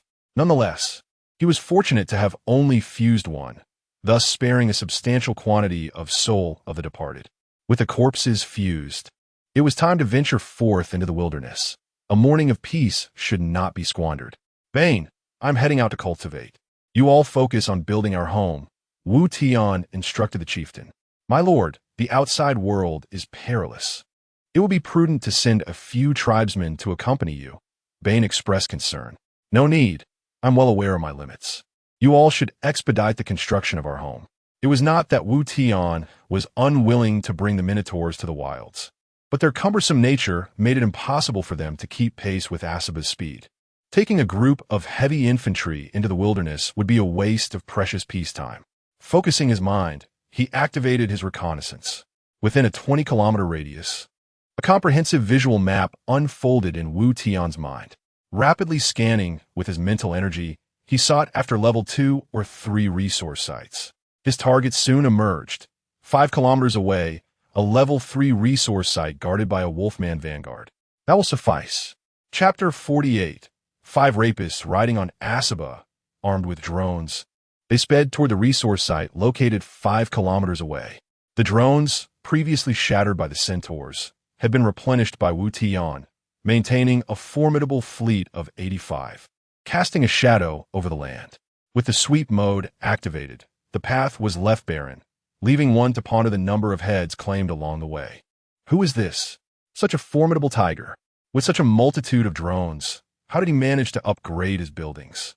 I did not see any drones in the armory. The players who had their monsters stolen remained silently furious, astonished at the unfolding events. Through recent observations, a peculiar phenomenon was noted in the Forsaken Land. Wild monsters exhibited regenerative abilities and growth value. This design ensured that resources would never dwindle, provided one possessed sufficient strength. As the level of wild monsters increased, so too did the rewards. However, this setup bore a fatal flaw, compelling players to relentlessly improve, lest they fall behind and face elimination. With each successive defeat of wild monsters by the strong, the monsters' levels would rise, leading to a grim reality where the weakest players might ultimately find themselves unable to defeat even a single wild monster. There could be no respite. One must grow stronger at every moment. Otherwise, they would become a mere specter in this forsaken land. Wu Tian, fully focused on the journey, suddenly heard the sounds of a skirmish. It was not uncommon for players in the Forsaken Land to engage in warfare over resources and wild monsters. Wu Tian chose not to involve himself, preferring to avoid unnecessary trouble. The location of the conflict was coincidentally along the route to his destination. Finally, it has fallen into our hands. Humph, city heroes, police officers, come capture us. We are right in front of you. Stop wasting time with him. This guy's exceedingly bothersome. If I hadn't equipped myself with defensive gear last time, he would have ambushed and killed me. Wu Tian swiftly passed by the group without a moment's hesitation. Out of the corner of his eye, he noticed 5 individuals besieging a middle-aged man. This man had sharp brows and bright eyes, exuding an air of righteousness. Wu Tian hesitated, feeling an inkling of familiarity. Yet he dismissed the thought, merely pondering for half a second. What was it that just flew by? Uncertain, he conjectured it might be a creature of swift mobility. Hurry! Take him down before it becomes troublesome. The 5 assailants, with murderous intent, closed in on the middle-aged man. They were ruthless outlaws, attacking without mercy. Suppress him. A blow from above. One of them unleashed a faint blue energy wave from his forehead, immobilizing the middle-aged man upon contact. Another brandished a massive cleaver, preparing to strike downwards. The situation seemed grim for the middle-aged man, unable to move. A gust of wind howled, obscuring vision, followed by the clang of metal. A gigantic pickaxe intercepted the descending cleaver. A massive tiger, radiating an aura of death, roared with a deafening sound that sent chills down the spine. With a gentle swipe of its paw, it sent the wielder of the cleaver flying. Who are you? Why do you meddle? The 5 adversaries huddled together, warily eyeing the young man riding the tiger. Those who had previously suppressed the middle-aged man severed their connection. Bystanders found the scene amusing and gathered to watch. Brother, this is our private matter. Please refrain from intervening. One cautioned. Indeed, brother. This man, named Fan Jinzong, is a police officer in reality. A stubborn sort who insists on opposing us. Damn it. We merely had our way with a few schoolgirls. He is the one who brought the authorities against us. We were sentenced to death, but were inexplicably transported to the Forsaken Land. Even the heavens have spared us. Yet this officer insists on pursuing us, determined to bring us to justice once more. How laughable. This is the Forsaken Land. What law exists here? We haven't sought retribution against him. So what is he? It must be said, these individuals were indeed deserving of their fate, but the officer was rather obstinate. In this realm, killing required no justification. Why must one adopt a righteous facade to commit murder? In the Forsaken Land, morality was defined by oneself. By one's string, Chapter 49. You go lick the bag. The 5 individuals discerned an unsettling tension from the conversation between Wu Tian and Fan Jinzong. A mere exchange of glances sufficed, and in the next moment, they struck simultaneously. Wu Tian was no mere vagabond like Fan Jinzong. Perched upon this formidable tiger, He exuded an air of the extraordinary. Without any forewarning, each of the five unleashed their ultimate techniques. In reality, the villain's downfall often stems from excessive verbosity. Such scenarios rarely unfold in the real world. Either one refrains from action, or if one engages, it must be with lethal precision. Suppression. A faint blue soul connection emanated from the brow of one individual. Upon encountering this soul link, Wu Tian found himself utterly immobilized. Suppression. A state wherein both adversary and ally enter a relative stasis, rendering both unable to move. What a tyrannical control effect. With such a skill, provided one possesses suitable allies, slaying opponents of higher tiers becomes a trivial task. It is no wonder these five displayed such audacity, brazenly committing murder. The remaining four remained stationary, each drawing forth a submachine gun. With a cacophony of gunfire, they unleashed a barrage upon Wu Tian. Even with a 5-to-1 odds, they exhibited no overconfidence. The effect of suppression merely rendered one immobile, yet Wu Tian retained the ability to attack or utilize skills from his position. Thus, the five hesitated to close in. The tiger was simply too intimidating, making close combat an unnecessary risk. The turn of events was too sudden. Wu Tian had no time to react. The hail of bullets rained upon him and Asaba, engulfing them in a cloud of crimson mist, causing Wu Tian's health to plummet. Not so. Fan Jinzong bellowed, a radiant white light illuminating from his form as he activated his skill, Sanctuary. Sanctuary absorbs 50 of damage for a designated target. If the caster's health falls below a certain threshold, the Sanctuary effect automatically ceases. Under the influence of Sanctuary, Fan Jinzong experienced the piercing agony of bullets penetrating flesh. To his astonishment, he found the young man atop the tiger to possess an alarmingly frail defense. Bullets struck him, and health points dwindled. In theory, he should have only borne 50 of the damage. Yet Fan Jinzong noted that the frequency of his health loss mirrored that of the bullets striking him. This youth's abilities were quite mediocre. Why should he sacrifice himself for him? Cursed be the day. It appeared he would perish here. Yuma, my daughter. I wonder how she fares now. Despair clouded Fan Jinzong's face. He saw no means of breaking the deadlock. He had initially believed this tiger-riding youth to be formidable, only to discover he was nothing but a pretty fade. Wu Tian endured the onslaught of bullets, his health dwindling to its final vestiges. In that fleeting moment, he concentrated his mental energy into a singular point, and the next second, a blinding mental assault surged forth from his eyes. Contempt was activated. It was the only recourse left to him. The mental ray penetrated the man wielding suppression. In an instant, an excruciating sensation akin to a hammer striking a nail reverberated through his mind. The man was struck by the terrifying mental attack, blood streaming from all 7 orifices. The suppression effect was simultaneously lifted, witnessing their companion's peril. The Ramay, Chapter 50. Suppression failure. The man, known as the Blade of the Horse, was orchestrating the chaos with a methodical precision, clearly a seasoned criminal. Fan Jinzong's heart turned to ash upon witnessing the death of the young rider. He loathed himself for not having met his end sooner.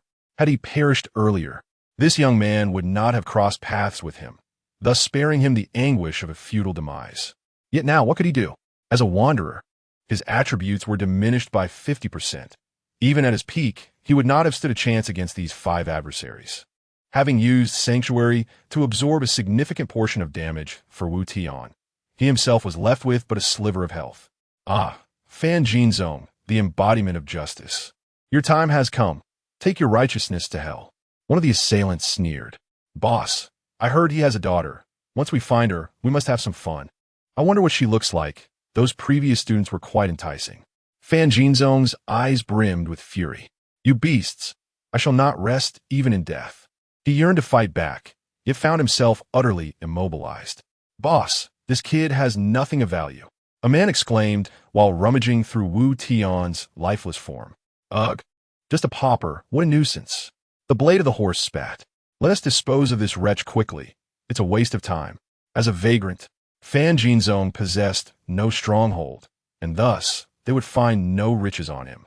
However, the 5 assailants overlooked a critical detail. Wu Tian may have succumbed. Yet the system had not delivered the customary notification of a player kill. Just as the blade of the horse, grinning wickedly, gripped the hilt of his weapon and swung it towards Fan Jinzong's head, a bullet from a sniper rifle struck true, hitting him squarely in the skull. The blade of the horse's hand froze mid-air before he gradually collapsed to the ground. A deafening roar erupted as a colossal zombie tiger descended upon the scene, its presence commanding. The youth atop the tiger wore an expression of ease. "How is this possible? We clearly killed him. Brother, hurry to save the boss." Though the blade of the horse had reached level 6, the gunshot had merely incapacitated him, not delivered a fatal blow. The man previously injured by Wu Tian's contempt had revived after consuming a health potion. With suppression reactivated, azure chains of ethereal energy ensnared Wu Tian. In the next instant, Asaba leapt forward with the swiftness of lightning, a fierce wind accompanying him. The man under suppression was gripped by terror. By the time he comprehended the situation, Asaba had already torn him asunder with a single strike.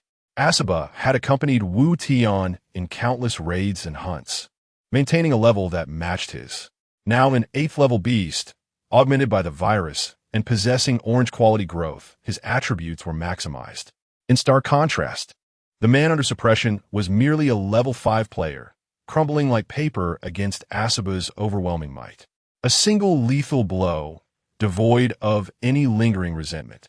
Yet the man under suppression, until his last breath, could not fathom why his tried-and-true method of control had utterly failed against this man. Their team of 5 had witnessed him subdue even level 10 boss monsters with that very skill. Second Brother, Chapter 51. Exploding Craniums, a Quintet. Their vanguard, comprised of a swordsman and a suppressor, faced their doom. In a mere instant, their core was decimated, one rendered unconscious with a shattered skull, the other torn asunder by Asaba. The remaining trio, one tending to the fallen swordsman, the others paralyzed by Asaba's imposing aura, were inconsequential. Asaba pivoted, its sights set on the unconscious swordsman. Leaping over 3 meters, its fetid maw agape, it lunged toward the swordsman's rescuer. The man, ashen-faced, had witnessed too much death in this forsaken land. In a moment of desperate resolve, he brandished an MP5 submachine gun. A volley of bullets struck Asaba, yet the level 9 attribute suppression mitigated the damage. The MP5's shortcomings were evident. Precision without potency, range without reach. Effective against lesser goblins and infected, it proved futile against Asaba.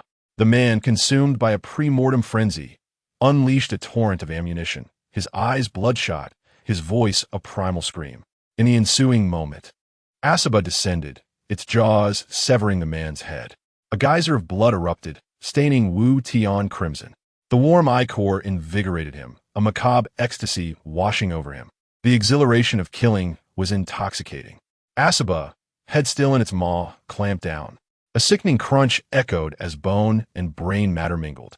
A ghastly mastication ensued, the sound sending shivers down the spine. Seemingly relishing the taste of human flesh, Asaba devoured the headless corpse. The swordsman lay convulsing, not dead, merely incapacitated by a scout's sniper rifle round to the head.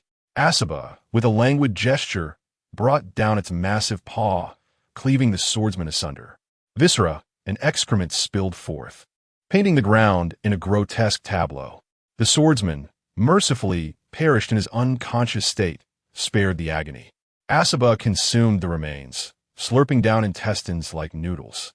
Wu Tian remained impassive, while Fan Jinzhong stared in stupefaction.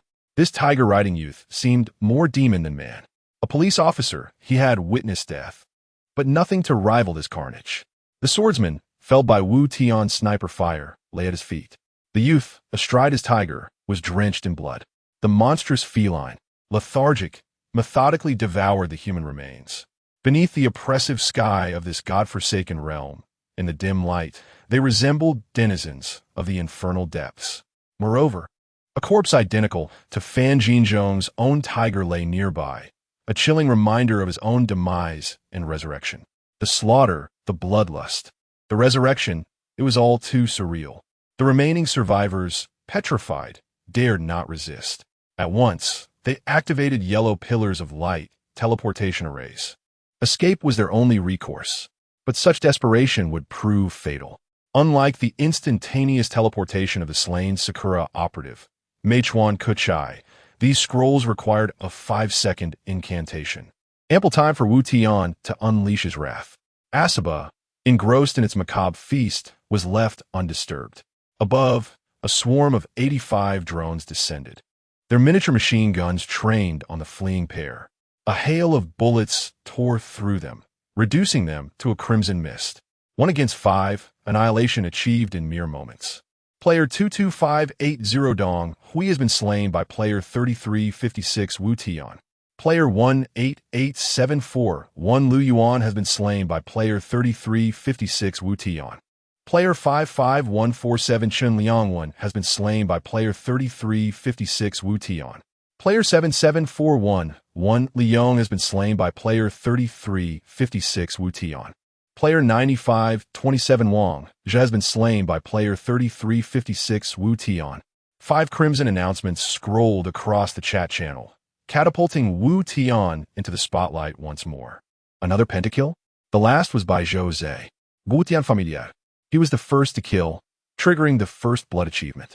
He's a ruthless one. Level 9, city at level 9. 6 points of carnage. Check the leaderboards. He's topped them twice. His combat power must be off the charts. Player slain, carnage 5. Carnage of slain player, 8. Converted to Forsaken value. 8 new feature? What's Forsaken value? Wu Tian's carnage stood at 6, 1 point per kill. Below, a new statistic appeared, Forsaken value, at 8. This Forsaken value directly augmented his damage, 8% from the slain. Its acquisition was intriguing. Each kill accumulated carnage. 100 kills equaled 100 carnage. By slaying a player with 100 carnage, Wu Tian would absorb it, boosting his damage by 100%. A chilling prospect, this manipulation of the desire for carnage. Who orchestrated this? Who dare control even the very essence of slaughter? Chapter 52, Slaughter and the Abandoned by the Gods. The concept of the abandoned by the gods value stirred many thoughts within Wu Tian. Killing ordinary players merely increases one's slaughter value, which lacks any attribute influence. However, dispatching players possessing slaughter value bestows the coveted abandoned by the gods value, enhancing one's strength. This realm, devoid of legal constraints and fraught with peril, makes murder an inevitable occurrence. Those steeped in malevolence, tainted with slaughter value, become coveted targets in the eyes of others. The presence of slaughter value places individuals in precarious situations, deterring the strong from wantonly slaying the innocent. In a sense, this serves as a safeguard for the vulnerable. Yet, is reality truly so? Once an individual acquires abandoned by the gods value, it is akin to unleashing Pandora's box, compelling them to seek out and eliminate players with slaughter value. Ruthless individuals and villains turn upon each other, vying to demonstrate who is more brutal, who is more wicked. Should one accumulate too much slaughter value through excessive killing, they may become akin to a world boss, a target for all.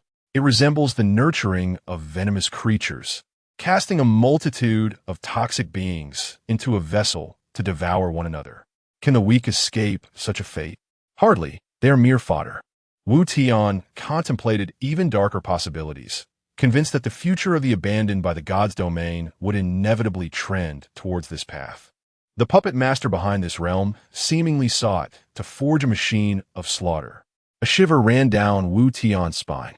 It dawned on him that the gravest danger within the abandoned by the gods was not the formidable monsters from various realms, but rather the players themselves. With this realization, Wu Tian's gaze turned increasingly indifferent. Having arrived in the abandoned by the gods, he vowed not to become a stepping stone for others to grow stronger. He rose slowly and approached the corpses, only to discover that within a brief moment, all had been devoured by Asaba. The ground was strewn with spoils of war. His next task was to gather the loot.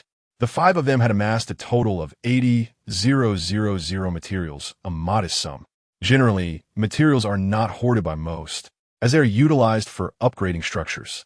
After all, retaining them serves no purpose, neither enhancing combat power nor yielding interest. However, the sheer number of monster corpses was staggering. Exceeding 16,000, it seemed they had not been utilized much.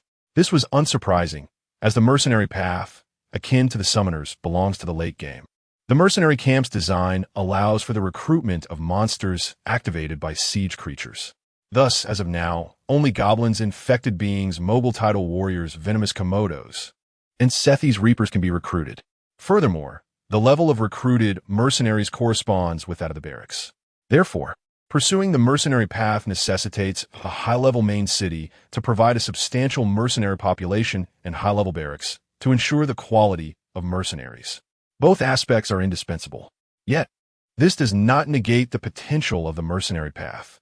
Wu Tian was confident that as time progressed and the number of siege waves increased, fearsome monsters would surely emerge. Perhaps they would resemble Red King from Ultraman, or the Hulk from Marvel, or even Godzilla from King Kong, or legendary dragons from myth. In any case, they would undoubtedly be on par with large mechs. One could envision a late-game mercenary strategist waving their hand, with countless dragons blotting out the sky above and colossal beasts shaking the ground below. Such visual splendor would rival that of commanding a legion of massive mechs. Thus, the choice of specialization, as Jose aptly put it, hinges on the compatibility of talent and skills. In addition to materials and monster corpses, there were over 50,000 crystal cores. The consumption of crystal cores was substantial, as it seemed players had not transitioned to new classes yet, primarily relying on militia paired with firearms for defense. Consequently, the consumption of crystal cores was significant. Wu Tian found no use for these crystal cores, but could exchange them for materials in the trading channel. Other than some worthless blueprints for firearms and low-level equipment, there was nothing particularly noteworthy. This haul was utterly exhilarating. Compared to hunting in the wild, the thrill of killing and robbing was far more gratifying. The acquisition of abundant materials stirred Wu Tian's wicked inclinations, yet he forcefully suppressed them. He had no desire to accumulate excessive slaughter value for the sake of materials, only to be hunted down by high-powered players like Jose, who would treat him as a treasure-laden target for coin. From a moment, he killed his first victim and accumulated a hint of slaughter value. Wu Tian understood that this element was no trifling matter. Although the system did not elucidate the nature of slaughter value, as it did with abandoned by the gods value, Wu Tian's astute mind sensed that it was not a benign entity. Now, it appeared his suspicions had been validated. He had not anticipated its profound impact, directly influencing the trajectory of this game. The machinations of the orchestrators were not without discernible patterns. Wu Tian had deduced two correct hypotheses. The first was the correlation between food and the corpses of creatures in the abandoned by the gods realm, as it took two corpses to synthesize a single meat chunk, which only restored 10 points of satiety. A single corpse could sustain one for several days, a clear deviation from logic. Ultimately, it proved to be a trap. The creatures in the abandoned by the gods were tainted, and consumption led to a significant loss of health. The second hypothesis pertained to slaughter value. Wu Tian had long sensed it was a malevolent force. And indeed, the system's silence regarding the function of slaughter value was deliberate, ensuring players remained unaware of its adverse effects. This was a precursor to the abandoned by the gods value of the future.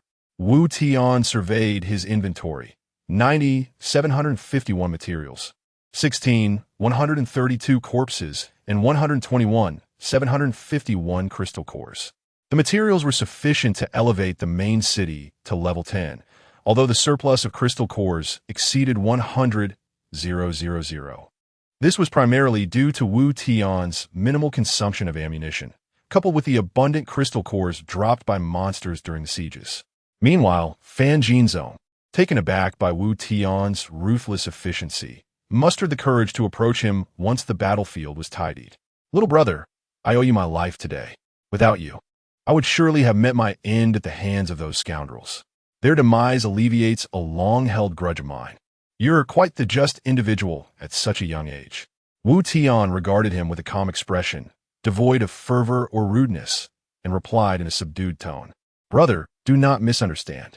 My act of killing them was not motivated by any sense of justice. In this abandoned by the gods realm, I'm not necessarily far more noble than they. Had you not been present, had they provoked me, I would have killed them regardless. As for saving you, it was solely because you are Fan Yuman's father. I share a modicum of rapport with your daughter. She is rather delightful." Wu Tian's cold demeanor sent a shiver through Fan Jinzong's heart.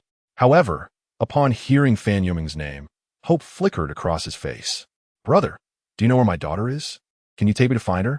Rest assured, your daughter is far stronger than you, her father. I cannot lead you to her just yet. I have a resource location to conquer. If you wish to seek your daughter, you may accompany me, but I cannot guarantee your safety. Chapter 53. The Lucas Heretic. I'll accompany you. Fan Jinzong, in a poor state, lagged behind Wu Tian, vulnerable to the slightest encounter with a wild beast. Can you ride a motorcycle? Wu Tian inquired casually. A motorcycle? Of course, I can, Fan Jinzong replied, puzzled by the sudden question. In the next moment, a striking Ghost Fire 125 appeared before him. The exposed frame showcased a clear structure, with robust steel pipes intricately intertwined and various mechanical components arranged in an aesthetically pleasing manner, exuding a violent beauty with its metallic sheen. Even at over 30, Fan Jinzong found it captivating. He struggled to approach it, only to discover that the pain from his injuries rendered him immobile. Noticing the agony etched on Fan Jinzong's face, Wu Tian couldn't help but frown. What a bother. Neither he nor his daughter was easy to manage. Wu Tian glanced at him and assessed his condition, level 7, with the talent strengthened body, which doubled health gains from any source. The skill protection allowed him to absorb 50 of damage for a single target. The effects were formidable, yet he lacked combat prowess, suitable only for tanking damage, necessitating teamwork. No wonder he had been reduced to such a state, even losing his city and becoming a refugee. Refugee, players whose main city has been destroyed, stripped of the game's protection, suffer a 50 reduction in all attributes and lose the ability to trade. Fan Jinzong was not only on the brink of death, but also nearing depletion of health and hunger. Without those 5 individuals, had he not encountered Wu Tian, he would have met his demise. With a sense of helplessness, Wu Tian tossed him living cell. Here, consume this. Fan Jinzong, without a hint of suspicion, utilized the living cell. Wu Tian could easily eliminate him. Why would he take unnecessary risks? As the living cell took effect, Fan Jinzong felt a surge of powerful vitality invigorating his body, surpassing all known elixirs. His battered form began to heal at an astonishing rate, and even his mental state returned to its prime. Wow, this is remarkable. This must be quite expensive, right? Indeed, it is a fine item, rare even in the early stages of the game. However, I have plenty. I just harvested a plethora of corpses. If it weren't for the limitation of consuming only 1 per day, I could use living cells as health potions without restraint. Once Fan Jinzong finished using the living cell, Wu Tian received a system notification. Detected that you are assisting a refugee, you may activate the disciple function. Upon agreement, they will become your disciple. Disciple, refugees who have lost their main city can only rely on others. Disciples have no sovereignty or game functions, completely loyal to their lord. Any acts of defiance will result in immediate erasure by the system. Wu Tian was momentarily astonished by the richness of the game's hidden features. Engaging with a refugee had activated the disciple function. However, Fan Jinzong seemed well suited for this role. His skills and talents could serve as a powerful equipment accessory, absorbing 50 of damage, effectively granting an extra life. With a thought, Wu Tian addressed Fan Jinzong. Do you wish to shed the identity of a refugee? Is that possible? I have tried. The main city is destroyed and cannot be rebuilt. Of course it is. Player 3356 Wu Tian has sent you a disciple request. Do you wish to become his disciple? By becoming a disciple, you will be freed from the negative status of being a refugee. Disciple? Fan Jinzong was taken aback. It did not sound particularly appealing. Yet, did he have any other options? Had it not been for this person before him, he would have long since perished. After a brief moment of hesitation, he confirmed his choice. At that instant, Wu Tian received a system message. Congratulations. Player 74816 Fan Jinzong has willingly become your disciple. Current number of disciples. 1. Wu Tian smiled subtly, feeling quite pleased with his acquisition. Let us proceed. After we clear the resource site, I will take you to meet Fan Yuming. Wu Tian mounted Axi Ba and sped away. Keep up, don't go too fast. Maintain a speed of 120. The roar of the engine as Fan Jinzong revved the 125, ignited a fervor within him. A massive tiger raced alongside the striking 125 motorcycle through the Forsaken Land, drawing the attention of players engaged in battles. It felt reminiscent of a scene from the movie Ghost Rider. Minutes later, Wu Tian slowed to a stop, with Fan Jinzong braking beside him. "What's the matter? Have we arrived?" "Yes, just 500 meters away. Let me see what kind of monster inhabits this level 3 resource site." "What? A level 3 resource site?" Fan Jinzong's eyes widened in disbelief. He had known Wu Tian intended to raid a resource site, but he had no inkling it was a level 3 one. Fan Jinzong was well aware of the characteristics of resource site bosses. Each resource site level multiplied the difficulty 5-fold, making the level 3 boss a formidable level 15 foe. Moreover, resource bosses boasted attributes and comprehensive combat power far superior to wild monsters of the same level. Most players could only solo level 1 resource sites, while level 2 required a team to conquer. This young man intended to solo a level 3 resource site? While astonished, Fan Jinzong refrained from voicing his concerns. After all, he was now Wu Tian's disciple. At that moment, Wu Tian activated his scanning ability, dispelling the black mist that obscured his vision. Ahead lay a level 3 quarry guarded by a humanoid monster, cloaked in a purple robe and adorned with a pointed wizard's hat. This creature exuded an unpleasant aura. Its face a void with 2 glowing red dots, likely its eyes. No discernible body could be seen. It appeared as if a shadow lurked beneath the dark robe. The appearance bore a resemblance to the GBL monster wielding a dagger in the Tianwei giant beast map from the Tainted Milk Powder incident. Monster name, Lucas Heretic level, 15 quality, blue skills, sacrifice, sacrifices flesh and blood to resurrect in a spiritual state. Health, 1,600 attack, 85 defense, 80 mentality, 110 agility, 75 combat power index, 510 traits, a heretic who worships the evil god Lucas. Inherently cunning and aggressive, possessing some of the powers of the malevolent god Lucas, capable of switching between physical and spiritual states. This data was not far from that of a centaur or minotaur. Taking it down alone would not be overly difficult. Wu Tian silently dismounted from Ba. Despite its large physique, Ba moved with the stealth of a feline, approaching the level 15 boss unnoticed. Chapter 54. Sacrificing the soul, the tiger moved with uncanny silence. But the Lucas Heretic was even more spectral, seemingly floating above the ground rather than walking. Fortunately, Wu Tian's scouting ability allowed him to track the heretic's movements. Despite Asaba's warning from Wu Tian, the sudden appearance of the Lucas Heretic startled him. Instinctively, Asaba lashed out with a claw, the sound of it slicing through the air carrying a deadly aura. The Lucas Heretic didn't evade. A gleaming dagger appeared from his sleeve, seemingly controlled by a tendril of black energy rather than held in a physical hand. The violet robes appeared to conceal an incorporeal form. A clash of death and vile energies sparked a brief flash in the air, like a short circuit. Upon contact, the Lucas Heretic recoiled several meters, shocked to find his defense plummeting from 80 to -15. The corrosive effect of the 95th floor was particularly devastating to smaller bosses. Conversely, the Lucas Heretic's dagger strike carved a ghastly wound into Asaba's foreleg, a stark reminder of the level disparity between them. Before the Lucas Heretic could recover from his astonishment, a cacophony of buzzing filled the air. Wu Tian's 95 drones had arrived. The Lucas Heretic's baleful red eyes flickered with alarm. Previously, he could have dismissed these low-level drones as insignificant pests. But now, with his defense crippled, their attacks would inflict almost true damage. The drone's barrels aligned on the Lucas Heretic. Without hesitation or command from Wu Tian, the intelligent machines identified the optimal moment to strike.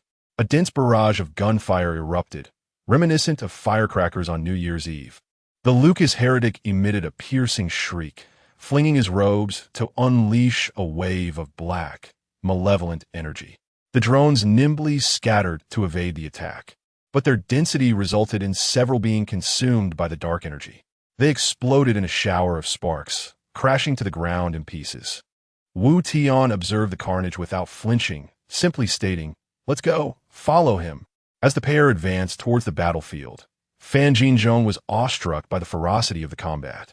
The zombie tiger was relentlessly overwhelming the level 15 elite monster, rendering Wu Tian's intervention unnecessary. The Lucas heretic was on the verge of collapse, his tattered robes riddled with holes, wisps of dark energy escaping his form. The malevolent red glow in his eyes had noticeably dimmed. Wu Tian had paid a steep price, with his drone squadron decimated. However, the acquisition of the level 3 resource site justified the loss. As the Lucas heretic's resistance waned, Wu Tian knew the battle was nearing its end. Asaba, emboldened, unleashed a series of powerful strikes, and Wu Tian sensed the heretic's aura dissipating. The shredded purple robes lay discarded on the ground, a wisp of black mist slowly dissolving above them. "Is he dead?" Fan Jinzhong asked, swallowing hard in disbelief. Wu Tian frowned. He hadn't received a kill notification, nor had any loot appeared. "Perhaps not yet," he surmised. "He's not dead yet?" Fan Jinzhong exclaimed incredulously. Level 15 elite monsters aren't so easily defeated. A macabre transformation began. The dissipating black mist revealed a crimson, fleshy form within. As the mist fully dispersed, both Wu Tian and Fan Jinzhong gasped in horror. Before them stood a nude, blood-red humanoid monster.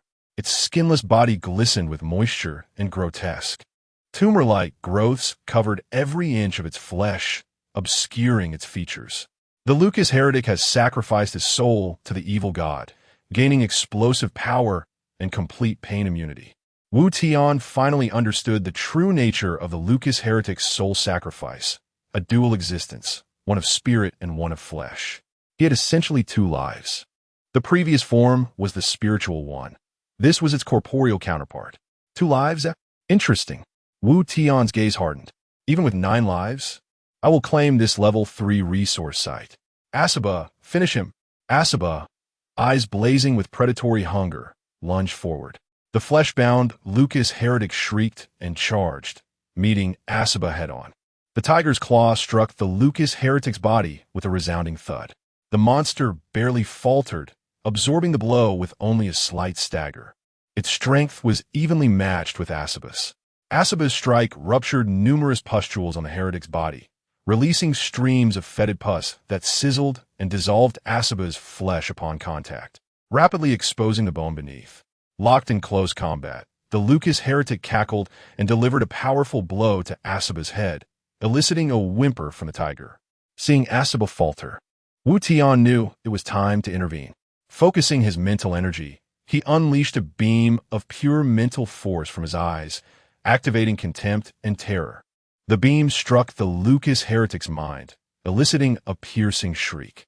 Wu Tian's 500 points of mental strength, after accounting for the enemy's resistance, inflicted nearly 400 points of direct damage. Staggered by the mental assault, the Lucas heretic paused, momentarily stunned. Wu Tian seized the opportunity, tossing a dose of living cells to Asaba, who caught and swallowed it. This was the crucial moment he had been saving it for. The potent life force of the living cells instantly healed Asaba's wounds, regenerating the flesh on his exposed bones. With a deafening roar, Asaba surged forward, renewed and ready to strike. Chapter 55. The violent collision. Lucas awakened from a momentary stupor as the two forces collided once more, unleashing an explosive clash of flesh and strength. The resounding boom echoed, leaving Fan Jinzhong momentarily stunned. In comparison to this battle, his recent skirmish with the 5 adversaries seemed like a mere child's play. However, he was not a fool. At such a critical juncture in the fight, it was time for him to shine. After all, how could he justify Wu Tian's rescue and generosity otherwise? A sacred golden light radiated from Fan Jinzhong, akin to the brilliance of an angel. The golden aura split in two, enveloping Asaba. A faint, almost imperceptible thread connected the two. The skill, Protection, was activated. For the duration of its effect, he would absorb half of Asaba's damage, essentially standing shoulder to shoulder with the fierce beast. Wu Tian turned his gaze, casting a look of approval at Fan Jinzhong. Indeed, this devotee understood the importance of timing, proving his worth. Wu Tian remained silent, instead tossing a few pre-prepared health potions toward Fang Jinsheng. A thrilling spectacle was about to unfold. A fierce battle between Asaba and the soul-sacrificing Lucas the Heretic. Both combatants had reached their peak states. One, a king of the food chain, the other, infused with the power of a malevolent deity, devoid of any sensation of pain. Their confrontation was stripped of any embellishments, a raw struggle of blood and flesh. Each swipe of the tiger's claw tore through flesh, while the crimson fist battered Asaba with relentless ferocity. However, the 50 of damage Asaba incurred was borne by Fang Jinsheng. When Fang Jinsheng's health dwindled, he would consume a health potion, recovering just enough to continue the fight. Wu Tian possessed enough self-awareness not to play the hero by joining this battle. The equilibrium between Asaba and the Lucas Heretic was clear. However, the Lucas Heretic, no matter how fierce, was ultimately losing health without any means of recovery. 2 lives mattered not. As Wu Tian had asserted from the beginning, even if one had 9 lives, they would still be subdued here today. The battle escalated into a fever pitch. The resounding roars of the tiger echoed through the heavens. With a powerful lunge, Asaba, leveraging its immense weight and terrifying force, brought the bloodied Lucas Heretic crashing to the ground. With a fierce grip, Asaba pinned Lucas beneath, claws flailing like a warrior unleashing a devastating skill. Blood flew, and flesh was torn asunder. After numerous bites and claw strikes, the Lucas Heretic was left in tatters, utterly annihilated. Asaba stood triumphant against the wind, its body riddled with wounds and drenched in blood. In that moment, it resembled a victorious general returning from battle. Defeated the Lord Monster Lucas the Heretic. Rewards: 3,000 experience points, 1,500 stone, 1,500 crystal cores, level 151 Mage Robe, level 151 Lord's Chest, acquired level 3 Quarry Resource Territory, current Resource Territory, total 9, level 1x5, level 2x3, level 3x2. The journey had been arduous, yet the outcome was gratifying. Although all drones were lost, it was ultimately a matter of a few thousand resources. This level 3 territory would continuously generate resources, replenishing the losses within an hour. At least now, he could contend with a level 15 Lord Monster without relying on external forces. It was worth noting that within the main city, there are still 3,000 Minotaurs at his command. Had it not been for their cumbersome movement, the Minotaurs could have dominated the godforsaken land, where players generally hovered around levels 6 or 7. Upon examining the properties of the level 15 equipment, he noted Mage Robe, white, a rather ordinary piece of armor that provides a defensive capability of 50 when worn.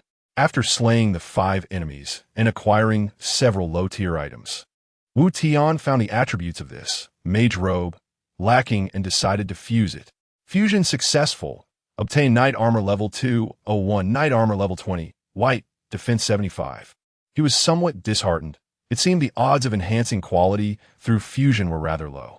Nevertheless, it was acceptable, as the increase in level brought about a respectable defense of 75. Wu Tian equipped it, noting that his gear slots still had space available. The equipment system comprised 5 categories, each corresponding to different attributes: weapons, attack, armor, defense, accessories, spirit, footwear, agility, belt, health. Currently, Wu Tian possessed only 3 pieces of equipment: the Centaur Pickaxe Axe, the Eye of the Demon accessory, and the newly acquired Knight Armor. But he still had 3 Centaur Pickaxe Axes. Wu Tian quickly retrieved them, eager to attempt fusion. To his dismay, he was met with the message: Centaur Pickaxe Axe is not an item from the godforsaken land and cannot be fused. Your talent fusion can only be applied to items from the godforsaken land. This made sense.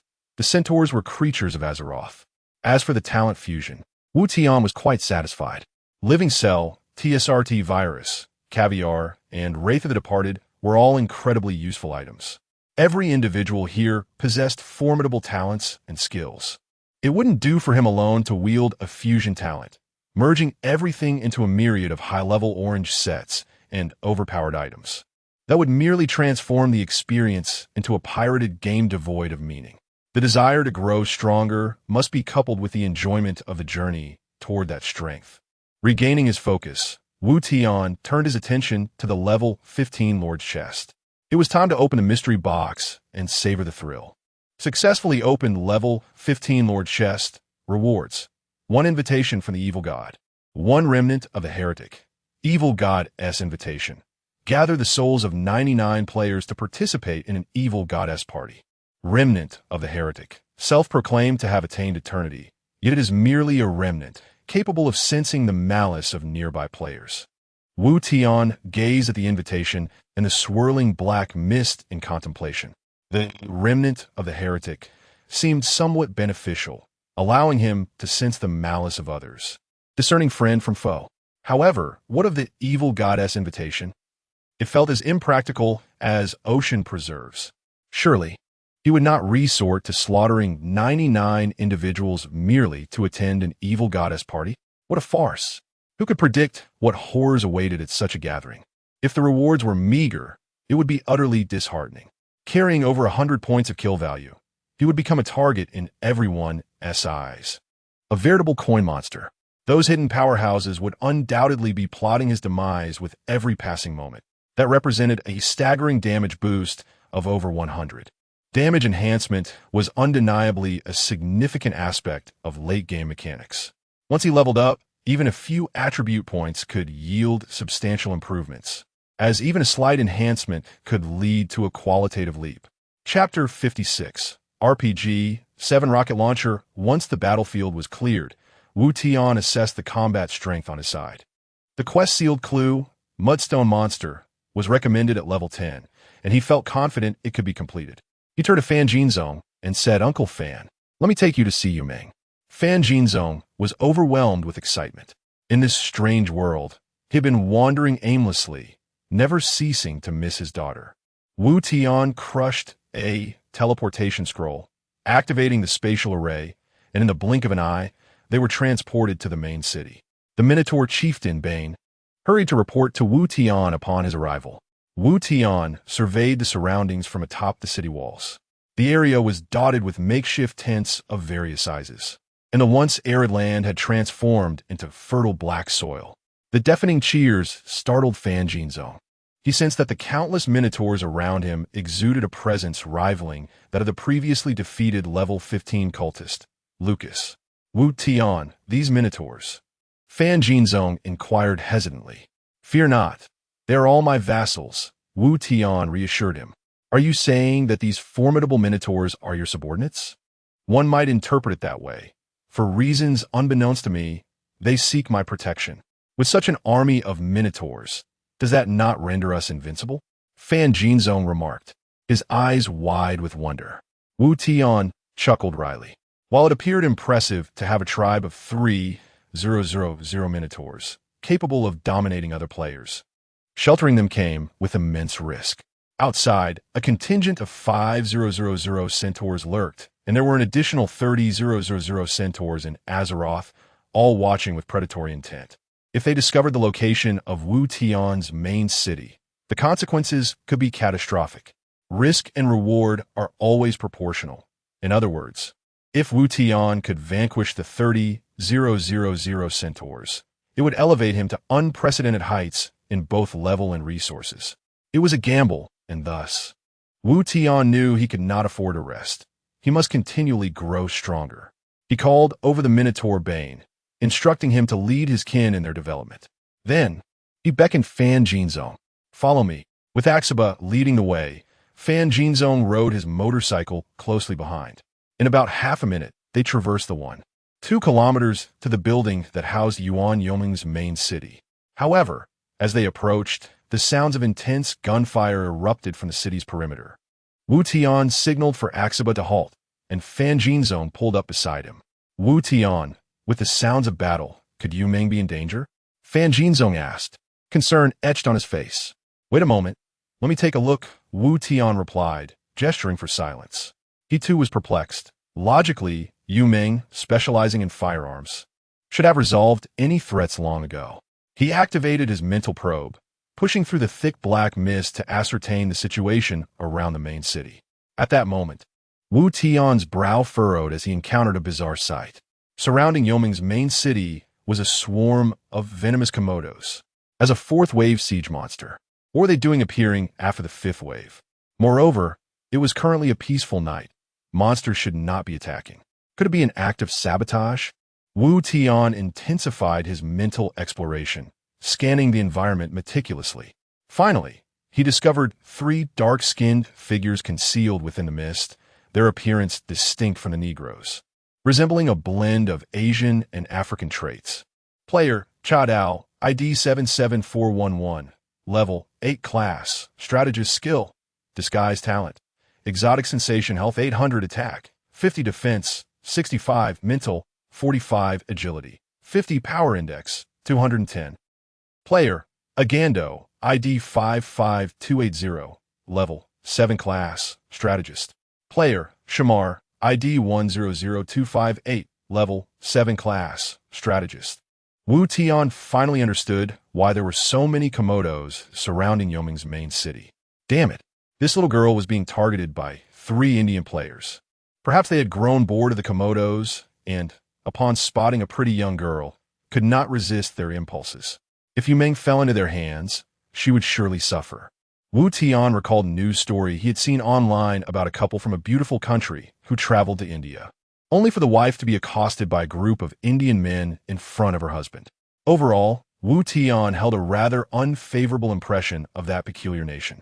With the dual buffs of the Ganges water and the Buddha's grace, coupled with their peculiar fondness for Komodos, the Indians appeared to Wu Tian as mere goblins in the vast multiverse. The 3 players had all chosen the strategist class, clearly aiming to recruit various bizarre monsters to fulfill their desires. This was not a favorable situation for Yumeng.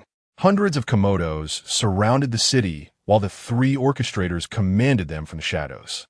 Although Yumeng had reached level 8, the Komodos, empowered by the strategist profession and technology tree, were no longer the simple siege monsters they once were.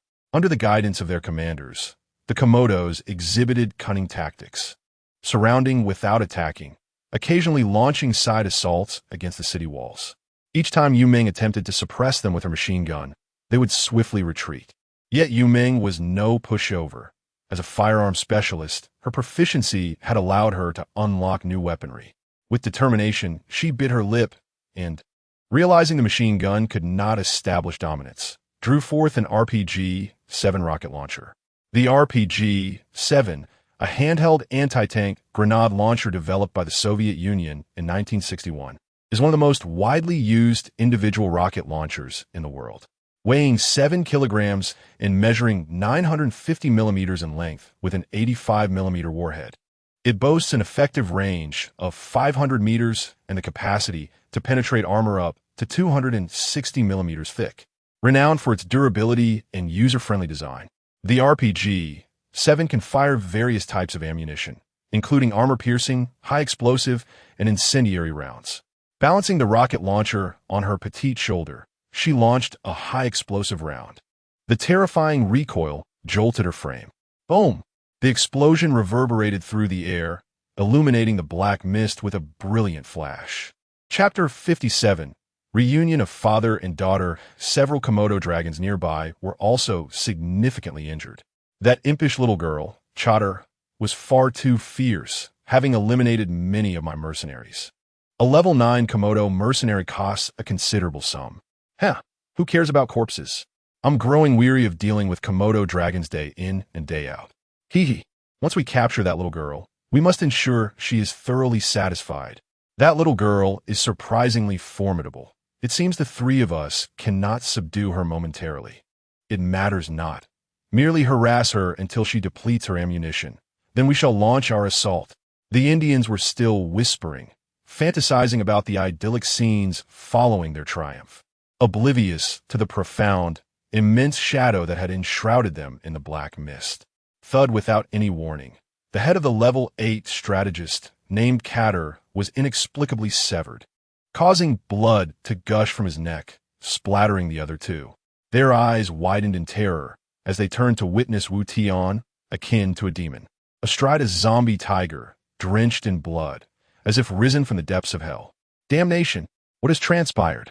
Before they could react, Wu Tian hoisted the pickaxe axe high above his head and brought it down, pulverizing the head of another like a watermelon.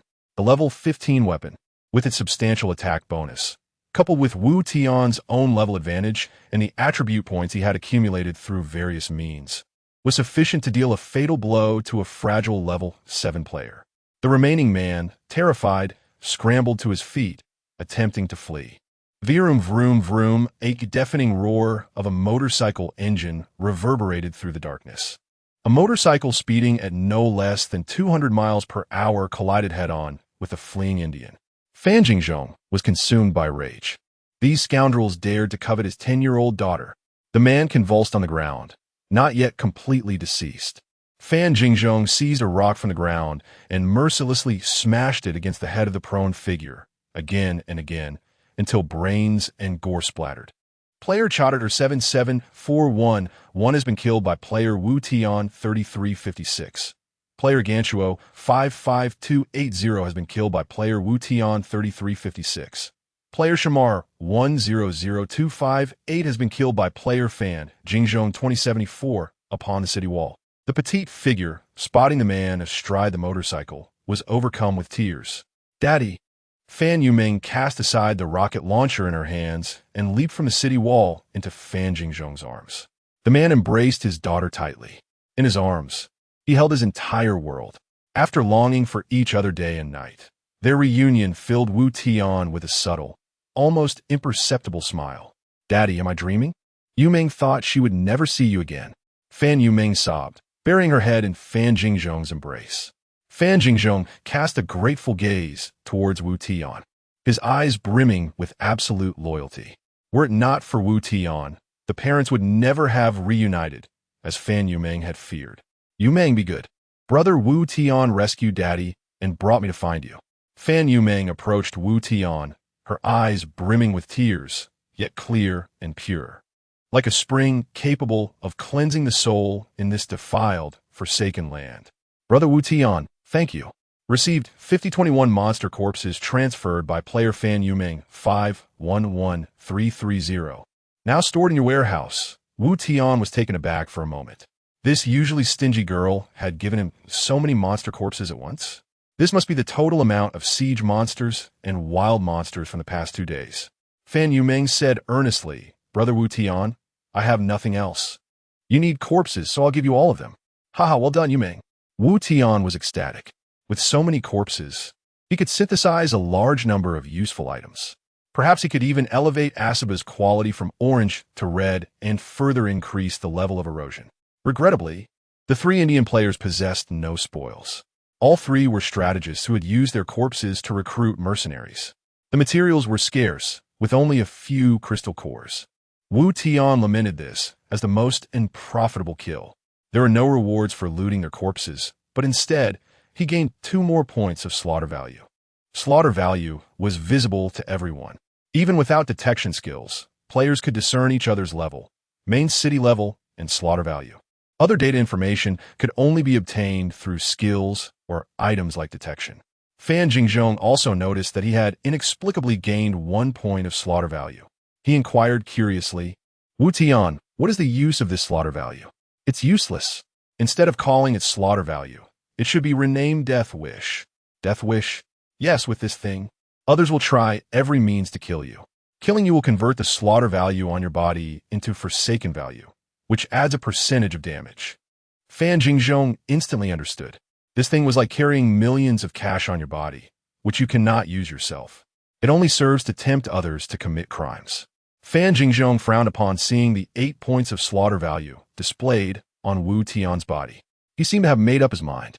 "Wu Tian, let me handle this kind of dirty work from now on." Wu Tian nodded in agreement. There was no need for excessive sentimentality. A believer must have the awareness of a believer. "All right, Fan Yuming, don't you have a city relocation scroll? Move your main city next to mine now. The Forsaken Land may become unstable soon, so let's team up and take care of each other." "Okay, Brother Wu Tian." Fan Yuming agreed readily. Upon selecting to use it, the entire city was enveloped in countless white beams of light. A few seconds later, everyone felt a tremor beneath their feet. Upon closer inspection, Fan Yuming's main city had appeared near Wu Tian's main city. The city that descended from the sky startled the Minotaurs. The surrounding Minotaurs were bewildered, and little Chieftain Bane almost blew the war horn. Only when they saw Wu Tian, their city lord, standing on the city wall did the Minotaurs feel relieved. "Oh, so many brave Minotaurs," Fan Yuming exclaimed excitedly. Children who grew up in the city had never seen real cows. Fan Yuming directly climbed onto Bane's neck and tugged at his ears. "Kid, get down. I'm angry, and the consequences will be severe. Silly cow, show me your anger." Wu Tian watched Fan Yuming's antics calmly. The father and daughter were a support tank and a marksman, respectively. Wu Tian's position was unclear, allowing him to adapt as needed. With one more person, they could attempt the sealed clues quest tonight. Chapter 58. Raising Pigs? Swiftly migrate your city near mine. There are matters to discuss. As this news spread, Wu Tian dispatched the city migration scroll he had previously acquired. Jose assumed Wu Tian had something of great importance to convey, and, out of loyalty, he did not dare to delay, even neglecting to inquire about the reason. Promptly using this city migration scroll to relocate his main city adjacent to Wu Tian's. "Wu Tian, what is happening that necessitates such urgency? Prompting me to relocate my main city?" Jose exclaimed, rushing over with his imposing 2-meter stature. Fan Jingzhong could not help but admire the young man's robust physique. Wu Tian gestured for the group to gather, his expression somber. "Let's first introduce ourselves. This is Jose, a master of close quarters sustained damage. Next is Fan Jingzhong, skilled in tanking and support. This is his daughter, Fan Yuming, a firearms expert proficient in range firepower." Jose and Fan Jingzhong nodded at one another, acknowledging their introductions, while Fan Yuming affectionately referred to Jose as Big Brother. Wu Tian paused before continuing. "I took the liberty of assembling everyone here to form a dedicated team. As our main city levels up, we will unlock a plethora of activities such as dungeons, world bosses, and secret realms. We require a cohesive team. Most importantly, I wish to share something with you all." Observing Wu Tian's grave demeanor, the group listened intently, awaiting his words. "Friends, if I'm not mistaken, the godforsaken land will soon undergo a significant transformation." "A transformation? What does that mean?" "It sounds rather ominous," Jose remarked, his tension palpable. Wu Tian interlaced his fingers, speaking slowly. "I'm not being alarmist. Jose, you still carry 5 points of killing value, correct?" "Yes, indeed. What of it?" "I acquired those 5 points after vanquishing 5 members of the Moses White Hand alongside you," Jose replied, perplexed. "What if I told you that slaying others could convert their killing value into divine forsaken value, thereby enhancing one's combat power? Those who carry killing value will be hunted." Suddenly, realization struck Jose, his expression deepening with confusion. "But even so, wouldn't this be a boon for the godforsaken land? It seems like a massacre among villains, potentially curbing players from harming innocents. This could, in fact, protect lower-tier players, as no one would want to accumulate killing value for a mere resource." Wu Tian smiled, though Fan Jingzhong remained furrowed with worry. "Your analysis is astute. Initially, when I learned of the effects of killing value, I shared your thoughts. However, as I encountered new gameplay mechanics involving vagrants and followers, I realized that killing value is far more complex." "Vagrants and followers? What are those?" Josha inquired. His curiosity piqued. Players whose main cities have been destroyed become vagrants, suffering a 50 reduction in all attributes. To shed the vagrant status, one must become a follower of another player. Fan Jingzhong is my follower. As a follower, one must unconditionally obey the commands of the city lord. And as the city lord, I can extinguish a follower with a mere thought. Now, what is your perspective on killing value?" Upon hearing this, Jose's face paled. "I understand now. Raising pigs, it's all about raising pigs. All players serve as sustenance. We merely need to subdue some followers, incite them to kill, and once they accumulate sufficient killing value, they become fattened pigs. The city lord can then slay the followers, converting the killing value into divine forsaken value." Jose's keen intellect allowed him to discern the implications of the gameplay Wu Tian had revealed. Wu Tian nodded in affirmation. "Thus, Acquiring divine forsaken value is not as arduous as it may seem. Every player can serve as sustenance, including you, me, and everyone else. If all players grasp the mechanics of killing value, a wave of artificially created followers will emerge, besieging and slaughtering other players to seize their killing value. This is the reason I gathered our main cities. In the future, lone wolves will perish. Of course, we cannot remain passive. We must not become mere fodder or domesticated pigs. Jose insisted. I sense it is not so simple. It feels as though unseen hands are guiding our steps. We are beasts in a cage, insects in a jar, battling monsters and players alike. Uncertain of how many will survive, Wu Tian noted, casting a somber atmosphere over the group. Seeing the oppressive mood, Wu Tian quickly shifted the topic. Everyone, let's not dwell on such thoughts. Let us strive to grow stronger. Even when the grim blade approaches, we must not become lambs to slaughter. Indeed, who is orchestrating this from the shadows? Let us unearth them and strike them down. Joshua declared vehemently. Wu Tian retrieved the dusty clue. I possess an item that can trigger a side quest. Recommended for level 10. I believe we all possess sufficient strength. Shall we gather for a raid tonight? Jose, driven by an instinctual thirst for battle, revealed a glint of murderous intent in his eyes. Yes, Fan Yuming chimed in eagerly. Are we going to battle monsters? My rocket launcher and machine gun are ready. Fan Jingzhong affectionately patted her head. Excellent, Wu Tian replied, satisfied by their enthusiasm. Please hold on for a moment. Before we embark on our raid, I must prepare some items. After harvesting a wave of crops and accounting for the materials acquired from slaying those 5 individuals, Wu Tian amassed over 120,000 building materials without hesitation, opting to upgrade the main city. Consumption: wood X25, 600, iron or X25, 600, stone X25, 600. Upgrade main city to level 10, total population. For 100 main city durability, 1,000, upgrade materials. Wood X51, 200, iron or X51, 200, stone X51. 200 upon upgrading the main city to level 10. Wu Tian received a system notification. Congratulations! Your main city has been upgraded to level 10. Unlocking the new feature, Celestial Bestiary. Celestial Bestiary. Each siege monster has its own backstory. Unlocking the corresponding entries rewards players with abundant materials and items, as well as enhancing certain combat attributes. Unlockable entries: Goblins, Infected, Mogul, Komodo, sets unlocked entries. None bestiary attributes. None a new feature has been unlocked. It seems to be yet another means of enhancing combat prowess. Chapter 59. A slow hand and a slap on the thigh. It appears that Zhou's analysis is not entirely accurate. The level of the main city is paramount. It is not the case that an invincible strategy does not necessitate upgrading the main city. The Level 5 Research Institute and the Level 10 Illustration function are both crucial gameplay elements that enhance combat prowess. Furthermore, as the waves of siege monsters increase, should the main city's level be too low, there is a substantial risk of being obliterated by a single skill from the siege monsters.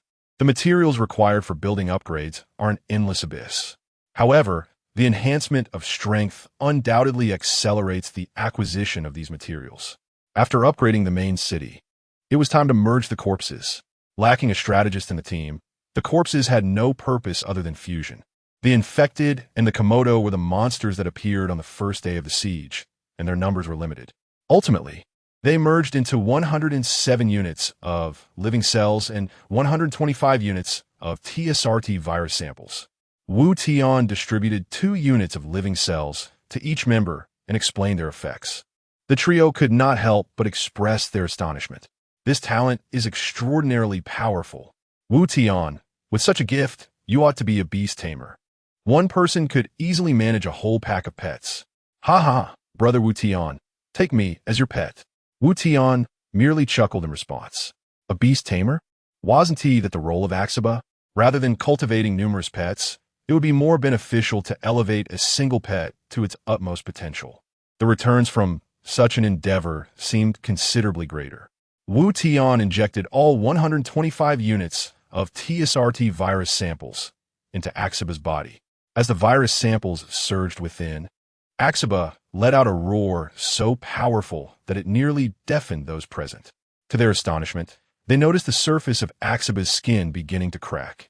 The ruptured skin oozed a dark green fluid, a sight both startling and distressing. Wu Tian felt a flicker of concern. He could not afford to lose Axaba, his means of transportation and strongest combat force.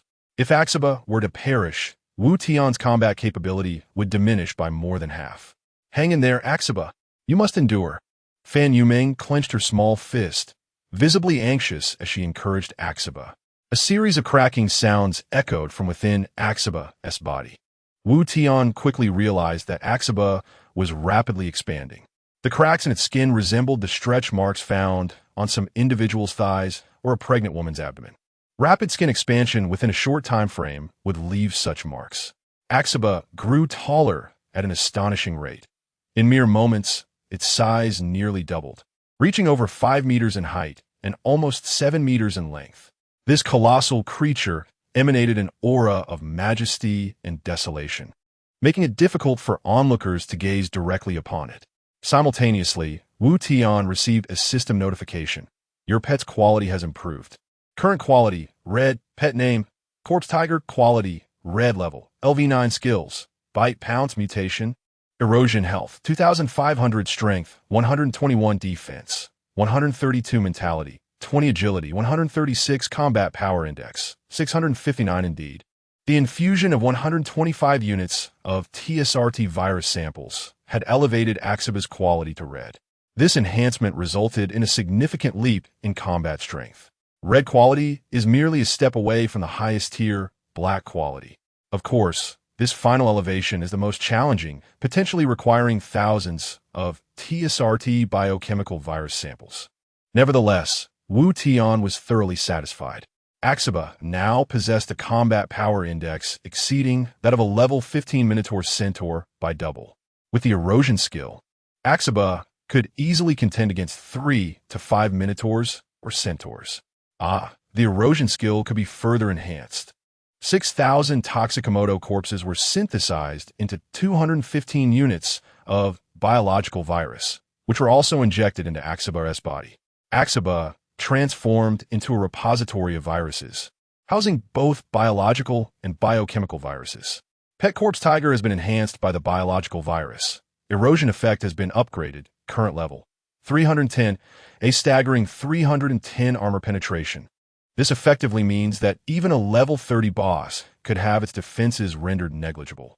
Of course, Wu Tian would not be foolish enough to engage a level 50 boss. Even if the opponent's defenses were obliterated, the sheer health of such a foe would remain daunting. High-level opponents possess significant health and damage, and a mere touch from them could spell disaster for Wu Tian's side. However, defeating monsters in a range of level 17 to 20 should pose no significant challenge. Next, he would synthesize the corpses of the Mogul Tide Warriors into permanent mental enhancement caviar. The corpses of Saita's harvesters would be synthesized into some souls of the departed that grant immunity to control effects, as well as breath of the underworld for creating clones. Wu Tian then distributed 2 units of souls of the departed and breath of the underworld to each member. In truth, Fan Jinzong had long harbored a question regarding Wu Tian. When he first encountered Wu Tian, he had seemingly been killed, yet he resurrected, leaving his corpse behind. Upon receiving the breath of the underworld, he finally understood. The figure that had perished that day was merely a clone of Wu Tian. This young man was indeed a treasure trove of wonders.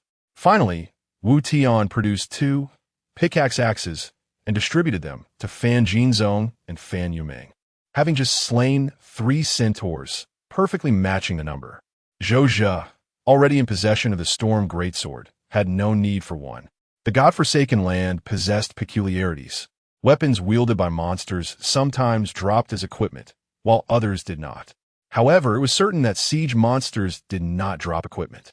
Just like the Goblin Club and Mogul Trident, they were not considered gear. Wu Tian had even attempted to fuse them, but it proved ineffective. Fan Yuming accepted the pickaxe axe with enthusiasm, whereas Fan Jinzong declined.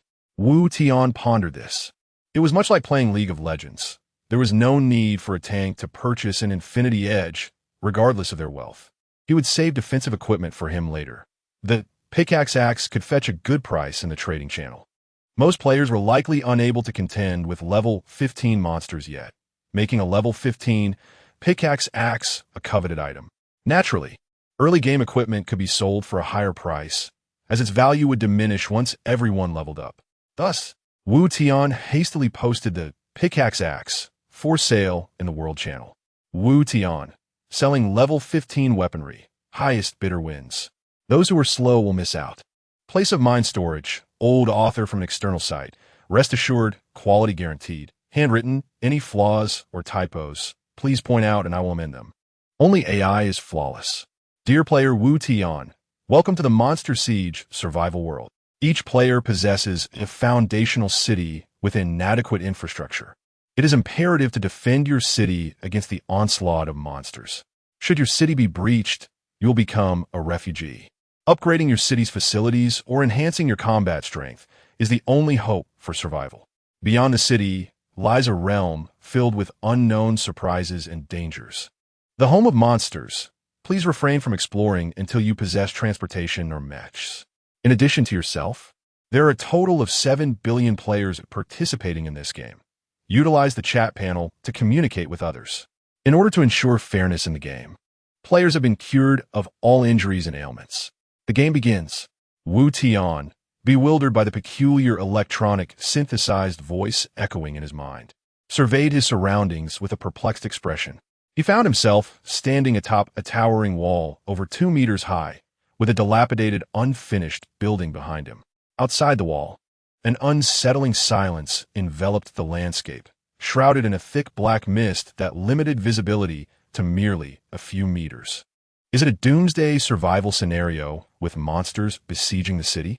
Is it truly starting off with such intensity?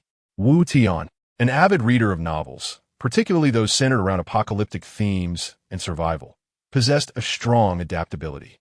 Before him lay a blue luminescent screen, presumably a data panel and operating system. Main city, unfinished building level, LV1 population, 110 durability, 100 turret. Falling stones equips an automatically launch boulder every 3 minutes. Other structures, city wall. Warehouse, others yet to be unlocked. Subordinate cities, none upgrade materials. Stone X50, wood X50, iron or X50. The main city panel was simple. Activating additional structures and upgrading existing ones required materials. Wu Tian speculated that materials could be obtained through exploration or by defeating monsters. As he flipped through the panel, his personal information appeared. Character, Wu Tian, ID 3356, level, LV1, experience 0-100, hunger, 5100 health, 100 lifespan, 100 attack, 10 defense, 8 mentality, 9 agility, 8 combat power index, 45 skill, exploration talent, fusion, firearm, Mauser C96 ammunition, 7. 63mm pistol rounds X500 equipment. None mech, none mercenary, none materials. None. Gazing at the Mauser C96 in his hand, Wu Tian fell into contemplation. What kind of monsters would be attacking the city? Would this shabby pistol suffice? The Mauser C96, colloquially known as the box cannon, loaded with 10 rounds of 7. 63mm ammunition, had a range of 100 to 200 meters but possessed only moderate lethality. Naturally, weapons could be upgraded, requiring a material known as a crystal core. Wu Tian opened the chat panel, where messages flooded in. What is this place? I was just having hot pot with my girlfriend, and now I'm stuck in this godforsaken land. I've miraculously recovered from terminal illness. Are there any players from Sakura country? Could someone spare me some food? Little Japan? Send me your coordinates, and I'll send you some local specialties. Combat power of the Dragon Country players. Unknown, but formidable when facing the sun. In college, my roommate, frail and timid, fought against Japanese exchange students, emerging unscathed from a 1v5 encounter. Each player could send 3 free messages per day in the World Channel. As the chatter continued unabated, it became evident that the global participation of 7 billion people in this city defense game was indeed a reality. Wu Tian refrained from wasting time on idle chatter, recognizing that understanding his surroundings was vital for survival. He decided to test the effects of his skill. Closing his eyes, He focused his mental energy outward, feeling it extend through the surrounding black mist, allowing him to perceive the scarlet, desiccated land concealed within. The range of his exploration was limited, currently extending to a radius of 500 meters. He detected a vein of minerals, a small river, several monster nests, and various scattered creatures. This was all the information Wu Tian acquired through his exploration. He meticulously recorded the coordinates and deduced that the main cities of players were spaced at least 500 meters apart. His talent skill, Fusion, proved intriguing as it allowed him to combine two items into a higher quality new one, albeit with a risk of failure resulting in the loss of one material. Entirely reliant on luck. With no materials in the warehouse, he was unable to experiment with the fusion effect. Wu Tian was curious whether the skills and talents were uniform among all players or varied individually. Everyone, what are your skills and talents? I have rapid fire as my skill and theft as my talent. My skill is magazine expansion, and my talent is purification. So the skills and talents were indeed different. From the chat messages, Wu Tian inferred that talents leaned towards development while skills focused on combat. His skill, exploration, not only enhanced his vision, but also facilitated the advanced preparation for defense by revealing the data of monsters. Attention players, the first wave of monster attacks will commence in 30 seconds. Please prepare yourselves. Monster name, Greenskin Goblin danger level, 1-star quantity, 200 countdown, 30, 29, 28. A cacophony of sharp, piercing cries echoed around him. Wu Tian gripped the Mauser C-96 tightly, a cold sweat forming in his palms. Were they truly arriving so soon? He repeatedly reminded himself to remain calm, though his heart raced uncontrollably. Suddenly, the alarm of the main city blared. Alert, alert! Numerous creatures are rapidly approaching the main city. Turrets are loading. No mechs available for defense. No mercenaries. No biochemical defenses. Distance, 500 meters. Distance, 400 meters. Distance, 50 meters. Crimson eyes emerged from the black mist, cackling wildly. Soon, the first wave of green-skinned monsters approached within 10 meters of the city. These verdant goblins glowed with a sinister red light in their eyes, their expressions fierce as they brandished large clubs and charged forward. Monster name, Greenskin Goblin level, LV1 skill, none vulnerability, bright light lifespan 80 attack, 12 defense, 8 mentality. For agility, 8 combat power index, 40 traits, indigenous species, social creatures, strong societal effects, known for their proclivity to abduct human females for reproduction, with no female goblins in their race. The attributes of these goblins mirrored those of adults, suggesting their combat power was comparable. Wu Tian possessed a weapon advantage, while the goblins had the numerical advantage. Overall, it was a balanced contest. As long as he could keep them at bay, defending the city should not prove overly difficult. After all, this was merely the first wave of monsters, and the difficulty level should not be excessively high. Bang! Without hesitation, Wu Tian pulled the trigger. The Mauser's muzzle emitted smoke as a bullet struck the foot of one goblin, sparking against the stone. Goodness, he had missed. Wu Tian had overestimated himself. As an ordinary person from the Dragon Country, he had never had the chance to handle a firearm in a lawful society. Thus his marksmanship was undeniably poor. Fortunately, there were plenty of goblins, and one did not require exceptional shooting skills to hit them. Bang, bang, bang, bang.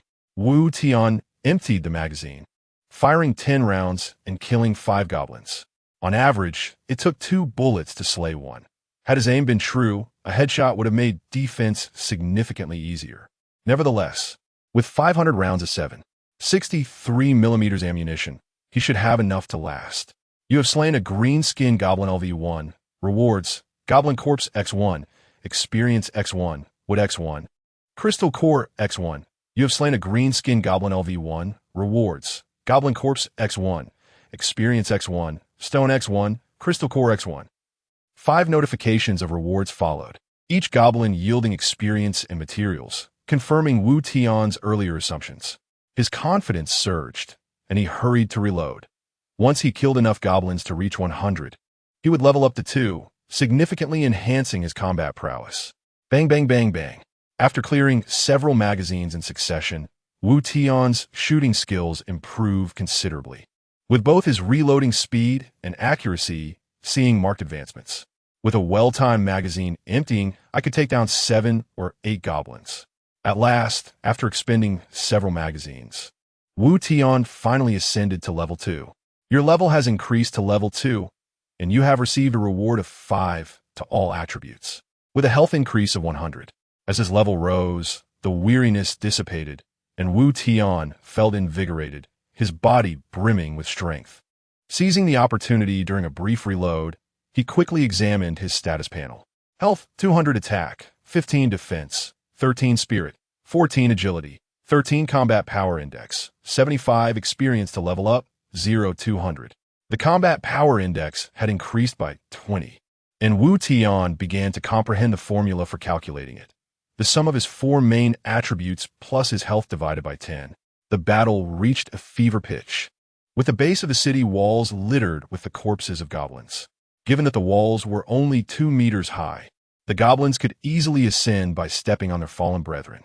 During another moment of reloading, a goblin positioned too close had not been dealt with in time.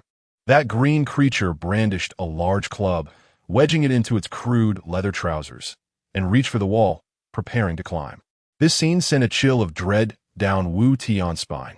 Should a goblin manage to scale the wall, he would be forced to confront the goblins atop it, while those below would soon swarm the walls together.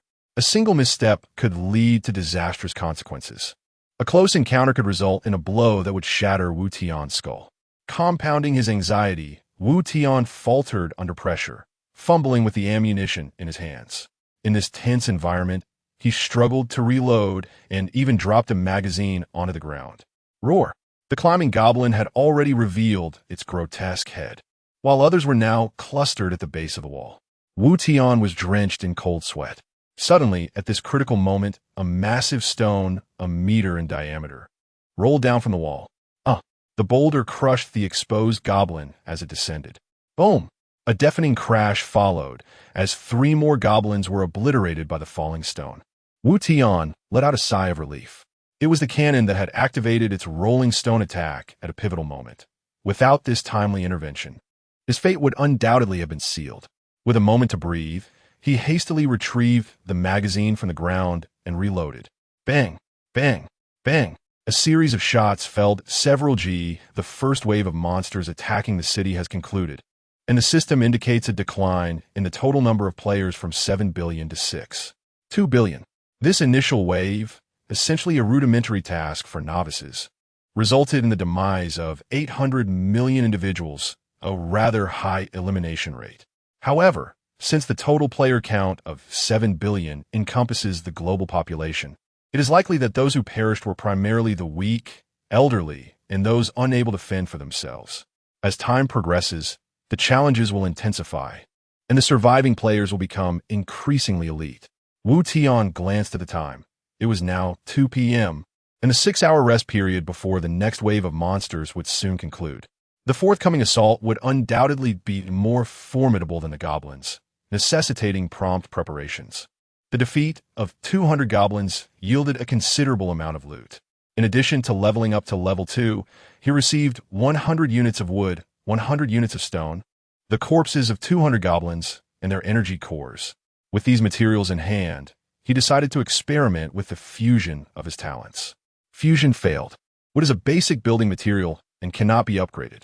Fusion failed. Stone is a basic building material and cannot be upgraded. Fusion failed. Energy cores are basic consumables and cannot be upgraded. This talent was proving to be rather disappointing. How was he supposed to utilize it? Ultimately, Wu Tian directed his attention to the multitude of goblin corpses.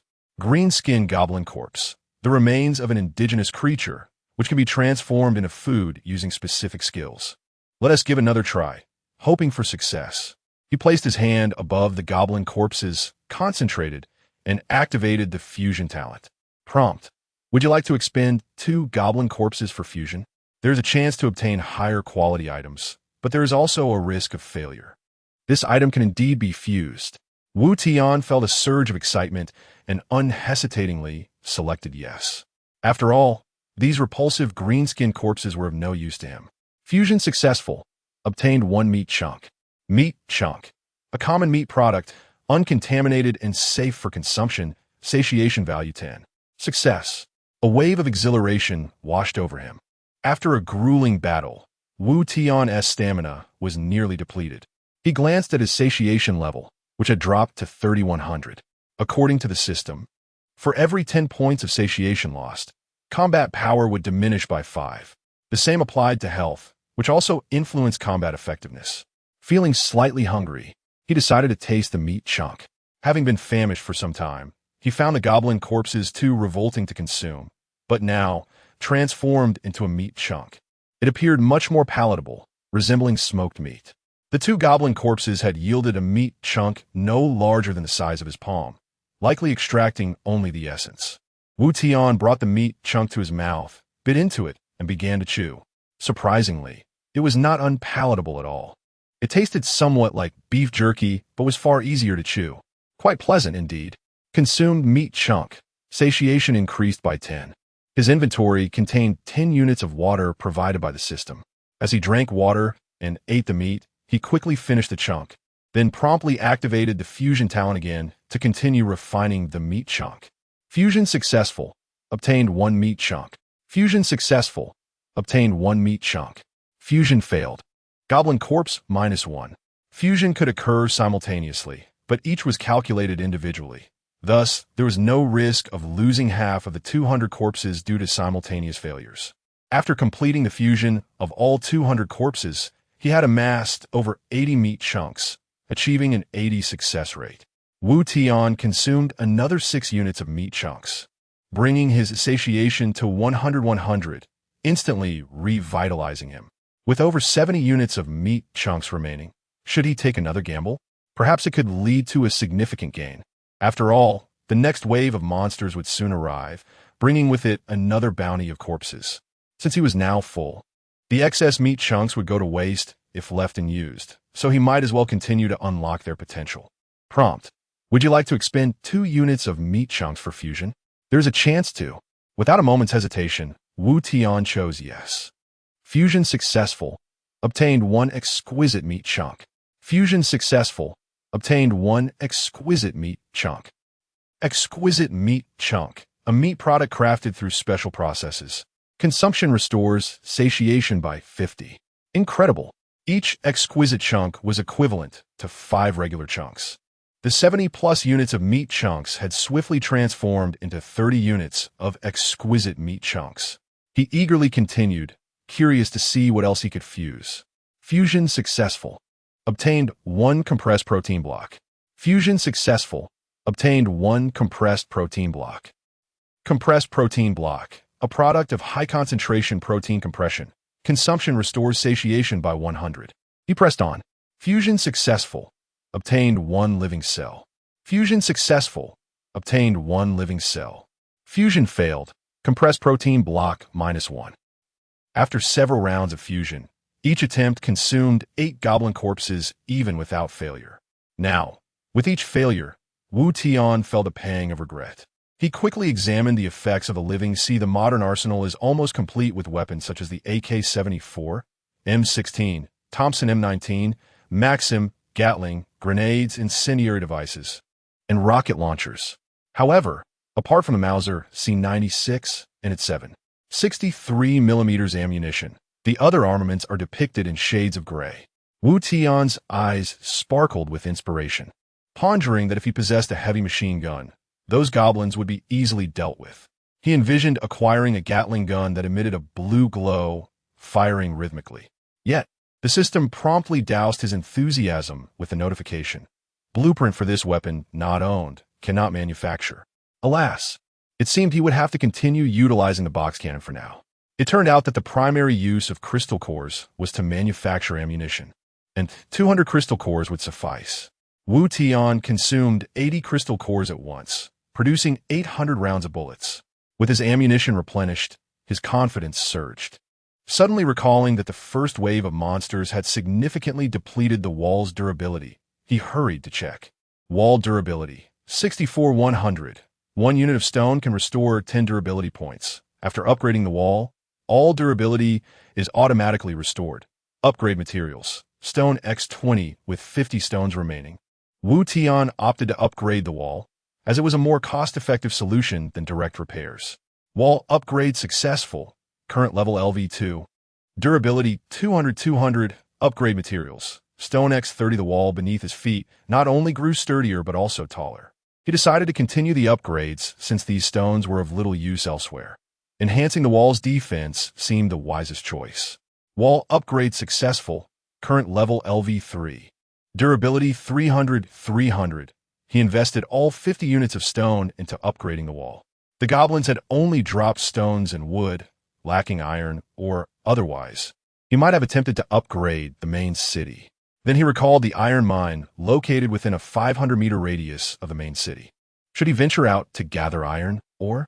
However, the system cautioned him against leaving the city without mechs or transportation, causing Wu Tian to hesitate. He was reluctant to take unnecessary risks. Life was singular. This was not merely a game, and death meant the end of the journey. Deciding to probe the world channel instead, he found the chat bustling with activity. This monster siege is far too simple. I took down those green skin creatures with a single shot each. Simple? I've used all my bullets, and a few goblins managed to reach the wall. Thankfully, I'm a professional boxer. Damn it, I got hit on the head by a goblin's rock, and now I have a huge bump. It appeared the game was less accommodating to players from Long Kingdom, while players from the beautiful country enjoyed an inherent advantage due to their firearms. Brothers, how are you utilizing your materials? What else? Since we lack iron, or for upgrading the main city. I'm constructing bullets in the ammunition depot and then upgrading the wall. I spent 50 stones and 50 woods to upgrade the turret. Now the turret's loading time for rolling stones has decreased by 10 seconds. As for material usage, the choices were largely similar. Create bullets in the ammunition depot, with the remaining materials going towards wall or turret upgrades. Anyone got food? I am starving. I am roasting goblin thighs. What a disgusting thing to eat. You dare consume that. At this point, beggars can't be choosers. Having something to eat is better than nothing. Suddenly, an outspoken player remarked, "Brothers, what is going on? Why is everyone's main city still at LV1? Wu Tian grew curious. Since no one had iron, or could this player have upgraded their main city? It must be a case of showing off.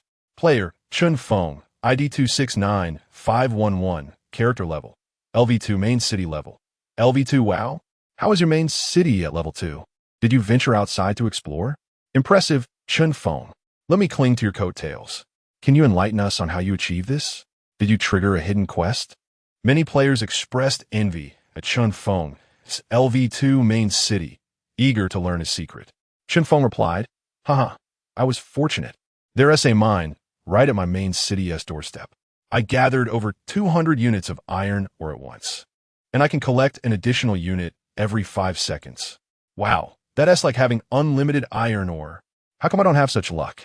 Life's unfair. I have a bunch of ogres dancing around a bonfire at my doorstep. At this moment, another player retorted, is LV2 really that impressive? Aren't we all at LV2? Exactly. I'm also LV2. Am I proud of it? It's just a level. Not only am I LV2, but I've also opened a mercenary camp, and I have a little brother acting as my enforcer. A flurry of players boasting their LV2 main cities ensued, each expressing their curiosity about the other's achievements. My talent is transmutation. I can convert any unit of items into equivalent building materials. I turned 200 goblin corpses into iron ore. My talent is plunder. Defeating monsters grants me a chance to obtain additional rewards. The goblins dropped a fair amount of iron ore. My talent is high-stakes gambling. I can wager any item against the system. Wow, are you all Europeans? Am I the only one from Africa here? I'm also from Africa. The system granted me a talent called theft, allowing me to randomly steal an item from another player. I managed to steal a goblin corpse. Hey, you over there? Return my goblin corpse. I need it for my smoked meat. This generation of internet users was truly creative, and Wu Tian nearly laughed to death. However, a strong sense of pressure soon enveloped him. Initially, he believed his talent was extraordinary, only to discover that everyone else's abilities seemed to be on another level, rendering his own talent somewhat mundane. Especially that theft talent, the owner seemed insatiable. Imagine, while others toil to obtain top-tier equipment for bosses, he could potentially snatch it away. Although the chances were slim, repeated attempts could yield significant results. Yet, such powerful talents surely came with limitations. Wu Tian speculated that the talent might have an extensive cooldown period, possibly usable only once a day, but even that was exceedingly formidable. It appeared the system was equitable. Unlike some novels where protagonists awakened overwhelmingly powerful SSS-level talents, while supporting characters were left with mere F-grade talents. Here, everyone had the opportunity to become the protagonist. Others had already achieved LV2 main cities. He could not afford to lag too far behind. As his idol once said, falling behind meant being beaten. With players from other nations, especially the notorious Little Japan, lurking around, it was time to venture outside.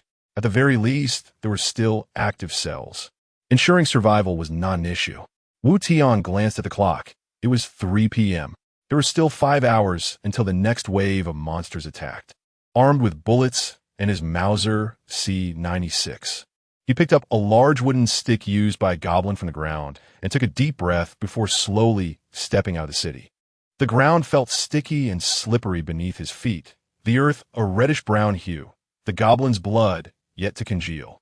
The sky loomed dark and oppressive, suffocating him, while the black mist and the low-hanging, murky heavens heightened the sense of foreboding. Each breath carried the stench of danger, and from the distance, strange sounds resonated through the fog, gurgling, roaring, and howling. He activated his investigation skill immediately. His mental acuity expanded, granting him a god's eye view, rendering every blade of grass and every minute detail in his mind's eye. At the 10 o'clock position, there lies a level 4 corrupted wolf, a formidable adversary. In the 2 o'clock direction, one can find the goblin's lair, teeming with at least 500 goblins, among which the goblin chief boasts a level 5 status. Thus, a detour is necessary to avoid confrontation. The mine is located 300 meters away, but a vertical approach is unfeasible due to a group of trolls gathered around a fire. Furthermore, the mine is guarded by a level 5 striped tiger, making the acquisition of the mine a challenging endeavor. It would be wiser to engage in combat with lesser wild creatures for experience points first. At the 12 o'clock position, 100 meters ahead, 5 level 2 rabbit people seem to be excavating something. Eliminating them should not prove difficult. With a clear target in mind, Wu Tian advanced towards the 12 o'clock direction. Although 100 meters is not a vast distance, the black mist hindered his progress, causing him to move at a sluggish pace. 2 minutes later, Wu Tian found himself merely 10 meters away from the rabbit people. Monster name: Rabbit Person. Level 2 skills: Excavation Health, 150 Attack, 16 Defense, 10 Mentality, 9 Agility, 18 Combat Power Index, 68 Traits, indigenous to the area, possessing acute vision and olfactory senses, characterized by laziness, skilled in tunneling and excavation, and enslaved by the Iron Claw Gang's wolfmen. The rabbit people toil endlessly under their master's command. At a distance of 10 meters, the keenly scented rabbit people detected Wu Tian's approach. There was no need for skillful examination. Their sight alone sufficed to assess the situation. The 5 rabbit people bared their teeth, ceasing their excavation, each wielding a hoe. Without hesitation, Wu Tian pulled the trigger, emptying his magazine in an instant. Killed Rabbit Person LV2, rewarded. Experience points 20, Rabbit Person Corpse 1, Rusty Hoe 1, with 20, Crystal Core 2. Killed Rabbit Person LV2, rewarded. Experience points 20.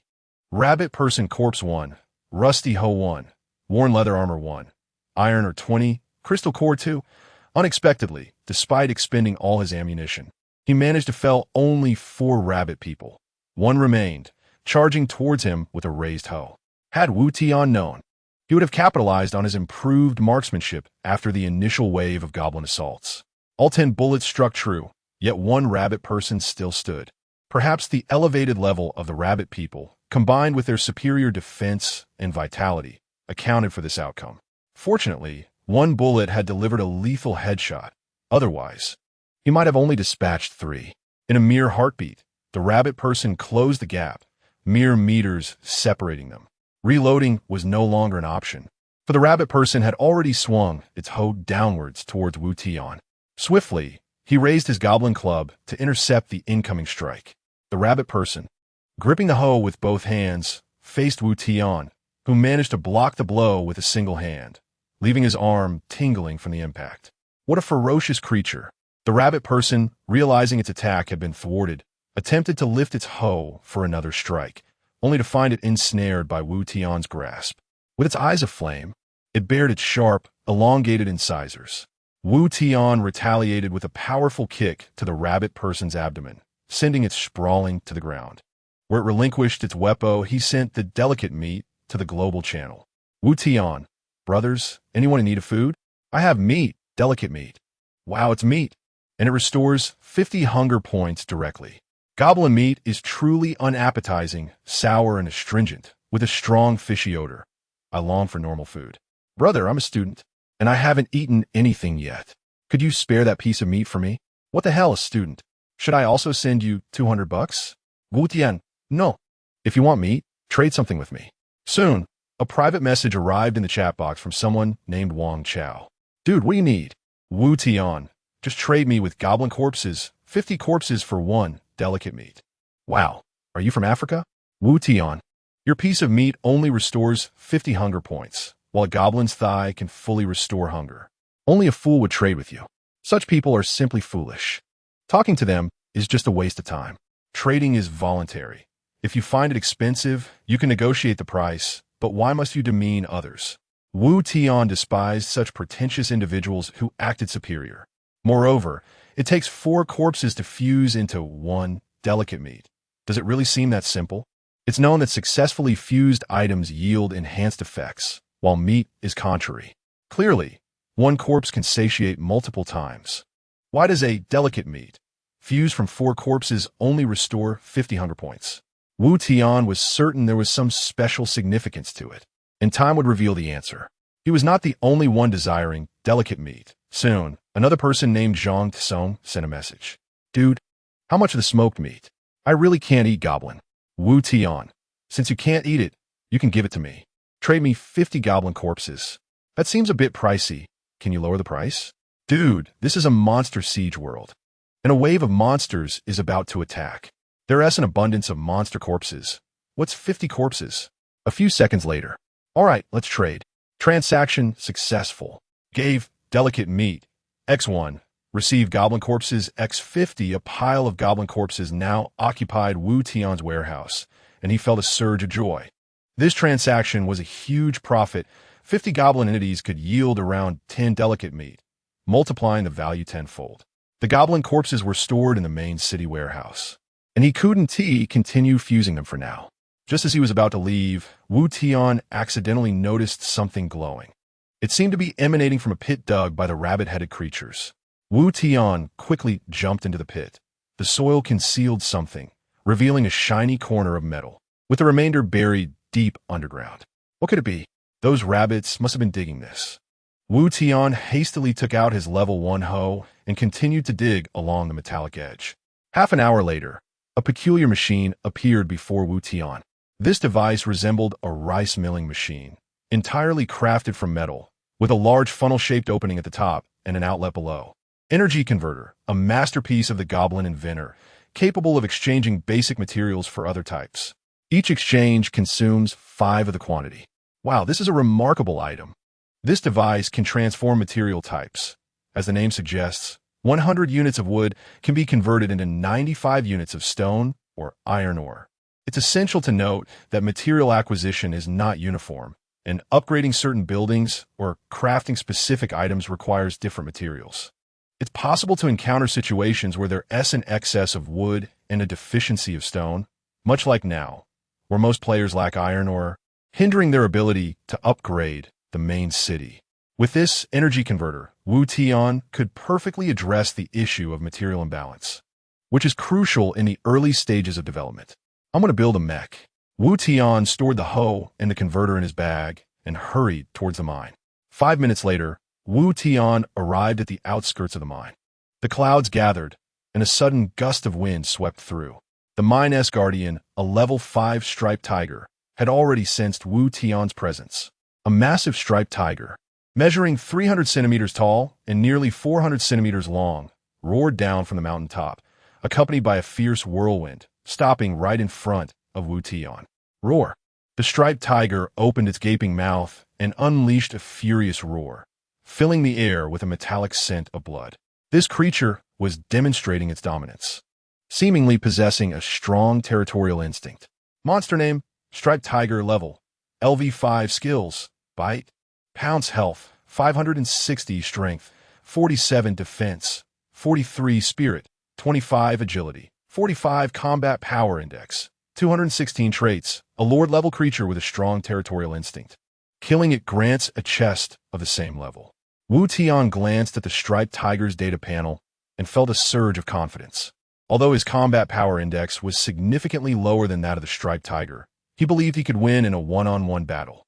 Wu Tian beckoned the Striped Tiger with a finger, fully triggering the taunt effect. "Hey, big cat, come bite me." The level 5 Striped Tiger lunged at him with immense force. Wu Tian stood his ground, preparing to confront the tiger head-on. After all, tigers are felines, and escaping was not an option. It was better to exchange injuries rather than flee.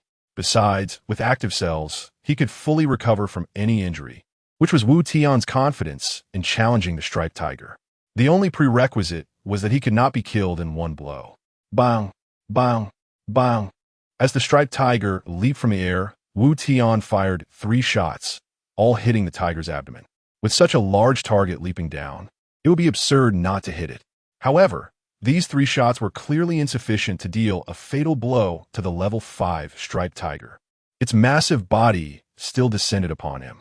Wu Tian spread his legs shoulder-width apart to stabilize his center of gravity. Wu Song was surnamed Wu, and so am I. He could bare-handedly kill a tiger. With my guns and equipment, I need not fear this beast. With a powerful uppercut, Wu Tian struck the Striped Tiger's jaw. Crack! He heard 2 faint sounds of bone fracturing. The Striped Tiger's jaw was shattered, but Wu Tian's arm was also severely injured. The sharp spikes on his ogre gauntlets were stained with blood, and in the next moment, a tiger paw crashed against Wu Tian's chest. The fabric tore, and a large, taking advantage of the fleeting moment when the dazzling tiger was momentarily dazed, Wu Tian swiftly employed the living cells. The application of living cells was successful. Your bodily functions have been reactivated, and your potential has been enhanced. Satiation 5, 100-100 health 0, 100-100 life 75, 200-200 attack 1, 66 defense 1, 14 spirit 1, 15 agility 1, 14 temporary battle power 20, 155. A wave of refreshing comfort surged through his body, erasing all sensations of pain, instantly healing even the wounds on his chest and the fractures in his arm. What a blissful experience! It felt as if Spring Brother had descended upon him. Alas, one could only consume a single vial per day. The second of the day's state ended swiftly, and the injured, dazzling tiger let out a thunderous roar, preparing to attack once more. Sorry, but you shall have no opportunity. In prime condition, Wu Tian leaped onto the back of the dazzling tiger, straddling its neck. The current situation was one of disparity. The dazzling tiger was gravely injured, while Wu Tian was at full strength and bolstered by temporary enhancements. The balance had shifted in his favor. Although the level 5 dazzling tiger boasted a combat power index of 216, Wu Tian's post-consumption index stood at 155. Although this appeared to be a gap, it was misleading. The dazzling tiger's high combat power index stemmed from its superior overall attributes. Armed with the ogre's gauntlets, Wu Tian's attack stat far surpassed that of the dazzling tiger. The primary challenge of fighting above one's level is the inability to breach the opponent's defense. However, this was a dilemma that did not plague Wu Tian. At most, his defense and health were slightly slower, but with the aid of living cells, this flaw was effectively mitigated. This was the very reason he exhibited such confidence when confronting the level 5 dazzling tiger. At this moment, perched upon the tiger's head, Wu Tian truly embodied the legendary warrior Wu Song, raining down powerful blows with his ogre gauntlets. With a 30 chance of inducing dizziness, the dazzling tiger was repeatedly incapacitated. Its attempts to retaliate thwarted time and again. You have slain the boss monster, Dazzling Tiger LV5, and receive rewards. Experience points 100, Dazzling Tiger Corpse LV51, Stone 100, Wood 100, Iron or 100, Crystal Core 5, Boss Treasure Chest LV51. Level 1 mine has been occupied and is now available for collection. Iron or yield is 1 every 5 seconds. Your level has risen to LV3. Life 100, all attributes 5. Life 300 attack, 71 defense, 19 spirit, 20 agility, 19 combat power index, 191 under the influence of living cells. Remaining time 26 minutes, 42 seconds. Witnessing the bountiful rewards scattered about, Wu Tian felt an overwhelming surge of joy. The rewards from this boss monster were truly impressive. It must be classified as a minor boss. The greatest gains from defeating the Dazzling Tiger were threefold: the occupation of the mine, the elevation to level 3, and a treasure chest brimming with unknown surprises. Wu Tian gathered all the rewards into his pack and commenced the collection of iron ore. Iron ore collection successful. Iron ore 100. After merely one collection, he found he could extract no more. Wu Tian felt a twinge of disappointment. Was this all there was to a mine? It hardly yielded more than what wild monsters dropped. He soon noticed something amiss. Following the extraction of iron ore, the system indicated that the iron ore quantity in the mine was accumulating at a rate of 1 every 5 seconds. After a minute, Wu Tian collected iron ore once more, and the system chimed. Iron ore collection successful. Received 12 iron ore. So, it was indeed the case. Once occupied, the mine would continuously yield iron ore. The 100 units of iron ore served as the storage limit, and upon reaching capacity, no further collection could occur until one harvested it periodically. What a find! A level 1 mine ought to sustain him through the early stages. Coupled with the materials procured from slaying wild monsters, Wu Tian's inventory now contained wood 170, iron ore 132, stone 120. Glancing at the time, he noted it was already past 6 p.m., with only 2 hours remaining until the next wave of monster assaults. The first step was to upgrade the main city. Consumption would X50, iron or X50, stone X50, upgrading the main city to LV2. Total population 120, main city durability 200 upgrade materials would X100, iron or X100, stone X100, unlocked buildings, mercenary camp. Following the upgrade, the main city appeared significantly more imposing. Although still in its raw state, it no longer looked dilapidated. With the mercenary camp now accessible, Wu Tian hurried to investigate. However, the system indicated that he needed to expend materials for construction before he could access it. Cursing under his breath, he spent 50 units each of wood, iron, ore, and stone to construct the mercenary camp. Inside the camp, it resembled a veritable animal kingdom. Militiamen, goblins, huntresses, ghouls, chimeras, griffins, frostbone dragons, titan apes, Godzilla, and the 4 sacred beasts from various realms were all present. However, it was exasperating that, akin to the ammunition depot, the advanced units remained locked. Currently, only 2 types of units were available: militiamen and goblins. The goblins were particularly repugnant, prompting Wu Tian to examine the militiamen. Militiamen, basic human unit, level LV1, consistent with the level of the mercenary camp. Life 100 attack, 10 defense, 10 spirit, 10 agility, 10 combat power index, 50 population, 1 recruitment conditions. Consume the total level of monster corpses equal to 10 times one's own level. Commission consumes the same level of monster corpses every 24 hours. Recruiting mercenaries necessitates the consumption of monster corpses, and the quantity required is substantial. To recruit a single LV1 militiaman, for instance, one must expend the corpses of 10 LV1 goblins or 5 LV2 rabbit-headed creatures. It is the total level that matters. Regardless of quantity, the sum must equal 10 times the level of the mercenary. Even recruiting a level 80 frostbone dragon would merely require 800 LV1 goblin corpses, not necessarily 10 corpses of level 80 monsters. Recruitment does not end there. Daily consumption of corpses is also mandatory. Each LV1 militiaman requires 1 LV1 monster corpse per day, adhering to the same level summing algorithm. Should one have a multitude of mercenaries, the availability of monster corpses becomes particularly vital. serving as sustenance for the army. At this juncture, Wu Tian grasped the purpose of monster corpses. They were intended to sustain the mercenary camp. However, he found it perplexing that 2 goblin corpses only amalgamated into a single useless meat chunk. This seemed somewhat illogical. Could it be that the meat chunk possesses a special purpose beyond merely restoring satiation? Wu Tian contemplated a possibility, although it required time to verify. Previously, he had exchanged a piece of exquisite meat chunk for the corpses of 50 goblins, and now it was time to put that to use. He promptly recruited 2 LV-1 militiamen to bolster his defenses against the impending monster siege. Soon, 2 robust, middle-aged men appeared by Wu Tian's side. These militiamen were unarmed, and the combat power of the attacking monsters was formidable, often numbering in the hundreds.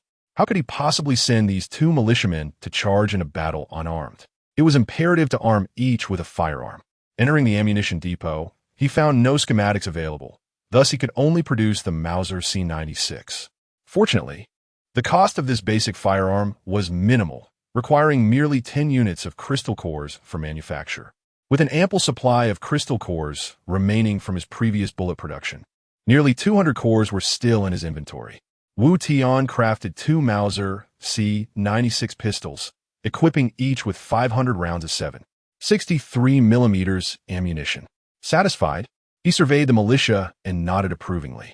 He still yearned to construct a mech. It remained uncertain when that dream would materialize. The demand for mech battalions was substantial, requiring a level 5 main city for construction. Resources were somewhat lacking. Indeed, materials were the most scarce in the early stages. After repelling this wave of adversaries, he planned to hunt for wild monsters, hoping to discover a mining site within 500 meters. Wu Tian concluded that if a mining site existed, a lumberyard and quarry must also be nearby. With the energy converter at his disposal, any type of material would suffice. Having expended 300 units of materials to upgrade the main city and mercenary camp, he was left with only 120 units.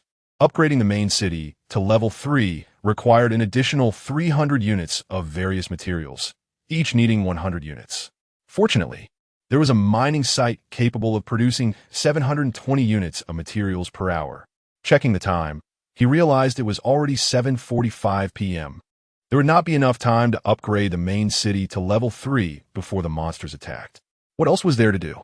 Suddenly, he remembered he had yet to open a level 5 Lord's treasure chest. Excitedly, Wu Tian rubbed his hands together and opened the chest. Open level 5 chest.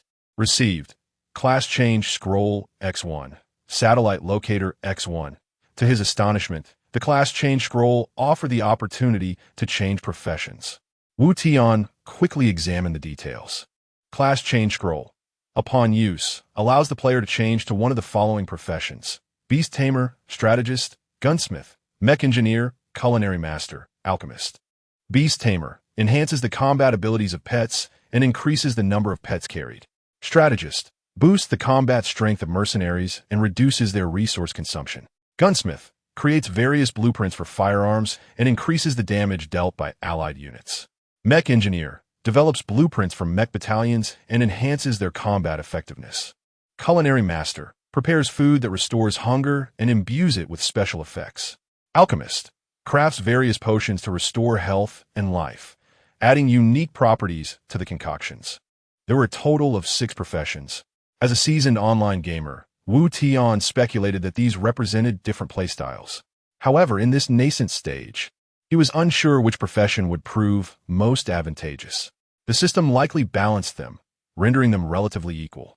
Watching Pacific Rim had always ignited his passion for mechs. He decided to pursue his dream and chose to become a mech engineer. Class change successful. Your profession is mech engineer. A torrent of unfamiliar knowledge regarding mechs flooded his mind, leaving Wu Tian utterly astounded. Profession: Junior Mech Engineer. Proficiency: 0-10 skills. Introduction to mech repair. M1 prototype electronic dog. Blueprint creation, as his main city was not yet level 5. He could not construct a mech battalion, nor could he produce the M1 prototype electronic dog. Wu Tian then turned his attention to the second item in the treasure chest. Satellite locator. Utilizes the advanced satellite system StarChain XH3 to relay data. Inputting a player ID allows access to the opponent's precise location and main city coordinates. It was a navigation tool capable of pinpointing other players, perfect for revenge or attacking their cities. However, in this early phase, he preferred to focus on peaceful development. After completing his tasks, Wu Tian glanced at the time. It was already 7:54 p.m. How quickly time had passed. Nightfall approached. His expression grew serious. Moments later, the system issued a timely alert. Attention players, the second wave of monsters will commence their assault in 30 seconds. Please prepare accordingly. Monster name, Infector danger level, 2 stars quantity, 400 countdown, 30, 29, 28. Simultaneously, alarms blared. Alert! Alert! Large numbers of creatures are rapidly approaching the main city. Artillery is loading, mercenaries are in position, no mech defenses, no biochemical defenses. Distance, 500 meters. Distance, 400 meters. 50 meters. Through the black mist, swaying figures emerged. Roar. Hiss. Mercenaries opened fire towards the black mist. Regardless of the specifics, the number of invading monsters was fixed. Each one slain reduced their numbers. Though obscure by the fog, the Mauser's range of 200 meters was sufficient to eliminate the creatures. Bang, bang, bang. The roar of the Mauser echoed through the air, accompanied by the dull thuds of monsters collapsing. Killed Infector LV2, rewards. Experience points 1. Infector Corpse LV21, with 2, Crystal Core 2. Killed Infector LV2, rewards. Experience points 1. Infector Corpse LV21, with 2, Crystal Core 2. As the magazine emptied, he began reloading, having received 9 kill notifications. In total, 3 individuals managed to slay 9 monsters with 30 rounds, averaging 3 bullets per kill. The infectors had notably high defense, Wu Tian mused. As the distance closed, he discerned the true visage of the monsters. Their tattered clothing clung to them, stained with dark red blood and exuding a foul odor. The heads of the infectors tilted at unnatural angles, their necks revealing torn skin that exposed large swathes of flesh and ghastly bones. Black veins snaked like worms beneath their skin. Their eyes were hollow and soulless, mere cloudy whites, as if all light had been devoured by darkness. Their lips, long rotted away, revealed jagged, bloodied teeth, while green liquid oozed from their mouths, dripping onto the ground. These were unmistakably zombies. Monster name, Infector level, LV2 skill, Biochemical virus, weakness, headshot health, 220 attack, 11 defense, 19 mentality, 0 agility, 5 combat power index, 57 traits. Humans infected by the TSRD biochemical virus have lost all consciousness and thought, moving sluggishly with only instinctual aggression. Their attacks are ferocious, and the virus they carry not only diminishes life points but also reduces health. Engaging in a biochemical mode against zombies? How intriguing. Having played numerous shooting games centered around combating zombies, Wu Tian relished the thrill of headshotting the undead. Now, experiencing it in reality, he felt a surge of exhilaration. Alas, if only he had access to a Gatling gun or a cannon. Observing his Mauser pistol, Wu Tian shook his head in resignation. With the magazine reloaded, the second round of shooting commenced. Bang! Bang, bang, bang.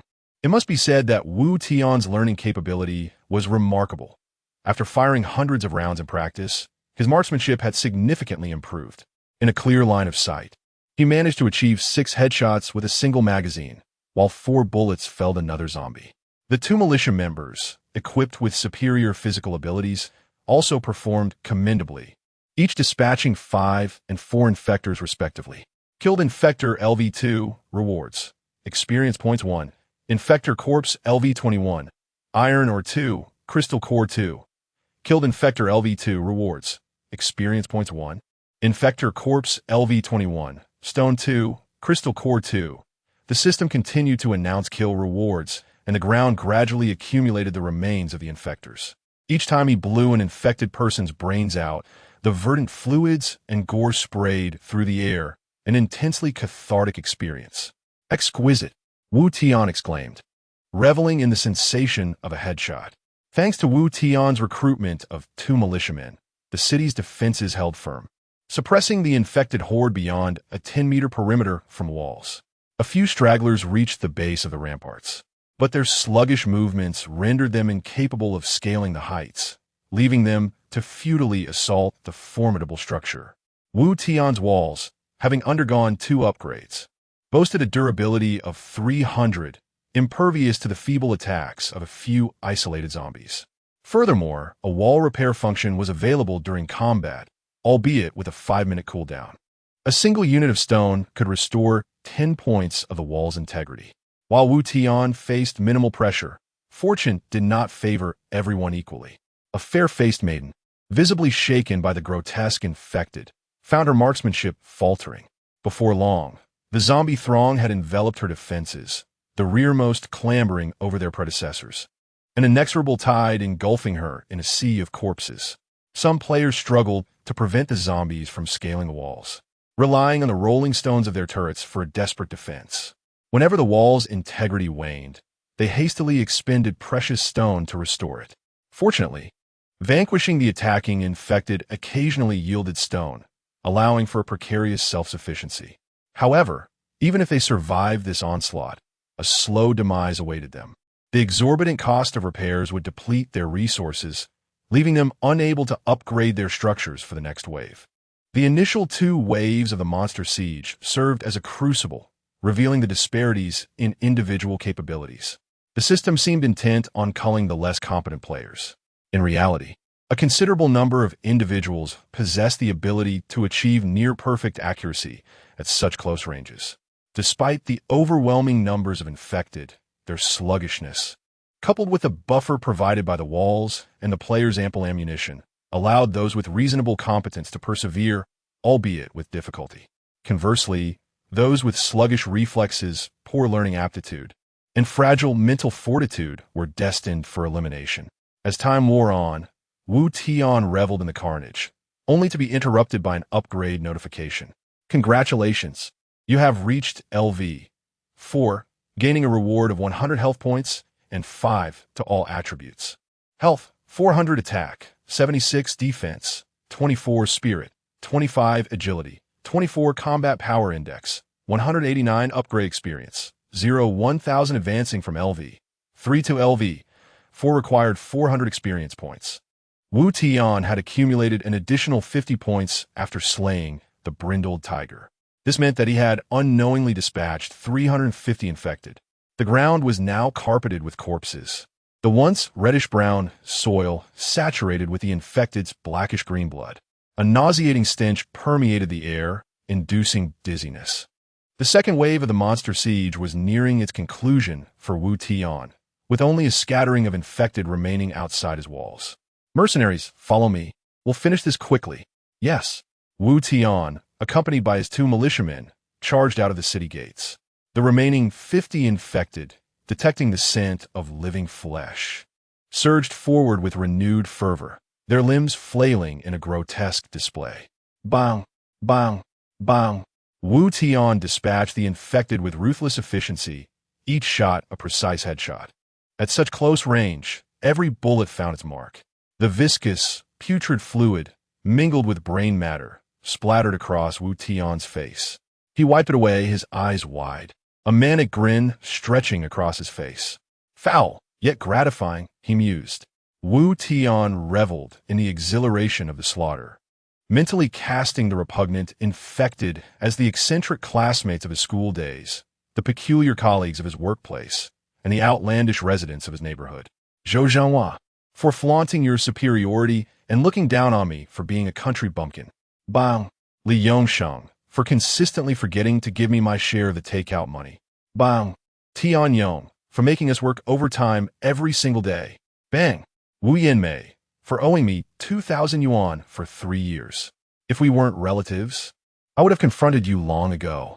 Bang! Wu Tian was consumed by bloodlust. In the vacant eyes of the last few infected, a flicker of human fear seemed to emerge. It was a peculiar phenomenon, considering that the infected had lost all consciousness and thought, acting solely on instinct. It was plausible that Wu Tian's frenzied actions had triggered a primal sense of dread within them. Hith, yo next. A haymaker landed. The conical spikes of the ogre gauntlets coated in the infected's murky green ichor. The blow twisted the infected's head grotesquely, its neck contorted at an unnatural angle. Another uppercut followed, obliterating the infected's head.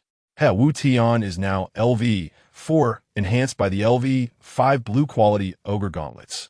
Annihilating a LV2 monster is effortless. An average adult possessed an attack strength of approximately 10 points, whereas Wu Tian's attack power had reached 76.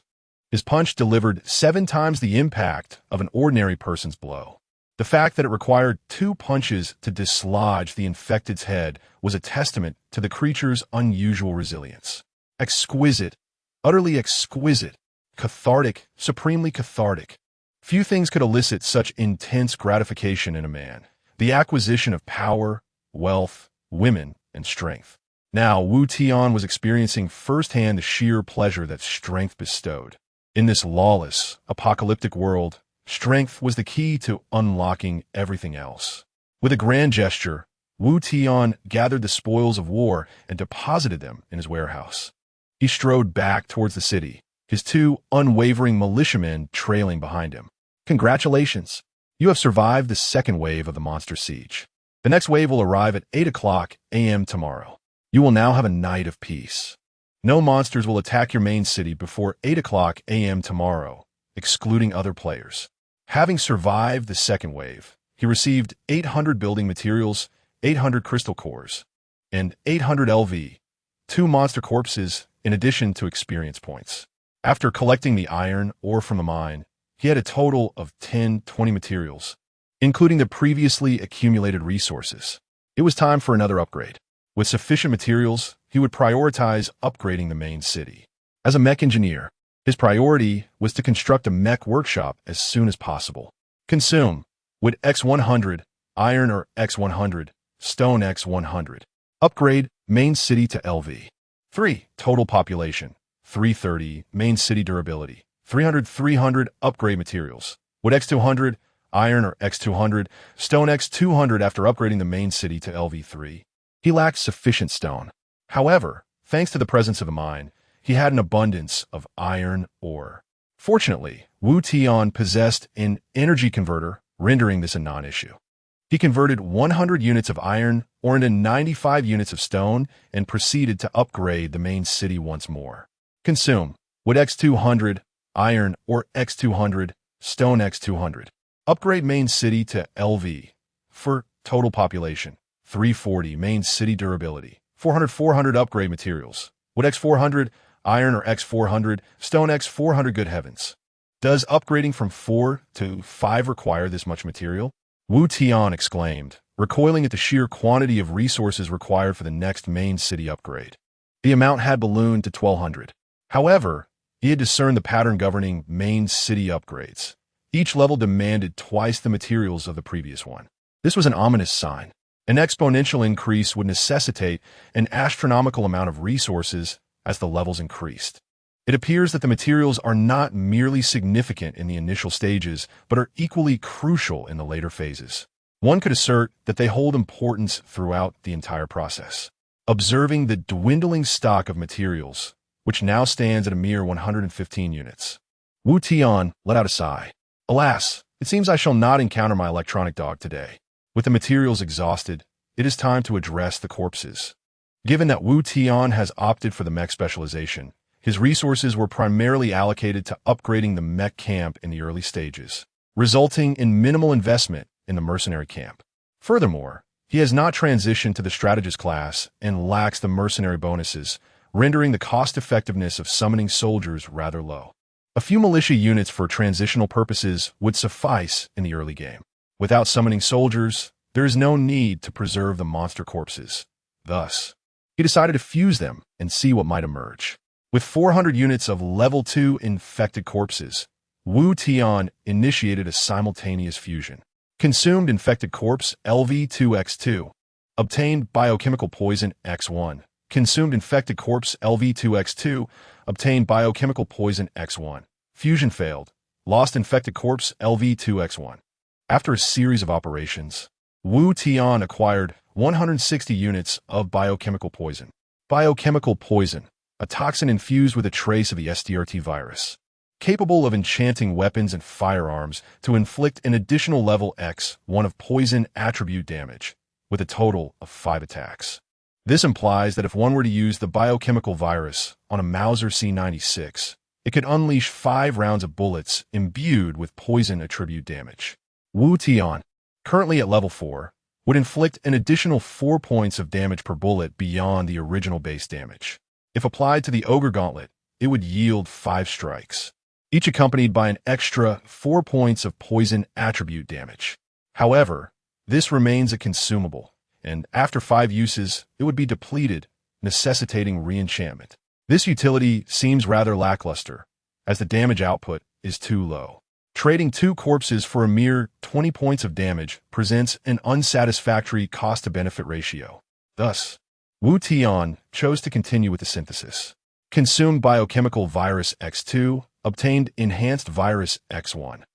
Enhanced virus, a toxin containing a significant amount of the STRT virus, capable of enchanting weapons and firearms to inflict an additional level X2 of poison attribute damage, lasting for 1 minute. The effect has notably improved, as not only is the damage doubled, but the limitation has shifted from a number of attacks to a time constraint. 1 minute, in contrast to 5 attacks, signifies a qualitative enhancement, allowing for numerous attacks within that time frame. Should this be applied to the heavy weapon M134 minigun, equipped with 6 barrels, it could fire 6,000 rounds per minute. If the M134 minigun were enchanted with the enhanced virus, it would yield an additional 48,000 points of damage in 1 minute, showcasing an extraordinary cost-effectiveness. Having acquired a total of 60 units of enhanced virus, Wu Tian retained 10 units and opted to continue the fusion process, with a silent wish for a powerful item to emerge. Consumed enhanced virus X2, obtained biochemical pill X1. Consumed enhanced virus X2, obtained biochemical pill X1. Biochemical pill, utilized for equipping the turret vaporizer. It creates a biochemical toxin cloud around the main city, providing a certain degree of weakening effect against siege monsters.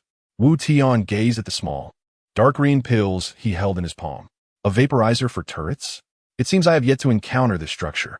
Although it can weaken siege monsters, it appears to have some utility, and he resolved to test its effectiveness when the opportunity arose. After rummaging through the operation panel for quite some time, he finally located the vaporizer option under the turret category. Constructing the vaporizer necessitates 3 types of materials, each requiring 50 units, and currently he lacks the materials. Thus he must await future opportunities.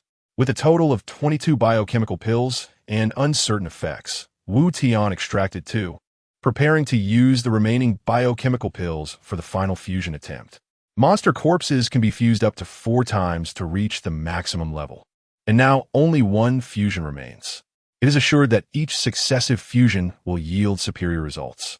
However, the risks escalate with each attempt. A failure at this stage would equate to a direct loss of 16 corpses, which is quite detrimental in the resource-scarce early game.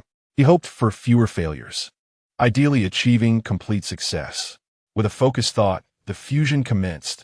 Consumed biochemical pill X2, obtained TSRT virus sample X1.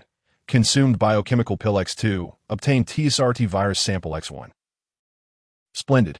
Out of 10 fusions, only 1 failed, which is within an acceptable range. TSRT virus sample, the purest form of the TSRT virus, developed by the enigmatic S doctor, whose whereabouts remain unknown, with speculation suggesting he has tragically succumbed to infection. Effect, capable of altering the biological genetic lock upon injection. The target will become infected, retaining their original combat data while significantly enhancing their power and acquiring the special abilities of the infected. This includes deceased corpses. Several syringes filled with a green, jade-like liquid contained the TSRT virus sample. However, Wu Tian felt somewhat exasperated. This substance sounds remarkably potent. Yet who in their right mind would inject it into themselves? Such an injection would transform one into a second-wave siege monster akin to the infected, potentially enhancing strength. Yet the transformation is undeniably grotesque. Most importantly, the infected lack consciousness and thought, existing merely as mindless husks. How unfortunate that I have squandered hundreds of monster corpses. Wu Tian lamented, slapping his thigh in frustration. Suddenly recalling the final line of the effect's description, which stated that the target includes deceased corpses, he pondered its implications. Could monster corpses also be injected with the TSRT virus sample? Wu Tian mused that practice is the sole criterion for testing truth.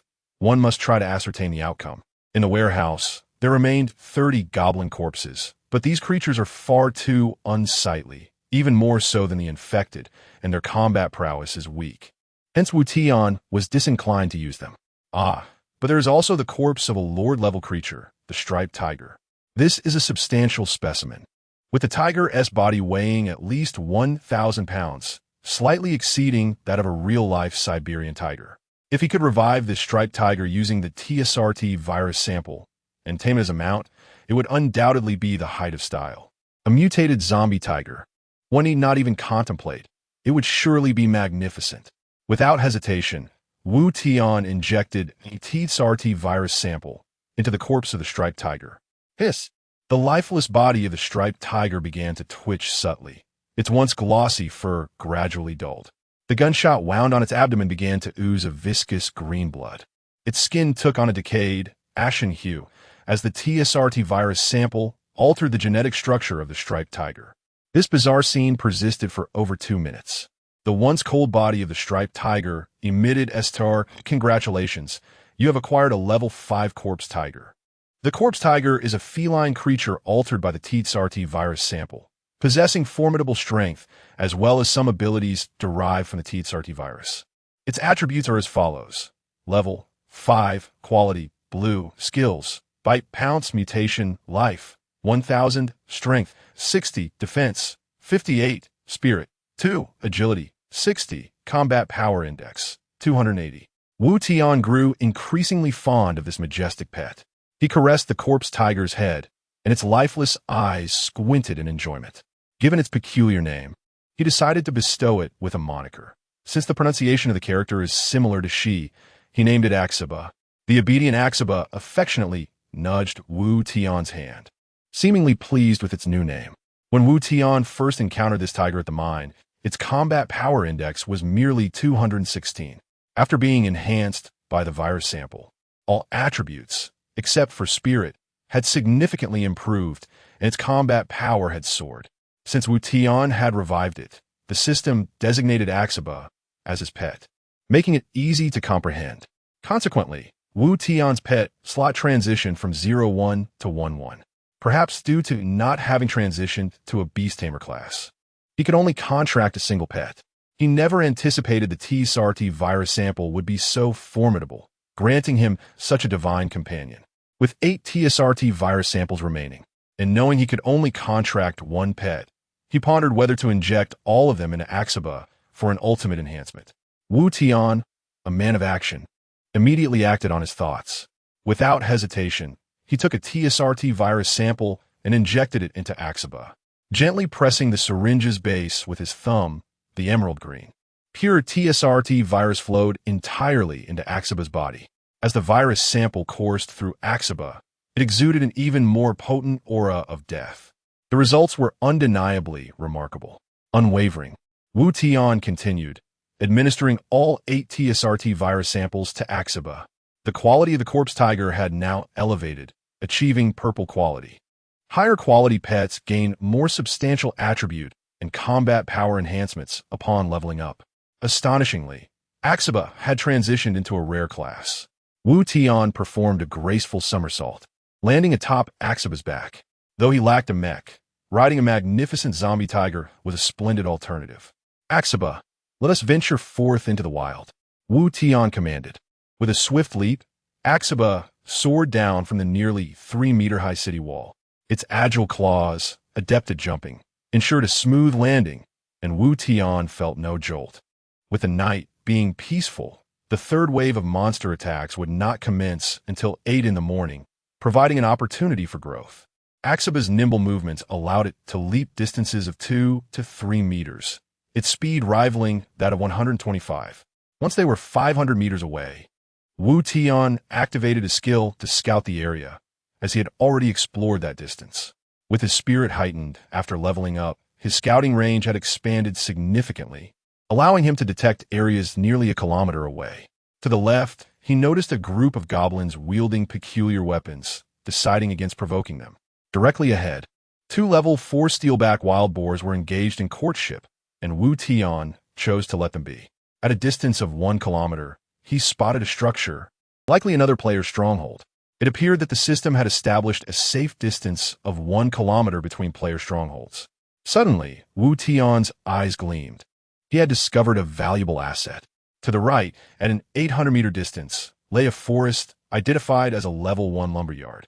The lord creature occupying this resource was a level 5 Ramen venomous snake. A level 5 minor lord? You're mine. I shall claim both the resources and the treasure. Wu Tian exclaimed, giving Axaba a hearty pat on the rear. Axaba jolted in response. Axaba, right turn. Move out. With almost zero delay, Axaba elegantly spun and dashed towards the right like a streak of lightning, leaving the 2 accompanying mercenaries far behind. In full sprint, Axaba's speed approached 100 kilometers per hour, and within mere breaths, they arrived at the desolate lumberyard. Despite being a forest, the trees bore no green leaves. Their dark trunks stood starkly against the gray, misty sky, evoking an eerie atmosphere. The owner of this lumberyard, the Ramen venomous snake, had already sensed Wu Tian's encroachment. Hissing, the snake flicked its poisonous tongue, its cold eyes glinting with the cunning typical of cold-blooded creatures. In an instant, a massive python lunged towards Wu Tian. Having scouted the surroundings meticulously, Wu Tian was well aware of the snake's movements. A smirk of disdain graced his lips. A level 5 lord creature like the Ramen venomous snake was nothing more than an equal to a pre-virus modified pattern tiger in terms of combat power. Wu Tian was confident in his ability to defeat a level 5 lord creature on his own. Moreover, he had the enhanced Axaba, bolstered by the TSRT virus sample. Behind him were 2 armed militia members, a respectable force against a level 5 creature. However, these 2 could not match Axaba's speed and were left far behind.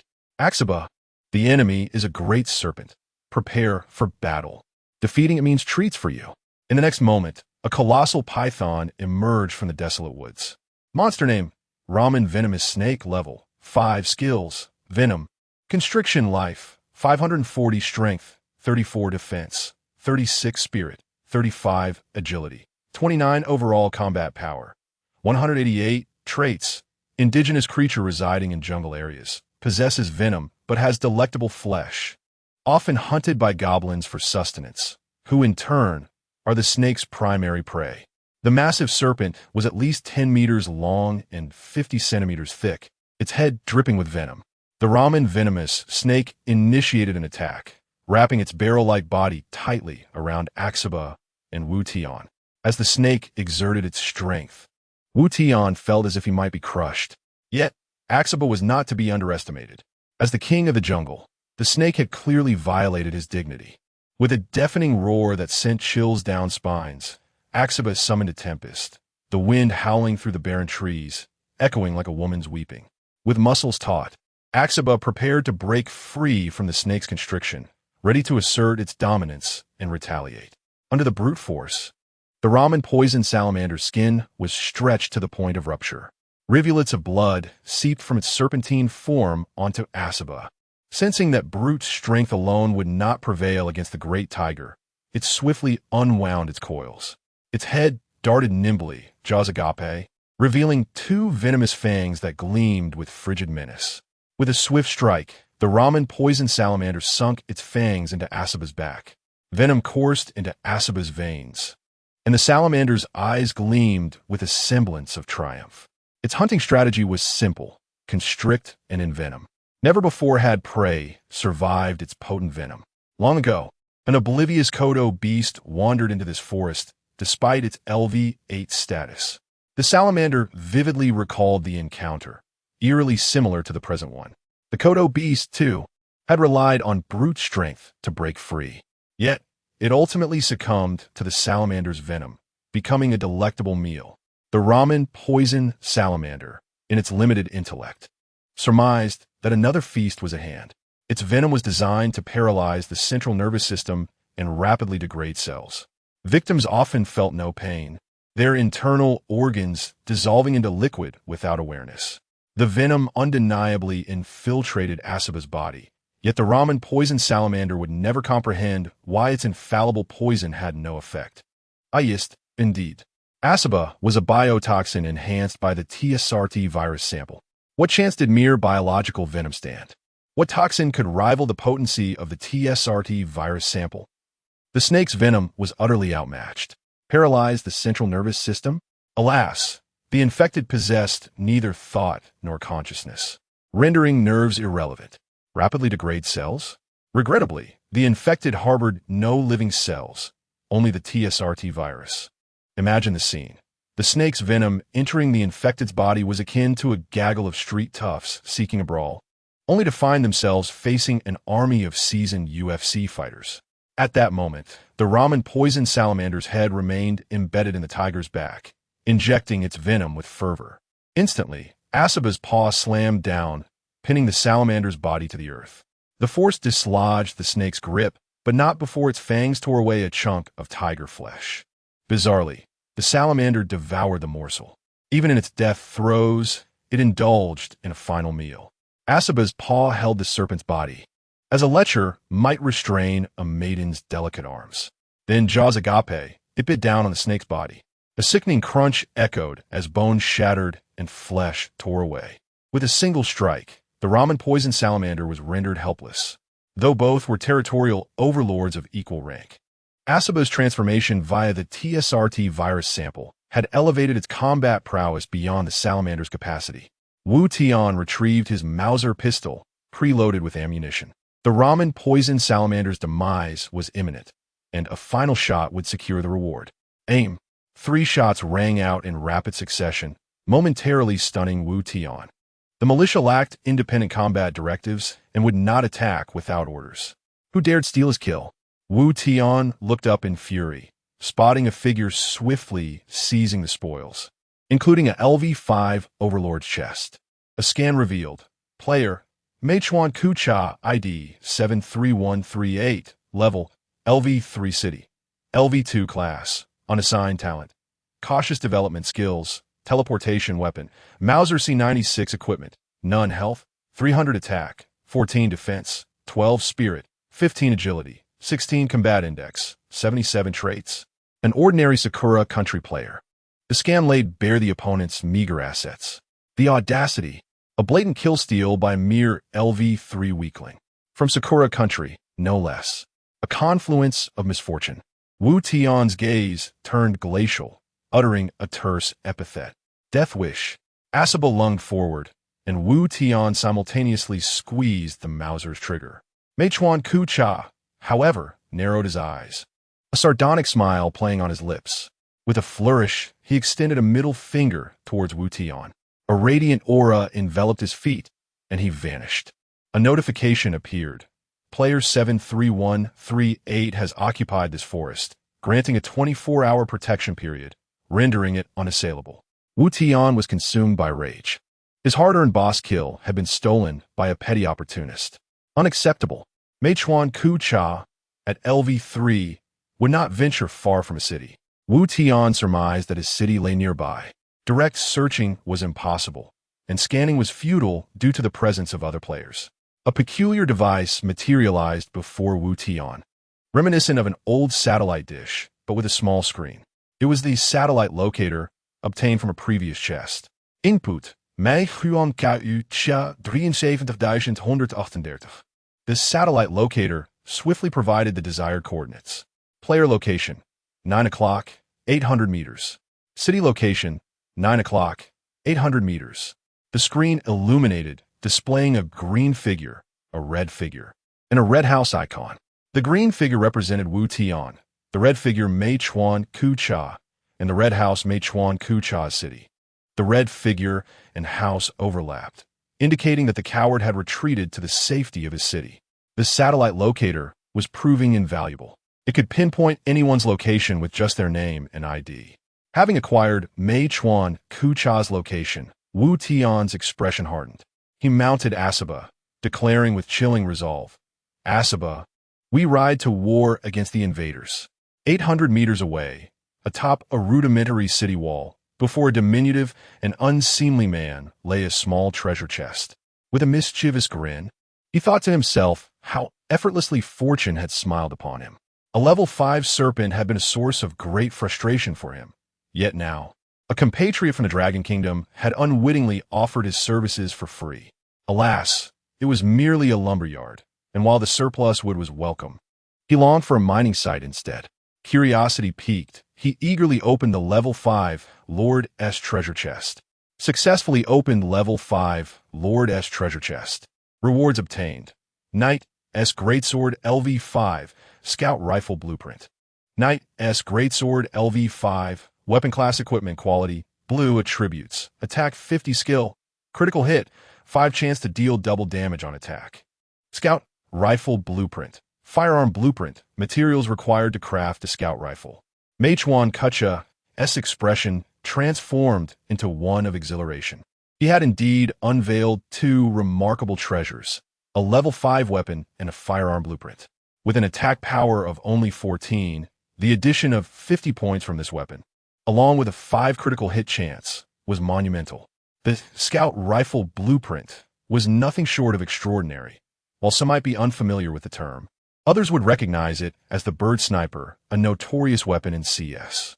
This sniper rifle had become a bane for many players, capable of locking down an area so effectively that it was nearly insurmountable. How unfortunate for that Dragon Kingdom player, he mused, who must surely be seething with anger at having his possessions pilfered. Indeed, the Dragon Kingdom player had demonstrated considerable prowess, as his tiger companion had effortlessly dispatched the level 5 Lord Monster. Yet, what did it matter?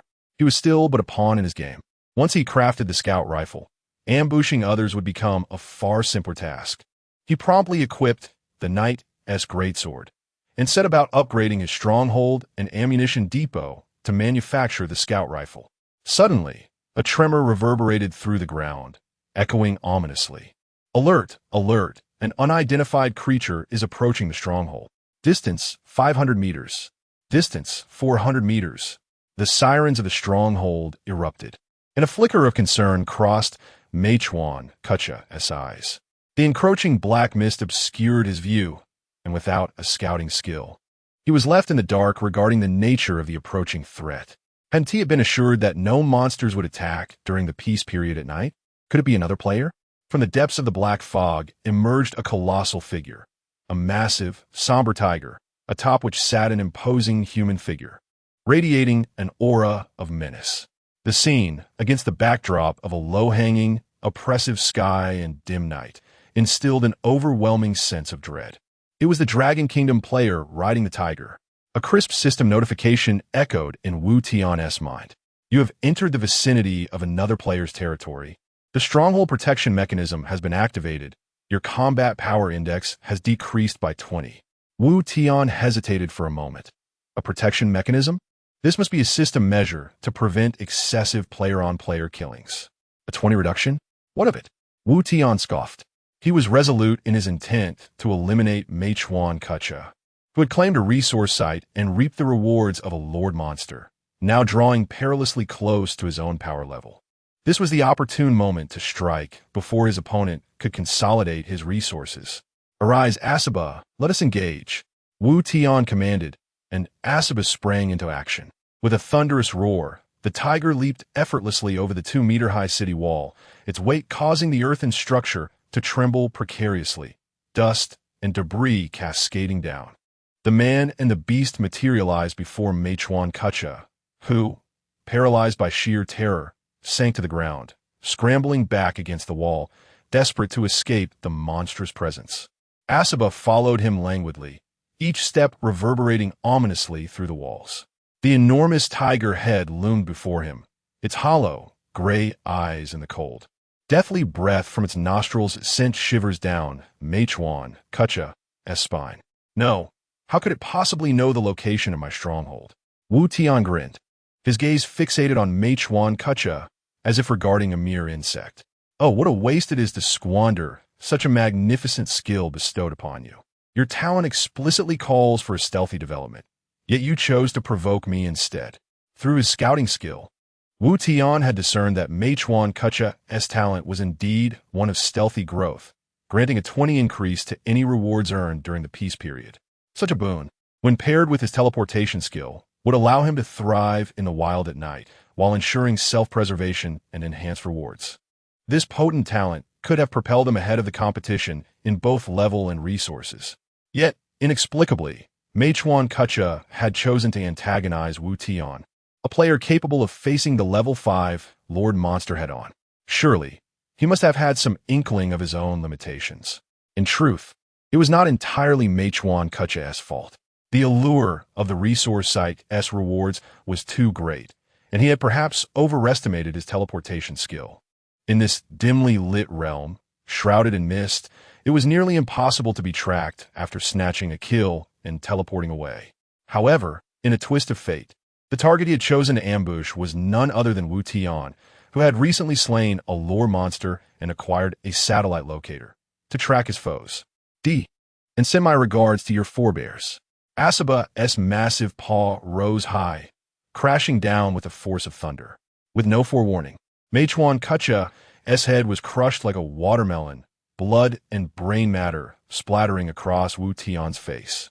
Wu Tian savored the metallic taste, a rush of dopamine flooding his brain, an inexplicable thrill igniting within him. Ah, Asaba, we have become heroes in our own right.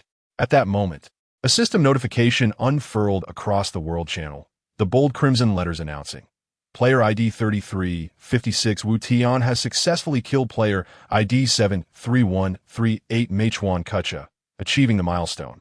First Blood. This announcement, gory and jarring, erupted across the world channel like a drop of water into a boiling pot, igniting chaos. What has happened? Someone has been slain? It seemed a player from the Dragon. Upon defeating player 73138, Meichuan Kecha, you will acquire all of their resources. Rewards are as follows. Level 1 Lumberyard. Level 5 Knight's Greatsword. Blueprint for Scout Rifle. 199 Level 1 Green-Skinned Goblin Corpses. 400 Level 2 Infected Corpses. Level 5 Ramen Venomous Toad Corpses. 375 Wood. 84 Stone. 52 Iron Ore. 50 Crystal Cores. As you're the first player to achieve this kill, you have unlocked the achievement, First Blood. First Blood, to prevent players from becoming lost in the thrill of slaughter, those who achieve this milestone receive a 100 boost to their mental fortitude, including growth potential. Player 73138 has perished. Their main city now lies abandoned, becoming neutral monster territory. The sudden windfall of rewards left Wu Tian taken aback. It truly is quite humane. Having slain someone, one can loot their spoils. Such an abundance of resources is utterly exhilarating. Suddenly, a nefarious thought flickered in Wu Tian's mind. With such generous rewards for killing, why expend energy battling monsters? Why not treat players as monsters to farm instead? However, as this notion crystallized, it felt as if a drop of water had fallen into his mind, clearing his thoughts entirely. No! Killing players would summon a full-screen announcement displaying names and IDs. If he continued to reap havoc, it would incite panic among others.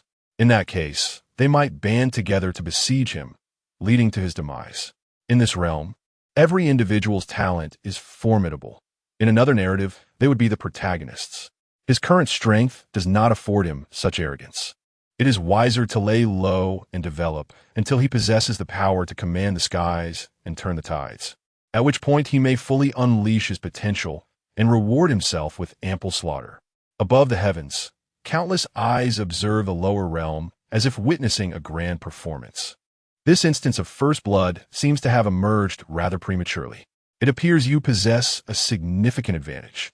Wu Tian collected his thoughts and began tallying his spoils. The building materials were not plentiful, merely over 500 points, possibly due to the small upgrades made to some structures. A piece of level 5 equipment and the blueprint for the scout rifle must be rewards from the Lord's treasure chest. What thrilled Wu Tian most was the heap of monster corpses. Astonishingly, only one goblin corpse was missing. Wu Tian surmised that the goblin must have been consumed by Meichuan Kucha. With so many corpses, he could create numerous living cells and TSR virus samples. Living cells enhance combat power when used daily, while the TSR virus samples could be entirely injected into Asaba, potentially elevating its quality further. Without hesitation, Wu Tian employed his skill fusion, swiftly synthesizing the corpses in bulk. In the end, he acquired 8 units of living cells and 17 units of TSRT virus samples. He stored the living cells in his warehouse, as it was not yet noon and he could not utilize a second one. All 17 units of TSRT virus samples were injected into Asaba's form. Roar. Asaba let out a tiger's roar, a tempest swirling around them. With the enhancement from the TSRT virus samples, Asaba's quality upgraded from purple to orange. Corpse Tiger. A tiger-like creature modified by TSRT virus samples, possessing formidable strength and some abilities derived from the TSRT virus. Level 5 quality, orange skills, bite pounce, alteration health, 1,500 strength, 72 defense, 68 mentality, 3 agility, 80 combat power index, 373. Remarkably, the combat power index saw a significant increase. Wu Tian stroked Asaba's head with great satisfaction. The sensation of petting a cat brought joy to both him and the purring Asaba. There was also a level 5 Knight's Greatsword. Wu Tian initially contemplated merging it with a level 5 Ogre Gauntlets, but after some consideration, he decided against it. Such equipment is not commonly found. Siege monsters do not drop gear, and it can only be obtained from select few wild monsters. If he were to fail the fusion with both level 5 items, he would incur a substantial loss. It would be wiser to sell one for alternative materials, steadily boosting his strength.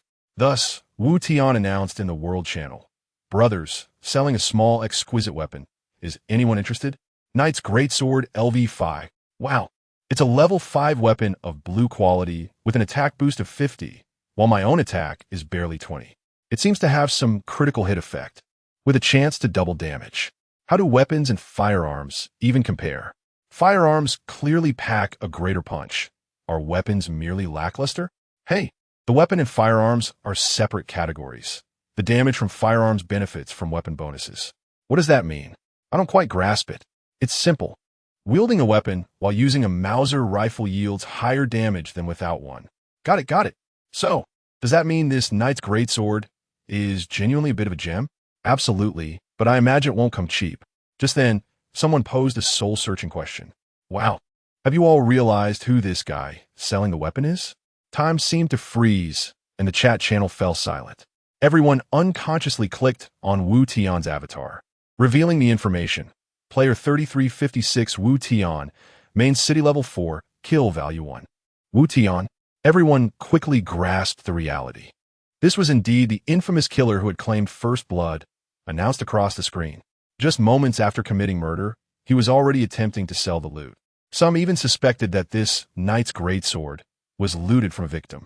Or more terrifyingly, it might have been the very sword used to slay the victim. Wu Tian, witnessing the stillness of the chat, could no longer maintain his composure. Is it really necessary? I merely wish to sell a weapon. Why does it feel as if I'm under scrutiny?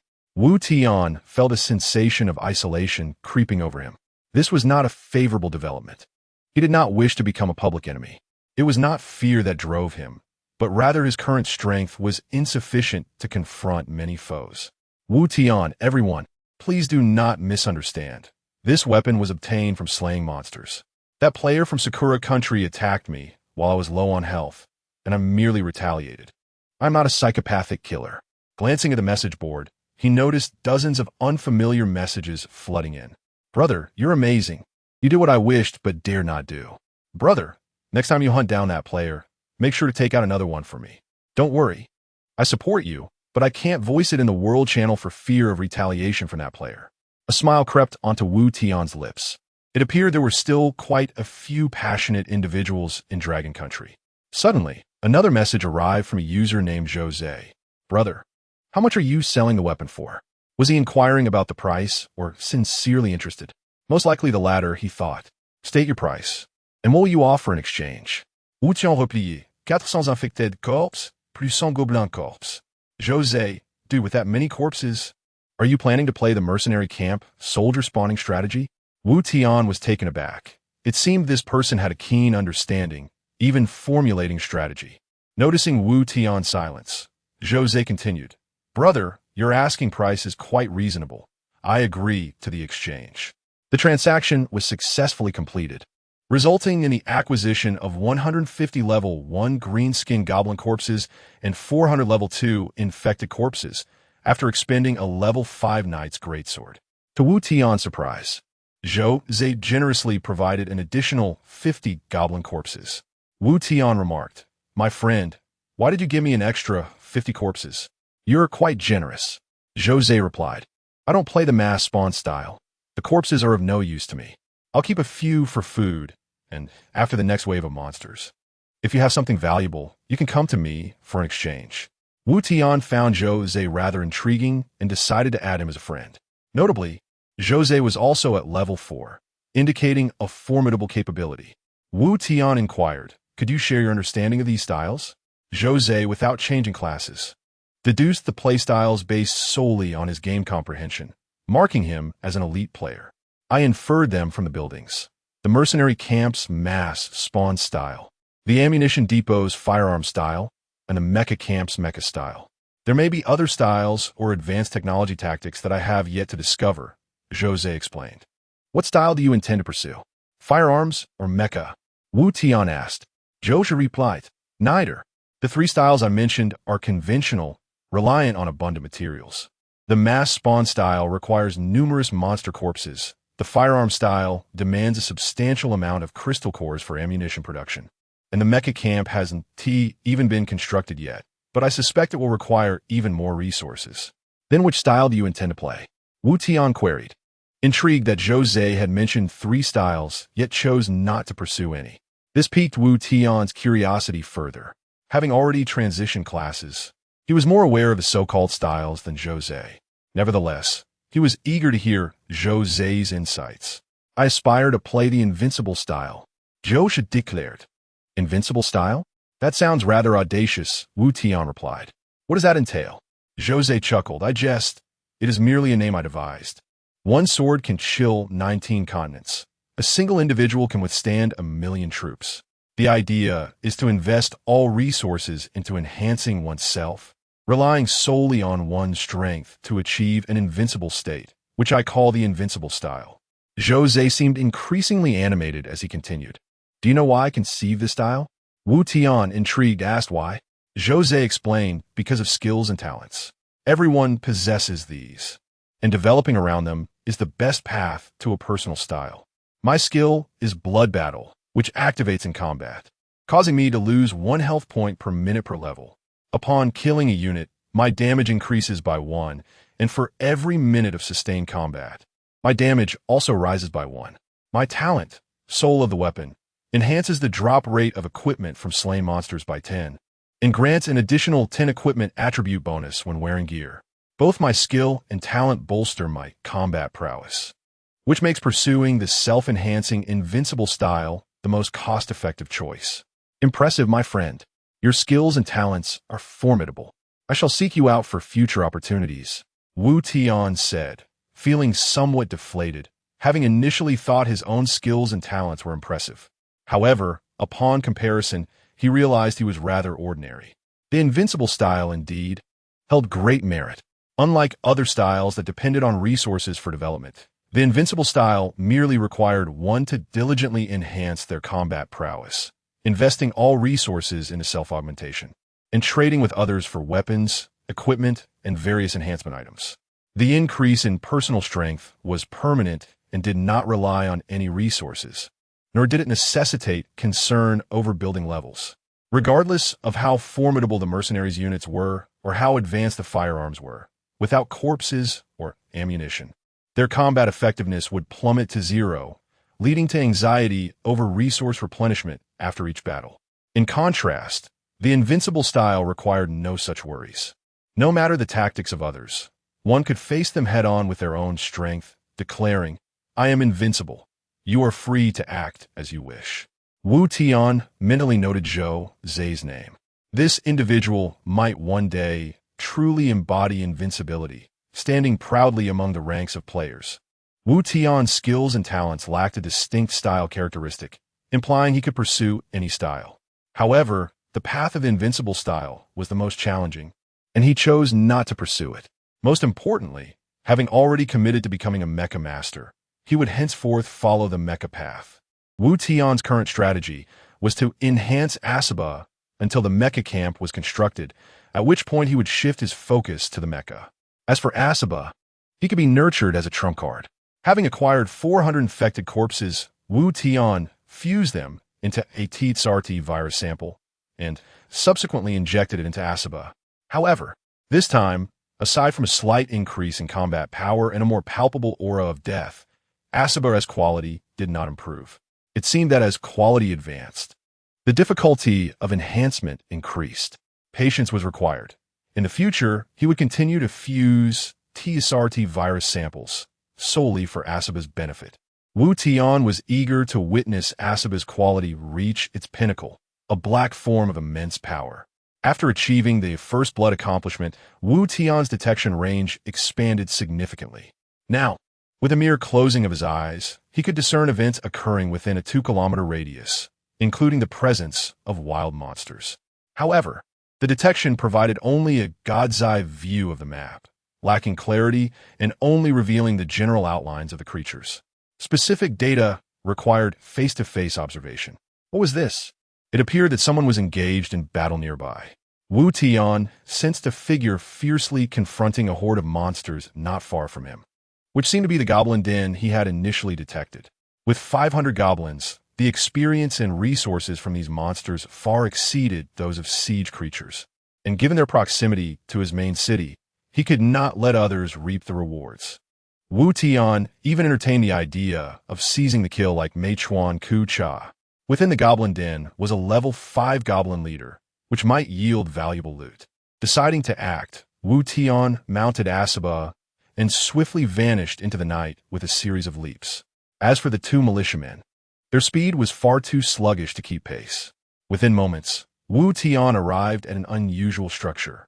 It resembled a primitive tribal settlement, with numerous rudimentary houses constructed of stone or branches. Among the shadows, he spotted an abstract silhouette, a little girl with a bun hairstyle, her shoes and skirt stained with blood, wearing a brown bear backpack. Her innocent demeanor starkly contrasted with the apocalyptic backdrop. Before her lay a heap of green-skinned goblin corpses. In an exaggerated scene, she wielded an M249 light machine gun, nearly larger than herself, unleashing a hail of bullets. The gun's body was pink. "Come at me, green monsters," she exclaimed, as the deafening sound of gunfire erupted around her. The red bow in her hair fluttered wildly in the wind. Yet it did not hinder the weapon's stock from resting firmly against her slight shoulder. Sparks flew from the muzzle as a 200-round belt snaked into the feeding chamber. "Take this." The little girl reached into her bare backpack, rummaging around before producing a dark grenade. Biting her lip, she hurled the grenade into a cluster of goblins. The explosion echoed, accompanied by a cacophony of anguished cries. So surreal was the scene that Wu Tian stood transfixed. The girl's innocent smile juxtaposed with her chaotic slaughter created a striking contrast. Wu Tian Q player, Fan Yumeng, ID 511330, level, LV6 unemployed, skill, rapid fire, increases firearm firing rate by 50, talent, ammunition expert, reduces ammunition consumption for firearms by 50, firearm, M249 equipment, none pet, none mecha, none mercenary, none health, 600 attack, 47 defense, 33 spirit, 45 agility. 46 combat power index, 229 low, and behold, she has reached level 6, while Wu Tiankai remains at level 4, lagging 2 levels behind. It appears that in the early stages, the prowess of firearms truly prevails. These 500 goblins are utterly insufficient for her. They are merely rushing forward to meet their demise. The M249 can equip a 200-round belt, although its accuracy is somewhat lacking. The sheer volume of fire compensates for that inadequacy. Rat-a-tat-tat. A horde of returning green-skinned goblins is instantly obliterated, creating a cloud of green mist. Corpses and loot pile up into a veritable mountain. Wu Tian attempts to collect the spoils, only to receive a system message. This item belongs to player 511330. You cannot pick it up. It seems the system's rule is clear. The one who slays the monster claims the loot. To acquire another spoils, one must either trade or eliminate the competitor. This petite girl has undoubtedly dispatched numerous wild creatures, and the resources she possesses must be exceedingly abundant. A wicked thought flickers in Wu Tian's mind. Should he? Wu Tian is jolted by his own dark contemplation. She is but a child. How could he entertain such nefarious ideas? At this moment, the battle for the little girl, Fan Yuming, intensifies. A notably larger goblin, accompanied by a cadre of elite goblins, charges forth. Just as Fan Yuming depletes her ammunition belt, she hastily tosses several grenades, falling into a brief reloading period. The goblin leader, seizing the opportunity, rushes forward with his elite goblin entourage. Amidst the swirling smoke, Fan Yuming furrows her brow, pressing her lips tightly together. The speed of her reloading accelerates significantly. Wu Tian shakes his head in resignation, marveling at her audacity. She dares to storm into a nest of over 500 goblins alone. As the goblin leader approaches her, Wu Tian leaps onto a Shiba. With a roar, the tiger's claw, accompanied by a ferocious whirlwind, flings aside several goblins. With a momentary reprieve, Fan Yuming successfully reloads. She glances up, her wide, innocent eyes reflecting a hint of confusion. Why is there a big tiger? Let me show you my strength. She aims her weapon directly at a Shiba's rear. Wu Tian turns in horror. No, don't, he cries, but is too late. Rat-a-tat-tat. The ominous muzzle of the M249 erupts in a dazzling blaze, bullets raining down like droplets of rain. A Shiba leaps about in a frantic dance, and Wu Tian quickly crouches close to a Shiba's back to avoid the onslaught. A Shiba hide. A Shiba leaps to take cover behind a stone structure. Wu Tian shouts, "You little rascal. I'm not a monster. I'm here to help you." Huh? Hearing Wu Tian's voice, Fan Yuming realizes that the goblins charging at her have been dispatched by the large tiger. Oops, my apologies. Why didn't you tell me earlier? Such a large tiger startled me. Did you not see someone riding on its back? I did, but it was too dark. I thought it was a goblin riding a tiger. Thank you for your assistance. I'll chat with you once I've finished dealing with this bunch of ugly creatures. Is it possible that you think I am that unattractive? Wu Tian muses. If you weren't such a little girl, I might have had a Shiba sweat you down. Fortunately, a Shiba has undergone numerous enhancements, significantly boosting its health and defense. Had it been the striped tiger from a mine, it would have been half dead from such a barrage.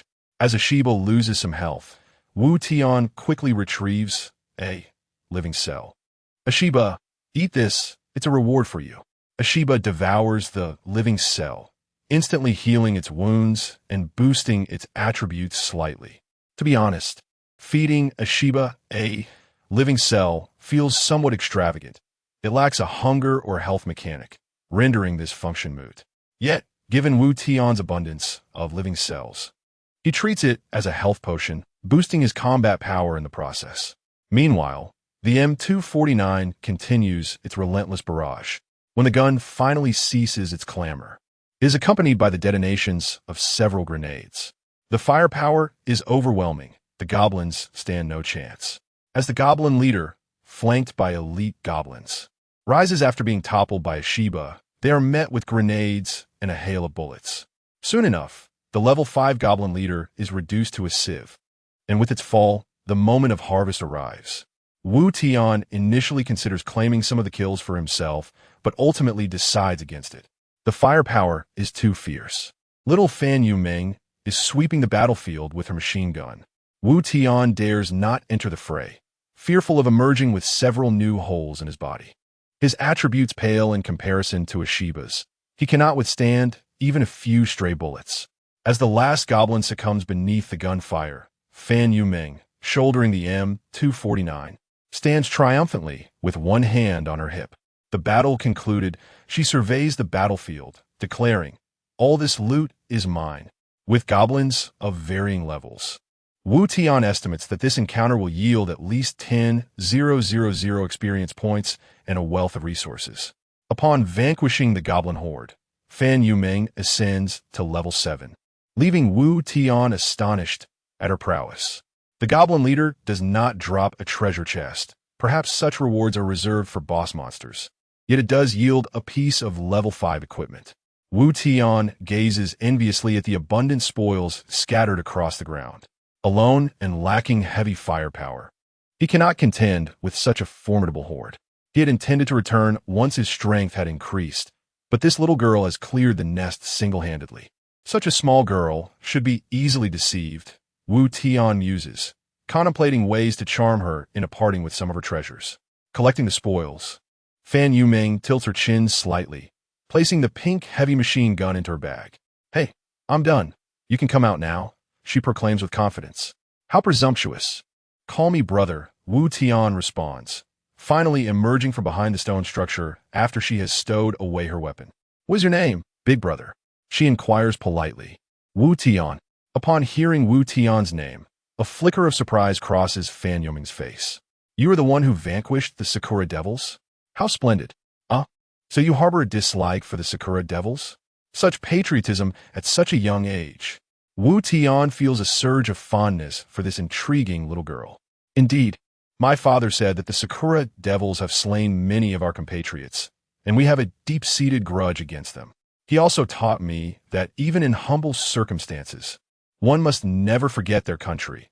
We must always remember our national and familial grievances." Such eloquence. "Your father is quite adept at educating children," Wu Tian chuckles. "Alas." Fan Yuming sighs, a trace of melancholy crossing her youthful features. "For reasons unknown, I have found myself in this world filled with monsters, and I have lost contact with my father.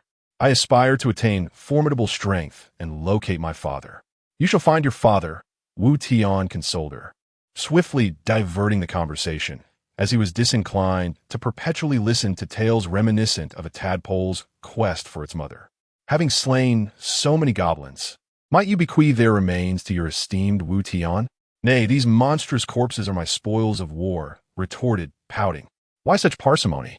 I aided you but moments ago, and your firearm assailed my familiar. Consider it recompense and amends." Cast a glance towards, a glint of astonishment flickering in her eyes. "Is this magnificent feline your familiar? How dashing. Indeed, it is named, and it is currently famished. Would you consider relinquishing the corpses to satiate its hunger?" Upon learning that the goblin cadavers were destined to nourish, hesitated, yet refrained from immediate acquiescence. "May I stroke its head? Verily, I shall even permit you to ride upon its back." "Truly?" queried, a glimmer of anticipation in her eyes. "Assuredly." Wu Tian extended a hand, drawing into his embrace, seating her securely upon its back, with Wu Tian ensconced behind her. "Art thou famished?" Gently caress head, inquiring with trepidation. Seize the cadaver of a goblin, devouring it in a single gulp. "Behold, relishes the taste. Might you now relinquish the corpses?" Wu Tian pressed, seizing the opportune moment. Such a bounty of goblin corpses could yield a substantial quantity of viable cells. "Aye, yet I require an exchange." "An exchange, say you, is so endearing. Might you not simply proffer the corpses as feline sustenance? Furthermore, these cadavers serve no purpose to you. They may lack immediate utility, yet they shall undoubtedly prove valuable anon. Each artifact here possesses significance. I expended considerable effort in their demise. In consideration of its endearing nature, you may offer a modicum of compensation in exchange." Confound it. This child is astoundingly shrewd, refusing to be shortchanged in the slightest. It appears that a free acquisition is unattainable. "What is thy desire?" Wu Tian inquired. "Slaying monsters is prodigal in ammunition. My crystalline cores dwindle. You may offer crystalline cores in exchange. 200 cores for the entire collection of corpses. 200 crystalline cores for 500 goblin corpses. A favorable transaction."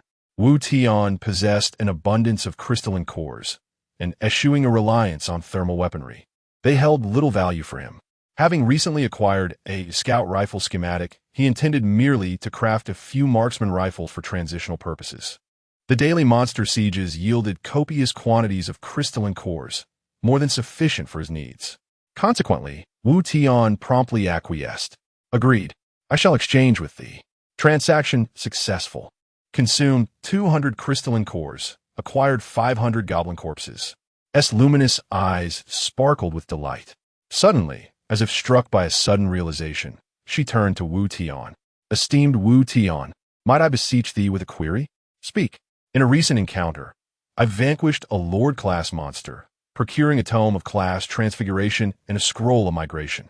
The scroll permits the relocation of the primary city, yet the tome, containing 6 distinct classes, leaves me uncertain as to which is most potent. A child remains a child, possessing intelligence, yet lacking a comprehensive understanding of the game mechanics.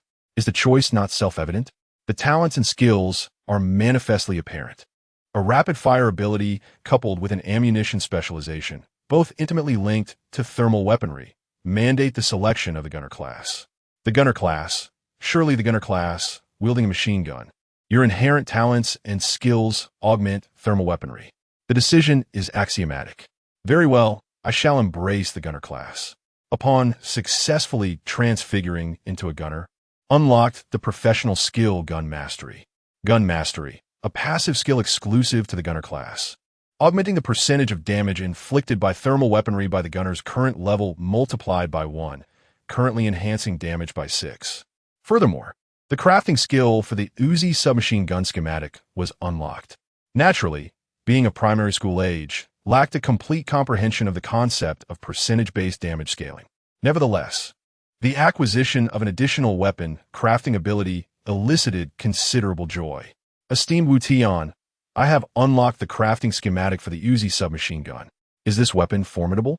Upon hearing the designation Uzi, Wu Tian's eyes visibly brightened. The Uzi submachine gun boasts a compact frame, complemented by a folding metal stock. When folded, its length is further diminished, measuring a mere 470 millimeters, rendering it ideally suited for close-quarters engagements or combat within confined spaces. Most notably, the Uzi is characterized by an exceptionally high rate of fire, theoretically capable of discharging 500 rounds per minute, when paired with 9mm ammunition and a simplified 20-round magazine. It can be emptied in a single second. Even with an extended 50-round magazine, emptying it requires only several seconds. The Uzi is indeed formidable. Might you furnish me with a schematic? Assuredly, provided you supply the requisite materials. By the way, which is superior, the Uzi or the M249 I wielded earlier? This impish child is loath to relinquish even the slightest advantage. However, in comparing the Uzi submachine gun and the M249, one must acknowledge that each possesses its own distinct strengths.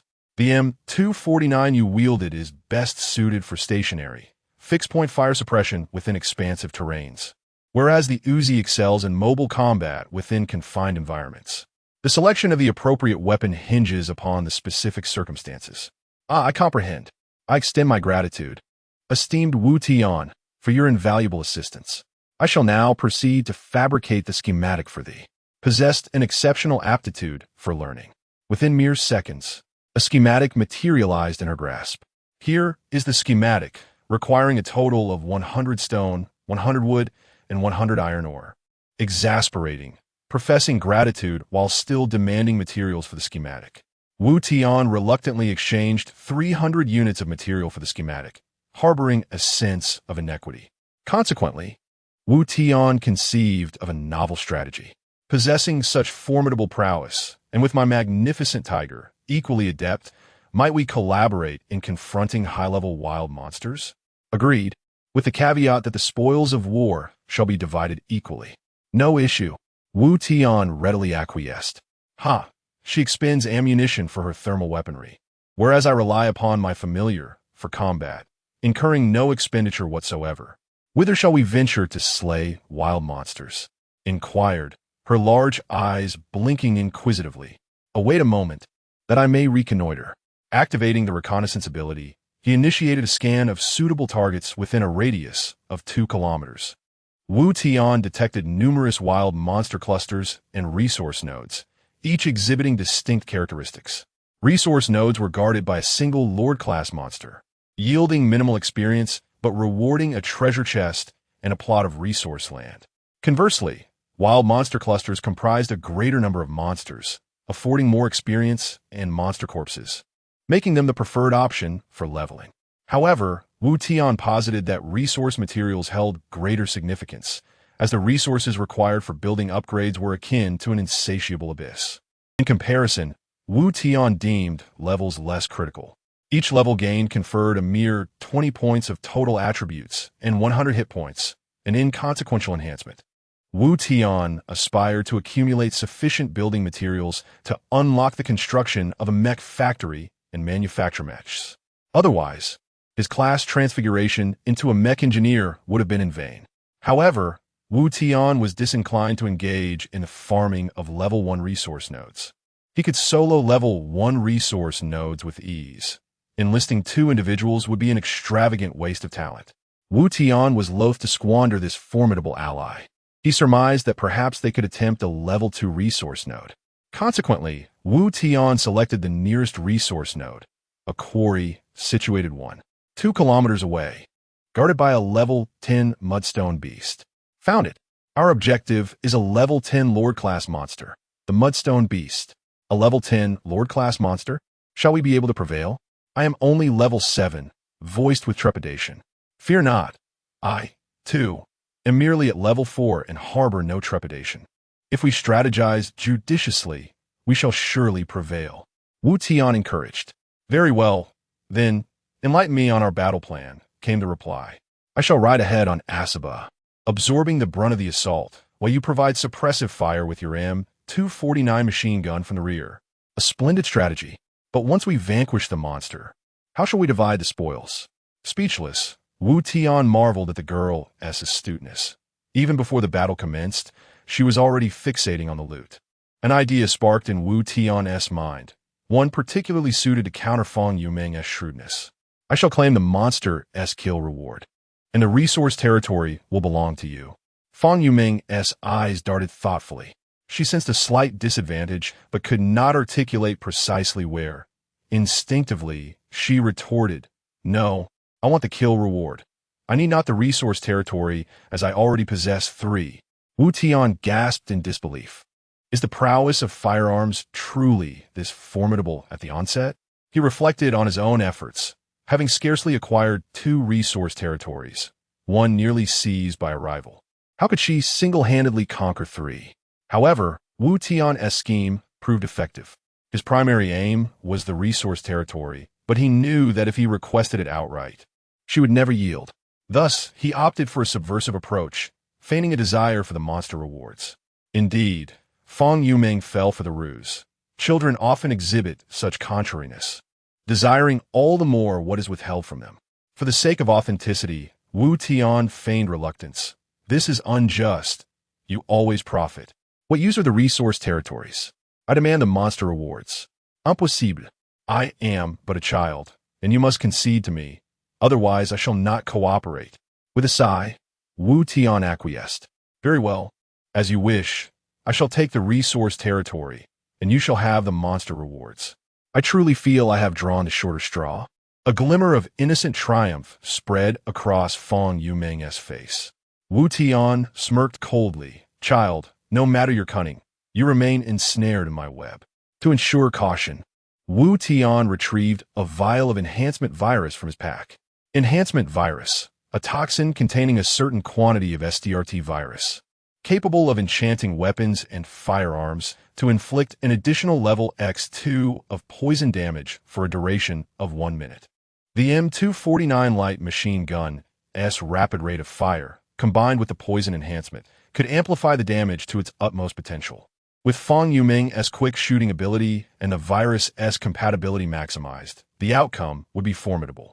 Of course, the enhancement virus paired even better with the Uzi, boasting a firing rate of 20 rounds per second.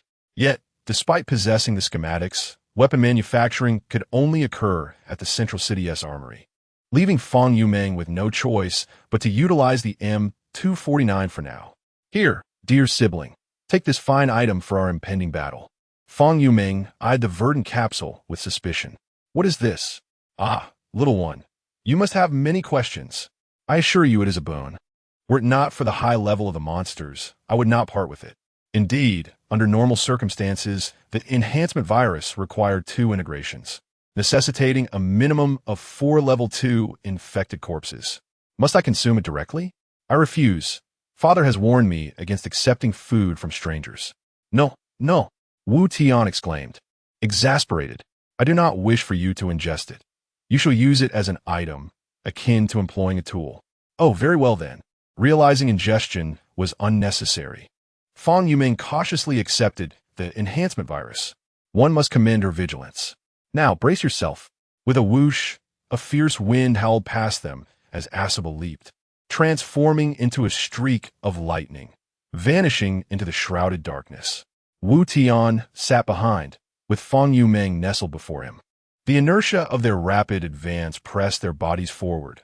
Wu Tian's form closely aligned with her slight frame, his arms instinctively shielding her sides, fearing she might be flung from a mount.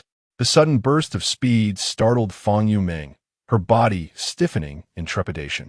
Oh, she squealed, her small mouth agape as the rushing wind invaded, causing her to cough incessantly.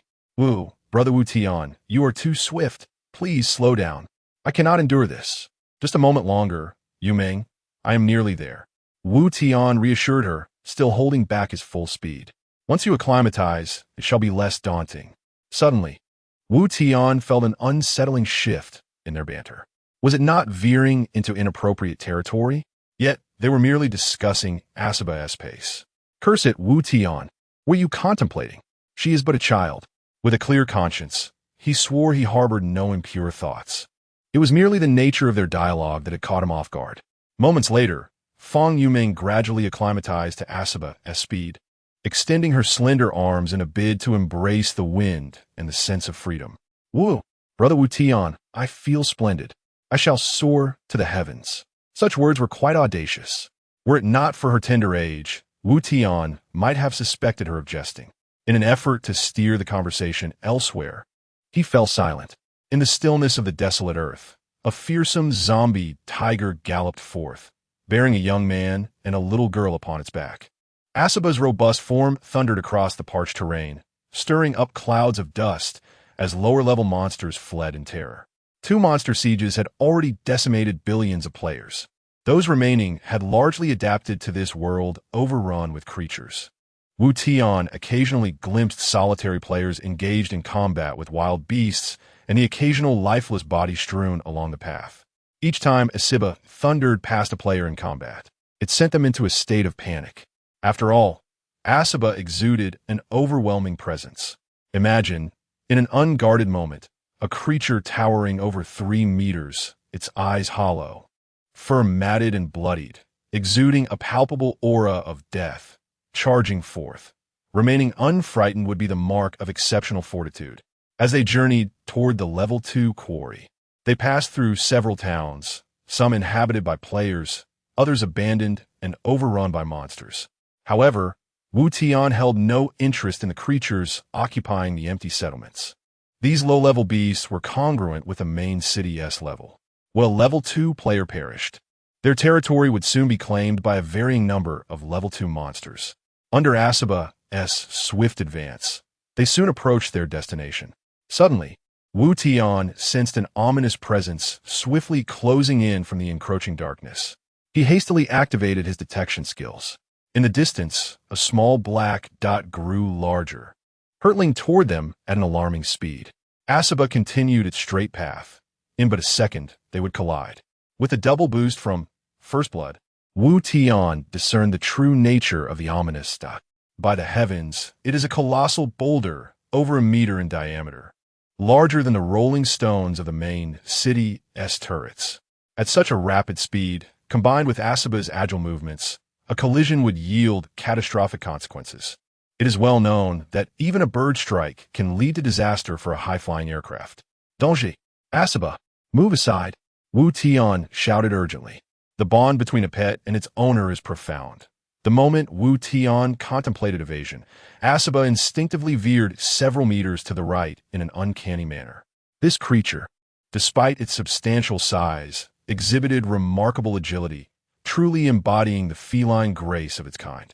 In the next instant, massive boulders roared past with a chilling whoosh. causing Wu Tian to break into a cold sweat, while the petite Fan Yuming trembled in fright. A close call. Thank goodness for my detection skill. Had it been anyone else, they might not have even glimpsed the lordly creature before meeting their demise. Initially, Wu Tian had deemed his detection ability somewhat inferior compared to others' extraordinary skills. However, it certainly allowed him to anticipate danger far more effectively than most. In this apocalyptic survival scenario, the paramount goal was to endure, and the pursuit of strength was merely a means to that end. Yet, before Wu Tian could catch his breath, danger reappeared. Two massive boulders hurtled toward them in succession. The previous encounter had been a surprise attack, but with his detection still active, dealing with the situation was far less troublesome. Asaba, slow down and be cautious.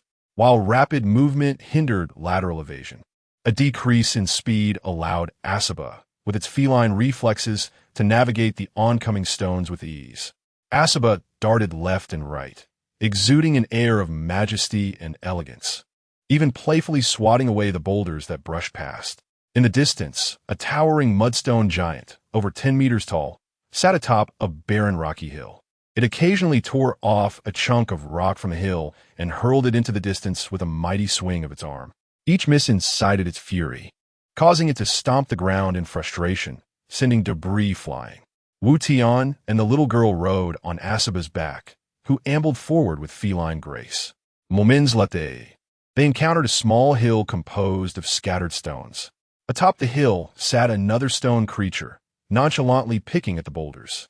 So it was you, the ugly brute, hurling stones at me. Fan Yuming pouted, her petite form standing tall on Asaba, brandishing a pink machine gun larger than herself, aiming directly at the stone monster. With a sudden burst of energy, Fan Yuming unleashed a barrage of gunfire. Wu Tian was taken aback. This girl was undeniably bold, firing without even assessing whether they could defeat the stone creature. However, her fierce demeanor resonated with Wu Tian's own preferences, capable fighters who preferred action over talk. The M249 machine gun's 5.56mm rounds struck the stone giant, sending sparks flying as dirt and rubble cascaded down. The creature, thoroughly enraged, stood up from its crouched position. With an explosive leap, it descended from the hill, landing precisely where Asaba stood. Asaba executed a graceful backward leap, distancing itself by 3 meters. Wu Tian swiftly scooped up Fan Yuming, who had been standing, nearly causing her to tumble off. The ground shook as the stone giant crashed down, kicking up clouds of dust and creating a half-meter deep crater. This move felt eerily familiar. Wu Tian instinctively wanted to shout, "The stone giant is not that large." The imposing figure of the stone giant loomed over them, casting a shadow of intimidation. In contrast, Asaba appeared diminutive beside it. The stone giant, rather than attacking, scrutinized the duo with a somewhat perplexed gaze, seemingly assessing their strength. Seizing the opportunity, Wu Tian activated his detection skill to glean the creature's detailed data. Monster name, Mudstone Giant. Level, Lord LV10 skills. Barrier, Stone Throw. Health, 1,500 Strength, 145 Defense, 165 Mentality, 45 Agility, 23 Combat Power Index, 528 Characteristics, High Attack, High Defense. High Health, colloquially known as the Three Highs Monster, a bioweapon crafted by the elven scientist Dr. Vaya to combat the TSRT Infection Legion, its core being a low-quality Xinjiang stone, the source of its power and intellect. What outrageous statistics! Wu Tian was utterly astounded by the Mudstone Giant's formidable defense and health. With such high resilience, how could it possibly be defeated? Although the Mudstone Giant's attack power was considerable, its sluggishness posed no threat to Asaba's agility. Yet, the sheer volume of its health and defense was daunting. Wu Tian felt no inclination to engage further. He had initially entertained the idea of enchanting the M249 with the enhancement virus to inflict real damage.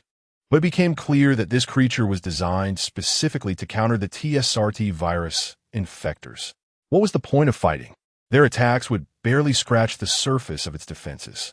While Asaba might inflict some damage, it was uncertain how much, and if exhaustion set in without a successful kill, escape would become significantly more challenging. Without Asaba, Wu Tian doubted his ability to evade the boulders thrown by the Mudstone Giant. It appeared that defeating a level 10 lore monster was not as straightforward as he had imagined. After a moment of scrutiny, the Mudstone Giant displayed a hint of human-like disdain in its gaze. The sound of stones grinding against one another echoed as the giant's body shifted. In that instant, Wu Tian realized the giant was mocking them. Indeed, in its eyes, the trio before it seemed far too weak to pose any threat. Fan Yumeng, undeterred, nestled against Wu Tian and resumed her barrage with a machine gun, occasionally tossing grenades for good measure. The gun's recoil left Wu Tian's scalp tingling. He marveled at how the girl managed to handle it. The Mudstone Giant, growing increasingly annoyed, raised its rocky arm, conjuring a massive stone to hurl at Asaba. Asaba, attuned to Wu Tian's urgency, effortlessly leaped aside to avoid the falling rock. With Asaba's agility, it was unlikely the Mudstone Giant could land a hit. However, there was always the possibility of an oversight. With no means to defeat the creature, any attempt to weaken it would ultimately benefit another passerby. Wu Tian, ever decisive, felt a retreat was in order and immediately commanded Asaba to withdraw. Asaba, are you unfamiliar with upgrading buildings? I didn't know, which is why I asked you. Not even aware of building upgrades? Are you in elementary school? Indeed, I am in the 4th grade. Wu Tian pondered for a moment before asking with some confusion. How many materials do you have now? Materials? Fan Yumeng blinked her large, doe-like eyes, displaying a look of ignorance. I mean your stone, wood, and iron ore. Oh, I see. I have 7, 524 stones, 7, 413 wood, and 6, 817 iron ore. Upon hearing her material counts, Wu Tian became convinced that this girl truly did not know how to play. It was no wonder she had reached such a high level. She must not have even glanced at her main city. She probably spent all her time fighting wild monsters, aside from defending against invading creatures. To confirm his suspicions, Wu Tian instinctively used a probe to check. The results revealed that her main city was indeed at level 1. What have you been doing all day? How did you manufacture an M249 machine gun without upgrading your main city? You don't need to upgrade the main city. I obtained everything by defeating monsters. I simply clicked on the ammunition depot and produced a machine gun. Wu Tian recalled that the ammunition depot did not have restrictions based on the main city level, allowing firearms to be manufactured even with a level 1 main city. What a surprise. I thought this little girl was a gaming expert, but it turns out she just stumbled upon good fortune. She strengthened her talents and skills for firearms early on, and through sheer luck, she acquired blueprints for the M249 machine gun and grenades, thus wielding a machine gun to slay monsters all day long. No wonder he was puzzled about how she leveled up so quickly. While he was at level 4, she had soared to level 7, seemingly doing nothing but grinding experience. Wu Tian had squandered much time merging items, upgrading buildings, trading, and exploring various mechanics. However, these were necessary endeavors. One could not play like a novice, unaware of the effects of skills. But I don't know how to play, Fan Yumeng said innocently. Come, take me to your main city, and I will teach you. Initially, when Wu Tian heard that Fan Yumeng possessed so many materials, he entertained some ulterior motives, but he ultimately dismissed those thoughts. Although it was a post-apocalyptic world where survival could justify abandoning morality and compassion, he could not bring himself to harm a pure and innocent little girl. A sage acts with integrity, and a gentleman adheres to principles. Wu Tian still considered himself human. Of course, his kindness towards Fan Yumeng was not entirely selfless. This little girl, with her naive heart, was like a blank canvas. As long as he was willing to grow close to her, he could nurture her like a pet, turning her into a formidable ally. The idea of cultivating a little girl was quite appealing to a man. The two rode on a Shiba and arrived at Fan Yumeng's main city. Indeed, the dilapidated earthen structure, with its 2-meter-high walls, resembled his own initial main city that had yet to be upgraded. Brother Wu Tian, what should I do next? Before you, there's a blue control panel. Do you see it? I see it. Good. Click the upgrade button at the top, and keep clicking until you run out of materials. Following Wu Tian's instructions, Fan Yumeng upgraded her main city to level 7, only to be notified that there were insufficient materials for further upgrades. Upon reaching level 7, the main city underwent a noticeable transformation, as the previous earthen structure was replaced by a stone building. Wow, Brother Wu Tian, you're amazing. It's so big now. Now that my main city is level 7, can I build a mercenary camp, a mech camp, and a research institute? Should I construct all of these buildings? Since she had transitioned to a firearms master specializing in hot weapons, the other buildings were likely unnecessary. However, Wu Tian was unsure about the research institute. Based on the name, he surmised it would involve technology trees. He had already noticed that after each wave of monsters attacked the city, he would receive a technology point. And now he had exactly 2 points. To validate his hypothesis, Wu Tian instructed Fan Yumeng, first, build a research institute. Don't worry about the others. Okay. Fan Yumeng obediently followed his guidance. Before long, a peculiar building appeared next to the main city. Quick, click inside to see what the research institute holds. Upon entering the research institute, they were greeted by a complex schematic with the starting point representing 6 major professions. Brother Wu Tian, this is just like the class transition. How should I choose? It seemed his assumptions were correct. The research institute likely contained the technology trees for each specialization. As a firearms master, you must select the hot weapons specialization. Alright, there are many pathways and icons, but only the first icon is illuminated. Let me take a look. Magazine expansion LV0. Maximum level LV5. After reaching the highest level, the next technology will be unlocked. Can I research this magazine expansion now? Yes, from now on.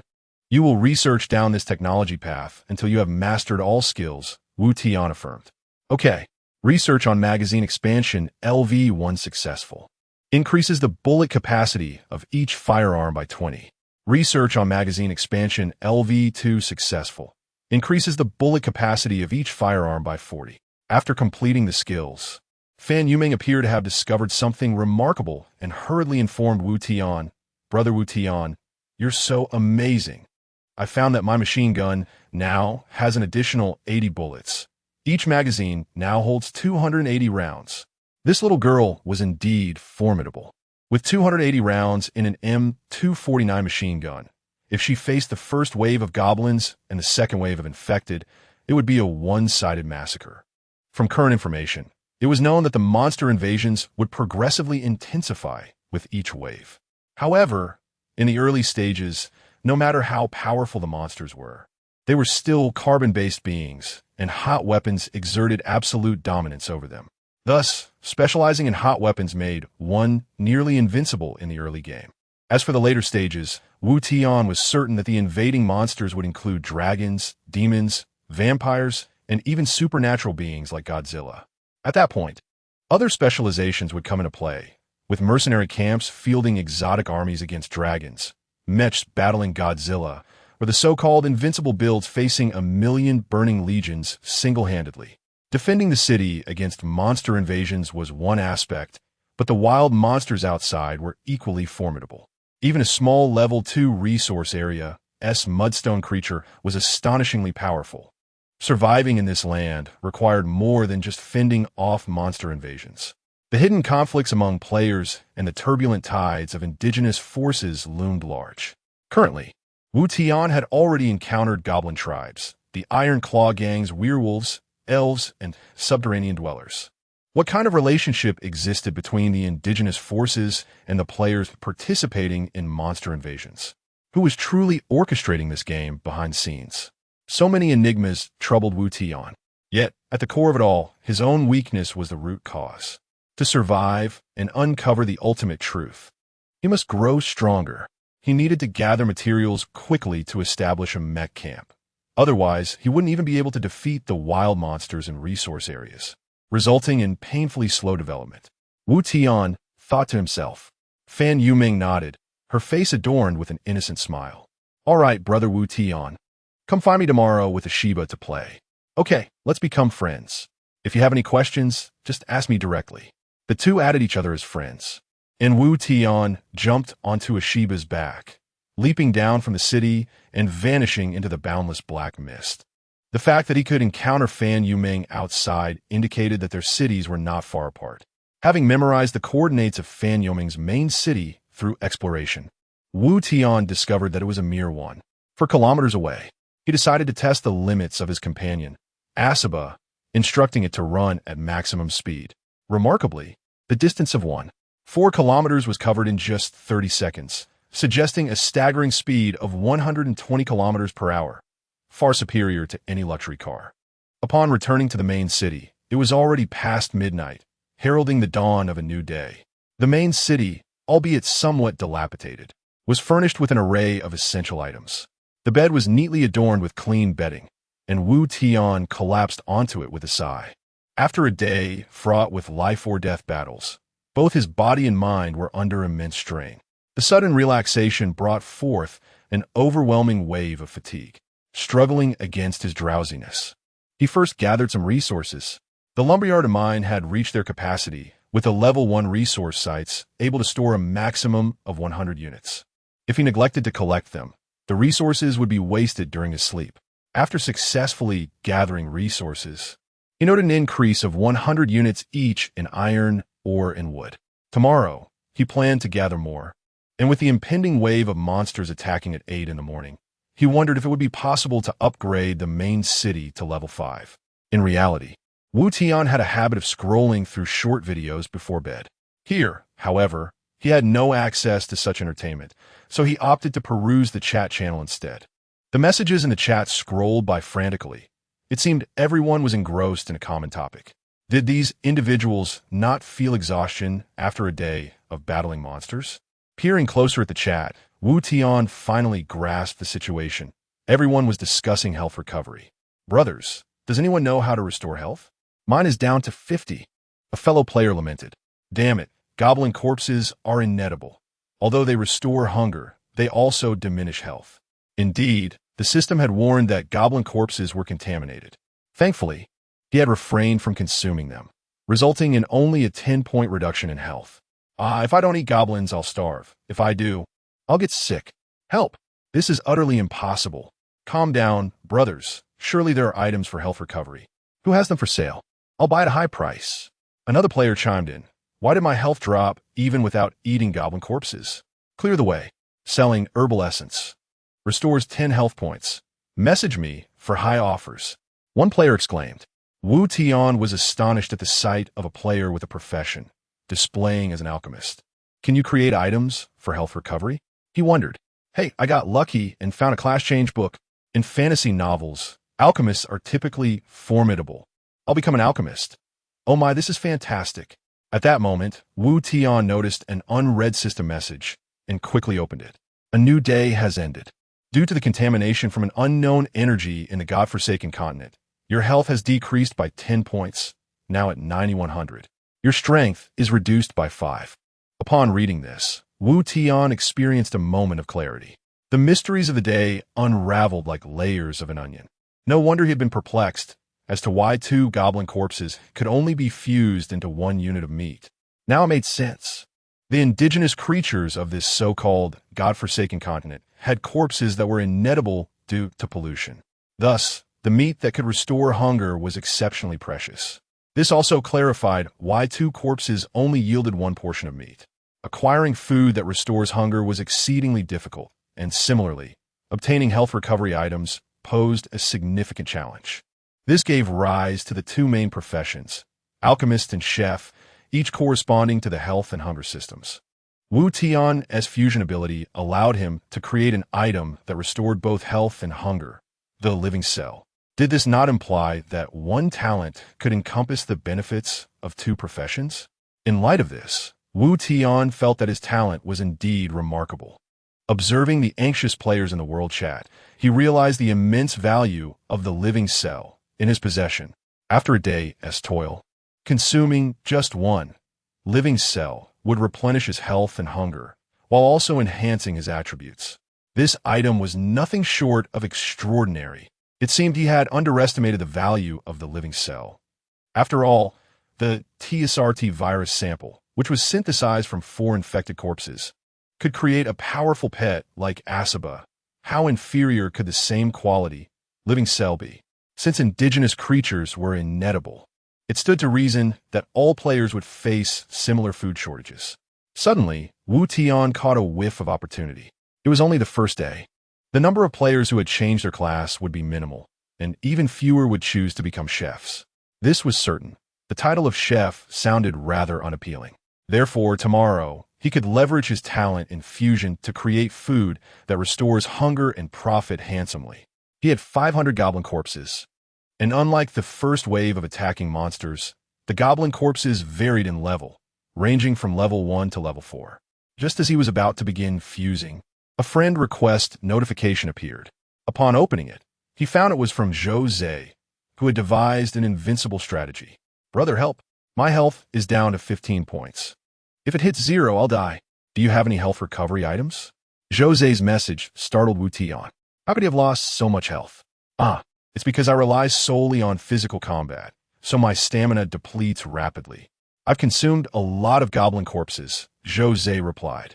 Bro, goblin corpses are inedible. I'm in a bind. I need to find a way to recover health, and tomorrow I need to look for food to restore hunger. Gazing at Jose's avatar, a bold idea struck Wu Tian. Jose's strength was undeniable. Yes, he could use this to his advantage. The level 2 resource quarry should be ready now. Nothing warms the heart like timely assistance. You need to recover health urgently, don't you? I happen to have just the thing. Wu Tian quickly composed a message. Brother, you've come to the right person. How do you feel about the living cell? The chat window paused for a few seconds as Wu Tian presumed Jose was reading the item description. Moments later, Jose replied with a barrage of exclamation marks.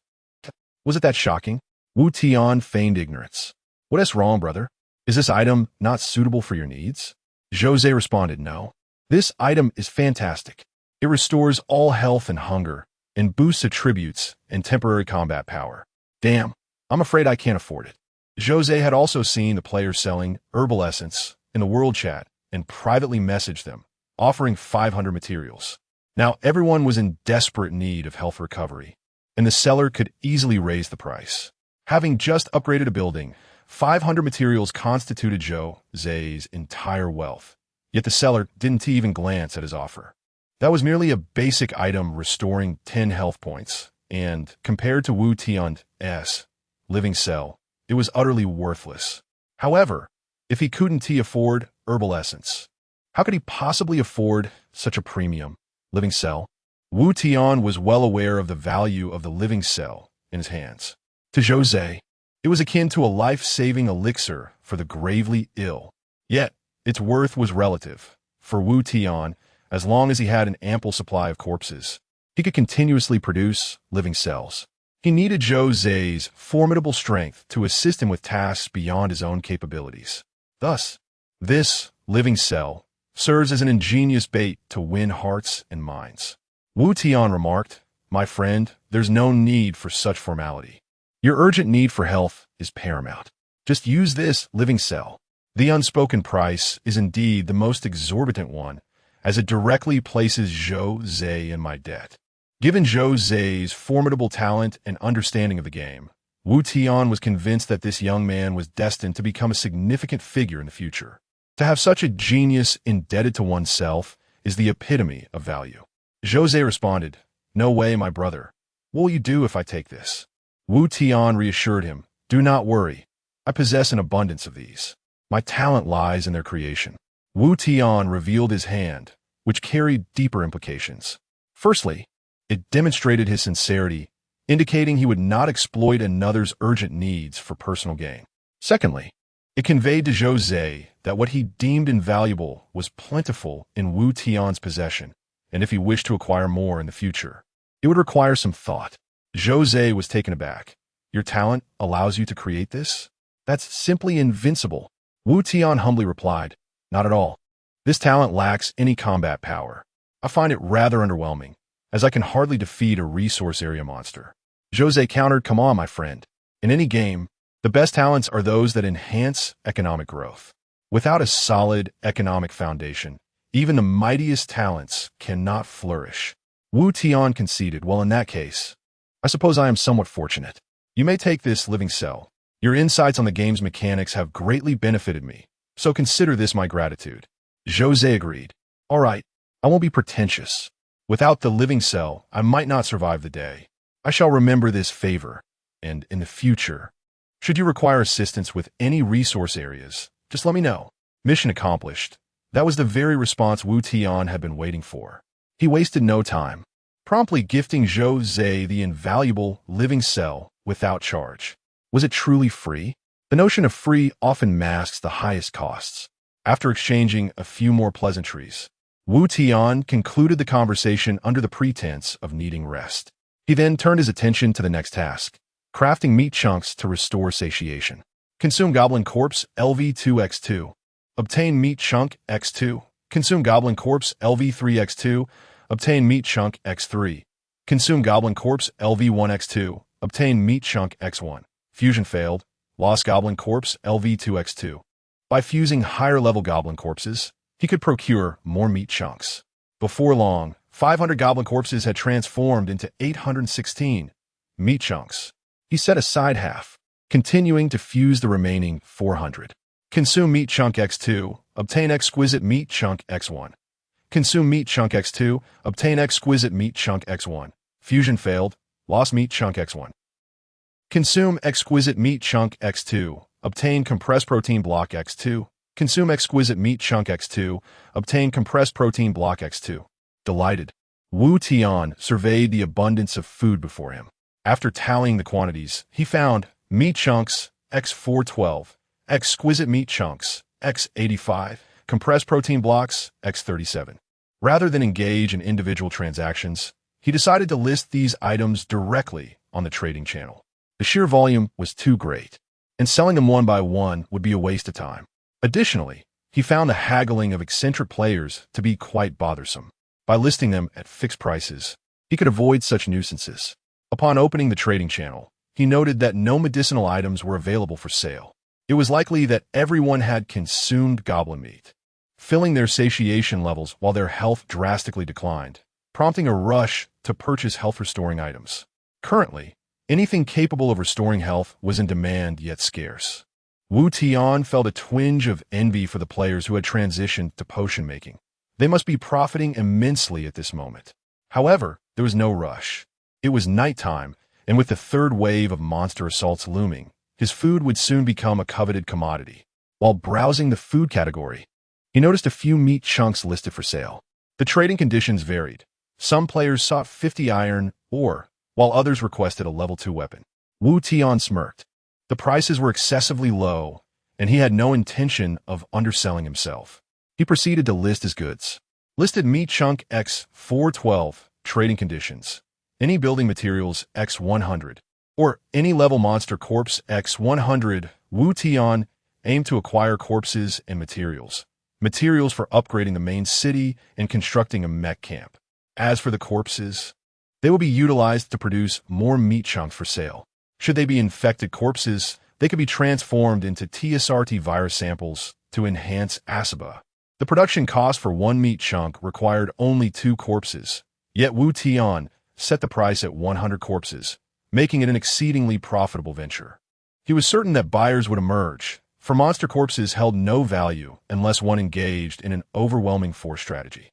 After successfully listing the meat chunks, he proceeded to list the exquisite meat chunks. Listed Exquisite Meat Chunk X85. Trading conditions: 400 units of building materials, or any monster corpse X400. The exquisite meat chunk offered 5 times the benefits of a regular meat chunk. Resto consumption. Wood X400. Iron ore X400. Stone X400. Upgrade main city to level 5. Total population 350. Main city durability 500 upgrade materials. Wood X800. Iron ore X800. Stone X800. Consumption. Wood X800. Iron ore X800, Stone X800, upgrade main city to level 6, total population, 360 main city durability, 600 upgrade materials, wood X1600, iron ore X1600, Stone X1600. Each upgrade of a building requires materials that are double the amount of the previous level, which feels like an endless pit. Fortunately, Wu Tian possesses an E-energy converter, alleviating concerns over material imbalance. After upgrading the main city to level 6, he found himself with over 4,000 materials remaining, which proved insufficient for the next level upgrade. Meanwhile, The chat channel remained abuzz, as many players awoke famished, lamenting their lack of food. Brothers, does anyone still have meat chunks for sale? I hesitated for just a second, and they were snatched away. He exclaimed in frustration. Damn it, my hunger and health are below half. This game is too difficult. The system misled him. He should have ventured to hunt wild monsters on the first day. Had he been lucky enough to obtain a class change book, he would have been thrilled. Now, with his hunger and health deteriorating severely, his damage output had plummeted to less than half. Brothers, I just listed a few meat chunks. Hurry and grab them, or you'll be too late. What the hell? That's outrageous. Just moments ago, others were selling their meat chunks for only 100 materials, and here you are asking for 500. Wu Tian glanced at the trading channel, and, indeed, someone was selling meat chunks for 500 materials each. Goodness, I thought I was already pricing high. But there are even greedier sellers out there. The raw material for these meat chunks was merely 2 goblin corpses, yet they had been inflated to 500 materials each. Who could afford this on the first day? Wu Tian suspected that this seller had purchased their meat chunks from him and was now taking advantage to hike the price. Damn it, scalpers are everywhere. So that's how you want to play? Wu Tian fused over 4,000 goblin corpses into meat chunks, with more than 8,000 corpses from infected creatures still remaining. With nearly 2,000 meat chunks, he listed them all for sale at 100 materials each. Oh, you love to inflate prices, huh? Let us see how many materials you have to buy. It's not that Wu Tian was unwilling to sell at a higher price. If the price were too steep, others would exhaust their resources on food and inevitably falter against monster sieges. This would lead to a sharp decline in player numbers, making it even more difficult to sell items. One must not kill the goose that lays the golden eggs. Sustainability is key. He deemed 100 materials per meat chunk to be a reasonable price. With 2,000 meat chunks on offer, he needed to sell them quickly. As time passed, more players would likely acquire class change books and become cooks, at which point he might not be able to sell at such favorable prices. Sold meat chunk X2. Obtain Goblin Corpse LV2X 200. Sold meat chunk X1. Obtain Stone X50. Wood X50. Sold meat chunk X1. Obtain Goblin Corpse LV1X 100. As soon as they were listed, notifications of successful trades flooded in. The materials and monster corpses in his warehouse increased at a visible rate. Since meat chunks were selling well, Wu Tian decided not to upgrade them to exquisite meat chunks and would simply sell them as they were. With the main city already upgraded to level 5, it was time to explore the Mecha Camp. Wu Tian promptly spent 50 units of each material to construct the Mecha Camp. Consumed wood 50, stone 50, iron or 50, Mecha Camp construction successful. Clicking on the Mecha Camp, a plethora of blueprints appeared before him. The original electronic dog, the Taijiang drone, the turning cloth robot, the initial battlefield robot, and other imposing giant mechas. Alpha, Storm Crimson, Wanderer, Athena, Horizon. Even Bumblebee, Optimus Prime, and Megatron from Transformers were present. Wu Tian imagined piloting a towering mecha, unleashing powerful laser cannons upon a mountain, and couldn't help but feel a thrill of excitement. However, reality was harsh. For now, he could only manufacture the M1 initial electronic dog. An electronic dog is an electronic dog. Let us see just how impressive it really is. As a mecha master, he could create mecha blueprints, but with his current level, he could only produce the electronic dog blueprint. Creating the Taijiang drone blueprint required him to reach level 5. After expending 300 materials, he crafted an M1 initial electronic dog blueprint. Upon using the blueprint, the corresponding M1 electronic dog illustration in the Mecha Camp was illuminated. Would you like to consume energy crystals X50 to manufacture the M1 initial electronic dog? What a scam. Even with the blueprint, I still need materials. But what exactly were these energy crystals? Wu Tian hurriedly clicked to investigate. The system explained. Energy crystals, pure materials used to manufacture and power mechas.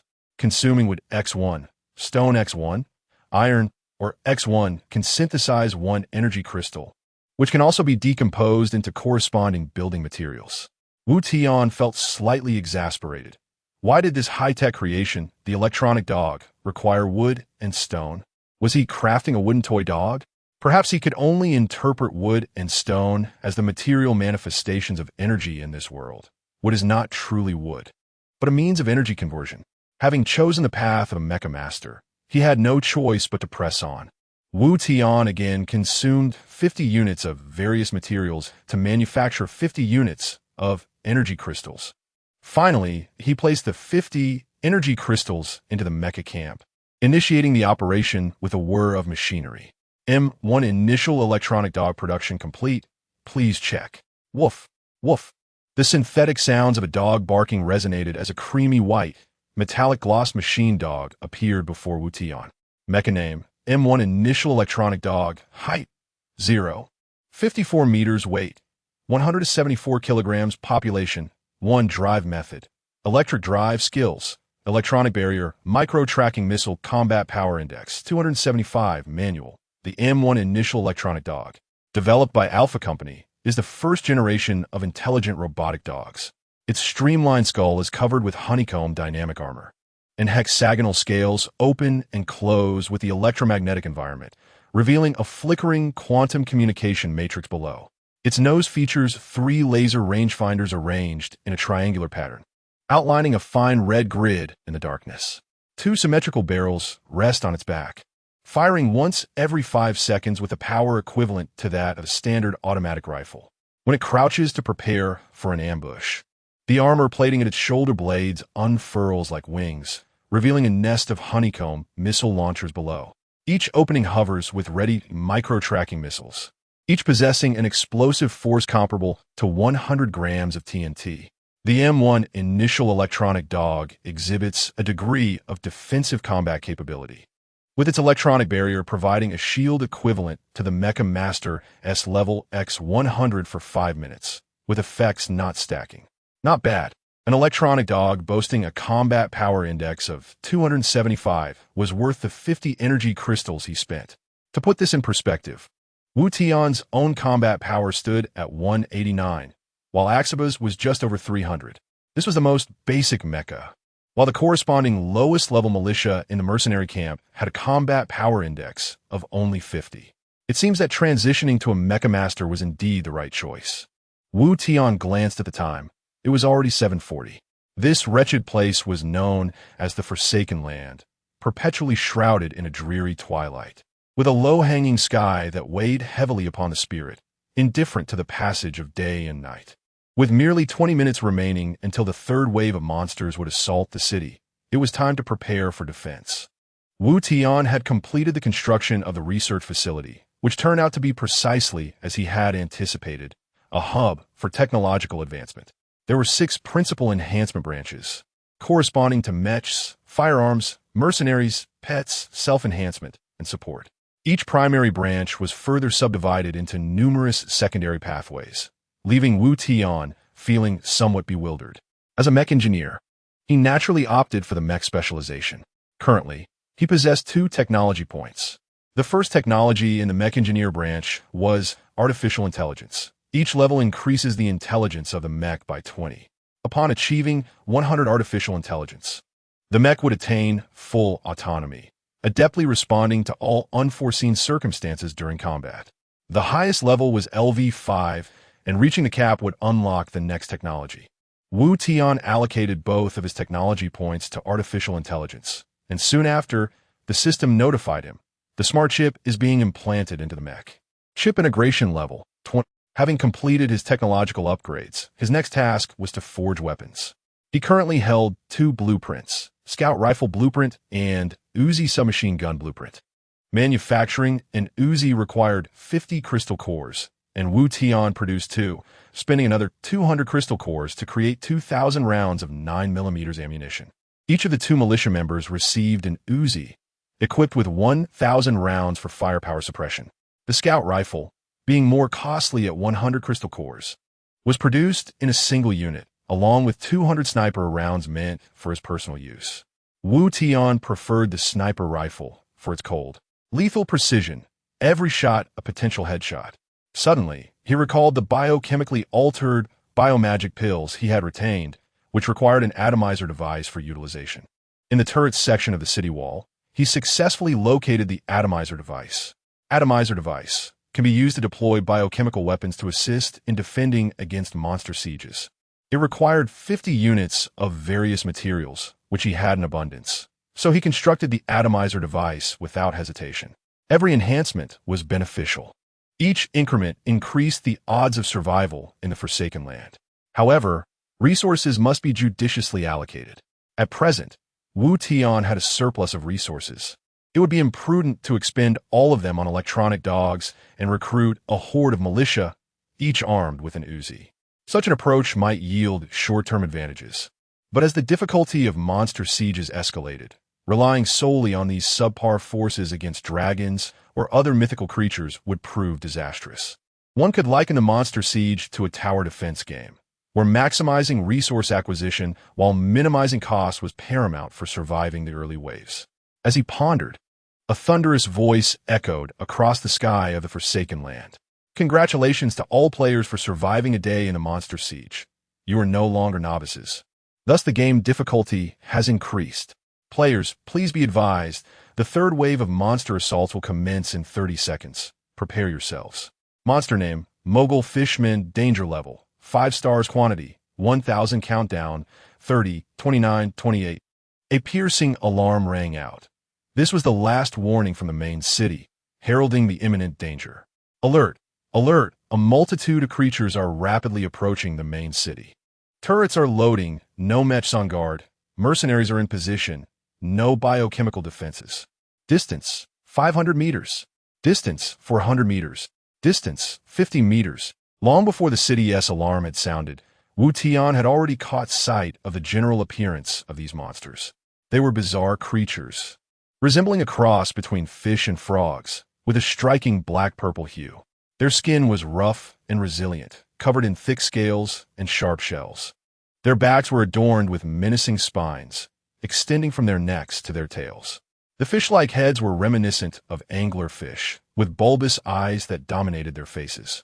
Their mouths gaped alarmingly wide, revealing a veritable maw filled with triangular, saw-like teeth. Their limbs were short, ending in webbed claws, yet they moved with astonishing speed, bounding towards Wu Tian City. Most terrifying of all, each Mogul title warrior wielded a glistening trident. They bore a resemblance to the character Fizz, but were far more repugnant. If Fizz could be likened to a frog, then the Mogul title warriors were akin to toads. Meanwhile, the specific data was captured by Wu Tian. Monster name, Mogul title warrior, level LV5 skill, tier weakness, fire health, 400 attack, 30 defense, 25 spirit, 28 agility, 35 combat power index, 158 trait. Having long suffered under the oppression of Naga, the Mogul fishmen have become fierce and bloodthirsty, harboring deep-seated hatred and hostility towards other races. Though enslaved, they have never relinquished their desire to resist, biding their time to overthrow Naga rule. In Mogul society, a strict hierarchy exists, ranging from the lowly Mogul rock folk, who perform the most arduous labor, to the Mogul blood witches, wielders of dark magic capable of cursing foes and providing mysterious support to their tribe. The Mogul title warriors form the primary combat force, robust and valiant, charging into battle with their sharp tridents. Mogul hunters excel at tracking and hunting prey, whether they be marine creatures or land adventurers, seldom escaping their pursuit. At the pinnacle of this hierarchy stand the Mogul shadow mages, masters of dark sorcery capable of manipulating shadowy forces, serving as the tribe's intellectuals and spiritual leaders. Indeed, as the system had foretold, the difficulty had surged dramatically. The second wave consisted of 400 LV2 infected beings, while today's third wave comprised a staggering 1,000 LV5 Mogul title warriors. Moreover, these amphibious fishmen possessed skills, compelling Wu Tian to take them seriously. Gurgle, gurgle. They were truly a repulsive lot, their sturdy scales slicked with a viscous fluid. A foul stench, reminiscent of rotting fish, assaulted his senses and clouded his mind. Wu Tian could not help but frown as he aimed the scope of his scout sniper rifle at the foremost Mogul title warrior. Without hesitation, he pulled the trigger. Bang! The sniper bullet erupted forth, slicing through the air with a piercing crack. Thud! The bullet struck true, piercing the flat head of the leading Mogul tidal warrior. A crimson mist, the velocity of propulsion intensified abruptly. 1,000 amphibious fishmen, a dense, swarming mass, surged toward the main city like a tumultuous tide. Wu Tian was astonished to observe that the tide warrior, its head half destroyed, had staggeringly risen. Its head was a mass of mangled flesh, with only one eye glaring fiercely and savagely into the distance. Damn, a headshot didn't kill it. A sense of alarm welled up within Wu Tian. He began to worry that the city's current defenses might be insufficient. Should I recruit more militiamen to complement the Uzis? Or perhaps construct a few more M1 prototype cyberhounds? Well, let's try this first. At least there's the city wall as a buffer. If we can't hold them back when they reach the wall, then I'll reinforce the troops. A cloud of pale green mist erupted from the vaporization devices on the city wall. The biochemical cloud took effect first. The biochemical cloud negligibly weakened the Tide Warriors' defense by 5 points. Charge in a battle. Mercenaries, suppressive fire. Be careful not to hit our own troops. Murid. Empty the micro-missiles first, then provide Asaba with a shield. Zzzzz.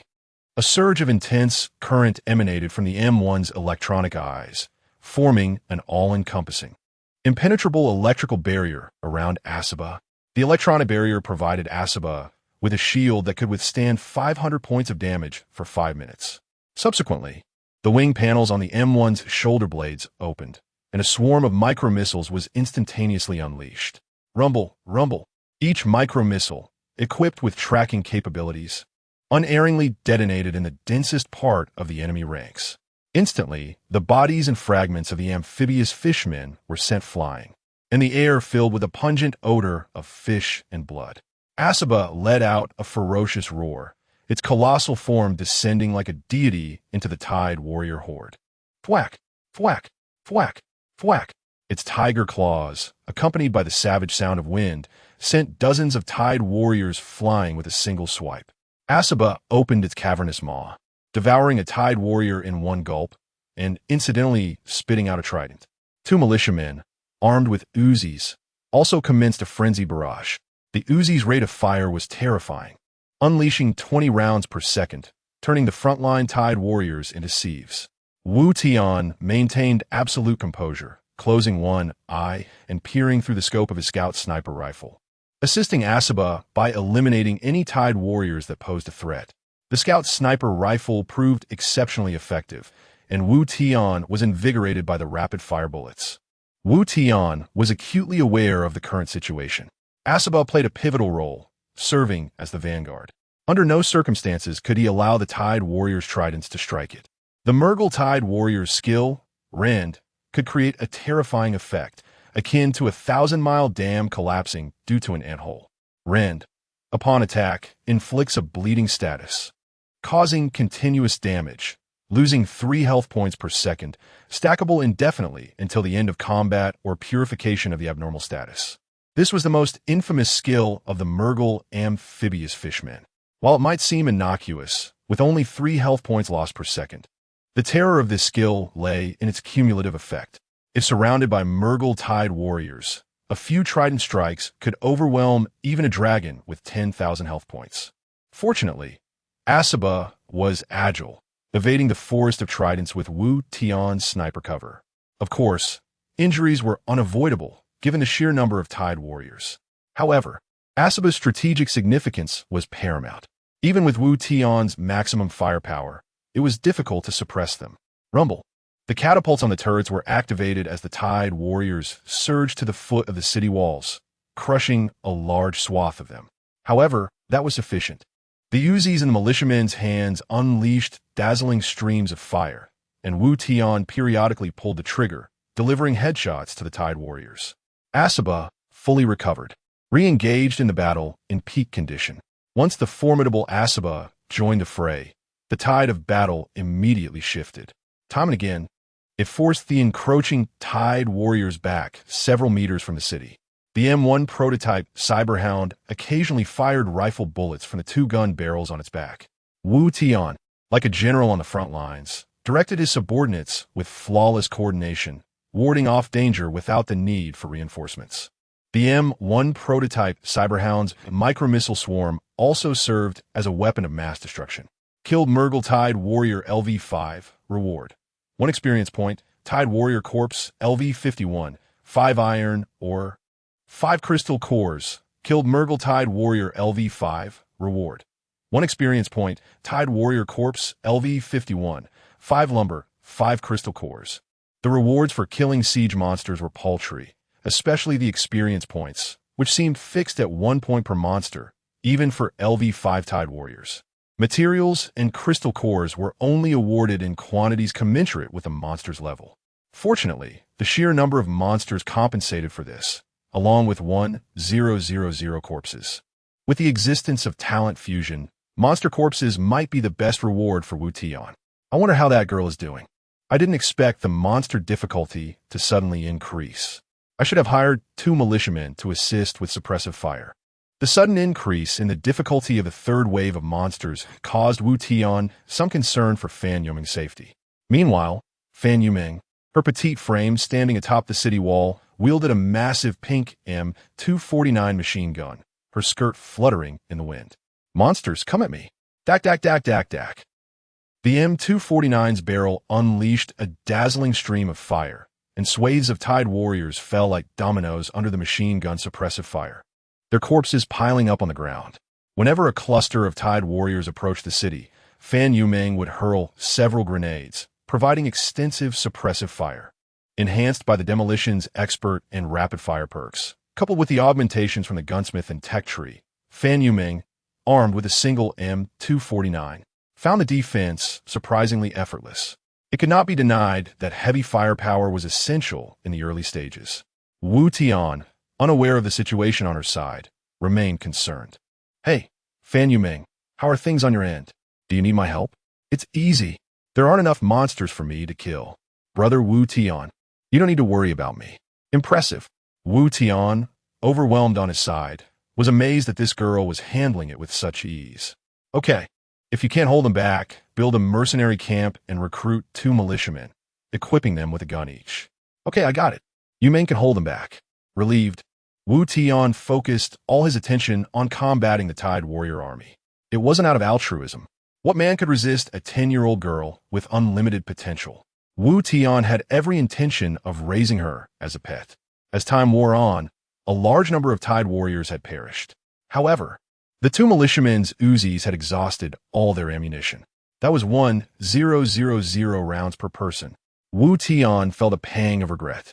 Without the suppressive fire of the Uzis, Asaba and a single scout sniper rifle were insufficient to withstand the Tide Warrior onslaught. The Cyberhound's dual-barreled rifles were negligible with their slow rate of fire.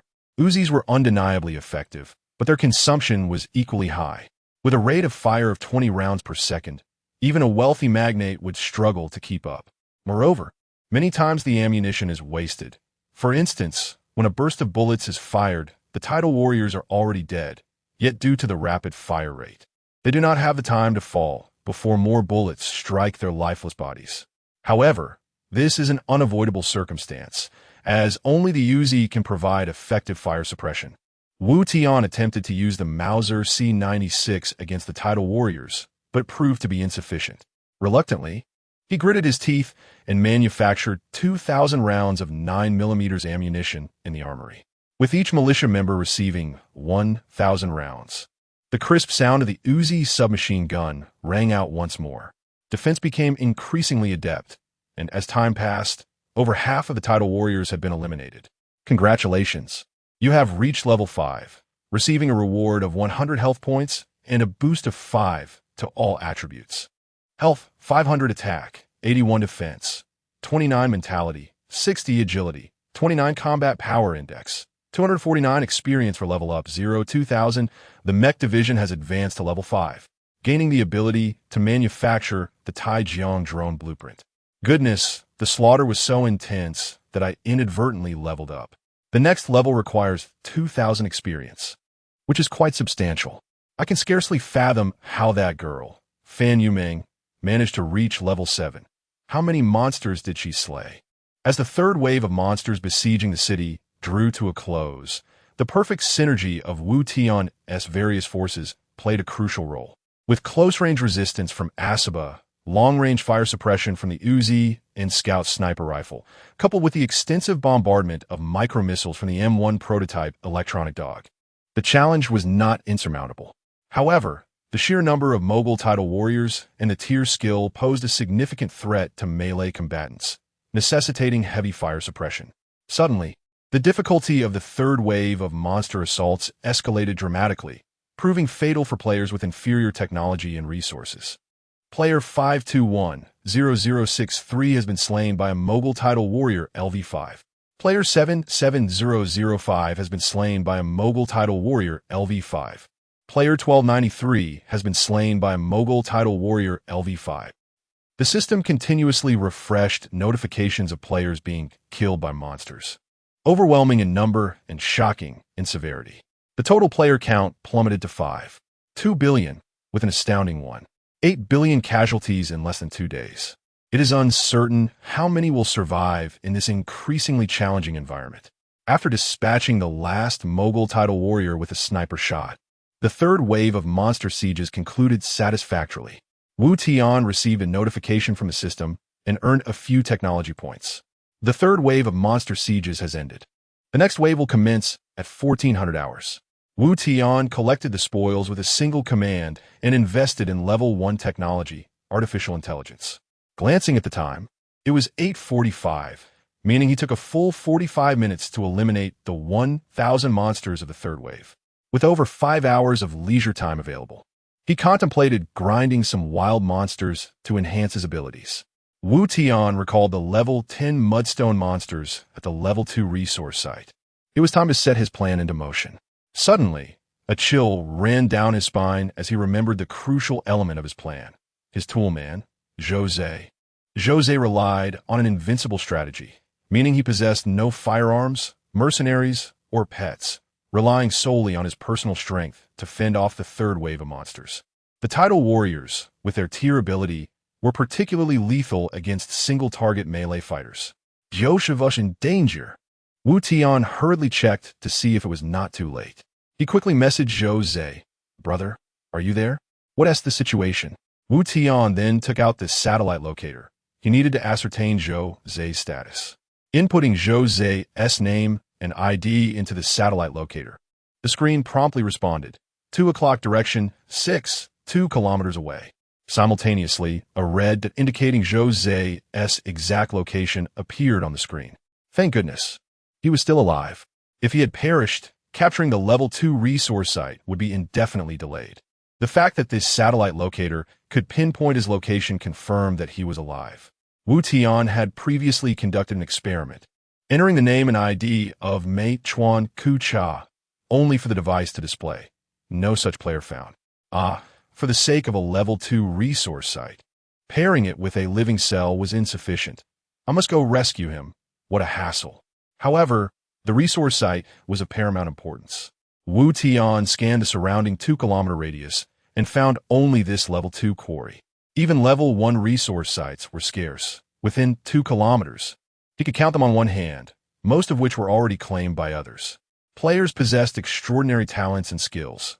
Wu Tian's own were not combat-oriented, making it unwise to forcibly assault occupied resource sites. Therefore, he was determined to secure this level 2 quarry resource site. Time was of the essence. He needed to act before other players claimed it. Wu Tian set aside the integration of the title warriors' corpses and prepared for the acquisition of the level 2 resource site. He opened the trading channel to see if any items he needed were available. The marketplace was a veritable cornucopia of goods, offering various equipment, items, blueprints, and materials for sale. Item: wood X100, trade method, iron or X90. Infected corpses LV2X100, trade method, 200 stones. Bronze axe LV2X1, trade method, 150 crystal cores. Turtle pistol blueprint X1, trade method. Any LV5 equipment. The trading channel was quite sophisticated, equipped with a search function. Wu Tian entered teleport into the search bar, and a page of relevant items appeared. Teleport scroll X1, trade method. 100 crystal cores, excellent, just what I need. And the price is reasonable. Spending 100 crystal cores, he acquired the teleport scroll. Next, he needed to prepare some recovery potions. Due to the main city's innate spring water effect, the demand for recovery potions was minimal, and the prices were surprisingly low. Health potion small. Trade method, 10 crystal cores. Purification potion. Trade method, 100 any material. He spent another 100 crystal cores and 100 materials to purchase 10 bottles of health potion, small, and 1 purification potion. All right, that should suffice. Asaba, come here. Asaba leaped down from the city walls with Wu Tian, racing towards Zhou Zai's coordinates. Under the dimly lit night sky, a towering young man, standing 2 meters tall, wielded a massive sword as he found himself surrounded by a throng of tidal warriors. Damn it, it's only the third wave. It seems I am destined to fall here today. What in the world are these fish monsters? My health continues to dwindle with every attack. The robust young man's body was drenched in blood, with multiple wounds bleeding profusely. The city wall behind him lay in tatters, indicating that he had neither the materials to upgrade nor repair it. With a gaze filled with defiance and fury, the young man swung his massive sword in a wide arc, cleaving down a group of tidal warriors as if they were mere stalks of wheat. Without exception, the slain tidal warriors were bisected. This swing carved out a vacuum around him. Once surrounded, now within a one, the burly youth coughed a few times, propping his massive sword against the ground. The excessive blood loss had begun to blur his vision. In the next instant, a vacuum created by his sword swing was swiftly filled with the Mogul Tide warriors. In the distance, Wu Tian sat atop a giant tiger, observing the youth's desperate struggles with great interest. Wu Tian had already arrived near Zhou Zai's main city, curious to witness Zhou Zai's limits. The system had alerted Zhou Zai of an unfamiliar presence approaching the main city, yet Zhou Zai paid little heed, mistakenly believing the warning referred to the Tide warriors. Player, Zhou Zai, ID 940525, level, LV4 main city, LV3 weapon, Mauser C96 equipment, Knight's Greatsword skill, Blood Battle, current level, 572, talent, Weapon Spirit health, 400 attack, 75 defense, 35 mentality, 28 agility, 32 combat power index, 210 alas. What an extraordinary feat. With such lackluster panel statistics, he had single-handedly slain over 500 Tide warriors. Wu Tian, gazing at Zhou Zai's panel data, could not help but exclaim in astonishment. It appeared that the so-called combat power index was merely a reference, unable to fully reflect an individual's true prowess. For instance, Zhou Zai's blood battle level had reached 572, signifying a direct enhancement of his output by 572. Anyone believing his actual combat power was merely in the low 200s and daring to provoke him would undoubtedly meet their demise at his blade.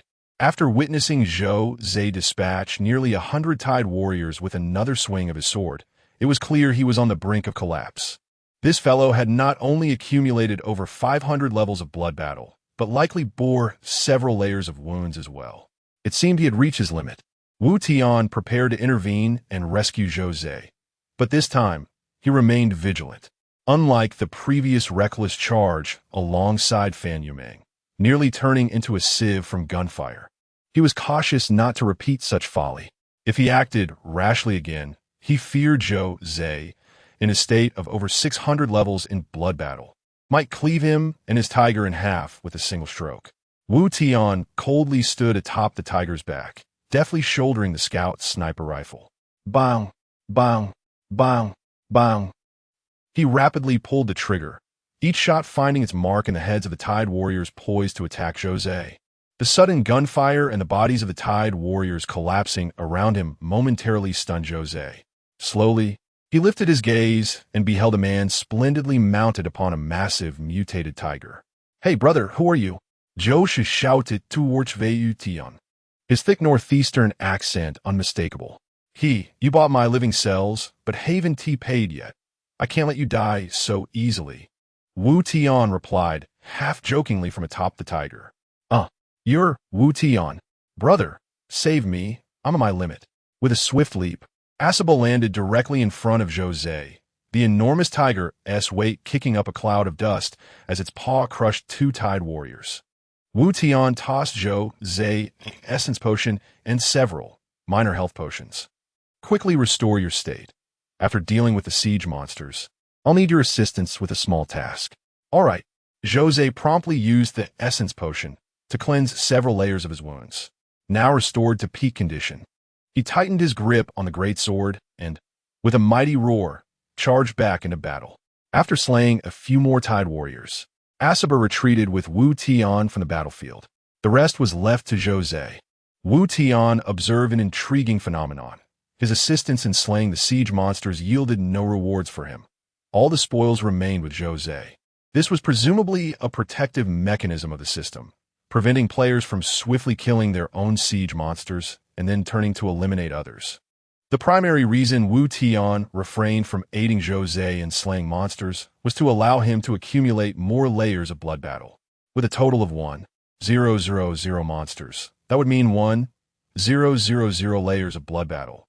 And with each minute yielding an additional layer, those 1,000 plus layers would amplify his output by over 1,000. With sufficient damage, he could strike over 10,000 in one blow. Wu Tian planned to bring Jose to a secondary resource area to assist in defeating a level 10 lore monster. The blood battle granted Jose terrifying combat power. He gripped the knight's greatsword with both hands and unleashed a downward strike. The condensed sword energy cleaved through the air, causing countless Tide Warriors to perish while the parched earth was carved into a deep chasm. Moreover, Jose grew increasingly emboldened in battle.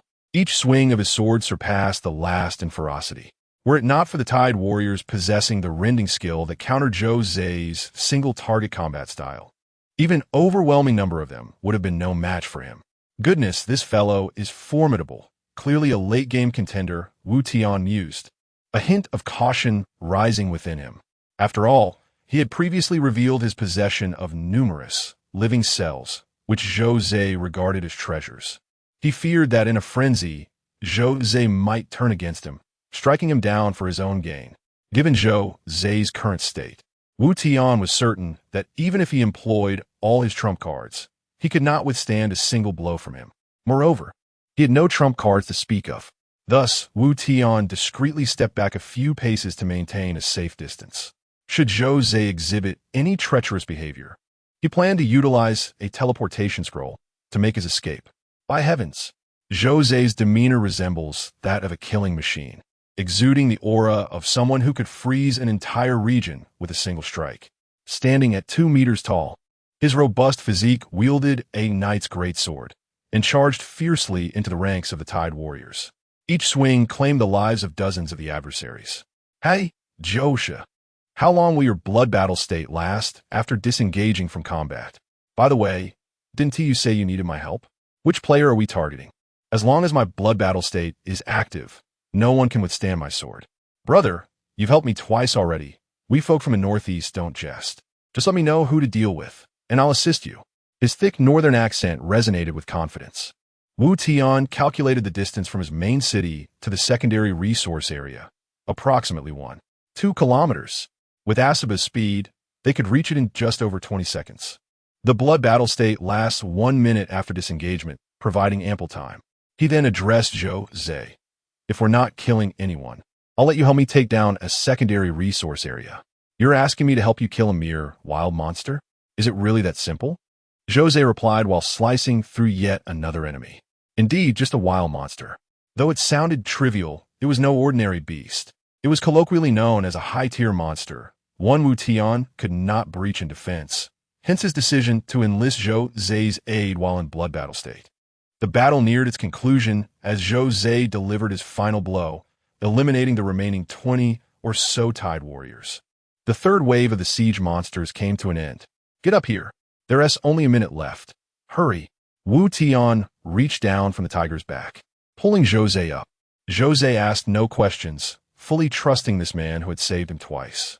Wu Tian swiftly tore open the teleportation scroll, a brilliant beam of light enveloping them. 5 seconds later, the trio arrived at Wu Tian's main city. The moment they landed, Wu Tian commanded Asaba to sprint forward at full speed. Time was of the essence. They had to arrive within a minute. This time, Wu Tian did not bring along Fan Yumeng. It was obvious that girl could not endure even the slightest loss. and bringing her would only mean sharing the spoils. The wind howled past him as Asaba reached its utmost speed, each leap covering several meters. Brother, I truly owe you this time. If you hadn't come to my rescue, I would have surely perished. I am a man of my word. You've helped me twice, and from now on, you are my brother. If you need anything, just say the word, and I shall never let you down. During their journey, Jose expressed his deep gratitude. Indeed, it is your character that I admire. Were it anyone else, I would not even bother to engage, Wu Tian replied, reciprocating the courtesy. Brother, this great tiger appears quite formidable, Jose remarked as he gently stroked Asaba. His name is Asaba, my pet, currently boasting a combat power of over 370. Goodness, over 370? I barely exceed 200. This tiger is impressive, somewhat handsome, quite fitting for your aura. Wu Tian noted that this companion was quite talkative. After exchanging a few words, Wu Tian suddenly commanded Asaba to slow down. What's wrong, brother? Have we arrived? There are no wild monsters here. Not yet. Why stop? We need to press on. My blood battle is nearly over. No worries, it will resume shortly. Just as he spoke, Jose sensed an imminent crisis. Suddenly, a massive stone, accompanied by a rushing wind, hurtled towards him. Asaba deftly maneuvered to evade the impending boulder. Jose snorted, gripping the hilt of his sword tightly, and swung his knight's heavy sword. A silvery sword aura burst forth, colliding with the oncoming stone. With a thunderous roar, the boulder shattered midair, sending dust scattering in all directions. Well, that was timely, Jose sneered. Let us continue forward. A few broken stones are of no concern. Standing atop Asaba, he stood resolutely against the wind. Each time a boulder approached, he shattered it with his sword, exuding undeniable dominance. Wu Tian felt elated. It seemed that enlisting Jose's assistance would ensure the acquisition of the Level 2 resource site. However, he soon noticed a peculiar phenomenon. Compared to their first visit, the frequency of the boulder attacks appeared significantly reduced. Previously, the stones had rained down one after another. Yet today, several seconds elapsed between each projectile. Could it be? A glint of realization flashed in Wu Tian's eyes as he hastily employed his probing ability to confirm his suspicion. Indeed, as his mental energy enveloped the surroundings, he witnessed the anticipated scene. A 10-meter-high mudstone creature stood amidst the rubble, continuously hurling stones. The stones it cast were evidently not aimed in the same direction, with a far greater frequency directed elsewhere. Following that trajectory, Wu Tian spotted several figures, alongside Asaba, hastening towards a common destination. The Level 2 resource site was a treasure, and it appeared to have caught the attention of others. There were 5 individuals, clearly aware of the mudstone creature's ferocity, and came prepared. William, I never expected to encounter you here. This time, we must secure this Level 2 resource site. We are all brothers of the White Hand Gang. After we eliminate that stone creature, we shall divide the spoils as agreed. Everyone, be cautious and avoid the stones. That mudstone creature is fierce. Last time, we were forced to retreat. Haha, worry not. I just looted an AK-47 blueprint and a level 5 piece of equipment from a monster. Coupled with my critical strike skill, we should have little difficulty in claiming this resource site. This group consisted of blonde-haired, blue-eyed foreigners, with the leader shouldering an AK-47 and sporting a hefty beard. They quickly approached the Level 2 resource site, disturbing the mudstone creature atop the mountain, which leaped down, signaling the onset of battle. This is not good. Others are approaching. Let us hold off on the attack. Just as they were about to strike, a long-haired foreigner sensed Wu Tian and Jose's presence. William, let us deal with these pesky rodents before we engage for the resource site. Understood. The 5 swiftly advanced, their target being Wu Tian and Jose. Wu Tian remained composed, coldly observing the oncoming figures until 5 silhouettes emerged in his line of sight. The sight of the massive, mutated Asaba and the 2 riders momentarily stunned the foreigners. Coupled with Jose's towering height of 2 meters and his immense knight's sword, the intimidation was palpable. Friends, are you also here for this resource site? The long-haired one ventured cautiously. The probe had already revealed detailed information about the 5 individuals. Each possessed combat power exceeding 200, with a bearded leader wielding the AK-47, boasting an impressive level 6 and a combat power of 284. If Wu Tian were alone, he and Asaba would likely struggle against them, given their combat-oriented talents and skills. However, with Zhou Zhe by his side, Wu Tian maintained his composure. "Who are you?" "We are from the Moses White Hand Gang, here to claim this level 2 resource site. If you too seek it, we kindly ask you to yield it to us, and we shall consider it a favor owed." The Moses White Hand Gang? Wu Tian had heard of them, a notorious group of drug traffickers unafraid to confront local authorities. It was astonishing that they could unite in this forsaken land. But in this realm, where monsters roamed freely, Wu Tian was indifferent to the machinations of any criminal syndicate. Just as Wu Tian prepared to respond, Zhou Zhe spoke first. "Brother, are you here for this resource site?" "Indeed. I called you here to secure it." Wu Tian nodded, then inquired, "Brother, do you believe we can handle these 5? Zhou Zhe chuckled. "You underestimate me, my friend. I currently possess over 1,000 layers of blood battle. Rest assured, now that we have identified our target, I shall take care of the rest. After all, I owe you for your assistance thus far." The 5 foreigners, observing Wu Tian and Zhou Zhe engaged in hushed conversation, seemed to have difficulty discerning their words. One of them grew impatient. "Hey, you yellow-skinned pigs. We are talking to you. If you know what's good for you, scram. We, the White Hand Gang, are not to be trifled with. Stop wasting time with them. William, eliminate them. They might have something valuable on William. Be cautious." Among the 5, there is a corpulent fellow who nimbly darted in front of the bearded man. Stone Shield. A protective layer of keratinous rock suddenly enveloped the rotund figure, a skill he took great pride in. When activated, Stone Shield could instantly double his defense and block damage equivalent to level X10, although it rendered him immobile until manually deactivated. During siege assaults, he had relied on this skill, holding the front line while recruiting a few militiamen armed with the most inferior Mauser C-96S, managing to defend against 3 sieges with minimal resources.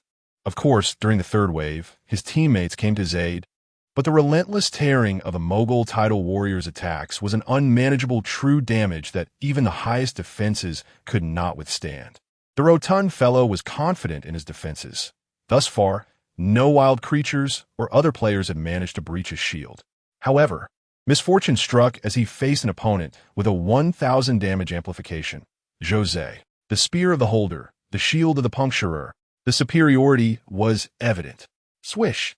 The sword energy sliced through the air, and in the next moment, both the corpulent man and the bearded one behind him were struck by the sword energy. A horrific scene unfolded as they were cleaved in twain almost instantaneously, curiously without a single drop of blood, all vaporized by the sword energy. 2 layers of blood battle wasted, making the upcoming fight against the mudstone creature all the simpler. How could they continue? The remaining 3 were paralyzed with fear, turning to flee, but would Zhou Zhe grant them the chance to escape? Swish!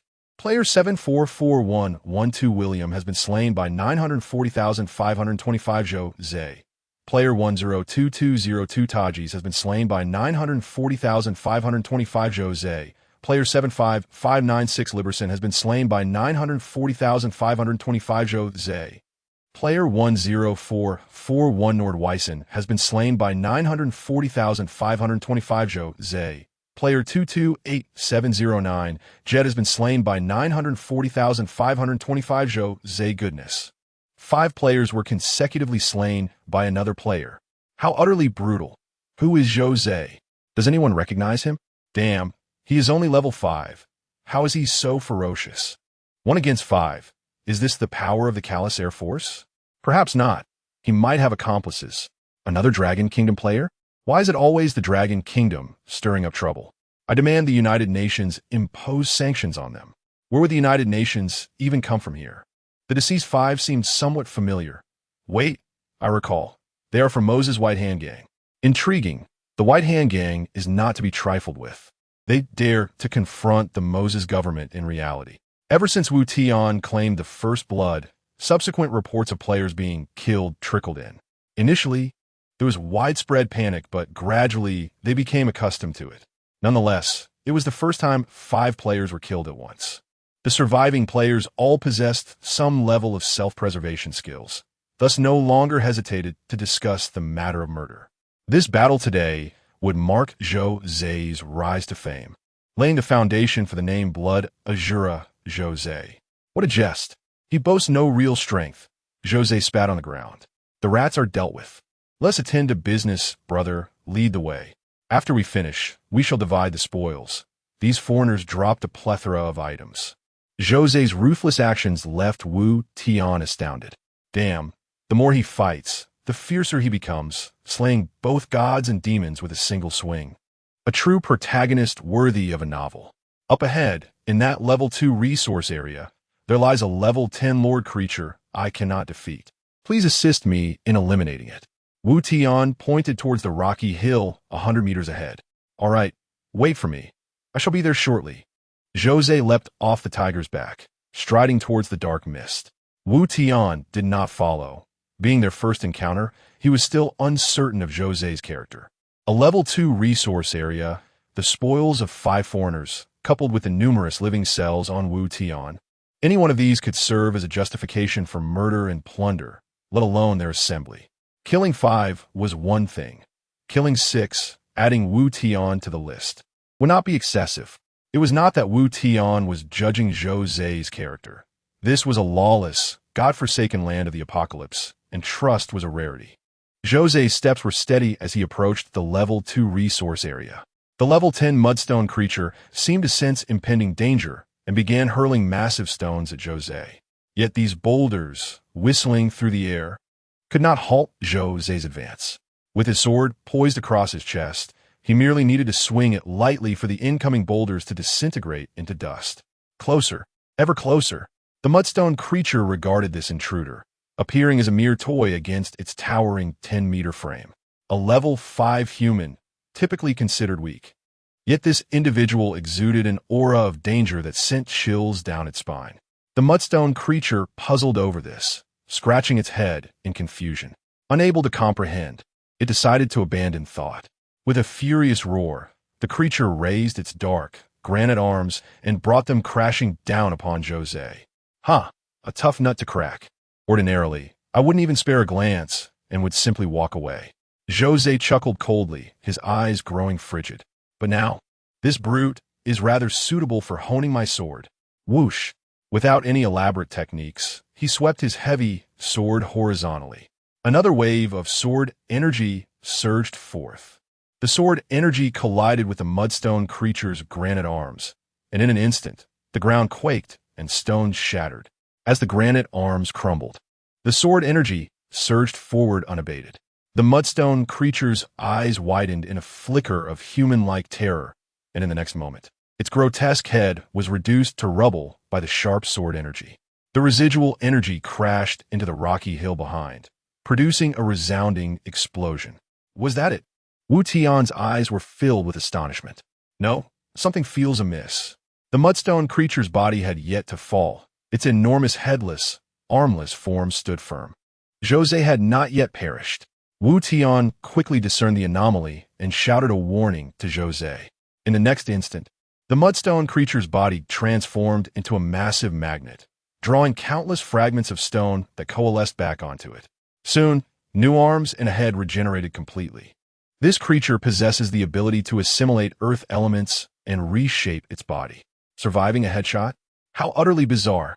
José gazed in disbelief. He had just cleaved the mudstone creature's head with a single sword but received no kill reward, which he had anticipated. At that moment, he thought it was merely gravely wounded and had not been finished off, planning to deliver a final blow to conclude the battle.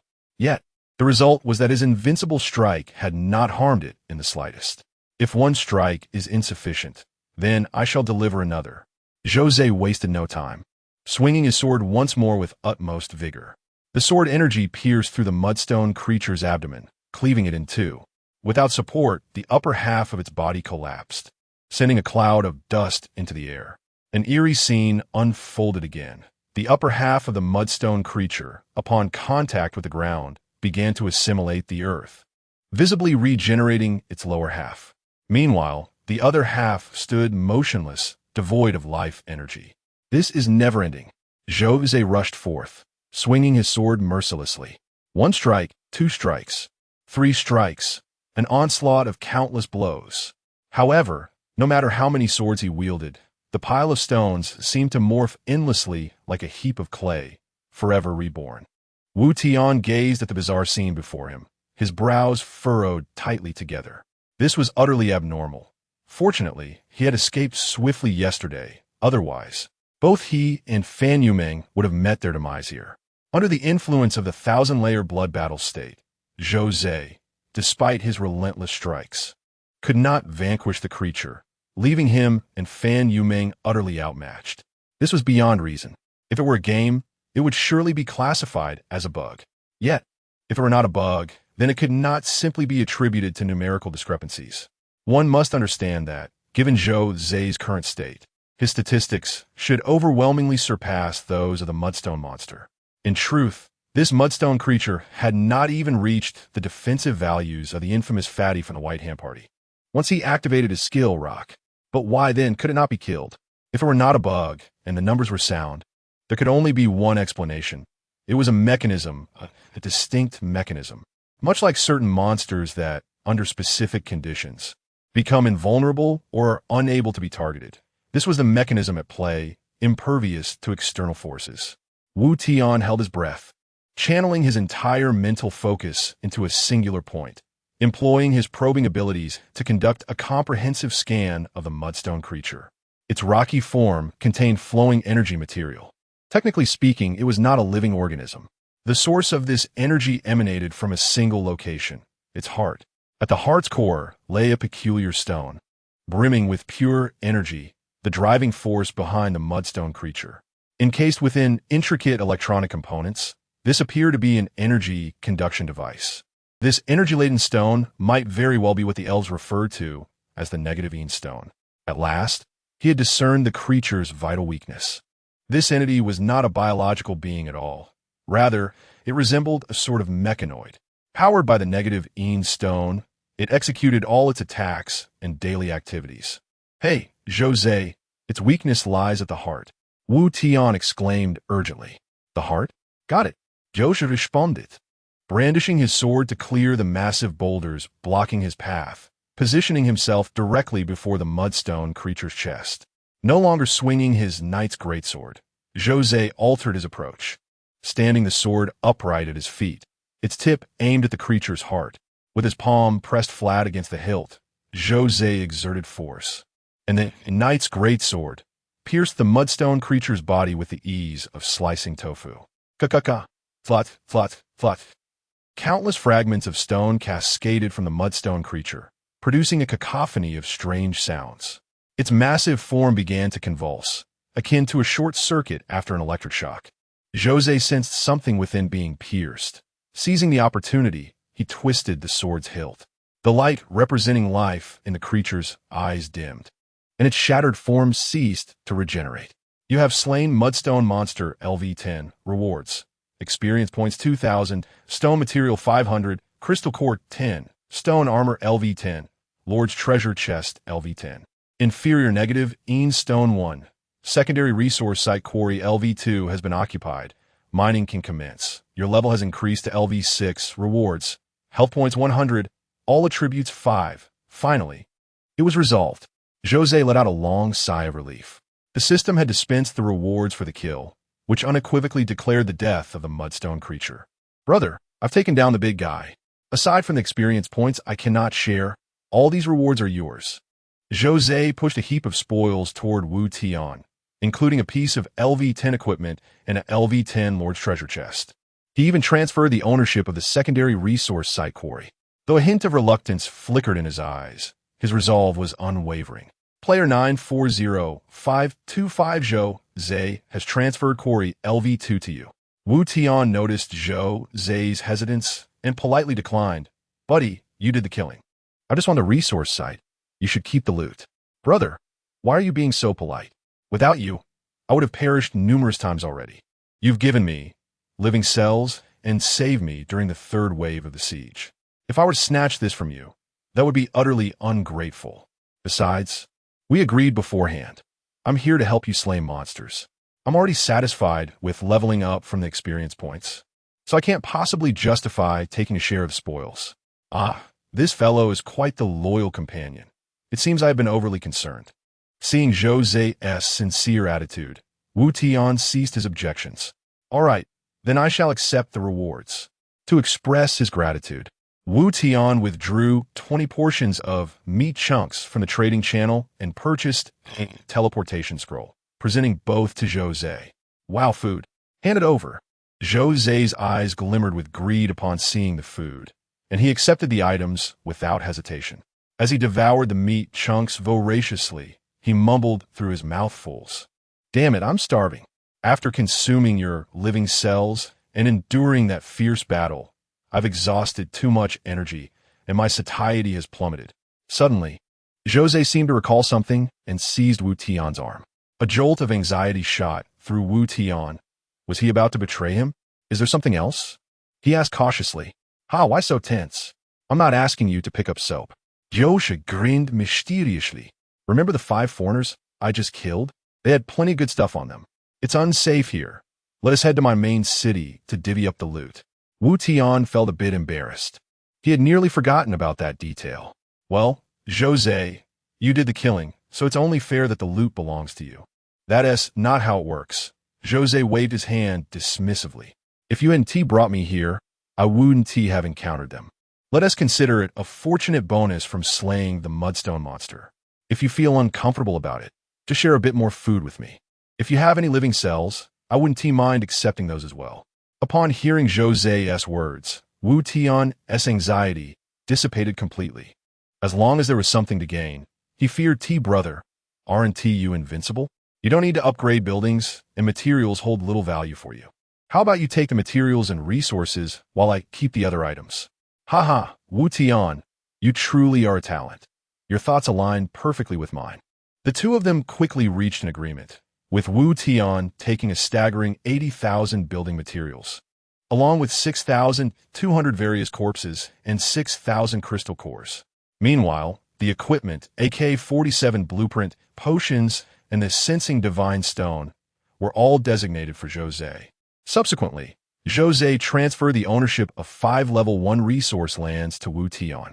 However, upon Wu Tian acquiring the 3rd plot, the system notified him that the main city level was insufficient to continue transferring resource lands. Wu Tian checked the rules, which indicated that only a number of resource lands equal to the main city level could be occupied.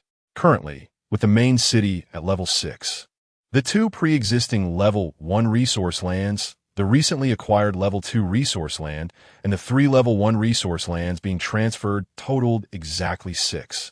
One must admit, the system is quite fair. It restricts the number of resource lands to prevent high-powered players from monopolizing all nearby resources early on.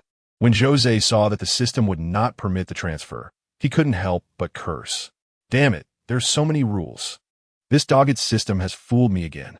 Wu Tian, I can't transfer the last 2 lands. I'll give them to you once your main city levels up. Wu Tian smiled faintly. No worries, you can hold on to them for now. Although you don't need resources to upgrade your main city, you still need to elevate it to level 5. A level 5 main city will unlock the Research Institute, which contains technologies to enhance your combat power. And about this building, you've truly helped me out. The Invincible Path requires every means to enhance combat strength, and every bit accumulated leads to qualitative leaps. Josha, your main city and walls indeed need an upgrade. Your Invincible Path is strong, but many monsters possess formidable skills in this world. For instance, the tearing attack of the 3rd wave of tidal warriors would be precarious for you to face alone. Wu Tian continued to offer kind reminders. Now that you have the AK-47 blueprint, I recommend recruiting a few militia to pair with the AK-47 for added safety. Moreover, since you're pursuing an Invincible Path, you must prepare some life potions and purification potions before the monsters attack. Had you possessed potions earlier, the situation wouldn't have been so dire. Joe shunned. Ow. Don't mention it. Today was an accident. It's not that I didn't want to buy them. I simply have no resources left. After defeating some tidal warriors for materials, he attempted to exchange potions in the trading channel. But the wretched system informed him that the trading channel could not be opened during combat. Wu Tian was taken aback. He had genuinely not known that the trading channel was inaccessible in battle. It was amusing. No wonder Zhou Zhe had mentioned being deceived by the dogged system. It seemed he truly had been tricked once. This made sense if one could purchase life potions while engaged in combat. The death rate of players during monster sieges would not be so high. This also reminded him to prepare various potions in advance before defending against monster attacks. Finally, Zhou Zhe began to study the Sensing Divine Stone. This item should also enhance his combat strength, right? As Zhou Zhe toyed with the stone in his hands, it sparkled like a large goose egg. With continued handling, a warm sensation radiated from his palm. With a slight exertion, a cracking sound emerged. This Sensing Divine Stone shattered into powder, completely absorbed into Zhou Zhe's body. A profound sensation enveloped him as he felt the elements in the surrounding air begin to stir, swirling around him as their epicenter. Fire, wind, lightning, water, earth, metal, light, and dark elements. Each element brought a unique sensation: the heat of fire, the sharpness of wind, the numbness of lightning. Zhou Zhe closed his eyes, entering a state of transcendence, attempting to communicate with the various elements. The affinity with the wind element was insufficient to resonate. The affinity with the water element was insufficient to resonate. The affinity with the light element was insufficient to resonate. Fire element resonance successful. Congratulations, you have mastered fire element control. Fire element control. Through a specific medium, you have resonated with the fire element. Your attacks and skills will now carry fire attribute effects, including but not limited to splatter and burn states. Haha, I have harnessed elemental power.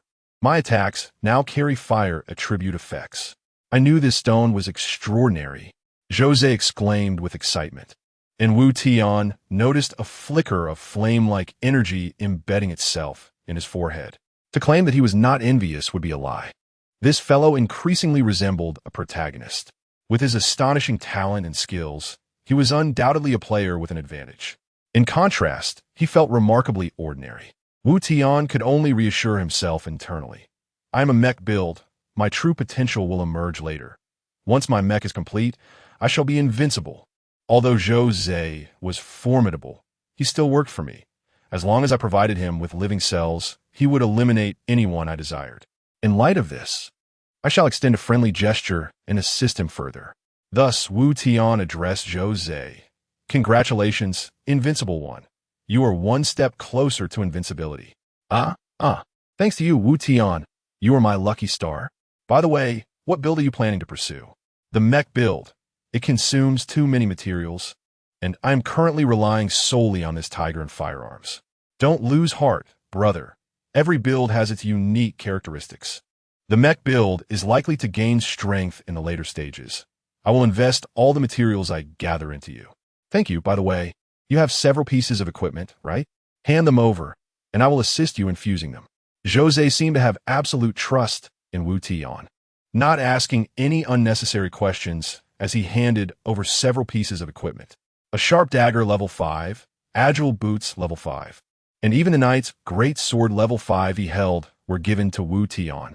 This fellow was quite straightforward and worthy of deep friendship. With each act of trust, Wu Tian internally gave the highest praise.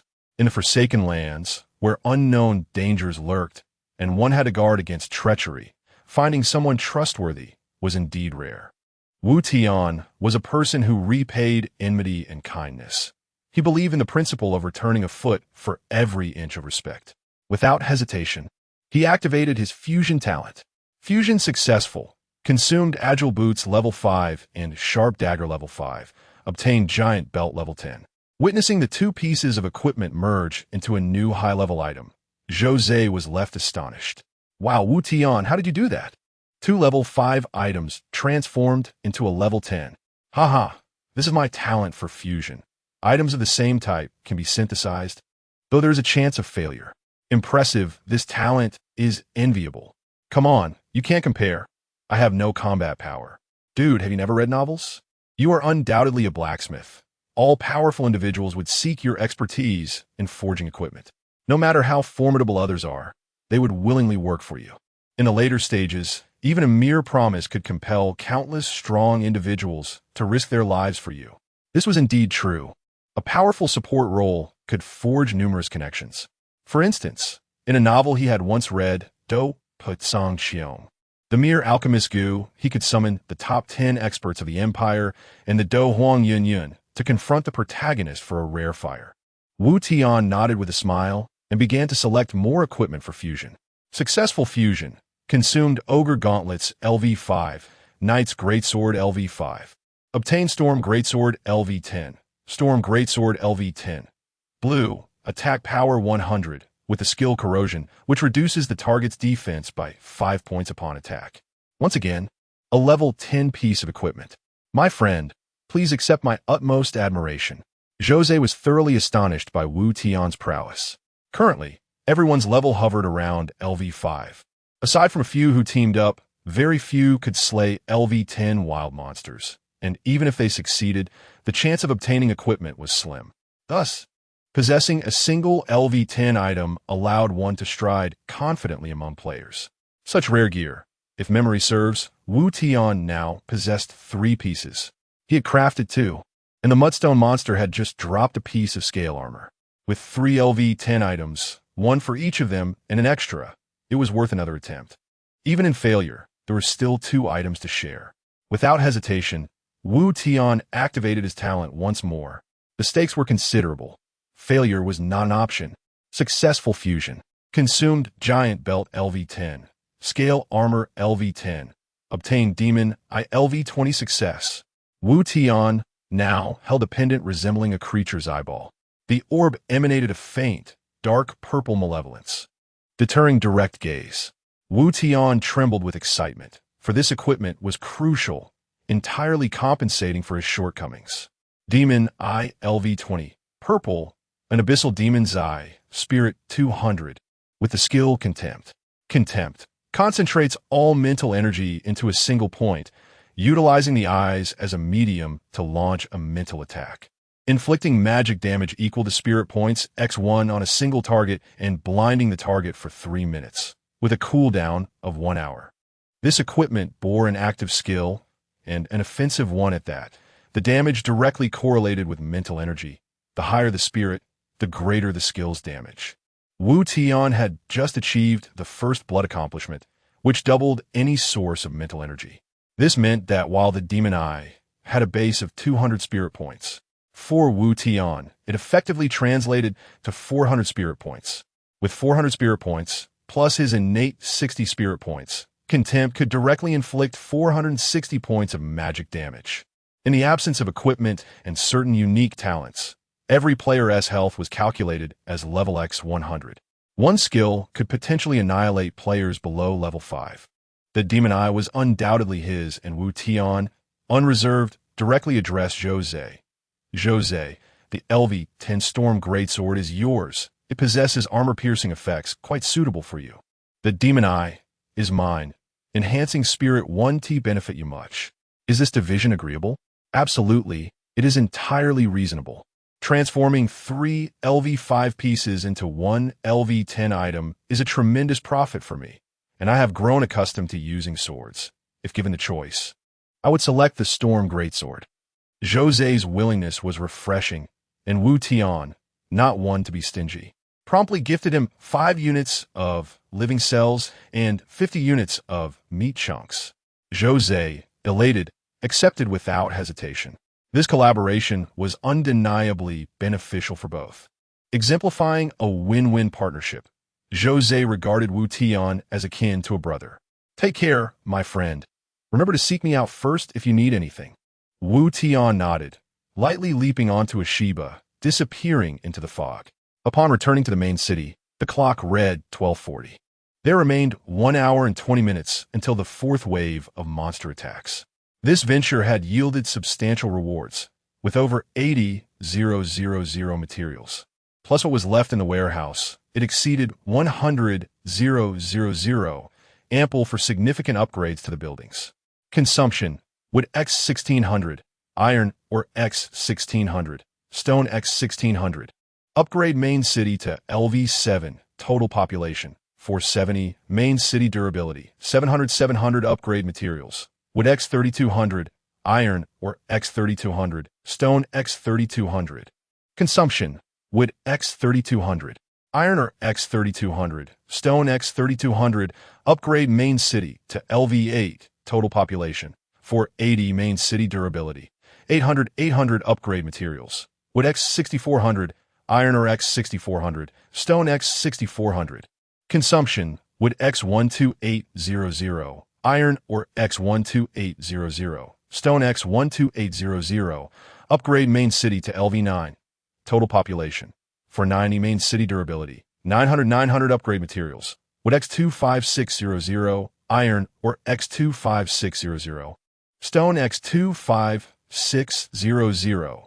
After spending nearly 70,000 materials, the main city was elevated by 3 levels, yet resources dwindled, with over 30,000 materials remaining. The mecha camp was upgraded to LV5, enabling the production of Taijiang drones. First, 150 materials were expended to create blueprints, followed by synthesizing 10 units of energy crystals, ultimately resulting in the creation of the Taijiang drone. Taijiang drone, a technological marvel from Taijiang Company, renowned globally for its drone technology. Skills: bomb drop, automatically loads a C4 bomb every 10 seconds, inflicting 200 explosive damage to area enemies. Spray fire, equipped with a micro submachine gun in the abdomen. Capable of firing 20 rounds per second during spray fire, each round inflicting 50 piercing damage. Swarm effect, for every additional drone in battle, all damage increases by 1. Population, 1 combat power index, 125. The data seemed somewhat lackluster. However, the cost was remarkably low, and once scaled, the damage potential was impressive. Producing a Taijiang drone required merely 10 units of energy crystals, translating to just 30 units of materials, astonishingly inexpensive, with 6 resource sites available. The cost was negligible. Through his interactions with Zhou Zhe, Wu Tian's mindset had shifted considerably. Resource conservation should not be taken to extremes. Combat power must be enhanced as necessary. After all, those 5 unfortunate players who perished lost everything. Mechs had an advantage over firearms. Once constructed, they required no further investment, as all ammunition would automatically replenish. Yet, Mechs also had a drawback, necessitating frontline engagement, leading to high destruction rates. In contrast, firearms remained with the user as long as they survived. Drones, hovering above, adeptly avoided the pitfalls of high casualties. With 85 population slots remaining, Wu Tian invested 2,550 materials to fully equip the drones. Buzzing incessantly, a swarm of drones circled above the main city, blotting out the sky like locusts. Precision strikes for the impoverished, overwhelming firepower for the affluent. A comforting sight, indeed. The my currently, sustenance that restores 10 points of satiety has plummeted to a mere 50 units of material. Wu Tian's attempt to sell it at 100 units is undoubtedly futile. Similarly, the herbal essence, which restores health, fares no better, its price also battered down. Wu Tian anticipates a further decline, potentially reaching the ideal price point of 10 materials for every 10 points of satiety or health restored. Such is the nature of the market. Scarcity elevates prices, while abundance diminishes them. Wu Tian reduces his price to 50 materials and prepares to fuse corpses. He possesses over 7,000 cadavers, predominantly those of Murloc-Tide warriors, amphibious fish-like beings. He wonders what their fusion will yield. Regardless, he initiates a series of one-click fusions. Fusion successful, consuming Murloc-Tide warrior corpse LV5X2, yielding Sashimi X5. Fusion successful, consuming Murloc-Tide warrior corpse LV5X2, yielding Sashimi X5. Fusion failed, losing Murloc-Tide warrior corpse LV5X1. Fusion successful, consuming Murloc-Tide warrior corpse LV5X2, yielding Sashimi X5. His storage is now replete with an abundance of delicate sashimi, totaling over 12,000 portions, still bearing traces of blood, indicating their freshness. Wu Tian promptly examines the sashimi's properties. Sashimi, sliced tissue from aquatic creatures, offering a more delectable flavor than standard cuts of meat. Effect: restores 10 points of satiety and dispels blindness. Disappointed, Wu Tian realizes it is merely another form of sustenance. Without hesitation, he resumes fusing. Fusion successful, consuming sashimi x2, yielding exquisite sashimi x1. Fusion successful, consuming sashimi x2, yielding exquisite sashimi x1. Exquisite sashimi, sliced tissue from aquatic creatures, offering a more delectable flavor than standard cuts of meat. Effect: restores 50 points of satiety and dispels blindness. Frustrated by the lack of improvement, he persists. Fusion successful, consuming exquisite sashimi x2, yielding caviar x1. Fusion successful, consuming exquisite sashimi x2, yielding caviar x1. Caviar, an exceptionally palatable delicacy that invigorates the mind. Upon consumption, it restores full satiety and permanently increases spirit by 2 points. The spirit increase can only be triggered once per day. Subsequent consumption only restores satiety. Finally, a desirable outcome. Spirit is Wu Tian's most pressing need. The caviar grants 2 points, living cell adds 1, and first blood doubles the bonus, allowing him to passively gain 6 spirit points daily. Given sufficient time, the damage output of disdain will reach formidable levels. The potency of caviar tempts Wu Tian to halt the final fusion. However, recalling the formidable effects of living cell and TSRT virus sample, he decides to proceed. He prudently extracts 2 portions of caviar and fuses them separately. Fusion successful, consuming caviar x2, yielding marine candied fruit.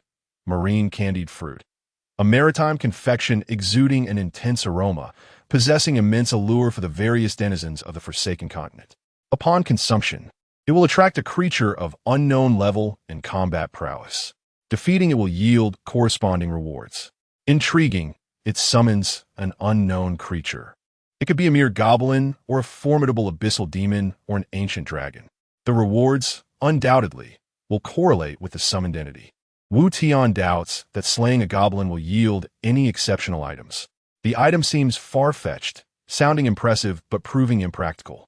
What if it attracts an immensely powerful mythical monster, resulting in his swift demise? Perhaps it could be used with a group of strong allies, but what if it only attracts a goblin, leading to its swift defeat at the hands of his assembled companions? Disappointed, Wu Tian deems the candied fruit useless, as he cannot even consume it himself, and resolves to leave it to gather dust in his storage. Following this series of actions, the time is now 1340. With only 20 minutes remaining before the 4th wave of the monster siege, Wu Tian remains composed, well prepared with 86 Taijiang drones patrolling the skies. With nothing else to occupy his time, Wu Tian opens the chat channel to observe the players' conversations, seeking teammates for a fixed party to level up and hunt monsters. A level 6 veteran leads the team. DM me your talents and skills. Preference given to busted female players. Buying a class change scroll. Money is no object. I just need the item. Selling a level 5 steel claw for cheap. Offers below 2,000 materials will be ignored. Freshly baked food available in large quantities. The 4th wave of the monster siege is imminent. Eat well to fight well. Selling a city relocation scroll, allowing you to move your main city to a specified coordinate. Free relocation near my main city for those with Japanese adult film actresses. The chat channel is lively, indicating that the players have gradually adapted to the Forsaken Land after enduring 3 waves of monster sieges. Wu Tian takes an interest in the city relocation scroll. It could allow a trustworthy teammate to relocate nearby, providing mutual support. Wu Tian considers Zhou Zhe and Fan Yumeng, the former being loyal and reliable, and the latter being innocent and without malicious intent. Consequently, Wu Tian privately messages the seller of the city relocation scroll. Wu Tian, how much for the city relocation scroll? Seller, 5,000 materials, firm price. Wu Tian, can you lower the price? I don't have that many materials. It doesn't increase combat power, and materials are hard to acquire early on. Seller, buddy, I'm not inflating the price. This thing not only lets you be next to teammates, but also helps you avoid enemies. 5,000 materials is not expensive at all. Wu Tian, brother, I sincerely want it, but I really don't have 5,000 materials. I just upgraded my main city. What do you need? Maybe we can trade. Wu Tian, can I trade food for it? Seller, sure, 5,000 satiety worth of food. Wu Tian, currently, food that restores 10 satiety cells for 50 materials. Aren't you making it even more expensive? Seller, fine, never mind. There are plenty of people who want it. Wu Tian, hey, all right, 5,000 materials it is. I'll take it. Having spent 5,000 materials, he successfully acquires the city relocation scroll. After browsing the world channel for a while, a thunderous announcement booms from the sky. Attention players, the fourth wave of the monster siege will commence in 30 seconds. Please prepare yourselves. Monster name, Venomous Komodo, danger level, 6 stars quantity, 1200 countdown, 30, 29, 28. Subsequently, the main city's alarm blares. Warning, warning. A large number of creatures are rapidly approaching the main city. Turrets are loading, mechs are ready, mercenaries are ready, atomization devices are ready. Distance, 500 meters. Distance, 400 meters. Distance, 50 meters. Venomous Komodo, isn't that the third sister-in-law? Are these things even more powerful than Murloc-Tide warriors? Driven by curiosity, Wu Tian initiates a scan, revealing the Venomous Komodo's information in its entirety. Monster name, Venomous Komodo, level, LV6 skills, erosion, reduces target's defense by 1 point. Stackable, venom, attacks inflict poison damage, causing a loss of 1 of current health per second, capped at level X10. Non-stackable, weakness, none health, 700 attack, 42 defense, 40 mentality, 12 agility, 28 combat power index, 192. It is no wonder that with 2 skills and an increase of 200 in quantity, it is indeed considerably more challenging than the fourth wave. The peril of the Venomous Komodo lies in its ability to infinitely breach armor with repeated attacks. Defense can even plummet into the negatives. The venomous aspect is rather unremarkable, merely reducing current health by 1 each second. At a lower level, health is limited, rendering the damage negligible. This wave of monsters bears some resemblance to the Mogul title warriors, possessing a slight advantage over melee units. However, Zhou has learned from past experiences and prepared ample purification potions. For Wu Tian, it poses little threat. He chuckles, observing the multitude of Taijiang drones overhead, eagerly awaiting the arrival of these adversaries to claim their heads. The mechs operate autonomously, eliminating the need for Wu Tian's intervention. As the alarm of the main city blares, a crescendo of buzzing sounds rises, momentarily surpassing the city's sirens. The drones advance steadily, followed by the rhythmic firing of submachine guns and the explosive detonations of C4, composing a harmonious symphony. As Ashiba reclines atop the city wall in slumber, Wu Tian rests his head upon Ashiba's belly, indulging in tranquility, entirely relieved from the need for action, as the drones seamlessly manage the battlefield. Killed Venomous Komodo LV6. Rewards. Experience 1. Venomous Komodo Corpse LV61. Iron or 6. Crystal Core 1. Killed Venomous Komodo LV6. Rewards. Experience 1. Venomous Komodo Corpse LV61. Iron or 6. Crystal Core 1. Killed Venomous Komodo LV6. Rewards. Experience 1. Venomous Komodo Corpse LV61. Iron or 6. Crystal Core 1. The notifications of kill rewards resound continuously, despite numerous venomous Komodos. Not a single one appears within Wu Tian's line of sight. They have long since been obliterated hundreds of meters away, either turned into a sieve by submachine gun fire or utterly disintegrated by C4 explosives. The skirmish lasted merely over 5 minutes before Wu Tian received a message from the system. The fourth wave of Monster Siege has concluded. The next wave will commence at 8 p.m. Congratulations on being the first player to successfully defend during the fourth wave of the Monster Siege. You have earned a reward of all attributes 1. Oh, there are ranking rewards? The system indeed features a leaderboard, which Wu Tian had noticed previously. Yet, he had not paid it much heed, for swift defense does not necessarily equate to superior strength. Differing playstyles, talents, and skills can all influence the speed of monster extermination. Unintentionally ascending to the top of the leaderboard felt akin to discovering a new realm for Wu Tian. since the first rank in monster slaughtering yields attribute point rewards. It seems imperative to alter strategies in future sieges. Any equipment, pets, or items are mere external aids. Possessing exceptional gear does not preclude others from doing the same. Attribute points, however, represent tangible enhancements, and acquiring them proves significantly more challenging. Aside from leveling up, living cells, caviar, and being the first in the Monster Siege leaderboard constitute the third method of obtaining attribute points thus far, with 3 monster sieges occurring daily. Consistently achieving the top rank could lead to substantial long-term benefits. It appears that frugality with materials is no longer an option. Every possible enhancement must be pursued to maximize combat power. Wu Tian glanced at the siege leaderboard. The second-place name was Qiu Wu, also a citizen of the Dragon Kingdom. Upon reviewing the rankings from the previous 3 sieges, he discovered that the first place was consistently held by this individual named Qiu Wu. It seems he inadvertently snatched someone else's reward, potentially sowing the seeds of rivalry. Wu Tian is certain that before long, this Qiu Wu will seek him out. Yet, Wu Tian is not one to be easily intimidated, rather than remain a passive target of someone else's aspirations. He prefers to take the initiative and extinguish threats in their infancy. Retrieving a satellite locator, he inputs the opponent's name, and the displayed distance leaves Wu Tian astounded. Target is 530 kilometers away. Over 7 million kilometers?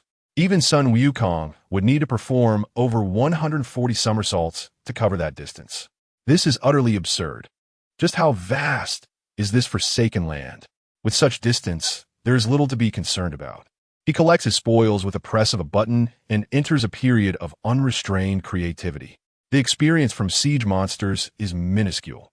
Each yields only a single point, regardless of level. Despite slaying 200 monsters, Wu Tian has yet to reach LV6. He inspects his status panel to ascertain how much experience remains until he levels up. Health, 500 attack, 82 defense, 30 mentality, 460 agility, 30 combat power index, 652 experience to level up, 1785, 2000, almost there, just over 200 experience points remain. Yet his combat power is surging rapidly, primarily due to the substantial increase in mentality provided by the Demon's Eye, which has significantly boosted his combat capability. A new batch of materials has arrived. The corpses of the venomous Komodos. Let's see what splendid items can be forged. With 200 Komodo corpses, he initiates a bulk fusion. Fusion successful, consuming venomous Komodo corpse LV6X2, obtaining small biological virus X1. Fusion successful, consuming venomous Komodo corpse LV6X2, obtaining small biological virus X1. Fusion successful, consuming venomous Komodo corpse LV6X2, obtaining small biological virus X1. A biological virus? I recall previously fusing infected corpses to acquire a biochemical virus. What differentiates the two? Small biological virus, a bacterial-derived viral entity, exhibiting a lower mortality rate compared to biochemical viruses, yet possessing an underappreciated lethality. Effect: enchanting a firearm or weapon bestows venomous effects upon 3 attacks, causing the target to lose 1 of current health per second, with poisoning lasting 1 minute, non-stackable. 3 venomous attacks, with successive strikes on the same target, not amplifying poison damage, merely extending the duration of poisoning. It seems rather inconsequential, yet he presses on with the fusion. Fusion successful. Small biological virus X2, obtaining large biological virus X1. Large biological virus, enchanting a firearm or weapon grants venomous effects for 1 minute, causing the target to lose 1 of current health per second, with poisoning lasting 1 minute, non-stackable. Still underwhelming, though is slightly superior to the smaller variant. He sets aside a few for backup, continuing with further fusions. Fusion successful, large biological virus X2, obtaining biological poison pill X1. Biological poison pill, transformed into a biological toxin cloud via a turret fogging device. Enemies within the area suffer venomous effects. Losing 1 in the beginning, during the final waves of fusion, Wu Tian was filled with trepidation, fearing that too many failures would lead to catastrophic losses. Fusion succeeded. Biological toxin X2, acquired pathogen. Pathogen. The most primitive biological virus, capable of transforming infected individuals or toxic entities, enhancing their corrosive effects. A total of 95 syringes contained a dark green pathogen, capable of transforming the infected. Wu Tian cast a glance at Asaba, a gentle smile gracing his face akin to that of a benevolent father. Asaba, come here. Let me administer some nutritional serum. The pathogen was injected into Asaba's body, initiating its effects. Asaba's skin began to exhibit streamlined patterns, undulating across its surface like a gray electrocardiogram. Pet Corpse Tiger transformation successful. Acquired new skill corrosion. Attack reduces target's defense by -1. Consecutive attacks on the same target do not stack the corrosion effect, but can be stacked with other units possessing corrosion skills attacking the same target. Pet Corpse Tiger transformation successful. Corrosion effect enhanced. Attack reduces target's defense by -2. Pet Corpse Tiger transformation successful. Corrosion effect enhanced. Attack reduces target's defense by -3. Goodness, can it infinitely amplify the armor-piercing effect? Such fortuitous news. Wu Tian hurriedly injected all the remaining pathogen into Asaba's body. Ultimately, Asaba's corrosive armor-piercing effect surged to an impressive 95. He recalled the time he faced the Mudstone monster, whose defense was a formidable 165, forcing him to flee due to the inability to pierce its armor. But now, with Asaba possessing a 95-layer corrosion effect and having discerned the Mudstone monster's weaknesses, Wu Tian felt confident he could take it down single-handedly if they crossed paths again.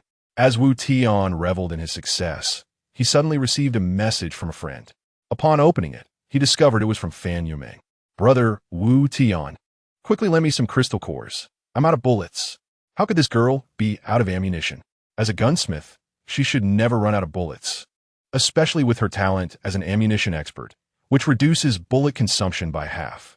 Wu Tian transferred 100 crystal cores to Fan Yumeng, adding, remember to pay me back. Driven by curiosity, Wu Tian decided to visit Fan Yumeng's main city.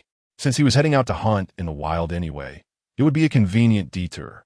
Riding on Asaba's back, he sped along, while 85 drones flew steadily above him, maintaining their position directly overhead, with the slower electronic dogs and 2 militia members tasked with guarding the city. Mecha Sweep Mode activated, targeting criteria, Wild Monsters level 10. Within 500 meters, Wu Tian expanded his mental acuity, continuously scanning for nearby wild monsters. In Sweep Mode, upon detecting a target that met the criteria, no commands were needed. The swarm of drones would automatically converge and unleash their firepower. Killed Rock Scorpion LV2, gained reward experience 20, Stone Material 2, Crystal Core 2, Rock Scorpion Carcass LV21. Kill Porcupine LV3, gained reward experience 30, Wood Material 3, Crystal Core 3, Porcupine Carcass LV31. Killed Thunderhawk LV5, gained reward experience 50, Iron or 5. Crystal Core 5, Young Hawk Carcass LV51. Killed Ghoul LV1, gained reward experience 10, Stone Material 10, Crystal Core 1, Ghoul Carcass LV11. Wu Tian did nothing but traverse the path, yet the system incessantly displayed the rewards for his kills. Experience points and various materials were acquired as effortlessly as gathering fallen leaves. This sweep mode was exceedingly advantageous, truly akin to invaders pillaging a village, leaving no trace behind. Upon reaching the outskirts of Fan Yumeng's main city, both he and Asaba had ascended to level 6. Pets differ from hired mercenaries. The latter's levels are determined by the mercenary camp's level and will not increase with subsequent monster kills.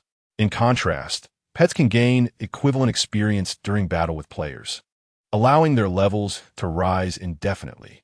Furthermore, pets can utilize medicines and items like players but cannot equip gear. Wu Tian sat atop Asaba's back, quietly observing the petite silhouette atop the city wall. Her skirt fluttered in the wind, and a mischievous smile adorned her delicate face. On her small shoulders rested an enormous pink M249 machine gun, the barrel spitting forth blinding flames. Rat-a-tat-tat-tat-tat. After a moment of observation, Wu Tian finally understood why this girl was out of bullets. Her aim was quite accurate, Yet she was oblivious to the concept of damage overflow. A venomous Komodo dragon at the forefront was shredded by a barrage of bullets. However, she did not cease fire, unleashing a flurry of shots onto the corpse, transforming it into a veritable shower of gore. Despite the level 6 venomous Komodo's tough hide, Fan Yumeng had reached level 7. And with the damage boost from being a gunsmith, 7 or 8 bullets were sufficient to bring it down. Killing a single Komodo yielded 6 crystal cores, enough for 60 bullets. How could she possibly run out? Yet, the result was that for every Komodo slain, she wasted dozens of bullets simply to desecrate the remains. Coupled with the consumption of grenades, her crystal core expenditure was an unfathomable pit. What a wasteful child! Wu Tian cursed under his breath, and Asaba leapt up, landing deftly beside Fan Yumeng atop the city wall. "Oh, brother Wu Tian, what brings you here?" Fan Yumeng exclaimed, her big eyes sparkling as she leaped into his embrace, tugging at Asaba. "You mischievous girl, you can't play like that. No amount of bullets will suffice for your antics." Wu Tian waved his hand, and the swarm of drones descended, raining ordnance upon the remaining Komodos, swiftly leveling them. The rewards for killing siege monsters still belonged to Fan Yumeng, as per the system's regulations. After dispatching the Komodos, Wu Tian's eyes brightened. He noticed a level 2 resource point 500 meters to the right of Fan Yumeng's main city. Unfortunately, it was not unclaimed but occupied by other players. Initially contemplating seizing the resource point by force, he ultimately refrained. With Fan Yumeng's main city nearby, taking their resource would only invite trouble when it came to protecting her. "Wow, so many little planes. Brother Wu Tian, you're amazing," Fan Yumeng exclaimed. Wu Tian could only shake his head in resignation. "All right, I understand. Well then, I'm off to hunt in the wild. I'll go with you," Fan Yumeng pouted. "No need, I can manage alone," Wu Tian firmly declined. How could he possibly bring Fan Yumeng along? It wasn't that he couldn't handle it. Once sweep mode was activated, the wild monsters outside were hardly challenging. However, should he encounter high-level, high-health monsters, it would be beneficial to have Fan Yumeng assist. Wu Tian did not linger any longer. The allure of the top rewards spurred him on, for the one named Chiu Wu, currently in second place, would surely pursue him relentlessly. Mounting Asaba, he plunged into the shrouded darkness. Fan Yumeng, visibly displeased, grumbled as she exited the city, heading in the opposite direction of Wu Tian. Once again, sweep mode activated, enacting a classic scene of invaders pillaging a village, leaving not even the level 1 goblins unharmed. Fortunately, the wild monsters in the Forsaken Continent respawn daily at midnight. Otherwise, with Wu Tian's relentless style, the monsters would soon face extinction. What the hell just flew by? Where are my wild monsters? Damn it. Who the hell is using a machine gun to shoot my backside? Hey, why are there so few wild monsters today? The surrounding players lamented, some having barely weakened a monster only to have Wu Tian snatch the kill. Others, engaged in fierce battles with wild monsters, found the drones indiscriminately firing, stealing their kills and injuring them in the process. Other hunters wandering outside found themselves searching for ages without spotting even a single level 1 wild monster. The rewards from the minor creatures seem rather underwhelming. It might be worth attempting to confront higher-level wild beasts. After defeating numerous lesser foes, Wu Tian felt a sense of monotony, activating the reconnaissance once more with over 470 points of mental power.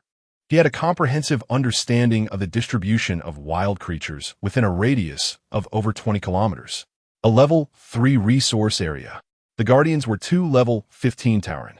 Oh, what's the situation? Wu Tian discovered a level 3 resource area from 10 kilometers away. The wild creatures guarding this area were all above level 15. Initially indifferent, he witnessed a remarkable spectacle. 2 level 15 Taurens occupied the resource area, engaged in battle with a certain faction, seemingly vying for control of the territory. The reconnaissance only revealed vague outlines. The opposing faction was not players but rather another type of high-level wild beast. Fascinating. Are 2 factions of wild creatures fighting over territory? Such a scenario was unprecedented for him. As both sides were fiercely engaged, they likely wouldn't notice him. So he decided to sneak closer and see if he could seize an opportunity. Before setting off, Wu Tian purchased a teleportation scroll from the trading channel, just in case he needed a quick escape. Suddenly, he remembered the level 10 boss chest dropped by the mudstone creature that he hadn't opened yet. He had been preoccupied with other matters and almost forgot about this treasure. Wu Tian hurriedly took out the boss chest, a level 10 treasure chest.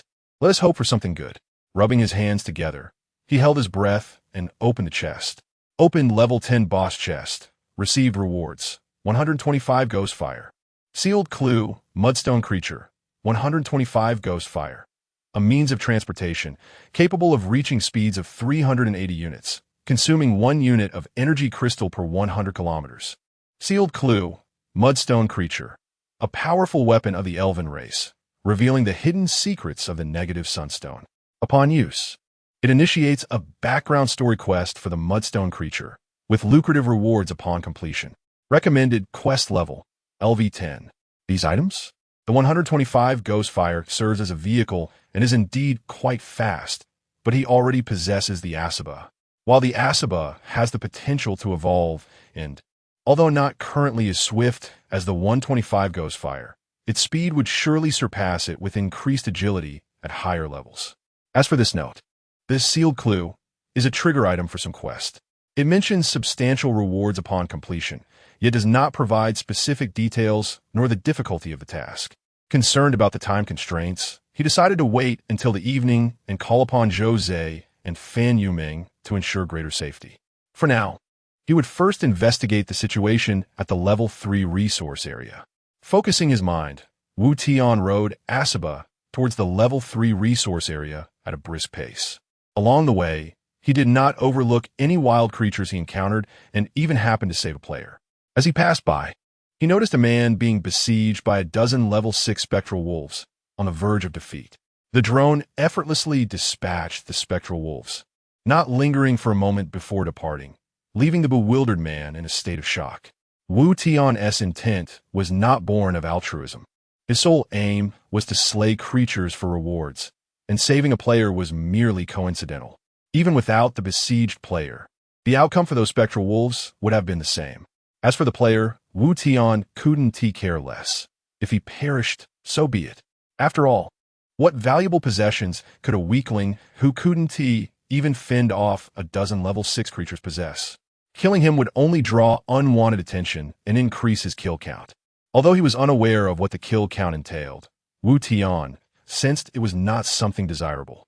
As Wu Tian approached the level 3 resource area, the vast experience gained from slaying minor creatures allowed him to level up once again.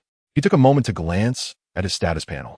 Player, Wu Tian, ID 3356, level, LV7 health, 700 attack, 92 defense, 40 mental power, 480 agility, 40 combat power index, 702 experience to level up, 28,000 at last. He had caught up with Fan Yuming, although the experience required for further leveling had increased. The battle at the level 3 resource area was fierce, even from a distance.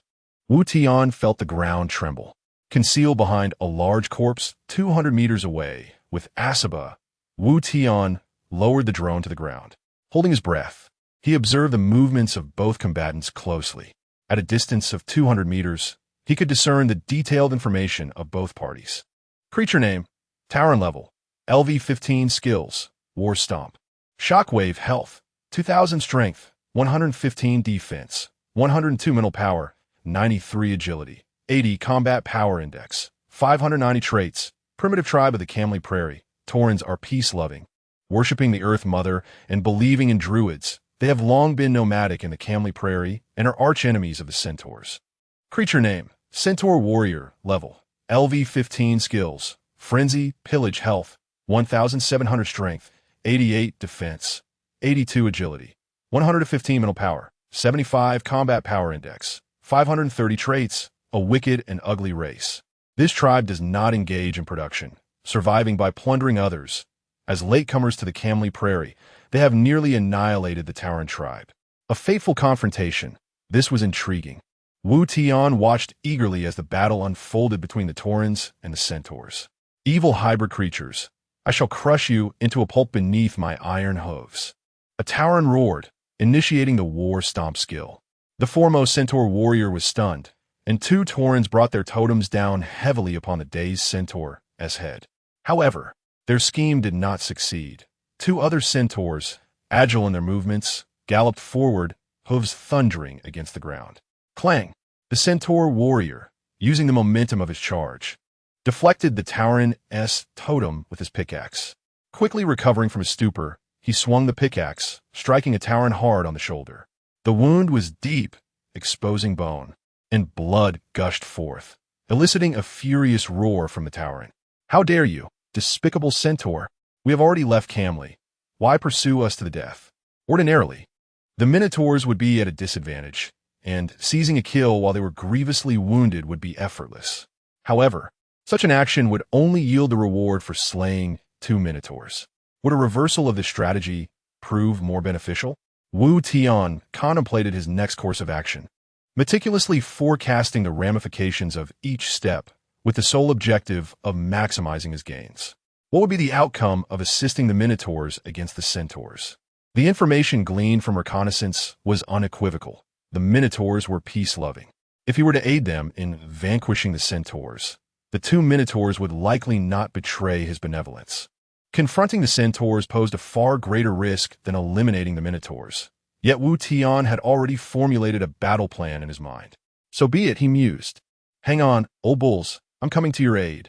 With a sudden gust of wind, Asaba sprang into action, pouncing directly upon the centaur who had been reduced to critical health by the shockwave. With astonishing swiftness, the gravely injured centaur barely had time to react before Asaba, reeking of death, was upon him. Exploiting his vulnerability, Asaba aimed to deliver a fatal blow, thereby diminishing the enemy's forces, the first step in his grand design. Ryup. Asaba's tiger claws, though ordinary steel, effortlessly tore through the centaur's skin and muscle. Crack! Having achieved his initial strike, Asaba afforded his adversary no respite.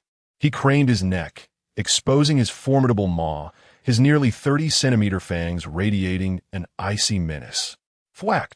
His bite landed squarely on the centaur's neck, and with a violent jerk of his head, a large chunk of flesh, along with the connecting blood vessels and tendons, was ripped away. Gurgle, gurgle. The centaur sputtered blood, his hooves twitching erratically. Within seconds, his gaze grew vacant, and life ebbed away. Centaur Warrior LV-15 slain. Reward: 3,000 experience points, 300 lumber, 300 ore, 1 soul of the plane, 1 pickaxe axe, 15 crystal cores. A mere centaur with depleted health. What did it matter if he was level 15? Horse versus tiger. Prey versus predator. A natural hierarchy of bloodlines. Crucially, the 95 layers of corrosive effect had reduced the centaur's defenses to a negative value. High level, with no defense. He was as fragile as paper, little more than a collection of insubstantial hit points.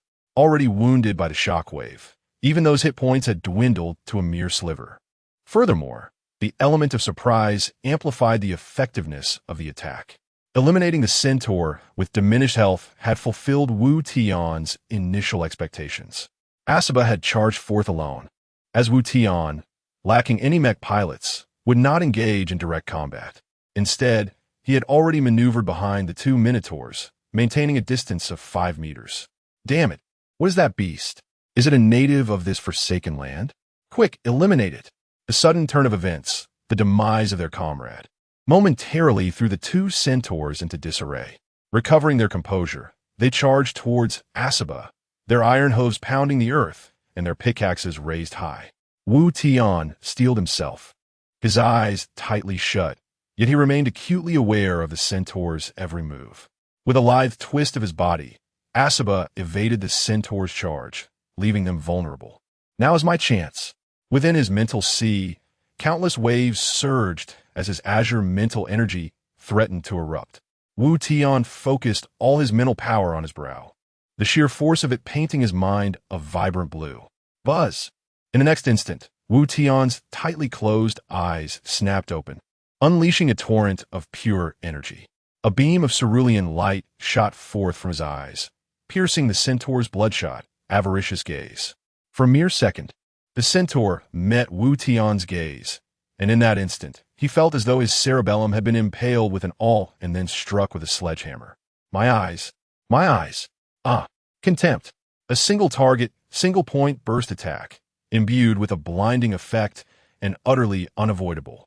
The resulting 470 points of mental magic damage caused blood to seep from the centaur's mouth and nostrils. Asaba, attuned to Wu Tian's thoughts, sensed the centaur's diminished combat prowess, and, with a glint of ferocity in his eyes, launched himself forward in a tiger's leap. The drones in the sky, equipped with advanced intelligence mechanisms, emitted a disorienting hum as they ascended, hovering in place at the optimal position. 85 drones blanketed a small patch of sky, their miniature machine guns extending from their undercarriages. Small homing missiles stood ready. Rat-tat-tat-tat-tat. The machine guns fired relentlessly, devoid of emotion. Their high-level intelligence ensuring that no friendly fire struck Asaba. The drone's damage output was normally insufficient to inflict significant harm on the centaurs, amounting to little more than a mosquito bite to a human. However, thanks to Asaba's 95 layers of corrosive effect, the centaur's defenses had been reduced to a negative value. With no defense, the miniature machine gun fire inflicted true damage. The centaur's life force ebbed away with alarming speed, and it would not be long before he met his end. The other centaur, sensing the precarious situation, rushed forward to rescue his companion. The drone swarm redirected its fire, unleashing a barrage of bullets and small homing missiles upon the advancing centaur. However, it was all in vain. Without the armor-piercing effect of corrosion, the drone's attacks were mere scratches. Annoying insects. Asaba was the only unit on the front lines, as Wu Tian's own combat capabilities were too negligible for him to engage directly. Asaba's level was far too low, making it impossible for him to withstand the centaur who was still in good condition. The wounded centaur had only been suppressed due to Wu Tian's surprise use of the skill contempt. He could not allow the centaur to recover. Tuka, there's a glimmer of hope. It seems a banished one is assisting us. Let's work together to stop that centaur. The two minotaurs had remained in a state of bewildered astonishment after Asaba had swiftly dispatched the centaur wounded by the shockwave. It was not until Wu Tian employed contempt, coordinating with Asaba and the drones to suppress another centaur, that they finally grasped the situation. Now that an opportunity to strike back at the centaurs had presented itself, they would not stand idly by. Roar, roar, roar. The minotaurs, panting heavily, lowered their bodies and charged towards the centaur in the best condition. Bang! Minotaur and horse collided, sending the centaur sprawling to the ground. The minotaur's combat prowess already surpassed that of the centaurs, and now, with numerical superiority on their side, the centaur was pinned to the earth and pummeled mercilessly. The clash of totems and flesh produced a series of dull thuds, as the minotaurs vented their pent-up animosity towards the centaurs. The suppression, despair, and all the negative emotions they had endured were now channeled into raw power. Avenge the chieftain. Damn centaur, you vile scum. Wu Tian remained oblivious to the deep-seated animosity between the two factions. He had merely weighed the pros and cons and chosen to attack the centaurs. The battle had become decidedly one-sided. Asaba and the drones relentlessly drained the life force of one centaur, while the other was being mercilessly beaten by the two minotaurs. The centaur battling Asaba, in particular, was clearly on the verge of collapse under the relentless barrage of the drones. Gravely wounded by contempt, the centaur's mind was clouded, his reaction sluggish, and, most importantly, he was temporarily blinded. He could only passively endure the attacks of Asaba and the drones, with his defenses corroded to a negative value. Any attack against him inflicted true damage, bypassing all defenses, a testament to the sheer terror of armor penetration. As the centaur writhed on the ground, clinging to life, Asaba seized his neck in his jaws, raised his head to the heavens, and devoured his flesh with savage abandon. After defeating the centaur warrior LV-15, you gain rewards: 3,000 experience points, 300 wood, 300 ore, 1 soul of the plane, 1 cross pickaxe, 15 crystallants. On the other side, the formidable duo of brave minotaurs was gradually becoming frenzied. The minotaurs and centaurs had always been archenemies, akin to the Dragon Kingdom and the Cherry Blossom Kingdom. Whenever the Dragon Kingdom had the chance to strike at the Little Sun Nation, they would unleash their bloodline awakenings and critical hits with fervor. The Centaur was being hammered into a distorted shape by the Minotaur's massive totem weapon, with several parts of its body caving in. Wu Tian watched in trepidation, fearing that one careless blow might result in a fatality. Damn it, this level 15 monster yields an abundance of experience. It must not be wasted. As this thought crossed his mind, he rushed forward and called out to the two Minotaurs. Brothers, could you please spare me the kill? The Minotaur's totem, which was poised to strike the Centaur's head, came to an abrupt halt. They turned to Wu Tian, their expressions earnest and warm. Bane, allow this exile to claim the kill. Roar, very well, Tuka. Although I yearn to personally deal with this scum, we Minotaurs believe in repaying kindness. So I will concede the kill. A smile spread across Wu Tian's face. These two simple Minotaurs were quite agreeable. Asaba, eliminate him. At Wu Tian's command, Asaba ceased its feeding and lunged towards the other Centaur. Foolish Minotaurs, and you, exile. The Khan's army will not spare you. Brace yourselves for the retribution of our great Khan. The Centaur, in utter despair, knew its end was inevitable. Thus, it unleashed a frenzied, bloodthirsty glare. In the next moment, Asaba opened its jaws wide, its sharp fangs infused with two types of toxins, sinking into the Centaur's neck. Squelch. You have slain the Centaur warrior LV-15. Gaining rewards, 3,000 experience points, 300 wood, 300 ore, 1 soul of the plane, 1 cross pickaxe, 15 crystallines. Congratulations. You have leveled up to LV-8. Receiving rewards. All attributes 5, health 100. Player, Wu Tian, ID 3356. Level, LV-8 health, 800 attack, 97 defense, 45 spirit, 490 agility, 45 combat power index, 757 experience for level up, 10,2016,000. Yet again, he had leveled up. The rewards from this LV-15 wild monster were indeed bountiful. To expedite his leveling, he would need to hunt higher-level beasts. Wu Tian turned his gaze towards the two Minotaurs, and a mischievous grin crept onto his face. He suddenly found the two brothers rather charming. However, reason soon prevailed. The two old Minotaurs were certainly more formidable than the Centaurs. If it were a single one, Wu Tian might have a good chance using all his skills. But against two Minotaurs, he stood no chance at all. Moreover, his disdain was still on cooldown, and relying solely on Asaba and the drones would not suffice. The Minotaur's War Stomp had a stunning radius, and its AoE shockwave severely countered the drone swarm. At that moment, the two Minotaurs approached Wu Tian and bowed deeply. The one named Tuka spoke with a sincere and earnest tone. Exile, we thank you for saving us from this day forth. You shall be a friend of our Minotaur tribe. As lost souls, we possess little to offer, but to express our gratitude. We bestow upon you this level 3 resource area. By the way, the vengeful Centaurs will surely retaliate for the death of their kin. You must remain vigilant. You have occupied a level 3 mine, gaining iron or resources at a rate of 1 per second. Wu Tian felt a surge of joy. He had initially intended to claim just 2 kills, but unexpectedly acquired a resource area. Nevertheless, numerous questions swirled in his mind, and he was eager to clarify many matters. Brothers, why do you refer to me as the exile? Moreover, what is the relationship between the Minotaur tribe and the Centaur tribe? The Minotaurs scratched their heads in confusion. Well, that's quite a long story, and we cannot explain it all at once. It's not that we wish to withhold the truth. It's simply that time is of the essence. We cannot linger here, as our tribe has been scattered, and some of our kin have found themselves in the godforsaken lands. The Centaurs will surely come after us again. Wu Tian sensed that these two Minotaurs held secrets related to the godforsaken lands, and they were not weak either. Thus, he suggested, since you are separated from your kin and have nowhere else to go, why not come to my territory? It is relatively safe there. Once you find your main forces, you can reunite with them. The Minotaurs exchanged hesitant glances. Exile, that would not be wise. The Centaurs are intent on exterminating our kin. Accepting us would only drag you into the abyss. Wu Tian had already tasted the sweetness of victory. If he brought these two Minotaurs along, it might attract even more Centaurs.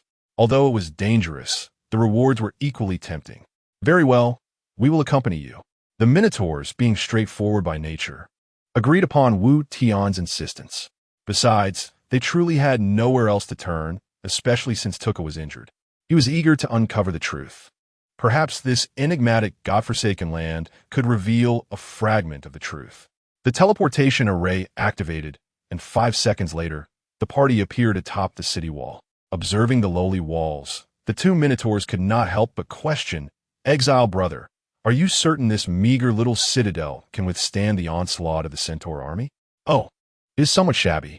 Wu Tian had been utilizing his resources to upgrade his main city and mech camp, and thus the walls were still only at LV3. After a successful hunt that garnered considerable resources, coupled with the trading channel's food sales, he had amassed over 50,000 resources once more. As the difficulty of siege monsters increased, it was time to elevate the level of the city walls. City wall upgrade successful, current level, LV4, durability, 400-400. City wall upgrade successful, current level, LV5, durability, 500-500. City wall upgrade successful, current level, LV10, durability, 1000-1000. The materials required for the walls compared favorably to those for the main city. Upgrading from LV3 to LV7 only consumed slightly over 10,000 stone. At LV7, the walls rose over 3 meters high, transforming from dirt to stone. That will suffice. I shall save the remaining resources for upgrading the main city to unlock more buildings and technologies. Wu Tian turned to the two Minotaurs. "Now, can you share the secrets that you know?" "Bane, what do you think?" Tuka inquired. "I believe it is feasible. As long as the exile has sufficient resources, he may indeed alter our predicament." "All right, I understand." The old Minotaur, Tuka, exhaled deeply, as if making a firm resolution. "Exile, what you seek to know is not much of a secret," Tuka began slowly.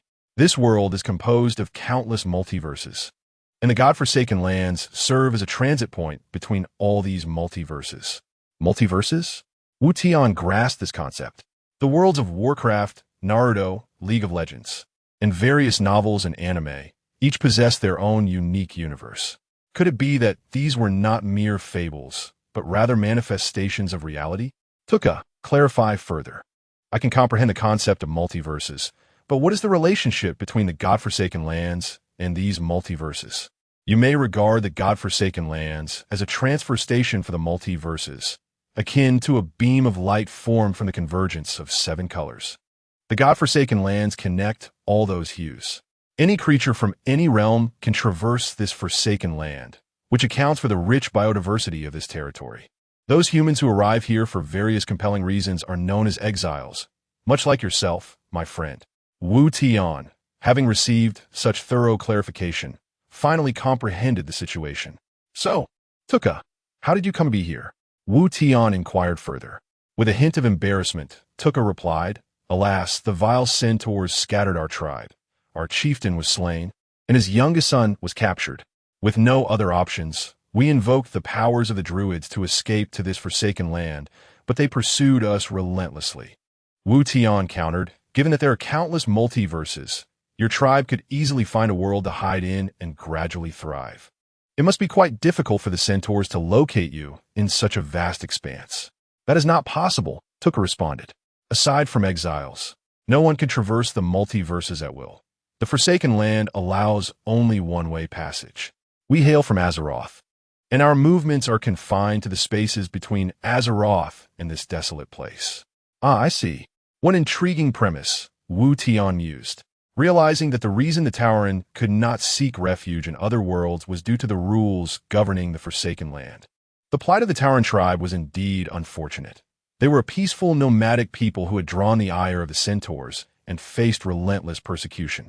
Driven to desperation, they had fled to this barren wasteland. As the idol once said, "To fall behind is to invite a beating." "Exile, we are grateful for your hospitality.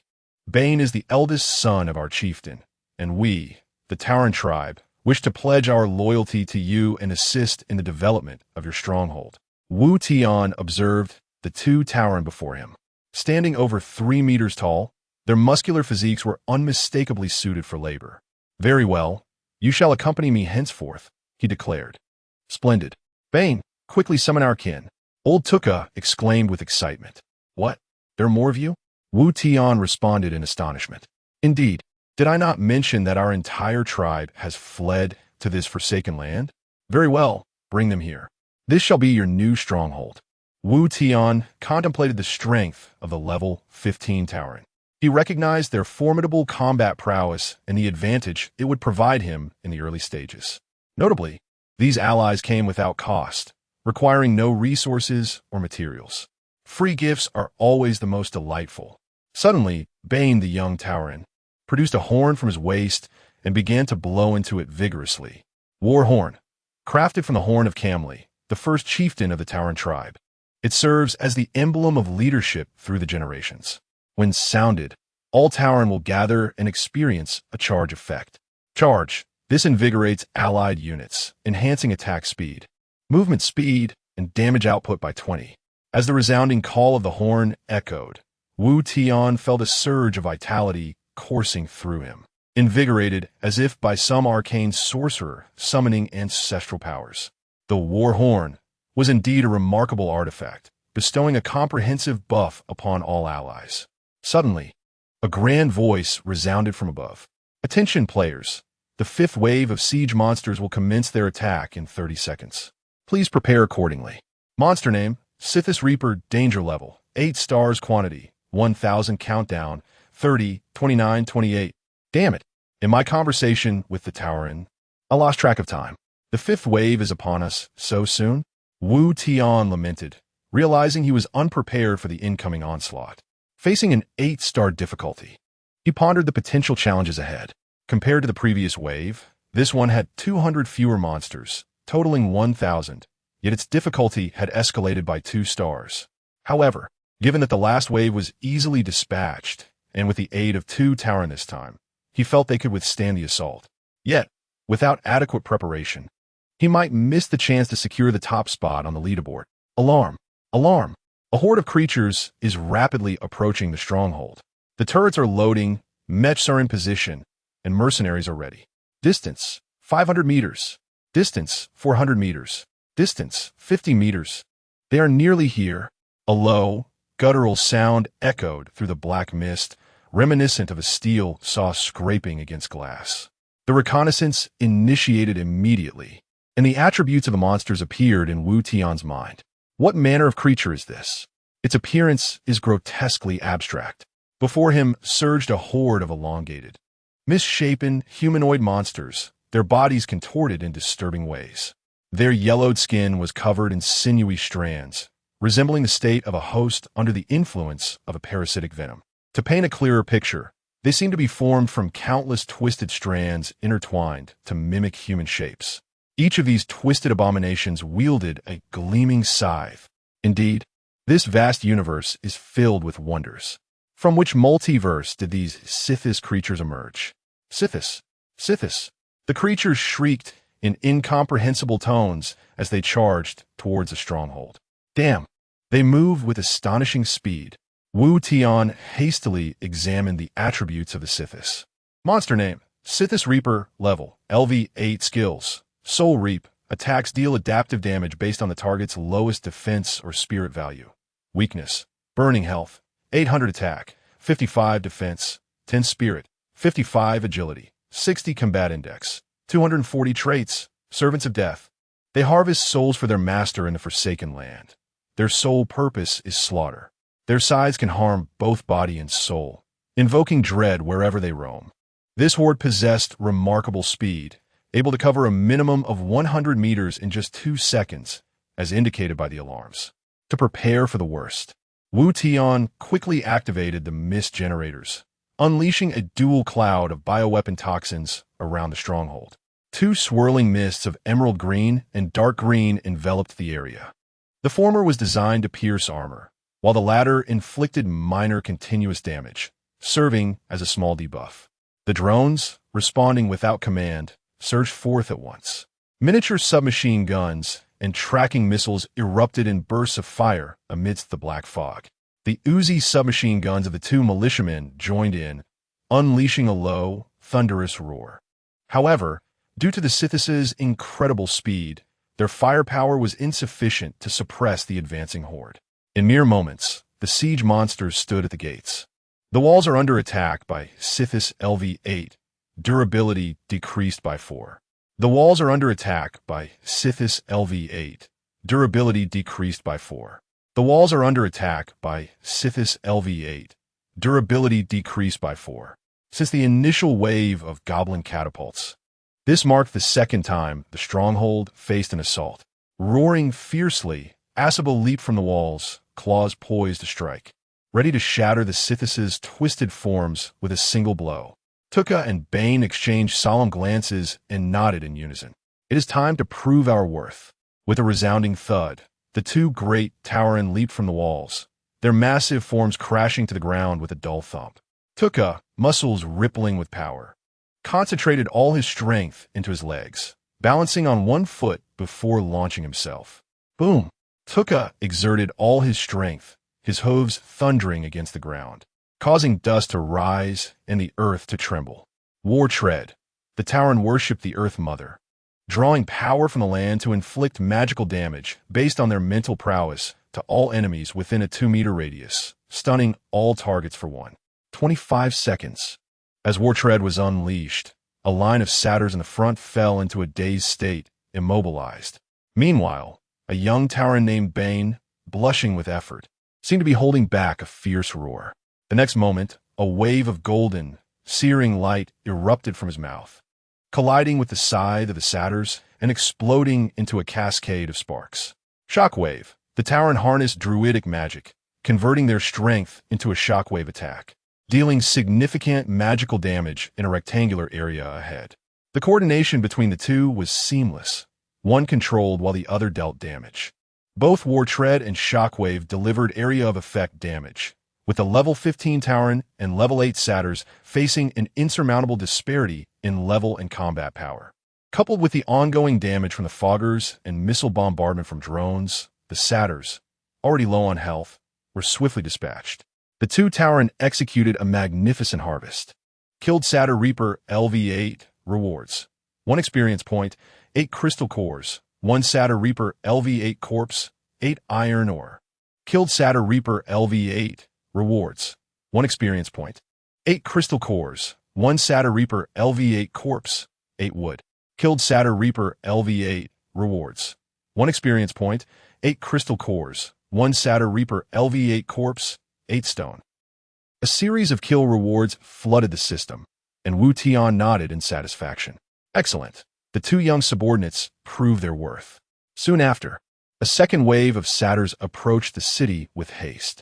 The two Tauren rallied once more, this time reversing their skills rolls. Bane initiated War Tread, while Tuka unleashed Shockwave.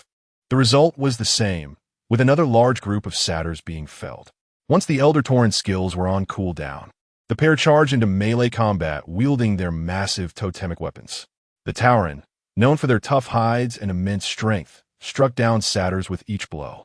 The drones were still cooling down, resorting to a barrage of micro-submachine gun fire. Wu Tian ceased his observation, aiming his scout sniper rifle at the heads of the advancing satyrs. Bang, bang, bang. A series of headshots. The number of monsters was finite, a total of 100, and with each one slain, the count diminished. Glancing at the defense leaderboard, he noted that no one had yet achieved a successful defense. Uncertain if he would claim the top reward this time. Just as the battle raged on, Wu Tian felt a tremor in the distance, as if an earthquake were underway. Could it be that other monsters, aside from the satyrs, were approaching? Wu Tian's heart raced, prompting him to activate his reconnaissance. As his mental energy expanded, he finally discerned the truth. His worries eased. It appeared that his Tauren army was arriving. The ground shook more violently, and Wu Tian squinted, sensing the numbers were substantial. It seemed that this time, the top reward was assured. Tuka, Bane, Asaba, hold back these twisted creatures. Our reinforcements are on the way. The two Tauren, emboldened, braced against the satyr's sides, determined to prevent them from nearing the city walls. My lord, I can feel the presence of our kin. Let these malevolent beings be crushed beneath our iron hooves. In no time, the first wave of Tauren surged forth from the black mist. their towering forms charging like heavily powered trucks, scattering the Satyr army. Chief Bane, your call has been heeded. My subordinates risk their lives to join our kin. Following swiftly with the second, third, and fourth waves of Tauren, continually arriving at the city walls. The Tauren responded to the command, declaring their allegiance to Wu Tian. The exile, I, Bane Bloodhoof, son of the former chief, decree with the ancestral horn to crush the followers of death beneath our iron hooves and offer our loyalty to our lord. With a proud stance atop the city walls, Bane exuded the aura of a king. He raised the war horn high, tilting his head back and blowing a battle song with all his might. Roar! Roar! Instantly, the countless Tauren below were ignited with fervor, their ancestral bloodlines awakened. For the tribe, we pledge our lives to Lord Wu Tian. For the tribe, we pledge our lives to Lord Wu Tian. Not only the Tauren, but even Wu Tian was moved by the rousing battle song and the fervent spirits of the Tauren, sending shivers down his spine. It was exhilarating. He felt an uncontrollable surge of primal power within him, yearning to seize a satyr and unleash his fury. Wu Tian leapt down from the 3-meter-high city wall. A swift gray shadow caught him with precision, none other than his trusted companion, Asaba. Mounted on Asaba, whose massive form raced forward, the Tauren cleared a path willingly. As Wu Tian circled around the Tauren army, he stood tall, brimming with confidence. He halted at the forefront, resembling a general rewarding his troops. The Satyr Reapers had gathered rapidly, organizing a new charge towards the main city. A cold smile crept across Wu Tian's lips as he raised one hand and extended his arm, palm facing upward. Charge forth! Crush them! Roar! The Tauren's blood surged with Wu Tian's fervor. Countless Tauren charged like they were fueled by adrenaline towards the opposing Satyr army. The ground trembled under the weight of their war treads, and the radiance of shockwaves spiraled across the battlefield. Killed Satyr Reaper LV8, rewards. 1 experience point, 8 crystal cores. 1 Satyr Reaper LV8 corpse, 8 stone. This would be a massacre. Wu Tian had underestimated the combat prowess of the Tauren. Among them were even those of level 20. The levels, statistics, and combat power utterly crushed the attacking satyrs. The satyrs had initially relied on their numbers to prevail, yet now the Tauren matched them in quantity. Moreover, from mist behind, more Tauren continuously joined the fray, seeing their kin engaged in battle. The newly arrived Tauren disregarded everything and launched an assault on the Satyr army's rear. A pincer attack, a sea of corpses and blood.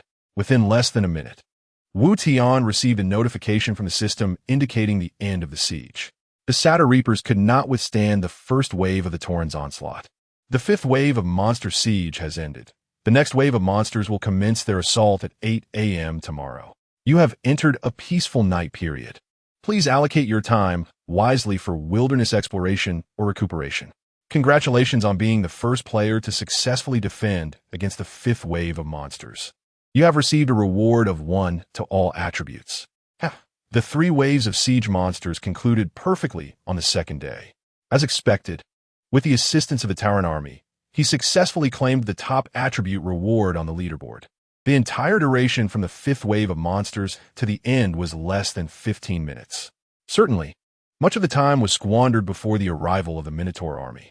At this very moment, other players were still engaged in fierce battles, with announcements of player deaths intermittently appearing on the screen.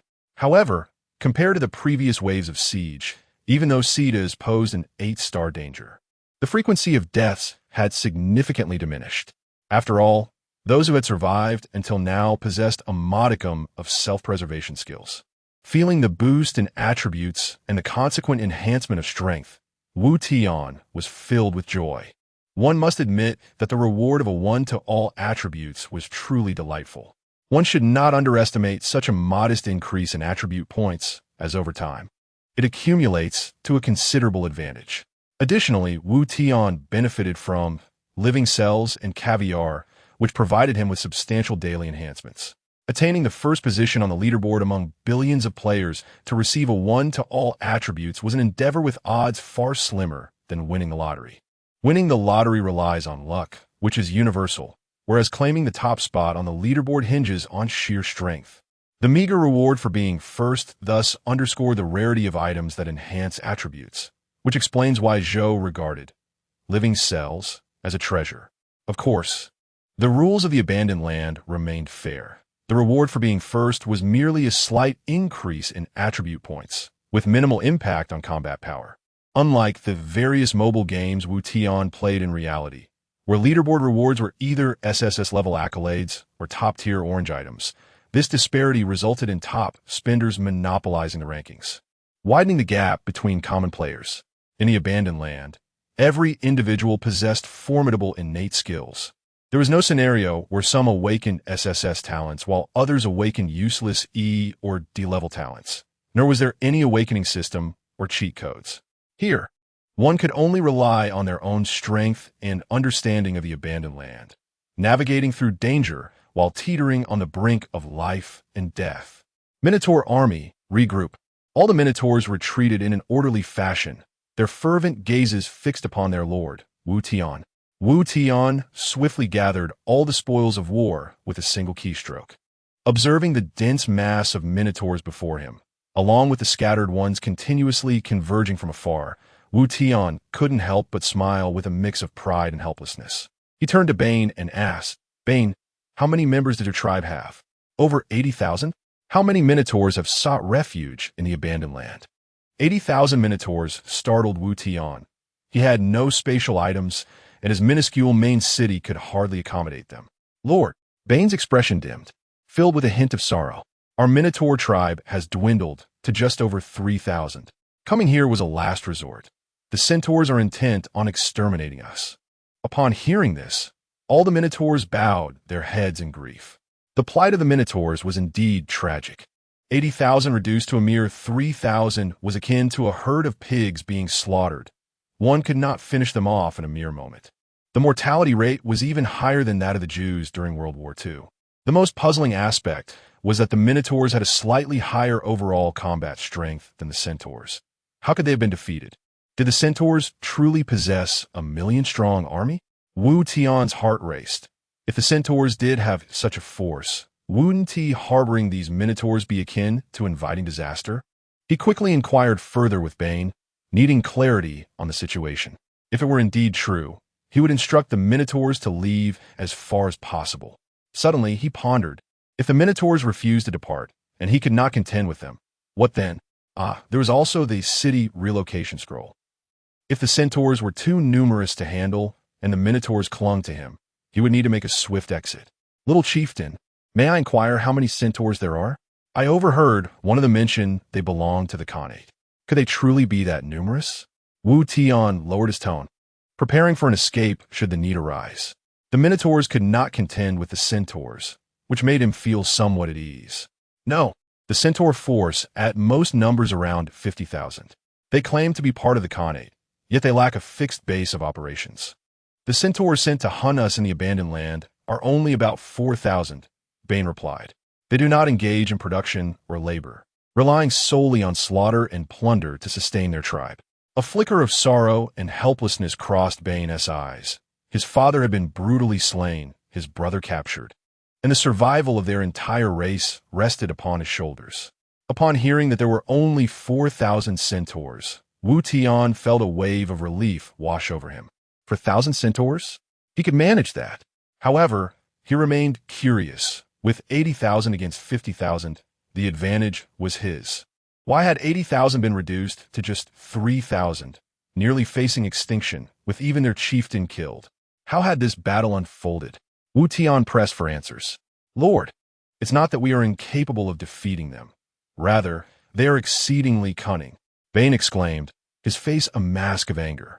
"They do not engage us in direct combat, instead opting for harassment and ambushes, striking and fleeing before we can retaliate.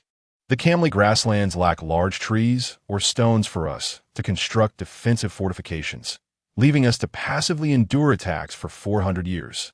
Only when our tribe was nearly depleted did they organize a frontal assault, but by then our numbers had already been suppressed. In the final battle at Camley, 5,000 Minotaurs faced 30,000 Centaurs. My father sacrificed himself to cover our retreat, fighting valiantly with his elite warriors until he was overwhelmed and slain. Now, only a little over 3,000 of US remain, and to prevent being completely wiped out, we have scattered across the abandoned land. Wu Tian began to understand why the Minotaurs had been unable to defeat the Centaurs. The reason was simple. The Centaurs, with their 4 legs and human upper bodies, functioned as cavalry, while the Minotaurs, possessing human bodies with bull heads, were akin to heavy infantry. This was a straightforward fact. The light cavalry of Genghis Khan had swept across Europe undefeated, while their opponents, European heavy infantry, struggled against them. Cavalry versus infantry. As long as the battlefield allowed for maneuvering, it was a clear advantage. However, cavalry also had significant drawbacks. They depended greatly on terrain and were ill-suited for siege warfare. The abandoned land, shrouded in darkness, obstructed the cavalry's vision. This was Wu Tian's first advantage. The main city boasted towering walls that could be continuously upgraded for enhanced defense. While the Centaurs were not proficient in siege tactics, this was his second advantage. With this in mind, defeating the Centaurs was not an impossibility. It was important to note that there was not a significant disparity in troop strength. 3,000 Minotaurs against 4,000 Centaurs, but since he was defending, Wu Tian felt a considerable degree of confidence. Nevertheless, he still needed to address the imminent predicament. Although the reward from the 4,000 Centaurs would be bountiful, one must also be alive to enjoy it. At the very least, he needed to prepare ample resources before the Centaur army arrived at his gates. The city walls had to withstand the onslaught of the Centaur cavalry for him to have any chance of victory. Moreover, the abandoned continent was vast, immeasurable even. The distance between player cities was 2 kilometers, with a total of 7 billion players. One could only imagine the size of the abandoned land. With the cover of fog, it would not be an easy task for the Centaurs to find him. However, the immediate concern was the sustenance of the 3,000 Minotaurs. Wu Tian had no food. He certainly could not subsist them on mere chunks of meat. 3,000 was an unsustainable number. Bane, we are facing a dilemma. I have no food here to sustain your tribe. Do you have any solutions? Wu Tian expressed his inner thoughts with some difficulty. My lord, there is no need for concern, Bane replied with an air of pride. We have brought life spring water and seeds from Azeroth. The life spring water can purify the tainted land of the blighted lands. Our tribe can cultivate your territory, and once we pass the first growth cycle of the crops, we shall achieve self-sufficiency, even yielding an abundance of food for your expansion. A growth cycle for crops, you say? Typically, it lasts about 3 to 4 months, which is manageable. If necessary, I could consider alternative methods. Wu Tian pondered. Must the Tauren be bound to agriculture? Why not emulate the Centaur and engage in plunder? When survival is at stake and entire races face extinction, what room is there for peace? With so many players in the blighted lands, a single wave of monsters could yield thousands of corpses. A mere handful of players could provide enough meat to sustain 3,000 Tauren. Undoubtedly, these 3,000 Tauren could withstand any player, at least for now. Wu Tian promptly commanded, let all Tauren act freely. Under the leadership of the chief, the Tauren began to rebuild their homes within Wu Tian's main city. Though the city's footprint was modest, it encompassed a vast area. Behind the buildings lay a large open space, 200 meters in diameter, covering over 30,000 square meters. Ample room for the thriving of 3,000 Tauren. Moreover, there were many abandoned player cities nearby, now occupied by wild creatures, ripe for the taking. However, for now, dispersing too widely would hinder defense. Having gathered so many corpses, it was time to merge them and see if any useful items could be synthesized. With a mere thought, Wu Tian initiated the fusion of 1,000 corpses of the Costa Reapers. Fusion successful, consuming Costa Reaper Corpse X2, obtaining a fragmented soul X1. Fusion successful, consuming Costa Reaper Corpse X2, obtaining a fragmented soul X1. Fragmented soul, an incomplete soul possessing purification properties, which, when used, removes all negative effects. This was promising. 400 portions of purification potion acquired. These potions could negate negative statuses, proving invaluable in combat. They sold for no less than 100 materials each in the trading channel. Thus, the 1,000 corpses had effectively transformed into 40,000 materials. It was undeniable that the fusion talent was exceptionally beneficial for early development. This was merely the first fusion, yielding such valuable items. Wu Tian retained a portion for emergencies and decided to continue the fusion process. Fusion successful, consuming fragmented soul X2, obtaining a complete soul X1. Fusion successful, consuming fragmented soul X2, obtaining a complete soul X1. Complete soul, a relatively intact soul of the deceased, which, in addition to its purification effect, provides a protective force capable of negating the next negative status, though it does not immunize against damage, lasting for 10 seconds. The effects had certainly improved. Beyond purification, it could also shield against one instance of negative status. This was easily understandable. For instance, the Tauren before him, when subjected to the War Stomp's stun effect, could use the complete soul to not only dispel the stun, but also remain immune to the next instance of War Stomp's disorientation for 10 seconds. However, it did not immunize against damage. While the stun was avoided, the magical damage from War Stomp would still take effect. This defensive skill was undoubtedly a remarkable boon. In a life-and-death confrontation, being controlled for a mere second could alter the tide of battle. With this ability, at least one could face a human opponent without fear. Naturally, if the enemy was overwhelming, it would prove less effective. It could only negate the first control effect, leaving one vulnerable to subsequent ones. Wu Tian wisely set aside a portion, retaining 120 complete souls for further synthesis. Fusion failed, losing complete soul X1. Wu Tian cursed under his breath at the first failure. Fortunately, the success rate for subsequent fusions remained satisfactory. Fusion successful, consuming complete soul X2, obtaining a soul of the departed X1. Fusion successful, consuming complete soul X2, obtaining a soul of the departed X1. Soul of the departed, a soul still retaining the consciousness of the deceased, capable of providing immunity to control effects for a brief period of 15 seconds. Wu Tian felt a surge of excitement.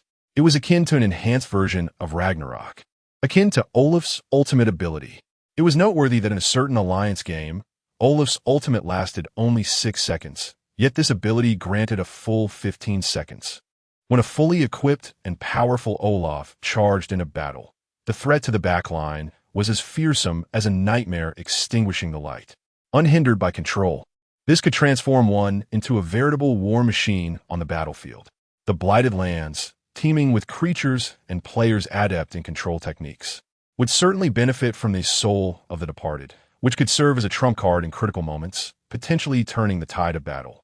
50 portions of Soul of the Departed could be deemed priceless. The fusion talent, seemingly unremarkable, consistently yielded unexpected surprises. Having already reached a remarkable outcome with the Soul of the Departed, there remained one final opportunity for fusion. There was no need to exhaust all resources. He would experiment with 2 portions of Soul of the Departed to discover the nature of ultimate fusion. Sometimes high-quality effects did not necessarily surpass those of lower tiers. Just as previously, when using the corpses of Mughal-Tide warriors, the third fusion produced Caviar, which granted a permanent boost of 2 mental power with daily use. In contrast, the fourth fusion yielded Ocean Preserves, which summoned random level monsters, proving to be far more stable in terms of cost-effectiveness. Resolute, Wu Tian proceeded with the experiment. Fusion successful, consuming Soul of the Departed X2, obtaining Breath of the Underworld X1. Breath of the Underworld, the sigh of the dead on the road to the underworld. Possessing an enigmatic necromantic essence, upon use, it creates a mirror image to join the battle, which retains 100 of the original's attributes, but suffers an additional 200 damage, lasting for 1 minute. A mirror copy, Wu Tian thought, relieved that he had not exhausted all his souls of the departed. Otherwise, he would have faced a substantial loss. This ability appeared formidable at first glance, allowing for a 2-on-1 scenario. However, the disparity in effectiveness was significant. If a high-powered player like Zhou wielded it, it would be incredibly powerful, while in the hands of a weaker player, it merely doubled their ineffectiveness. Fortunately, he had only fused one, thus preserving most of his souls of the departed. With the fusion of corpses completed, it was time to venture out and hunt. A peaceful morning could not be wasted. Bane, I shall venture out to gather resources. You all focus on building our home, Wu Tian instructed the chief. My lord, the outside world is perilous.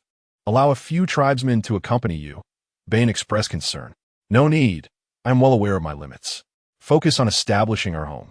Wu Tian did not wish to bring the Tauren along for field work. Their cumbersome nature made it impossible for them to keep pace with Asaba. Taking a throng of heavy infantry into the wild would squander the precious peace period. Gathering his thoughts, he activated his scouting ability. A radius of 20 kilometers unfolded in his mind, revealing a map of the terrain. Wu Tian swiftly scanned the area, his target being level 2 or 3 resource sites. Soon enough, a suitable target emerged. 5 kilometers away, a level 3 resource site guarded by a Wargen vanguard. That's it, he exclaimed, riding atop the Asaba. I sped towards the resource site located 5 kilometers away, accompanied by a fleet of drones. Previously dismantled by centaurs, the drones had been replenished by Wu Tian, maintaining a formidable count of 85, casting a vast shadow over the land. With the sweep mode activated, the path was rendered barren, and the number of defeated foes was incalculable. Who is this imposing figure, radiating such authority? With so many drones at his command, how did he manage to upgrade his buildings? I failed to see any drones in the ammunition depot. The players whose monsters were stolen could only seethe in silence, their astonishment palpable. Through my observations over the past few days, I noted a peculiar phenomenon in the abandoned land. The wild monsters possessed regenerative capabilities and growth values. This design ensured that resources would never dwindle. As long as one was powerful enough, the escalating levels of wild monsters would yield increasingly abundant rewards. However, this setup bore its own fatal flaw, compelling players to remain relentless in their pursuit of strength, for at any moment, the laggards could be ousted. With each successive defeat of wild monsters by the strong, their levels would continue to rise, leading to a scenario where the weakest players might ultimately find themselves unable to conquer even a single beast. There was no time for rest. One must grow stronger at every moment, lest they become a mere specter in this forsaken land. Fully focused on my journey, I was suddenly alerted by the sounds of a skirmish. It was not uncommon for players in the abandoned land to engage in conflict over resources and wild monsters. I thought little of it, preferring to avoid unnecessary entanglements. To my surprise, the battleground lay directly in my path. At last, the opportunity had presented itself. Come and catch us, city heroes and lawmen. We stand before you. One of them taunted. Enough chatter with him. This guy is insufferable. If it weren't for the defensive gear I wore last time, I would have been ambushed and killed. I swiftly maneuvered past the group, wasting not a moment. Out of the corner of my eye, I glimpsed 5 individuals besieging a middle-aged man. He bore a noble visage, his eyes shining with righteousness. For a fleeting moment, he appeared somewhat familiar, yet I dismissed the thought after a brief hesitation. Suddenly, something whizzed past me. Perhaps it was a monster with remarkable speed. Eliminate him swiftly, lest the night bring unforeseen complications. The 5 attackers, their eyes glinting with malice, closed in on the middle-aged man. These were desperate men, merciless in their assault. A wave of suppression surged forth. One among them unleashed a pale blue energy wave aimed at the man's forehead, rendering him immobile. Another brandished a massive broadsword, preparing to strike down from above. The middle-aged man was trapped in a dire predicament. A howl of the wind filled the air, forcing everyone to shield their eyes. In that instant, a resounding clang echoed as a gigantic pickaxe intercepted the descending sword. A colossal tiger, exuding an aura of death, let forth a thunderous roar that sent shivers down spines.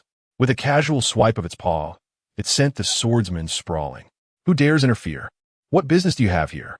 The 5 gathered, their gazes fixated warily on the young man astride the tiger.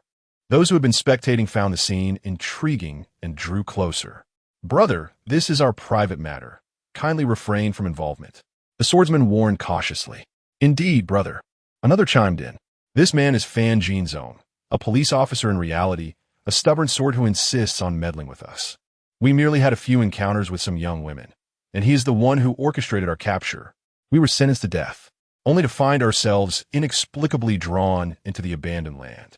Even the heavens have shown us mercy, yet this officer persists in his pursuit of us, determined to bring us to justice. Ridiculous. This is the abandoned land. Where are the laws? We have yet to hold him accountable. What authority does he wield? It must be said, these men deserved punishment, yet the officer was indeed rather obstinate. In this realm, to kill required no justification. Why must one adopt the guise of righteousness to slay? In the abandoned land, morality is defined by strength. Yet this officer, clearly outmatched, still sought to embody justice, a true zealot.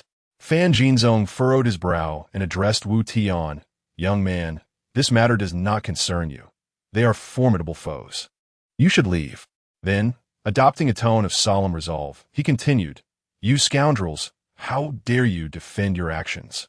Young girls in their prime have suffered at the hands of you 5 men. One took her own life, while 2 others succumbed to madness. I cannot claim to represent justice, but this abandoned land is not a sanctuary for your ilk. If I allow you to act unchecked, my conscience will be troubled. Wu Tian felt a wave of annoyance wash over him. He had no interest in the crimes of these men. He was indifferent to murder, provided it served his interests. However, these 5 were evidently not weak. The swordsman had endured a claw strike from the Asaba without apparent harm. It was crucial to ascertain one thing before embarking on a killing spree. Wu Tian sent a message to Fan Yumeng. What is your father's name? Coupled with his overhearing the group refer to Fan Jinzong, Wu Tian suspected he might be the father Fan Yumeng had been searching for.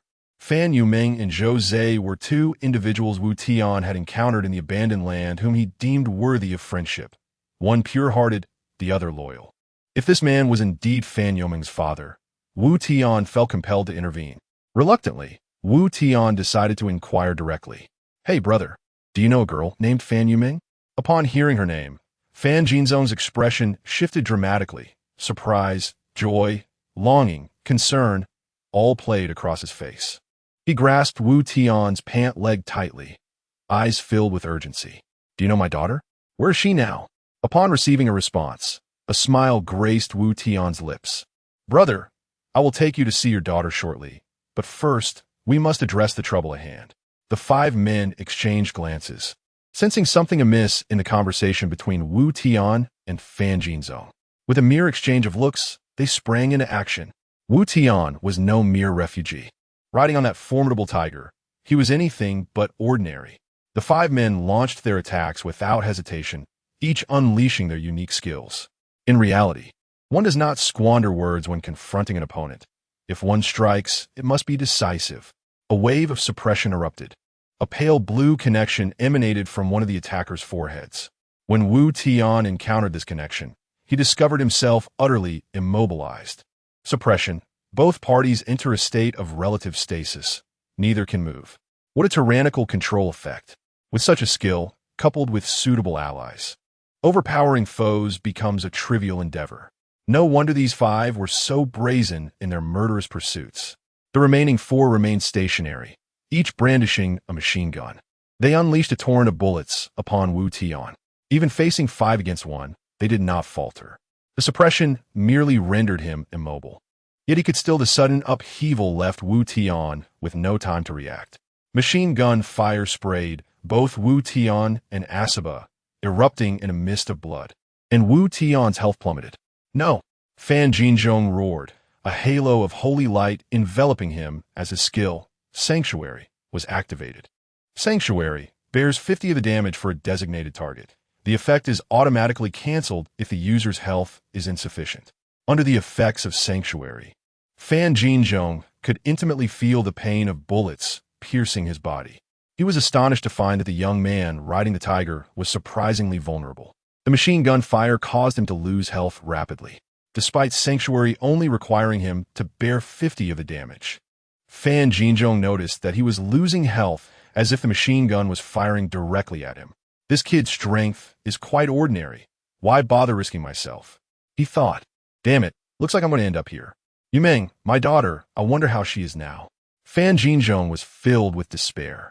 Seeing no way out of their predicament, He had thought this tiger-riding youth was formidable, but it turned out he was all show and no substance. Wu Tian endured the barrage of bullets, his health bar nearing empty. In his final moments, he focused his mental energy, and a blinding mental attack shot from his eyes. Contempt was activated, the only thing Wu Tian could do. The mental ray pierced directly through the man using suppression. In an instant, a sensation akin to a hammer, pounding and all assaulted his mind. With a sound, the man's orifices began to bleed from the terrifying mental assault. The suppression effect was immediately dispelled. Seeing their companion in critical condition, the remaining 4 men went berserk, firing their machine guns at Wu Tian without restraint. "Damn it! Kill him!" Rumble Asaba collapsed, lifeless, with Wu Tian on his back also showing no signs of life. 4th, check on 2nd. Give him some health potions. 3rd, go loot their bags. We'll split the spoils later. Damn it, who gave his kid the courage? Ha! Thinking he could stop us brothers with just a single high-burst skill? Of the 5-man squad, the main force consisted of the Zama, Dao-wielding man, and the suppression man. In a single exchange, 2 core combatants were taken out. One with a headshot, unconscious, and the other dismembered by Asaba. The remaining 3 were hardly a threat. Asaba turned, its target the unconscious Zama, Dao-wielding man on the ground. Asaba leaped more than 3 meters high. Its blood-reeking maw aimed directly at the man, trying to heal the Zama Dao wielder. The man's face was pale, ashen with fear. But having survived in this forsaken land for 2 days, he was no stranger to life and death. In this critical moment, his expression turned fierce, and he pulled out a submachine gun from his chest. It was an MP5. A burst of bullets struck Asaba, but the level 9 attribute suppression meant it didn't lose much health. The MP5's weakness was apparent. Although accurate, its stopping power was weak and its range was limited. It was fine for dealing with low-level goblins and infected, but against a boss like Asaba, it was clearly inadequate. The man, in his death throes, was completely frenzied, his eyes bloodshot as he roared and continued to fire. The next moment, Asaba pounced, tearing off his head in one bite. The headless torso spurted blood a meter high, staining Wu Tian's face and body crimson. The warm blood on his face felt exhilarating, intensely pleasurable. The thrill of killing was intoxicating.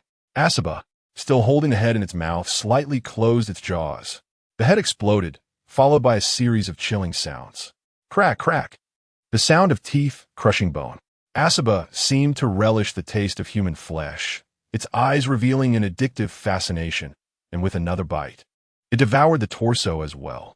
The Zama, Dao-wielding man, was still twitching on the ground.